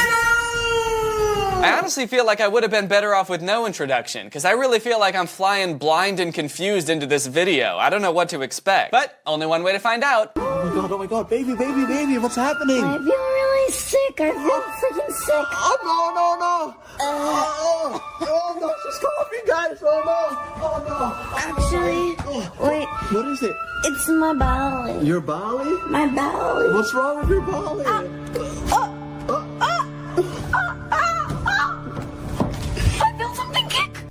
Okay, there's a lot going on at the beginning of this video. I think we can all agree, too much going on. Almost to the point where I feel like I should apologize for not properly preparing you for this, because I've already watched this video and I'm still overwhelmed. I'm still more or less in my I almost said flight or flight response. That honestly is kind of how I feel. I'm like, I either want to get away or I want to get the fuck away. I'm in my flight or flight response. Basically, all you gotta know is that this is Candy Ken, and this is Candy Ken's girlfriend, Baby J. So I guess the name kind of explains why she's peeing and pooping everywhere. It's because she's a baby. She's Candy Ken's girlfriend. She talks like Marge Simpson most of the time. She doesn't always. Sometimes she just talks like a normal girl. And she's having some pretty gnarly tummy troubles. What do you mean, baby? Oh, my belly. Ow. Baby, what is it? I'm pregnant. So she says she's pregnant. And she also says that she can feel the baby kicking, despite the fact that she's nowhere near far enough along for that to happen. Doesn't that... It takes like months for you to start being able to feel the baby kick, right? That's gotta be one strong fetus, dude. Either that or it's not a baby and you need to get help right away. You got like an alien inside you. So Baby J is having a baby. Can baby have baby? What do you mean? I'm freaking pregnant. No, it can't be. We're not pregnant and we don't do this. Inappropriate. Super inappropriate. Why is he scolding her? If she's pregnant, it's probably because of something you did, right? He's like, inappropriate. Inappropriate. You need to go back to manners school and learn some manners. Because it's very rude to get pregnant. By me. No, guys. She's lying. I would have never. We didn't even kiss yet. Are you crazy? Oh. How you've been pregnant? I'm pregnant.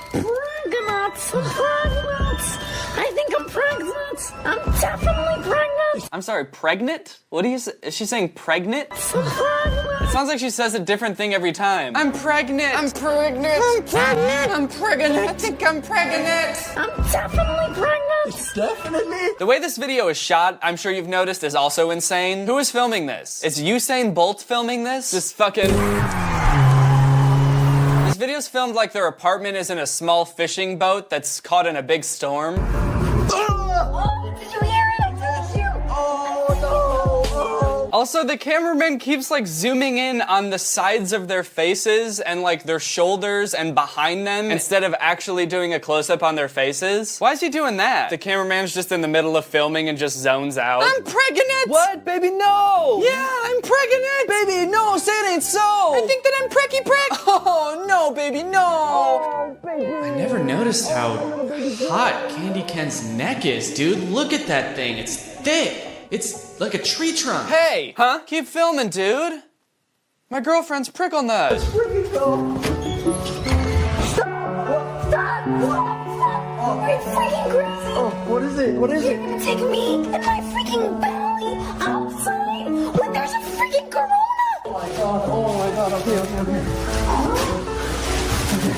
Okay, I got just the thing. This for your legs. Yes. Oh, okay. Here we go. It's not safe out there, guys. It's not safe. We have to protect the baby. Okay, there we go. What? Did she actually just get hurt? It sounded like she snapped out of character for a second there. She was like, ow! Ow! Ow! Ow! Fuck! Ow! Ow! It was weird. It was like we got a glimpse into the real person that is this character. So they decide they should get a pregnancy test, so they suit up in these ridiculous outfits, and then they're off to CVS. Alright, guys, we're in downtown LA. Weird way to start a scene. Just standing there. She's got her head down like she's all defeated. He's standing there like a video game character before you pick up the controller. Just... Hey guys, my girlfriend's pricky whack. Move really careful because the virus is everywhere, guys. The virus could be everywhere.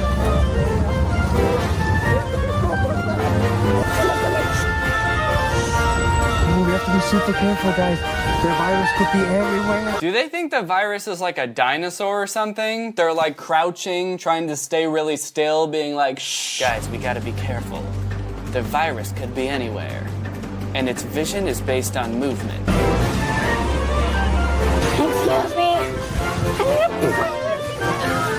Just not talking to anyone. Who is she talking to? There's no employees around. Just walking around the aisles of a store, not talking to anyone. Like, excuse me, where's the pregnancy tests? I'm pregnant.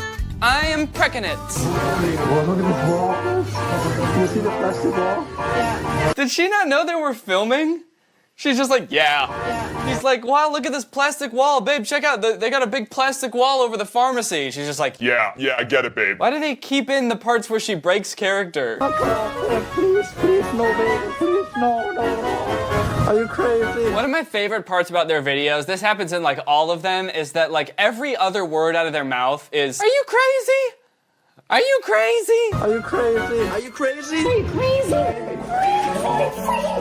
They say it so much. In this video alone, I think they've said it like 5 times already. And you know what? I'm starting to think it's because they both actually are crazy. Are you crazy? Yes. Are you crazy? Yes. Are you crazy? Yes. Are you crazy? Yes. Are you crazy? Yes. Are you crazy? We got the pregnancy test. Now we can find out about the belly. Hurry up, I have to pee, man. Okay. We're gonna go home and we're gonna find out if baby J is pregnant, guys. Oh my god. I really hope not. Oh my god. It's my freaking stalker. No way. That's my stalker.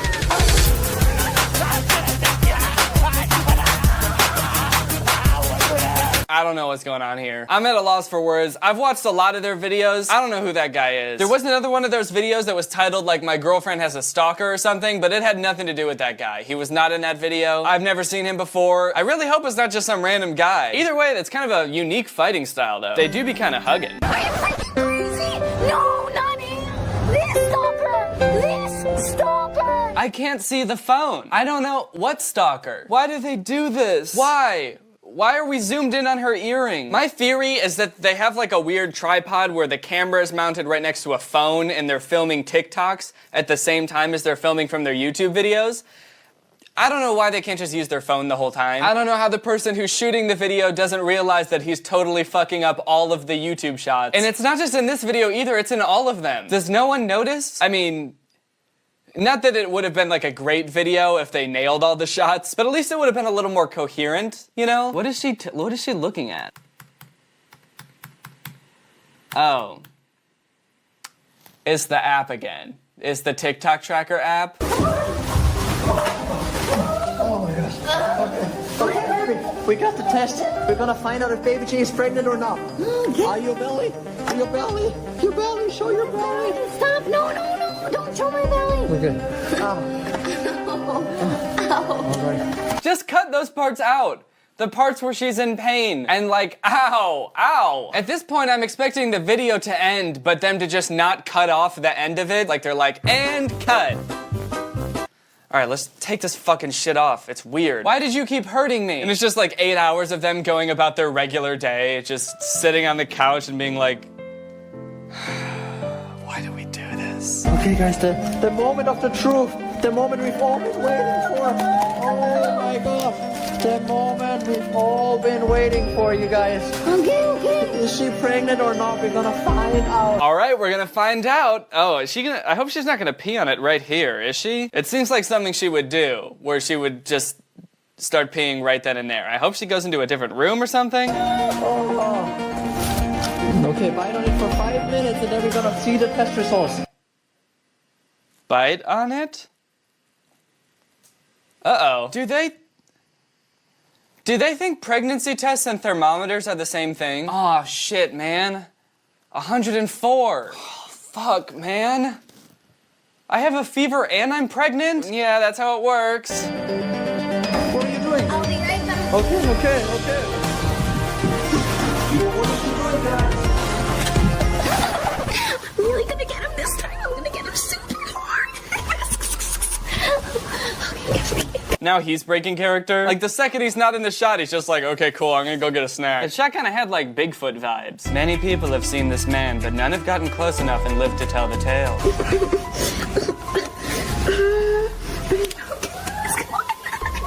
I'm super excited. Let's go. Come on. Yeah, no need to wait for the 10 fire trucks to pass. You've already spent, like 10 minutes on this video at most. You can't afford to spend any more. You gotta just keep trucking through. No time to stop, even when the audio's ruined. Even when you're out of character. Just keep plowing through. What is it? Baby. I'm pregnant.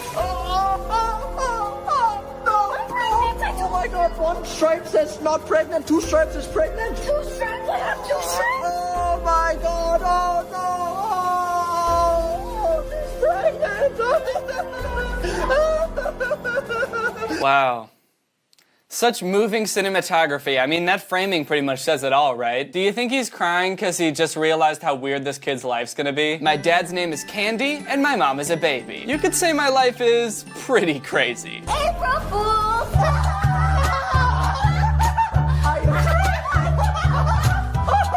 You got me so good. Don't miss the next episode.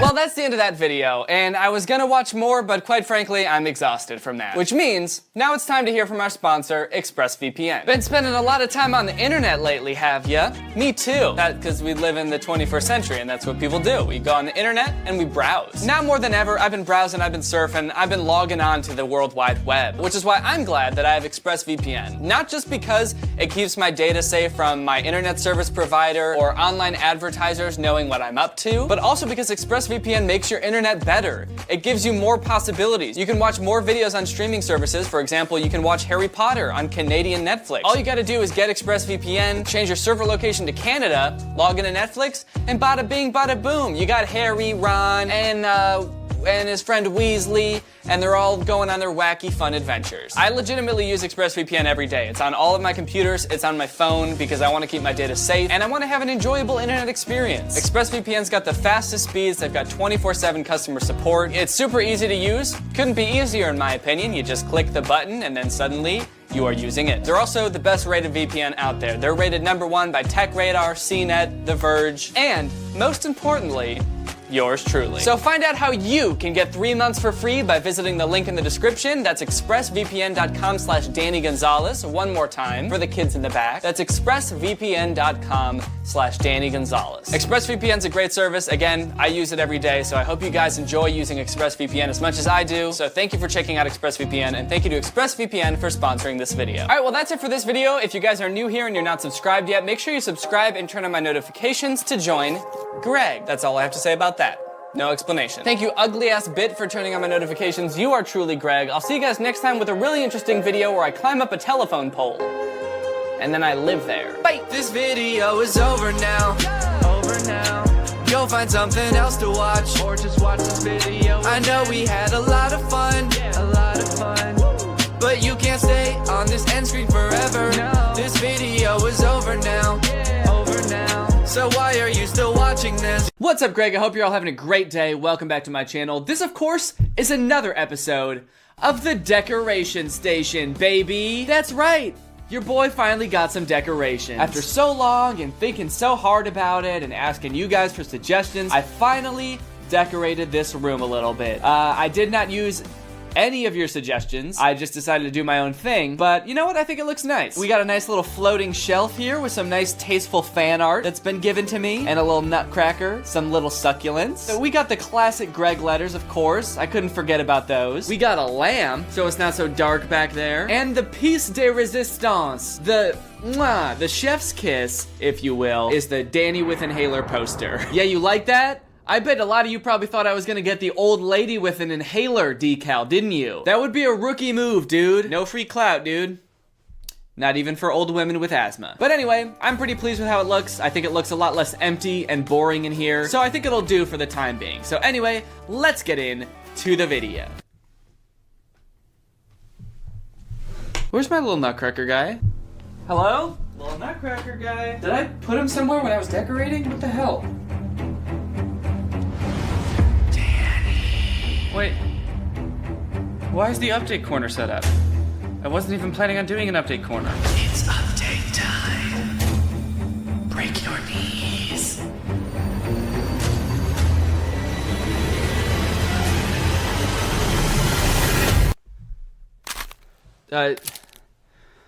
Okay, welcome to the update corner, everyone. I'm not really sure what I'm updating you about, but let's just jump into it. Oh, okay. It looks like it's another Lily's Garden ad. I guess I'm doing an update about Lily's Garden. So I think last time I made it pretty clear that I only wanted to talk about Lily's Garden again if all her problems were solved, so that I could finally be relieved of this pain. So Lily better be doing pretty damn good. Otherwise, this is not going to be a good update. Okay, so we got the black-haired boyfriend standing in a creepy-looking alleyway. A guy pops out of a dumpster. Hey, what the fuck? My little nutcracker guy is in this ad. They took him and put him in the ad. What the hell, Lily's Garden? I don't understand what kind of psychological warfare is this? Lily, what mind games are you trying to play on me? What even is this ad? It looks like he's getting intel on his girlfriend who's cheating on him or something. He's spying on people. Lily's Garden, are you trying to subtly hint that you're watching me? Please leave me alone. You know what the worst part about all this is? Is that my knees hurt. No, actually the worst part is that they put my little nutcracker guy by a dumpster. They're trying to say my little nutcracker guy is trash. Little nutcracker guy is not trash, alright? Lily's Garden, give him back. Give him back, Lily's Garden. All I wanted was for Lily to find happiness. Why are you guys suddenly enacting psychological warfare on me? I wanted the best for your character. And now, after already being stressed out about Lily, being worried about her because you guys don't know how to treat her, now I'm gonna be stressed out even more. Shaking my SMH. You know what, Lily's Garden? This is war now. You've committed acts of war. Fuck the update corner. We're going to the war corner.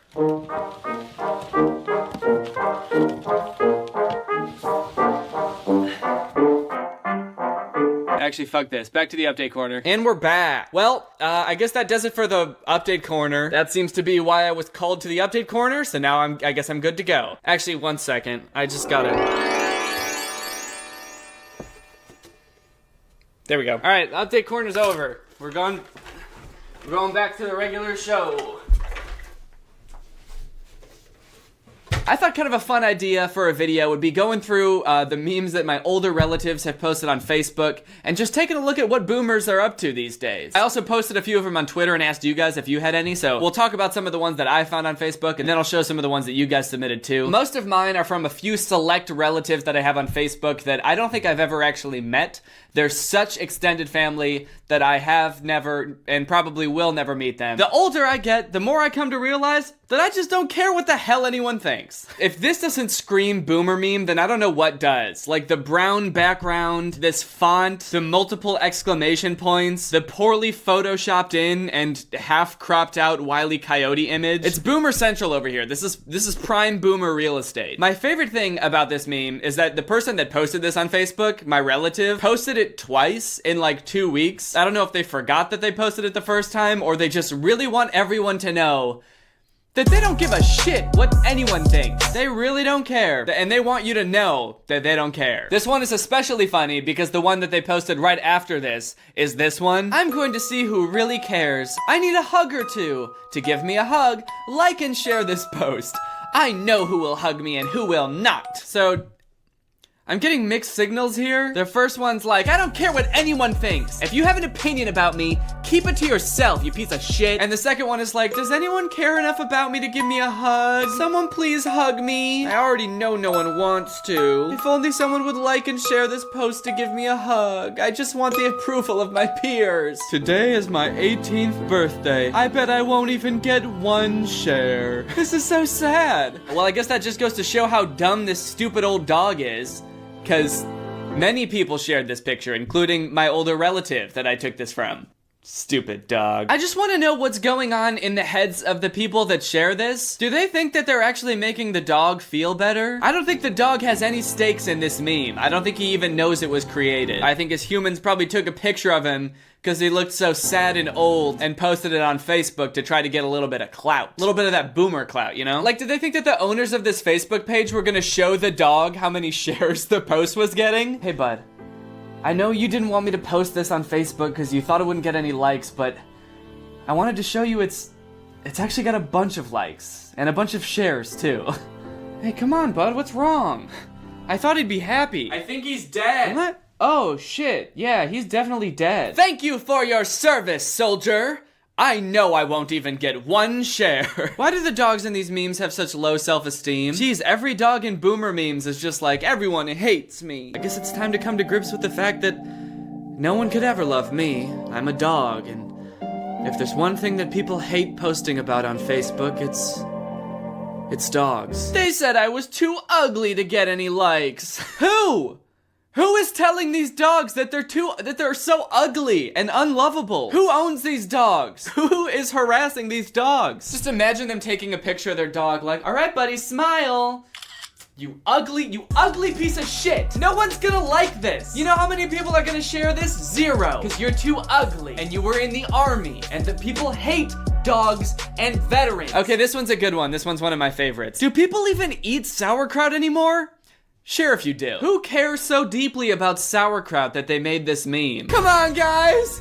There's gotta be someone else out there that eats sauerkraut! Is there anyone out there that eats sauerkraut? Please! Please share this meme so I know I'm not the only person who eats sauerkraut. I really want the validation of knowing that anyone else eats sauerkraut. But also, I just don't care what the hell anyone thinks. So just like millennial memes and memes of younger generations, boomer memes also have formats, but they're a little looser. They're not so strict. For example, I've seen my relatives post quite a few memes that really concern me. These memes seem to be kind of disguising violent tendencies and extreme urges to commit acts of violence with cute animals and laugh emojis to make it seem like a meme instead of a hateful, mean thought. Lord, grant me the serenity to accept stupid people the way they are, courage to maintain my self-control, and wisdom to know that if I act on it, I will go to jail. And then there's a cute little owl in there to distract you from the fact that they really want to hurt someone. At first I thought the owl was the one saying this, but the owl looks kind of scared. I'm worried that whoever posted this wants to hurt this owl. Repost this if there was someone still alive today because you don't want to go to prison. Ha ha ha ha!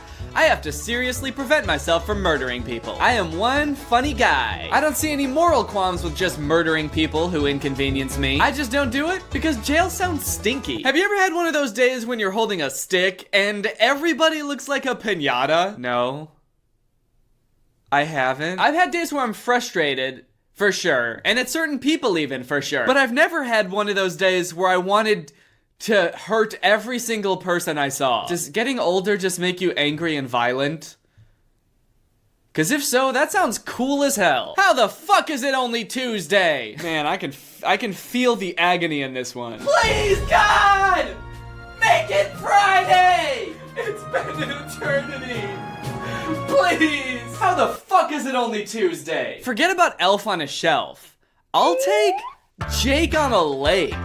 Yes, one Jake on a Lake, please. Yo, if it's Christmas time, I don't think you're gonna want to put Jake in a lake. I don't think that's a very good idea. The lake could be frozen over. You're gonna end up with corpse in a lake. And then he's not gonna be able to make sure you're a good girl. Is he? Do you think Jake on a Lake still does the same thing as an Elf on a Shelf? Like he's just a snitch for Santa? You see Jake in a lake and you're like, ooh, time to have some fun. And you walk up to him and then like the second you lay a finger on him, he's just like, Santa! Naughty! Oh, you're sick and really weak? Here, tear open this steel package for medicine. I feel like if you're sick to the point that you're so weak that you can't open Dayquil, then you need to go to the hospital. I know some people are weak all the time, like old people, but if you're not that weak, and whatever illness you have makes you so weak that you can't open Dayquil, go to the hospital. I think you need more than Dayquil. I think you need medical attention. People born in the 50s have lived in 7 decades, 2 centuries, 2 millenniums. We had the best music, the fastest cars, drive-in theaters, soda fountains, and happy days. And we are not even that old yet.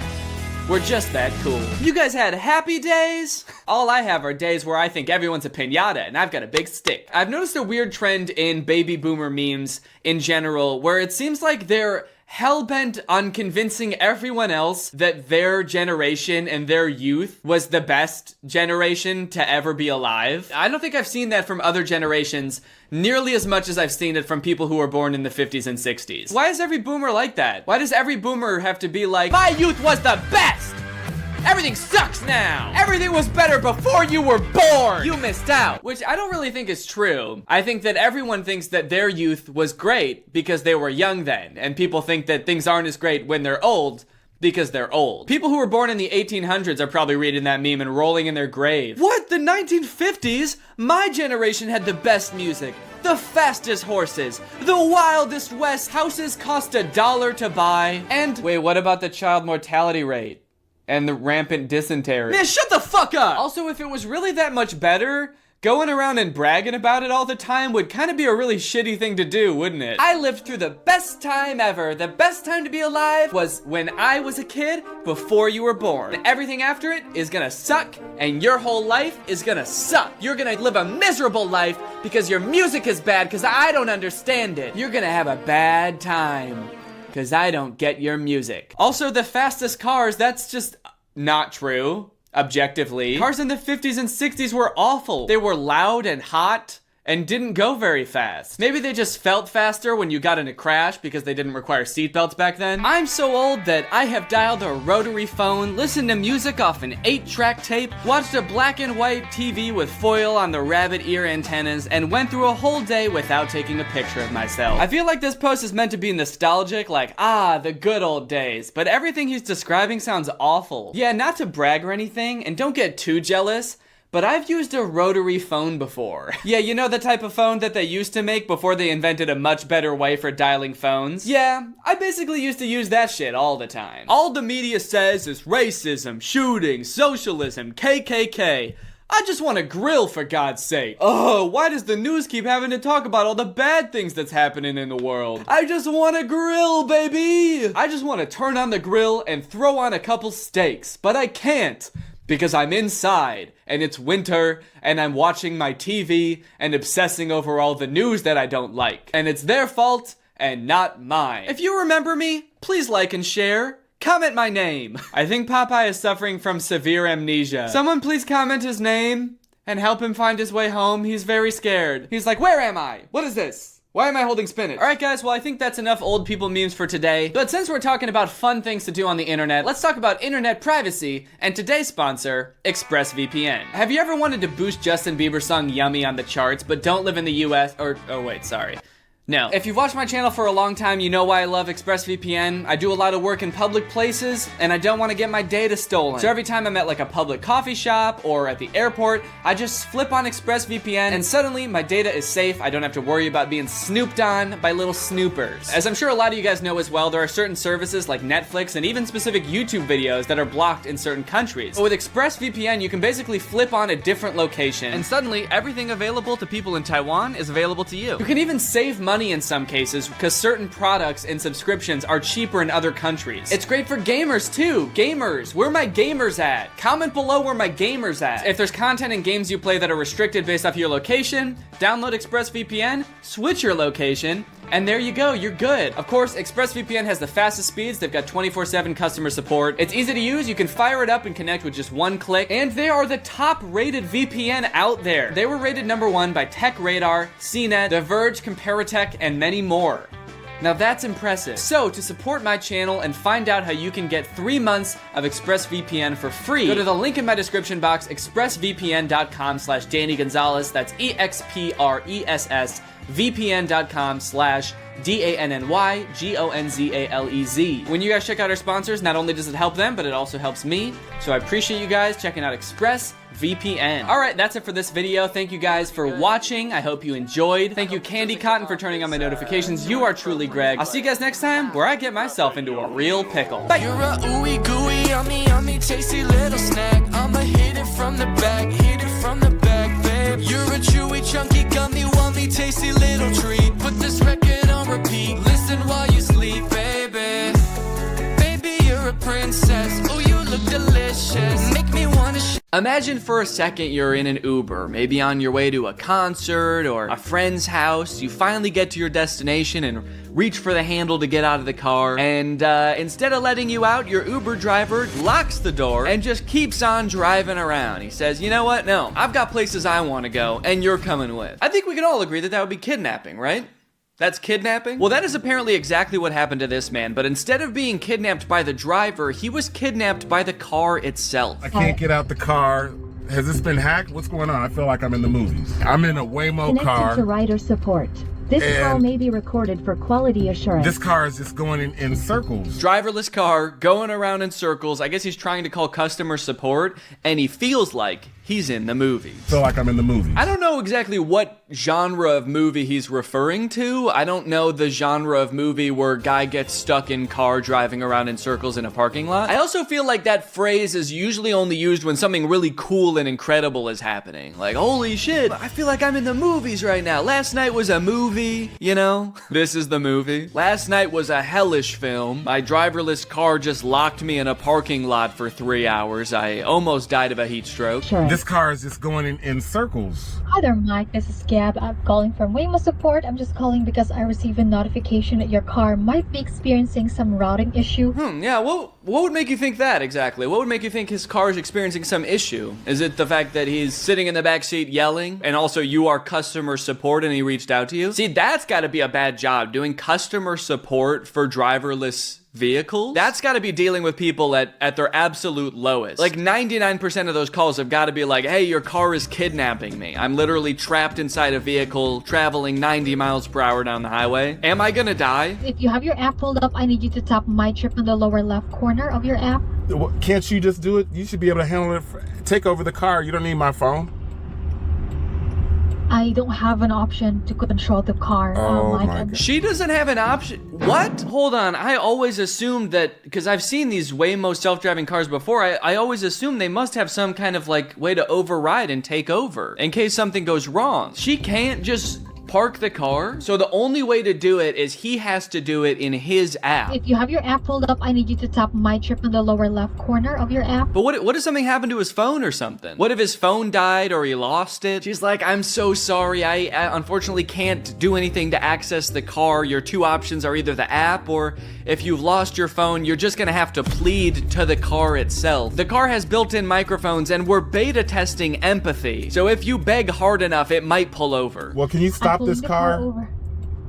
I am trying My to pull goodness. it over right now. Apologies. Were you trying to pull it over? I thought you couldn't. Suddenly he sees the customer service person outside of the windshield of the car like, I'm trying right now to pull it over, sir. I'm laying in front of the car, sir. That is such a harrowing experience. I know those Waymo cars are like very limited in their capabilities. They are only in a few cities, and you're definitely like beta testing software that is not ready for prime time. They should really have better precautions in place to stop the car. Why did it take her so long? Eventually it did seem like she was able to stop it, but it seemed like she didn't know that she could at first. I don't know, she had to hack into the mainframe and figure out a way herself to do it because there's not a feature to do that. That's scary, man. So here is apparently an interview with that man. Now, do you sometimes feel that in life you're going round and round in circles? Well, for one man, that feeling became a reality. That's such a specific feeling. Do you ever feel like you're going round and round in circles? I mean, I guess I do feel like sometimes I'm, not getting anything done in life. I don't really feel like that's the same feeling as being trapped in an experimental machine that has the ability to go fast and hurt people. She starts talking to the man. She's like, I'm so sorry you had to go through that. That must have really felt like you were not really getting as much done as you thought you were, and just sort of repeating the same process over and over. He's like, no, I thought I was gonna die, actually. Mike Johns was left literally going round and round and round that parking lot after boarding the driverless Waymo taxi to an airport in Scottsdale, Arizona. So the crazy thing is he's going to the airport, and I guess I don't know what the Scottsdale, Arizona airport looks like, but this building doesn't even look like an airport. I mean, yeah, that's for sure not an airport. Maybe that's like Waymo headquarters or something. The car's like, I want to go home. Take me, I'm going home. One interesting thing to me is I feel like my first instinct, well, I would call customer support for sure, but if things got really dire, I would probably just climb into the front seat and just put my foot on the gas, or the brake, not the gas. We're gonna need to spin a little faster, actually. Maybe if I put my foot on the gas, we can get all these spins out of its system, and then it'll let me out. No, I would put my foot on the brake, maybe press the unlock button on the door, and then I'd hop out. So long, Waymo. I will never see you again. But, I appreciate this guy's dedication to the cause of documenting the experience of what it's like being trapped in one of these. So maybe that was his angle. He's like, look, this is pretty low stakes. We're just in a parking lot. Let's see where this goes. Now, I'm very happy to say he's not still there. He's out of the car. He's not as dizzy as he was. Don't worry, he's not still there. That'd be crazy. It cuts to the interview with him, and he's just a skeleton in the backseat. They're like, so what's it like being in there, huh? You still dead? So loop number one was just like, all right, that's strange. Loop number two, it became concerning what's going on. By the time we got to loop number three, I'm somewhere between thinking somebody's pulling a prank. I love this sort of play-by-play, loop-by-loop he's doing. Loop number one, didn't think anything of it. Loop number two, started to get a little concerned. Loop number three, is the rest of this video just him describing each loop? Click the end of it. Loop number 457, I had vomited. I was trying to claw the windows open. Did he say loop number three, he thought someone was pulling a prank? Loop number three, I'm somewhere between thinking somebody's pulling a prank. Not to be that guy, but I feel like, well, first off, why would someone be pulling a prank on you using a driverless car? But also, I feel like it would take me a couple more loops than that to think someone was pulling a prank. The car goes around in a circle 3 times. You're like, all right, who is this? Who's behind this? Bob, is that you in the back seat? My old buddy Bob. Loop number 3, I was concerned. Loop number 2, I was certain that I was on punked. Mind-boggling, but by the next loop, it went from prank to, I think there's a glitch here. Clearly there's a glitch. The 4th loop convinced him it was not a prank. 3 loops would have been a pretty funny prank. 4 loops, no one in their right mind would do it. Even Bob's not this crazy, man. Holy shit. But I'll tell you what's not a prank. How excited I am to go see The Weeknd in concert at Soldier Field this May. And that's why I'm so excited about today's sponsor, SeatGeek. It's that time of year again, guys. The weather's starting to get warm. You might even be considering venturing outside. Maybe getting yourself tickets to go see your favorite favorite musical artists. And with over 28 million downloads, SeatGeek is the #1 rated ticketing app. There's more than 70,000 events listed on SeatGeek, from concerts, festivals, sporting events, and more. Right now, you could get tickets to go see Kendrick Lamar and SZA, Tyler the Creator, Post Malone. I'm currently looking into tickets to go see him in May as well. On SeatGeek, every ticket is rated on a scale from 1 to 10, so you know if you're getting a good deal or not. The green dots mean good, the red dots mean bad. And if you see a pale blue dot, hold on, brother, that's not SeatGeek. You're on the moon, and that's the Earth. Why don't you come on back and download SeatGeek? Every ticket on SeatGeek is backed by their buyer guarantee, so there's no reason not to try it out. Buy some tickets for your friends and go out and have a fun evening together on Earth this time, please. And you know I came through for you guys. You can use code DANNY10 to get 10% off your next set of tickets from SeatGeek. That's 10% off tickets with promo code DANNY10. Make sure you click the link in the description to download the app and have the promo code automatically added to your account. That way you can use it later. Thank you, SeatGeek, for sponsoring this video. Thank you to you guys for checking out SeatGeek.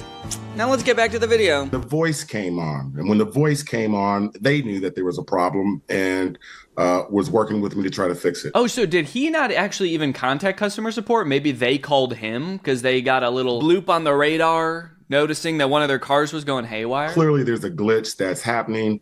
Then the voice came on. The voice came on, and the voice started screaming, "What the fuck did you do? What did you do to our car? You broke our car!" That is kind of crazy that he got in, did nothing. The car started malfunctioning, and then they called him to be like, "You gotta fix it in the app. You gotta get on that app and fix it, man. We don't know what to do." How did you feel going round in circles? Surely you were like, ugh. Yes, I didn't like that at all. The nauseated feeling, no, not cool at all. And so the nauseating feeling, not to mention the feeling that the robots are taking over, it's definitely not a good way to feel. Has it put you off driverless cars? It's put me off. I still am supportive of autonomous vehicles. We have work to do. And the message that I would say for your listeners in the audience is that we're all a part of this human experiment. Look, I mean, it's one thing to be like, I'm all in favor of a hypothetical future where we have driverless vehicles. I mean, that does sound nice in theory, you know, maybe that would fix a lot of traffic issues. Maybe that would fix a lot of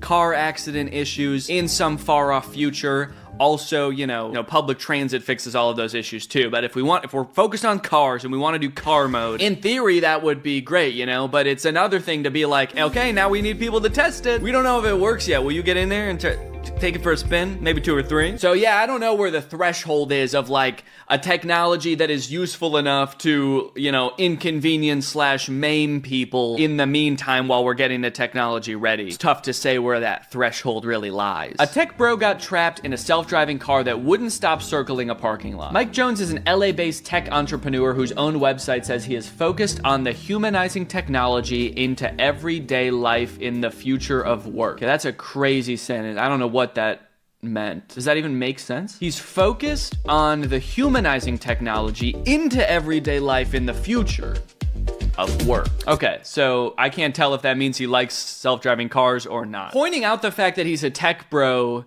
in the title is kind of interesting. It does almost make it sound like victim blaming. They're like, this tech bro got what he asked for, basically. Careful what you wish for, tech bro. Man designing dystopian future gets dystopian future. It's like, okay, he didn't design the car, man. He doesn't even work on that kind of stuff. He focuses on humanizing technology into the everyday life in the future of work. If that sentence looked a little wonky to you, it did. It's because it comes from a larger paragraph that feels like it was written by AI. Got it. Mike, an AI enthusiast, was basically kidnapped by a Waymo driverless car as it was driving him to the airport. Okay, so now I'm understanding the mocking tone a little bit more. They're like, this guy who loves AI'd a little bit too close to the sun. Yeah, the car, I guess, basically did drive him into the everyday life in the future of work. This past... Oh. Sorry? What is this ad? Forever Spin. I'm getting an ad for a spinning top? Now I gotta click on this dumbass ad. What is this? What the fuck is this? Quality spinning tops. Okay, yeah, it is. It for sure is just a spinning top.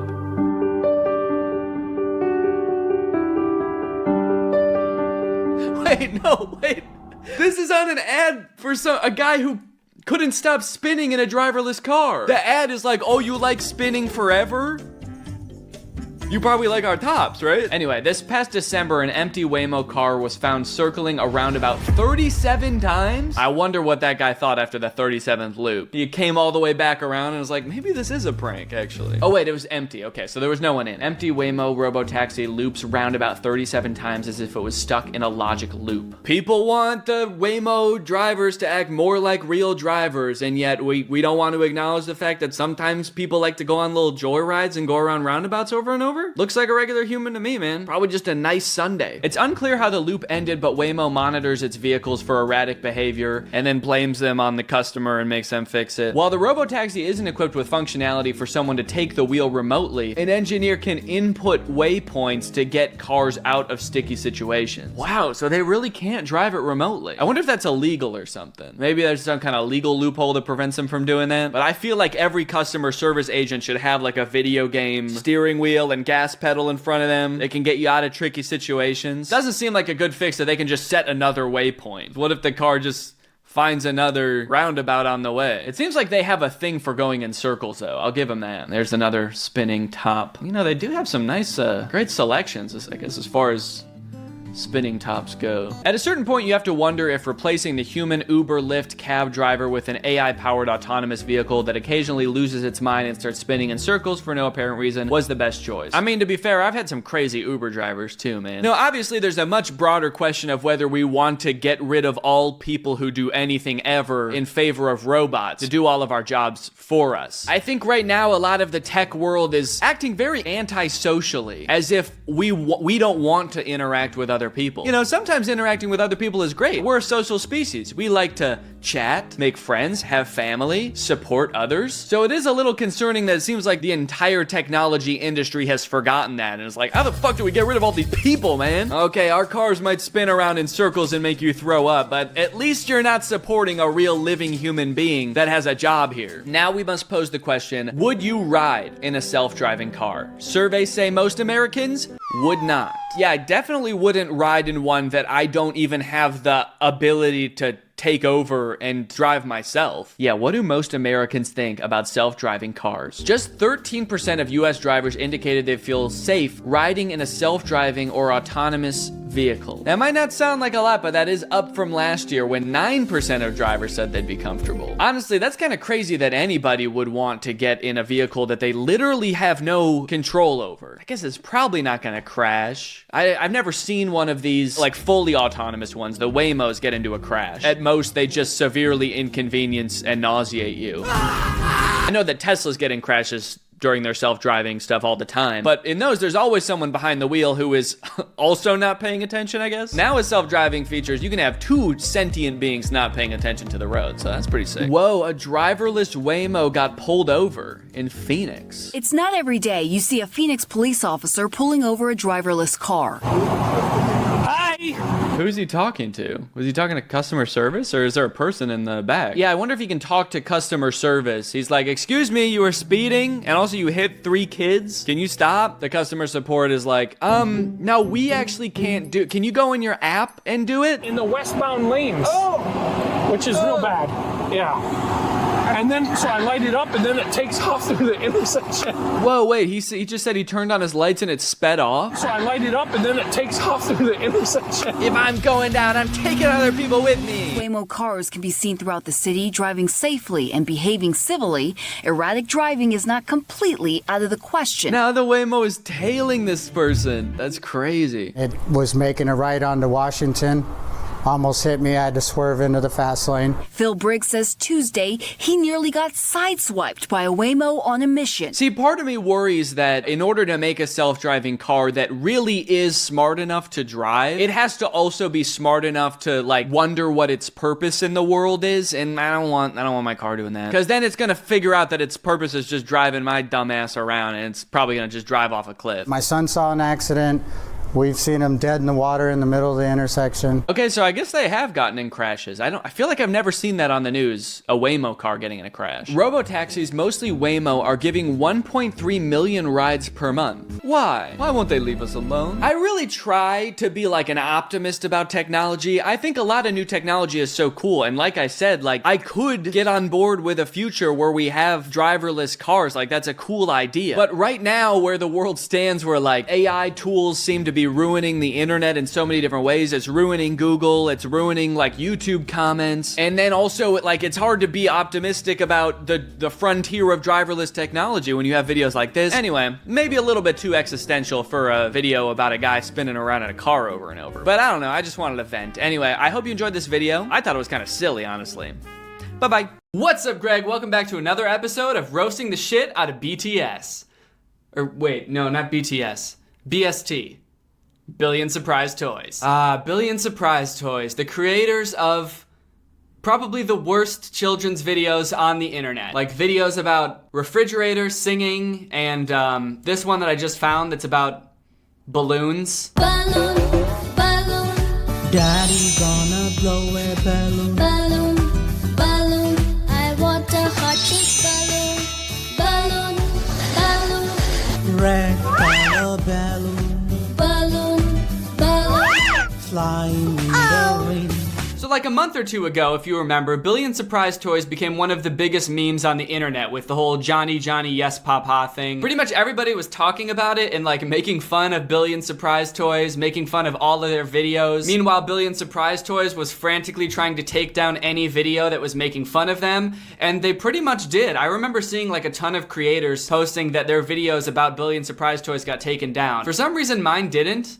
I don't know why, but it got so bad that they even started deleting some of their own videos. Like, for some reason they didn't delete my video, but they deleted their own refrigerator video. The one that I talked about in my video. So now pretty much the only place to see it is my video, which is kind of crazy. It seems to me that the reason they deleted all those videos, especially the ones of other people making fun of them, is because they want to be seen as like a serious kids channel, or they wanted to get bought by a bigger company like Disney or something like that, and they were worried that everybody making a meme out of them would hurt their chances, I guess. But it kind of worked. I mean, pretty much everybody has stopped talking about Johnny Johnny and his papa. So today I kind of just want to go through and take a look at their videos, their recent videos, and see if they've learned anything. Have they improved their content at all? Like, what have they learned? What are they changing? What have they done to clear their name and take their spot as the best kids channel on YouTube that they so rightfully deserve? So if you saw my last video, you probably remember that a lot of their videos center around this family. You got Papa and Johnny, and there's a mom, and there is also a refrigerator who is a part of the family for some reason. So let's just check out one of their recent videos and check out how Papa, Mommy, and Johnny are doing. This one's a little lullaby video.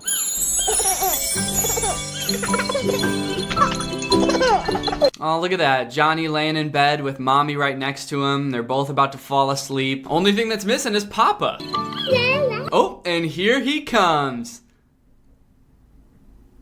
Wait, that's not Papa. Who the fuck is that? Did they get rid of Papa? Did they get a divorce or something? What the fuck? Who is this guy? Why is he picking Johnny up like it's his kid? You're not Papa.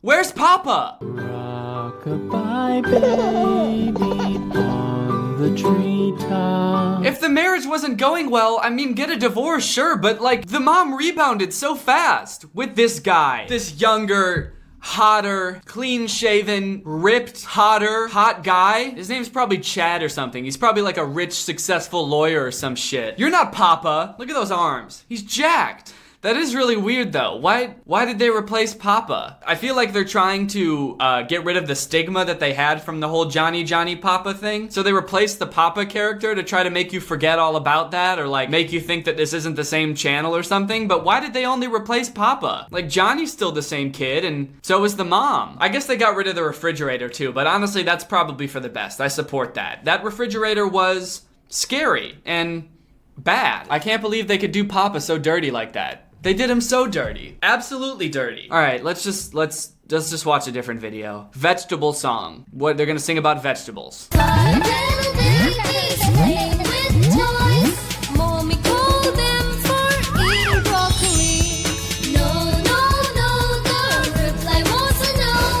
Mommy called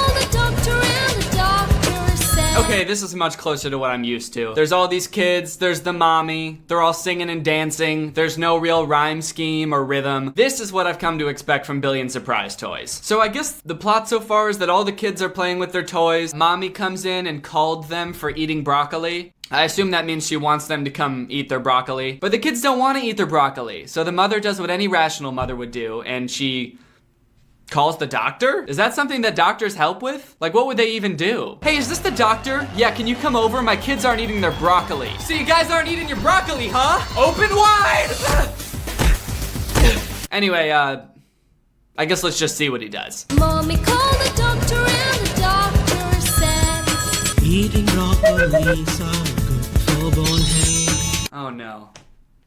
No. No. He's the doctor now? He's been demoted to some random character, this doctor, and he's only allowed to see his son now when he's sick? Or won't eat his broccoli? This is so awkward. Why didn't they find a new doctor?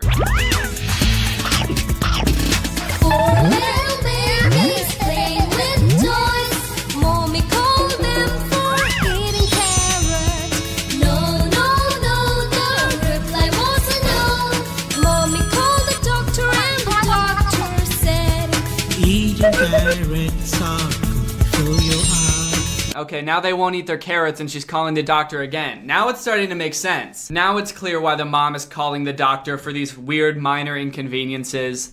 She misses her ex-husband. I knew she shouldn't have broken up with him. For Chad. Remember when he and Johnny used to dance together? He was a good guy. Not like this dude. Chad. Step Papa. That's all you'll ever be. Step Papa. Okay, you know what? Actually, I don't know Step Papa. Let's give him the benefit of the doubt and see if he's like really a good guy. Maybe he's better for mommy. Let's watch another song and see what else has changed. Maybe they've fixed something else, like, I don't know, learned English. Okay, this one's called Indoor Playground Song. Come kids, let's have a lot of fun. Come kids, let's have a lot of fun. Hey mom, I found a slide here. Hey mom, I found a slide here. Come Johnny, just slide and come. Come Johnny, just slide and come. Just slide and come. That's the dream. Okay, I mean, it looks like they're having fun. Look at them, they're all playing in the ball pit. At least it seems like Step Papa's jumping right into the position of being a dad, and he's really caring for Johnny and mommy. They're sliding and coming, they're having a great time. They still don't know English though. Come dad and mom, let's together slide. Come dad and mom, let's together slide. Come dad and mom, let's together slide. They did the same shit in the last video, remember? Together bath? Let's together bath. Hey mom, I found a bouncer here. Hey mom, I found a bouncer here. Hey Dolly, you just bounce and have fun. Hey Dolly, you just bounce and have fun. That line's funny because she says it like she's trying to be nice, but the lyrics are like, hey, just bounce and have fun. Like, I don't care. Yeah, you found a trampoline. Who gives a shit? Just bounce and have fun. You don't have to tell me every time you found a bounce here. So far it seems like Billion Surprise Toys hasn't really learned anything. They haven't like improved their production quality at all from what I can tell. They definitely haven't improved their writing at all. And their animations still look very creepy at times. The only thing they've changed is just getting rid of Papa. Here's a video called Humpty Dumpty Nursery Rhyme for Kids. So I assume this is just gonna be Humpty Dumpty, which is a classic nursery rhyme that everybody knows. So they're probably not writing their own lyrics, it's probably just gonna be Humpty Dumpty. So this should be pretty hard to mess up, right? It's a very straightforward premise. Little Eggman sits on a wall, he falls and he breaks.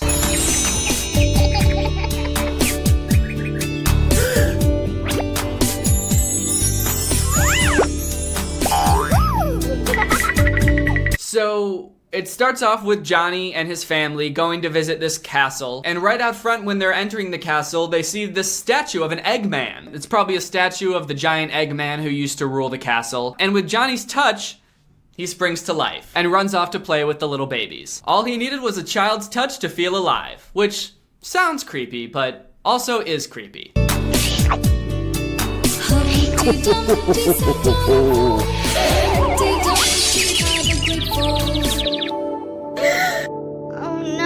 Okay, so this is pretty much just the nursery rhyme at this point, right? Humpty Dumpty sat on a wall, he fell, he gets decapitated, his head falls off, so he's probably dead. One thing I noticed is that the sound effects have not gotten any better in these newer videos. I don't know why, but the way the girl says, "Oh no," just really rubs me the wrong way. Oh no. That's one thing that I've never liked about these videos is the weird sound effects. Is that how you would respond if like your friend fell off of a bridge and broke his neck? You would just turn around and go, oh no, oh damn it, this really ruined my whole day. My friend breaking his neck and shit, oh no. Luckily little Eggman's horses and men come to his aid, but they're also little babies, so they can't help. Why would they be able to help? They're babies. Also, not sure why this little Eggman's so into babies. Like, he's playing with little babies. All of his employees, I guess, are babies. I don't know what's going on in this castle, but I don't like it. So the Eggman's men can't figure it out, but luckily Johnny and his sister are little geniuses, and they figure, well, if we just tie the bow tie around the wound, it will hold his head in place. And somehow that works. He went from decapitated to dancing around like a spry little egg in seconds. This just happens over and over, again and again. Humpty Dumpty finds himself in situations where he's falling, this mouse scares him, and he falls. That's pretty fucked up. To scare an egg? You know how fragile eggs are? This dude breaks every 5 seconds, and you're gonna scare him while you're in a treehouse?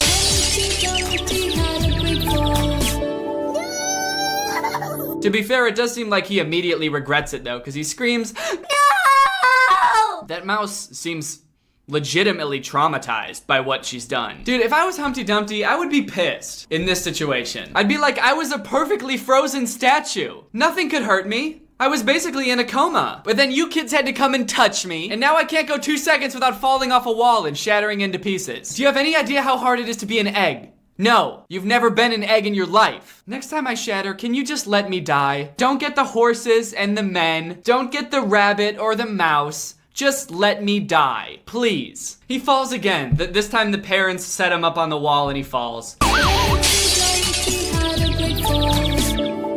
Oh my god. Actually, you know what? I think they might have improved on the sound effects a little bit. They're growing on me. I think I like them. You can just feel like genuine horror in their voices. Oh my god. Like the next time Step Pop is gonna be like, oh fuck, dude, oh no. You know what? What is Humpty Dumpty even supposed to be about? That's the whole nursery rhyme, right? Is there like another verse that helps explain what's going on or something? Nope. It's just that. That's the whole thing. You know what? Actually, this nursery rhyme is kind of perfect for Billion Surprise Toys. I think they should stick to weird nursery rhymes like this. It's super weird. It doesn't really make any sense. There's not any moral from what I can tell. Like, what would the moral be? Don't be an egg? Or if you are a little egg man, just don't sit on walls. Well, to be honest, guys, I feel like I just can't really get behind Billion Surprise Toys anymore. They haven't really learned from their mistakes. They're still making the same weird shit just without Papa. I mean, he was such a popular character in meme culture. I feel like it's a huge wasted opportunity for them to not be using him still. They did him dirty. They did him extremely dirty. I feel like Papa at least needs some sort of send-off, like a goodbye song. And luckily with iPhones, now you can make little animated characters. They're called like memojis or something, and you can customize exactly what they look like. So I made Papa a little farewell song. I think it's only fair that he gets a nice little send-off, and Billion Surprise Toys obviously isn't gonna do it, so here you go, Papa. This one's for you.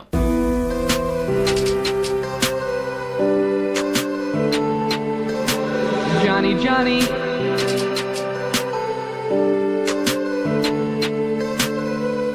I thought you were my real ride or die. You told me you'd always be by my side. We had kids and a fridge with the sauces inside. We had the sauces, but it turns out that you were telling lies. All I ever wanted is to be a dad. But you took that away and gave it right to Chad. He's so ripped and so hot, how can I compete with that? I'm Humpty Dumpty cause you shattered me, now let's together sad. Johnny, Johnny, do you miss me? Yes, Papa. Johnny, Johnny, have you moved on yet? No, Papa. Promise me you won't forget me. If you ever wanna see me, just don't eat your broccoli, oh. Johnny, Johnny, do you miss me? Yes, Papa. Johnny, Johnny, have you moved on yet? No, Papa. Promise me you won't forget me. If you ever wanna see me, just don't eat your broccoli, oh. Alright guys, this video was sponsored by ExpressVPN. Even though you might not realize it, pretty much everything that you do on the internet can be tracked by your internet service provider, your cell company, ad companies, and hackers. That's right, the game master could get a hold of your precious information. That's why I and many other YouTubers you've probably seen recently would suggest that you start using a VPN. VPN basically stands for virtual private network, and when you have one installed, it basically makes your computer anonymous. It helps with things like website tracking, so if you're using a website, when you're using a VPN, your real IP address is masked, and it looks like you have some other IP address, so websites can't track you. VPNs encrypt your data, which is great if you do a lot of data in like public areas with public Wi-Fi. People can't get access to your stuff because it's all encrypted. Not to mention you can unblock content that might not be available in your country. So let's say you're in like Germany and you can't access some content that would be available in America. If you make your computer look like it's in America, then you can access that content. ExpressVPN is the best VPN out there. It's got the fastest speeds. It's got server locations in 94 countries. It's got 24/7 customer service, so you get support whenever you need it. It's super easy to install and even easier to use. You can connect with just one click, and it's really cheap. It's less than $7 a month with a 30-day money-back guarantee. Personally, I have used VPNs for a long time, and I'm using ExpressVPN right now. I like to do a lot of work at coffee shops, and I've heard in places like that, it's a lot easier for hackers to gain access to your computer because it's a public Wi-Fi. So you can take back your internet privacy today and find out how you can get 3 months of ExpressVPN for free by clicking the link in the description box. That's expressvpn.com/Danny Gonzalez. expressvpn.com/Danny Gonzalez. All right.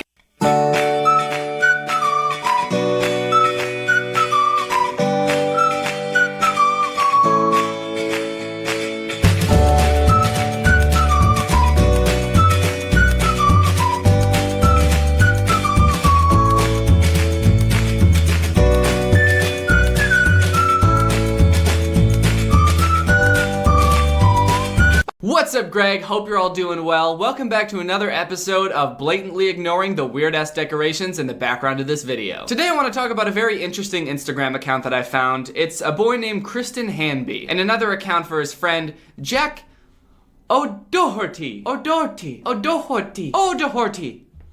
I don't know how to pronounce it. They're just a couple of young guys, just a couple of young lads, blokes if you will, from England who love a good prank. They love a good prank, they love a good challenge, and they love a good laugh. But their videos stuck out to me because they're all really similar. Like they have this formula, and every video is down to this formula, and it seems like a lot of them are fake, which I suppose is pretty par for the course for most Instagram pranksters, but these ones are pretty special because they're just so goofy. Let me give you an example of one of Kristen Hanby's videos. This is one of the first ones I saw from him, but this one's actually different than most of his videos. This one is a prank video called Beep for a Blowjob on My Taxi. He got so mad. So I don't know about you, but I've always thought when getting into a taxi, man, if anybody, these guys deserve to get pranked. Just guys driving a car, trying to make a living, just doing their job, probably not making all that much money. These are the guys that deserve to get pranked. My favorite way to tell that a video like this is fake is when the picture they use for the thumbnail is something that doesn't happen in the video. You can see he's like this, looking at the picture, clearly posed with his friend on his left side. Also, the license plate of the car is I love cash, which definitely isn't a real license plate that any taxi would have. And you'll see that this pose happens nowhere in the video.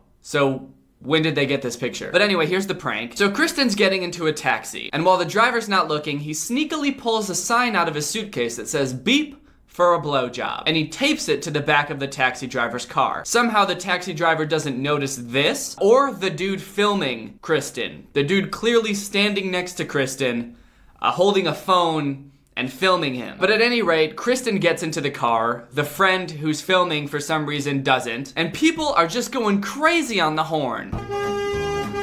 Yo, I'm going left. Oh, my bad, man. Hey, if you don't chill.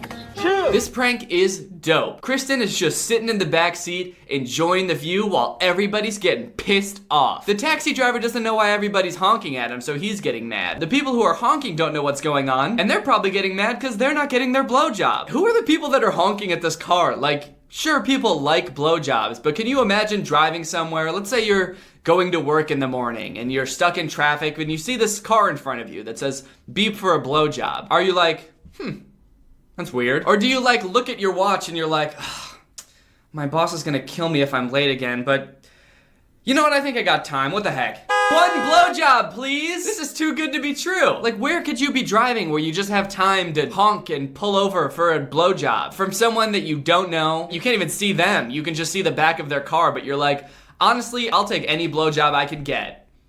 Boom! Hey!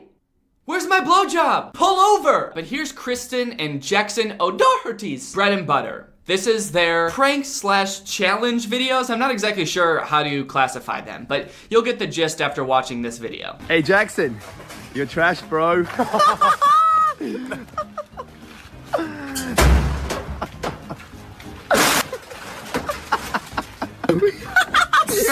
So they just have lots of little challenges like this, where if you're walking with your friend and he says, hey, you're trash, bro, and you're near a trash can, you have to jump into the trash can. You have to. I mean, what are you gonna do? Not jump in the trash can? Pussy? So it's just a funny little prank. It's a great way to get your friend all stinky and mad. All of these videos are like a compilation of them doing the prank to each other multiple times. They always catch each other off guard when they least expect it. Yo, Hammy, you're trash, bro. You are absolute trash. Get in there. Yuck. You are trash. My tongue touched the bin. Yeah. Why was his tongue out? Why did he jump into a trash can like, ah? Everybody knows that if you're jumping in a trash can, you close your mouth. They teach that in 2nd grade. So this little challenge is pretty harmless. It's just jumping into a trash can. The worst that could happen is, I guess, licking the inside of the trash can, which I didn't think was something that could happen, but I guess that is the worst that could happen. Here's another little challenge they do. It's called the You're on Fire challenge. Now, I had never heard of this challenge before, but they make it seem like these are all real challenges that people do to each other because they just immediately know what they mean when they say it. Like when he said, you're trash, he was just like, oh man, and then he jumped in the trash can. I'd never heard of this challenge before, but they obviously have, and they take them very seriously. You don't just not do a challenge when you're hanging out with Kristen and his boy Jackson. Check it out. Yo, Hammy, you're on fire, bro. No, I'm not. You're on fire. On fire. I like how he caves so quickly. You're on fire, bro. No. Yeah, you are. Okay. Sploosh. So this challenge, when someone tells you you're on fire, you have to quickly jump into the nearest body of water. It's pretty impressive how quickly he identifies the nearest body of water. Like, he doesn't take a sec to look around. He's just like, I'm on fire. Okay, here I go. And jumps right into the nearest fountain. So it's either planned and like they knew that this was the fountain he was going to jump into, or they just do this so much where he's just like, he's constantly got this like index of like, okay, what's the closest fountain to me right now? If someone tells me I'm on fire, where do I gotta jump? Another weird detail of these videos is that these dudes are always just walking around. It's hard to tell what they're doing or where they're going because they're just walking around together, and you'll notice that somehow they never have like their wallets on them, and a lot of times they don't even have their phones on them because, you know, if they did, they would probably take them out of their pockets before jumping into the water, but they don't do that. So they're just like walking around these shopping centers and very public areas without their wallets or phones. So like, what are they doing? I felt like when I thought of this weird detail in the video, I was being a good sleuth. Like I was like, hey, wait a minute. What are they doing just walking around these areas? But now that I'm saying it out loud, I realize I sort of sound like I've never heard of just going for a walk before, like a recreational walk. I just find it a little weird and suspicious that they do it so much, I guess. Why, who walks? Ugh, dude, who walks? Who the fuck walks? Ew. Hey Jackson, you're on fire, bro. 5, 4, 3, 2, 1. They act so surprised every time too, almost like they think they've been tricked, like they've been duped. They're always like, oh man, you got me. I was not expecting you to say that thing that you could literally say at any moment. You really tricked me into hearing you say those words. I thought it was safe. Oh, you duped me, dude. You genius. You mastermind. I wonder what happens if they don't do it, because they really commit to these things. Like they were just eating or something, even though they don't have food in front of them, so I don't really know what they were doing. But he just abandons whatever he was doing to jump into this river. Like I wonder if there's some sort of penalty to not doing the prank. Like Kristen is counting down while Jackson is getting ready to jump. Like, what's he counting down to? He's like holding the phone and he's got a gun right behind the phone. He's like, come on, dude. 3, 2, 1. And Jackson's just like, oh man, don't shoot me, dude. All right, man, here I go. Sploosh. So that challenge is like a pretty big inconvenience. If somehow your friend dupes you into hearing you say you're on fire, then you have to get all wet, and then you're a soggy little boy for the rest of the day, which is pretty inconvenient. But they get even worse. These challenges go further into like permanent changes to their bodies. Go, Hamby. I dare you to go and pierce your ear with a giant hoop. This one. Go on. Let's get it. Get it. Show me. Oh, that's so bad. Again, where the fuck are they walking? Where they just have the time to go and get a piercing? That's a commitment. And he's convinced so easily. There's no, oh, come on, please. Can I not do it? Okay, this is a good one. The get rid of it challenge. Yo, Kristen, get rid of it. This? Your phone. Oh, that's the new Right there. Push it in the spa. In the...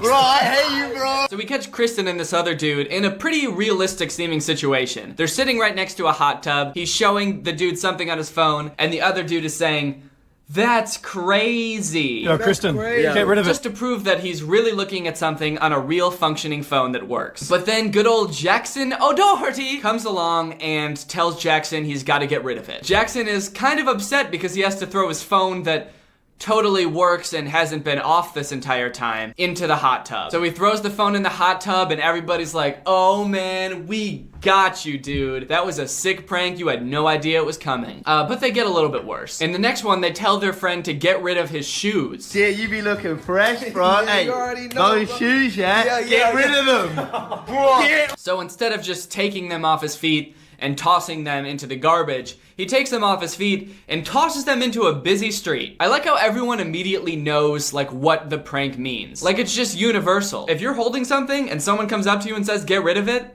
you throw that shit as far as you can. You don't have any say in the matter. Everybody knows that. And you definitely don't have to ask what it means, ever. Just try it with anybody on the street. Just go up to him and say, "Get rid of it." Hey Laura, what? Is that your dog there? Yeah. Get rid of it. Do it. Yeah, I fucking hate it. You know what really perplexes me with these pranks is like how reluctant they are at first. Like they're like, "Oh man, no, I don't want to do that." And then it cuts to like 2 seconds later and he's just like going all out, like way above and beyond what he had to do. Because if it was me, even if I had to throw them off the balcony, I would have taken them off and tried to like gently drop them onto the sidewalk or somewhere soft, or I could just go downstairs and pick them right back up. Because they're my shoes and I want to keep my shoes. But this dude is like, "Oh man, I don't want to get rid of my shoes." Well, okay. And then he just chucks them as hard as he can into the middle of this busy ass street. There's like cars zooming by at 40 miles per hour. It almost looks like he's trying to hit the cars with how he throws the shoe. He's like, "Well, I'm already going crazy and losing my shoes. I might as well cause a car accident too." He goes from like, "I don't want to lose my shoes" to "I'm gonna cause a car accident" like that. It's crazy how they just flip on a dime. Y'all motherfuckers crazy, man. And then he says that Kristen and Jackson are crazy. Dude, you just threw your shoes into the middle of a busy street. All they said was get rid of the shoes. They didn't tell you how. You could have probably thrown them in the garbage, but instead you started throwing them at cars. You could have like caused a car accident, gotten people hurt. You also just destroyed your nice shoes. They're probably gonna get run over now. You didn't have to do it. Granted, I don't really, maybe he is holding a gun behind the camera. Maybe he did have to do it, but it really didn't seem like he had to do it. Jackson, get rid of it, bro. Get rid of that. Get rid of that outfit, bro. Get rid of that shit, bro. Get rid of it, bro. This is another example of him committing way too hard to the challenge. Like, is that part of the rules? I thought the rules was just get rid of the outfit, which, first of all, I'm not even convinced includes the underwear. Is underwear part of an outfit? I feel like that wasn't required, but he was just so quick to be like, "Ooh, yay, I get to get naked and run around in the street," which totally isn't part of the challenge. The dude behind the camera is probably just like, "I just wanted him to take off his shirt and pants for like a second. What the fuck is he doing?" Corday, who's this guy, bro? Bro, that's my boy Diablo. We go way back. That's my Get homie. rid of him, bro. Get rid of me. How weird is this interaction too? Like, you don't just go up to your friend at parties when they're with someone and just be like, "Hey, who's this guy? Who's that?" Who's this guy, bro? Bro, that's my boy Diablo. We go way back. And I love how this dude immediately just starts telling his entire backstory. "Oh, this is my homie. We go way back. We first met in the 6th grade. We actually bonded over Pokemon." Really weird interaction to start this clip off, but then he tells him to get rid of his friend. And the dude's reaction is hilarious. Get rid of him, bro. Get rid of me. He hears his friend getting told to get rid of him by some random person, and his reaction is just, "Get rid of me? What the? What? Get rid of me? movie. What? Fantastic acting, 10 out of 10. And then he just like goes limp and slings himself over his friend's shoulder and lets him throw him into the pool. That's kind of sweet, honestly. It's just like, I don't know what's going on or what get rid of it means, but damn it, I trust my friend, and I'll let him pick me up and take me wherever he wants, because he probably has my best interests in mind. Sploosh. All the get rid of it challenges are kind of mean. Like, it's like, get rid of your phone, break your shoes, get naked in public. I like to see one that's kind of like inspirational. Hey man, you know any doubt that you might have that I don't love you?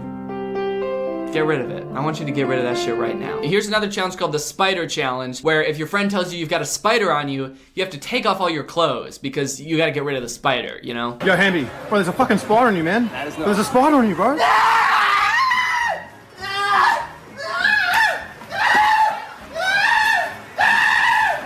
They have so many challenges, it's absurd. It's like they must come up with these, right? Like these aren't well-known, established challenges. So it's weird because they must just like come up with the challenge and then they go out to film that challenge and then somehow still act surprised when they have to do the challenge. It's just weird how eager he is to get naked in public. He's like, no, there's not. And then he smiles and he's like, ah! Like, how does he decide to get naked so fast? He requires no convincing. I would require a lot of convincing to get naked in a Starbucks. It wouldn't just be like, hey, we're doing this silly challenge, so you have to get naked at Starbucks now. But they're just like, bro, you have a spider on you. No, yeah, shit. Hey Jackson, there's a spider on your back, bro. Bullshit. There you go. Hey, get it off! Get it off, bro! Why are they always walking in a single file line? Who walks like that with their friends? It's weird enough to go out on walks, but walking with one other person and walking single file is the weirdest shit. Why is the dude filming always coming up from behind their friend? They're just walking around single file, like not talking to each other. I just want to go for a walk and stare at my friend's back. I'm not saying a fucking word to my friend. I just want to look at the back of his head without a wallet or a phone. I mean, maybe they're walking side by side until, you know, one friend decides, ooh, this would be a perfect time for a challenge. So then he sort of drifts behind and he takes out his phone and he starts filming. But like if you're walking with someone and he just starts to like stop and pull out his phone, you would turn around to see what he's doing. How is it not a dead giveaway every time a prank is about to happen? Are these people both just like tunnel vision, just walking, not looking at each other, not saying a word, just walking, looking straight ahead, and before you know it, your friend's behind you and he's got his phone out and he's ready to challenge you? At the end of the day, these pranks aren't really hurting anybody. Like I said, I just wanted to talk about it because I just think it's so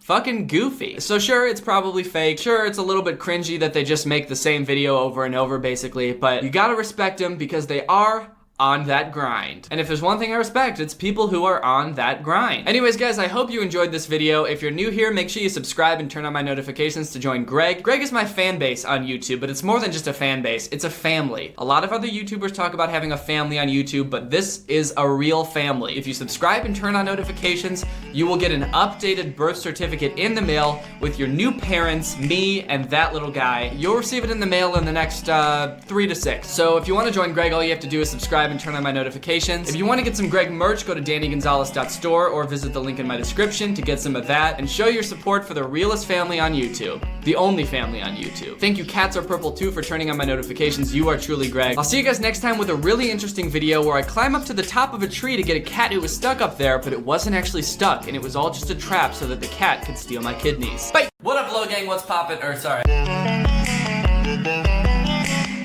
What's up, guys? It's me, Danny, back with another hilarious video. So if you didn't watch the video I posted last week about Jake Paul's new song, Ohio Fried Chicken, you should totally do that because this video is going to be about all of the comments that I got on that video. It's come to my attention through these comments that Jake Paul fans aren't really tolerant of criticism or comedy or creativity, which I guess makes sense now that I think about it. I got my go.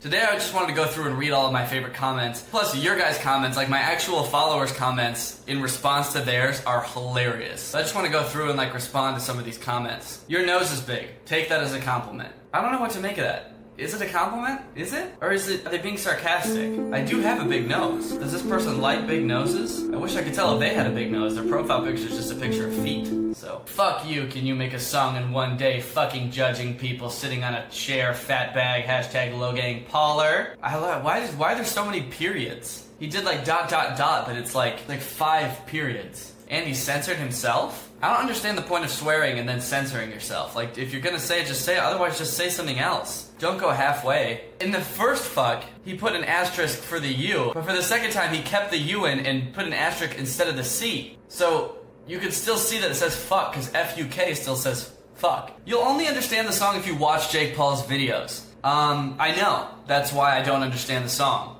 because I don't watch Jake Paul's videos. Like If You Agree, you can tell that he is making fun of Jake's song. You can also tell that I doesn't watch Jake Paul because at 3:25 he says, "Are these their babies? Like If You Agree, hashtag Jake Pauler." Hashtag fuck Jake Paul. Not trying to sound weird, but you have a cute face. You do sound weird. If you want to know whose babies they are, you gotta watch the vlog, bitch. I don't think you guys understand. I don't want to watch the vlogs. I think that they're really bad. That's why I'm making fun of the video. It's because I don't like it. That music video did not entice me to want to watch more of Jake Paul's videos. You put way too much thought in the lyrics, like If You Agree. Someone had to put thought in the lyrics because Jake didn't. Also, I like that he said like if you agree and this only has one like. Fuck you. Dude, like, you can make that video better? Let's see. No. Tongue sticking out, hashtag cowboy chicken leg. Yeah, you're probably right. I have no idea how to make music videos. But the vid got 11 million views, bro! Why do people try to use the views as like an indicator of a good video? That's not what that means. Gangnam Style has 2.8 billion views. The 16th most viewed video on YouTube is Wheels on the Bus. It has 1.9 billion views. This guy is so clueless, he doesn't even know Jake is from Ohio. You do realize it's like KFC, but from Ohio. I did know Jake was from Ohio. I said that in the video. Because they're from Ohio. He is better than you, bitch, so don't fuck about it. Don't fuck about it? What's Alright, that's fair. I'm not gonna fuck about it. Dude, you're think about it too much. I don't think you're think about it much at all. Dude, the music video is good if you just don't think about it. Just like, close your eyes, plug your ears, turn on the song, it's great. Fuck you with your pineapple hair, bitch. You ruined my day, Jake Pauler for life. Pineapple hair. Oh, he's making fun of my hair because pineapple hair is like when you have it short on the sides and up on top. But he's a Jake Pauler for life. And Jake Paul would never have such a dumb haircut. Oh, he does? Okay. They are just having fun. Quite being a critus. They are having fun. Don't ruin it. Okay, I'm just having fun too. So maybe quite being a critus about me, please. If I met you, I ruin your life. By Kyling you. Trying to get some views by reacting to the most poppin' person on YouTube for the past 2 months? Fuck you. Yeah, obviously that's what I'm doing. I wouldn't be making a video about this guy if he wasn't so popular. I'm trying to get subscribers, that's what you do on YouTube. Everybody on YouTube's just trying to get subscribers. Maybe Jake Paul's not, I don't know. It's not like he ever bragged about all of his subscribers in a song. On YouTube in 6 months. So I commented back, yeah, obviously. And then he commented back, oh, and I know it's weird to say after hating on you, but you were my favorite Viner. I think you should do some more short skits. You're hilarious. What? You can't say anything because you only have 103k subs and he has like 10 mil subs. So by that logic I responded, I guess you can't say anything to me then because I have more subs than you. Sorry. And then he didn't respond. So I guess it worked. I guess he was like, oh shit, I'm sorry, I forgot. Oh my god, you're so right, I can't say anything. $10,000 you make in one day. You have 27 hours, bitch. I think that was supposed to come off as like really badass, but he totally didn't. He forgot to say make a video in 24 hours. $10,000 you make in one day. And then he also said 27 hours, which is more than a day. Also, I have made songs and music videos in a day. I'ma prank my friend. I'ma prank my friend. But what would I know, right? I will admit it is hard to write a song and film a video in one day if you're actually thinking about the lyrics instead of just saying the first thing that comes to your head. Chicken, bitch. Don't subscribe to Danny. Jake is right about him. He sucks. Jake is right about him. Jake is right? Thirsty for views? Yeah. Shut up, just shut up, shut up. Your videos aren't even funny. Your voice ruins my day. I even muted you. Smiley face. Wait, you muted the video? You watched the whole video, you just muted it? Why didn't you just click off the video? You still sat through the entire video. Muted. Thanks for the view, I guess. You just want views. You're right. I should be more like Jake. Jake doesn't want views. Jake doesn't care about money. If he cared about any of those things, he would make clickbaity titles. He would make videos with really, really popular people. Oh, and don't even get me started about money. Jake doesn't give a shit about money. And I'm popping all these checks, brand new Rolex, and met the Lambo too. Drop some new merch, and it's selling like a god church. Started balling quick and loan, paying all designer clothes. They asked me what I make, I said it's 10 with 6 zeros. Do you like Jake Paul?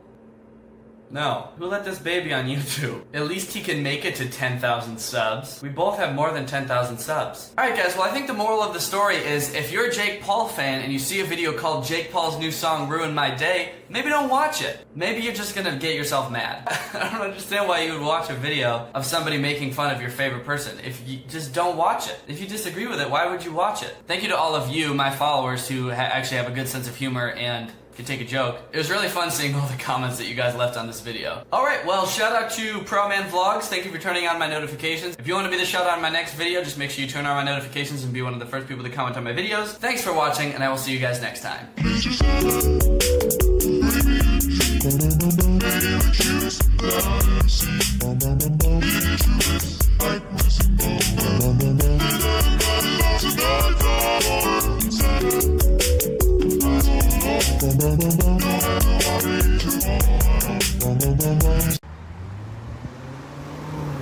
Hey, Brandon. Hey, Brandon. Hey Greg, this is gonna be my second channel now. I'm gonna post videos on here that are gonna be second channel stuff. So, I don't know what to call this channel, so let me know in the comments below. And I'll see you next time with another video on my second channel. Thanks.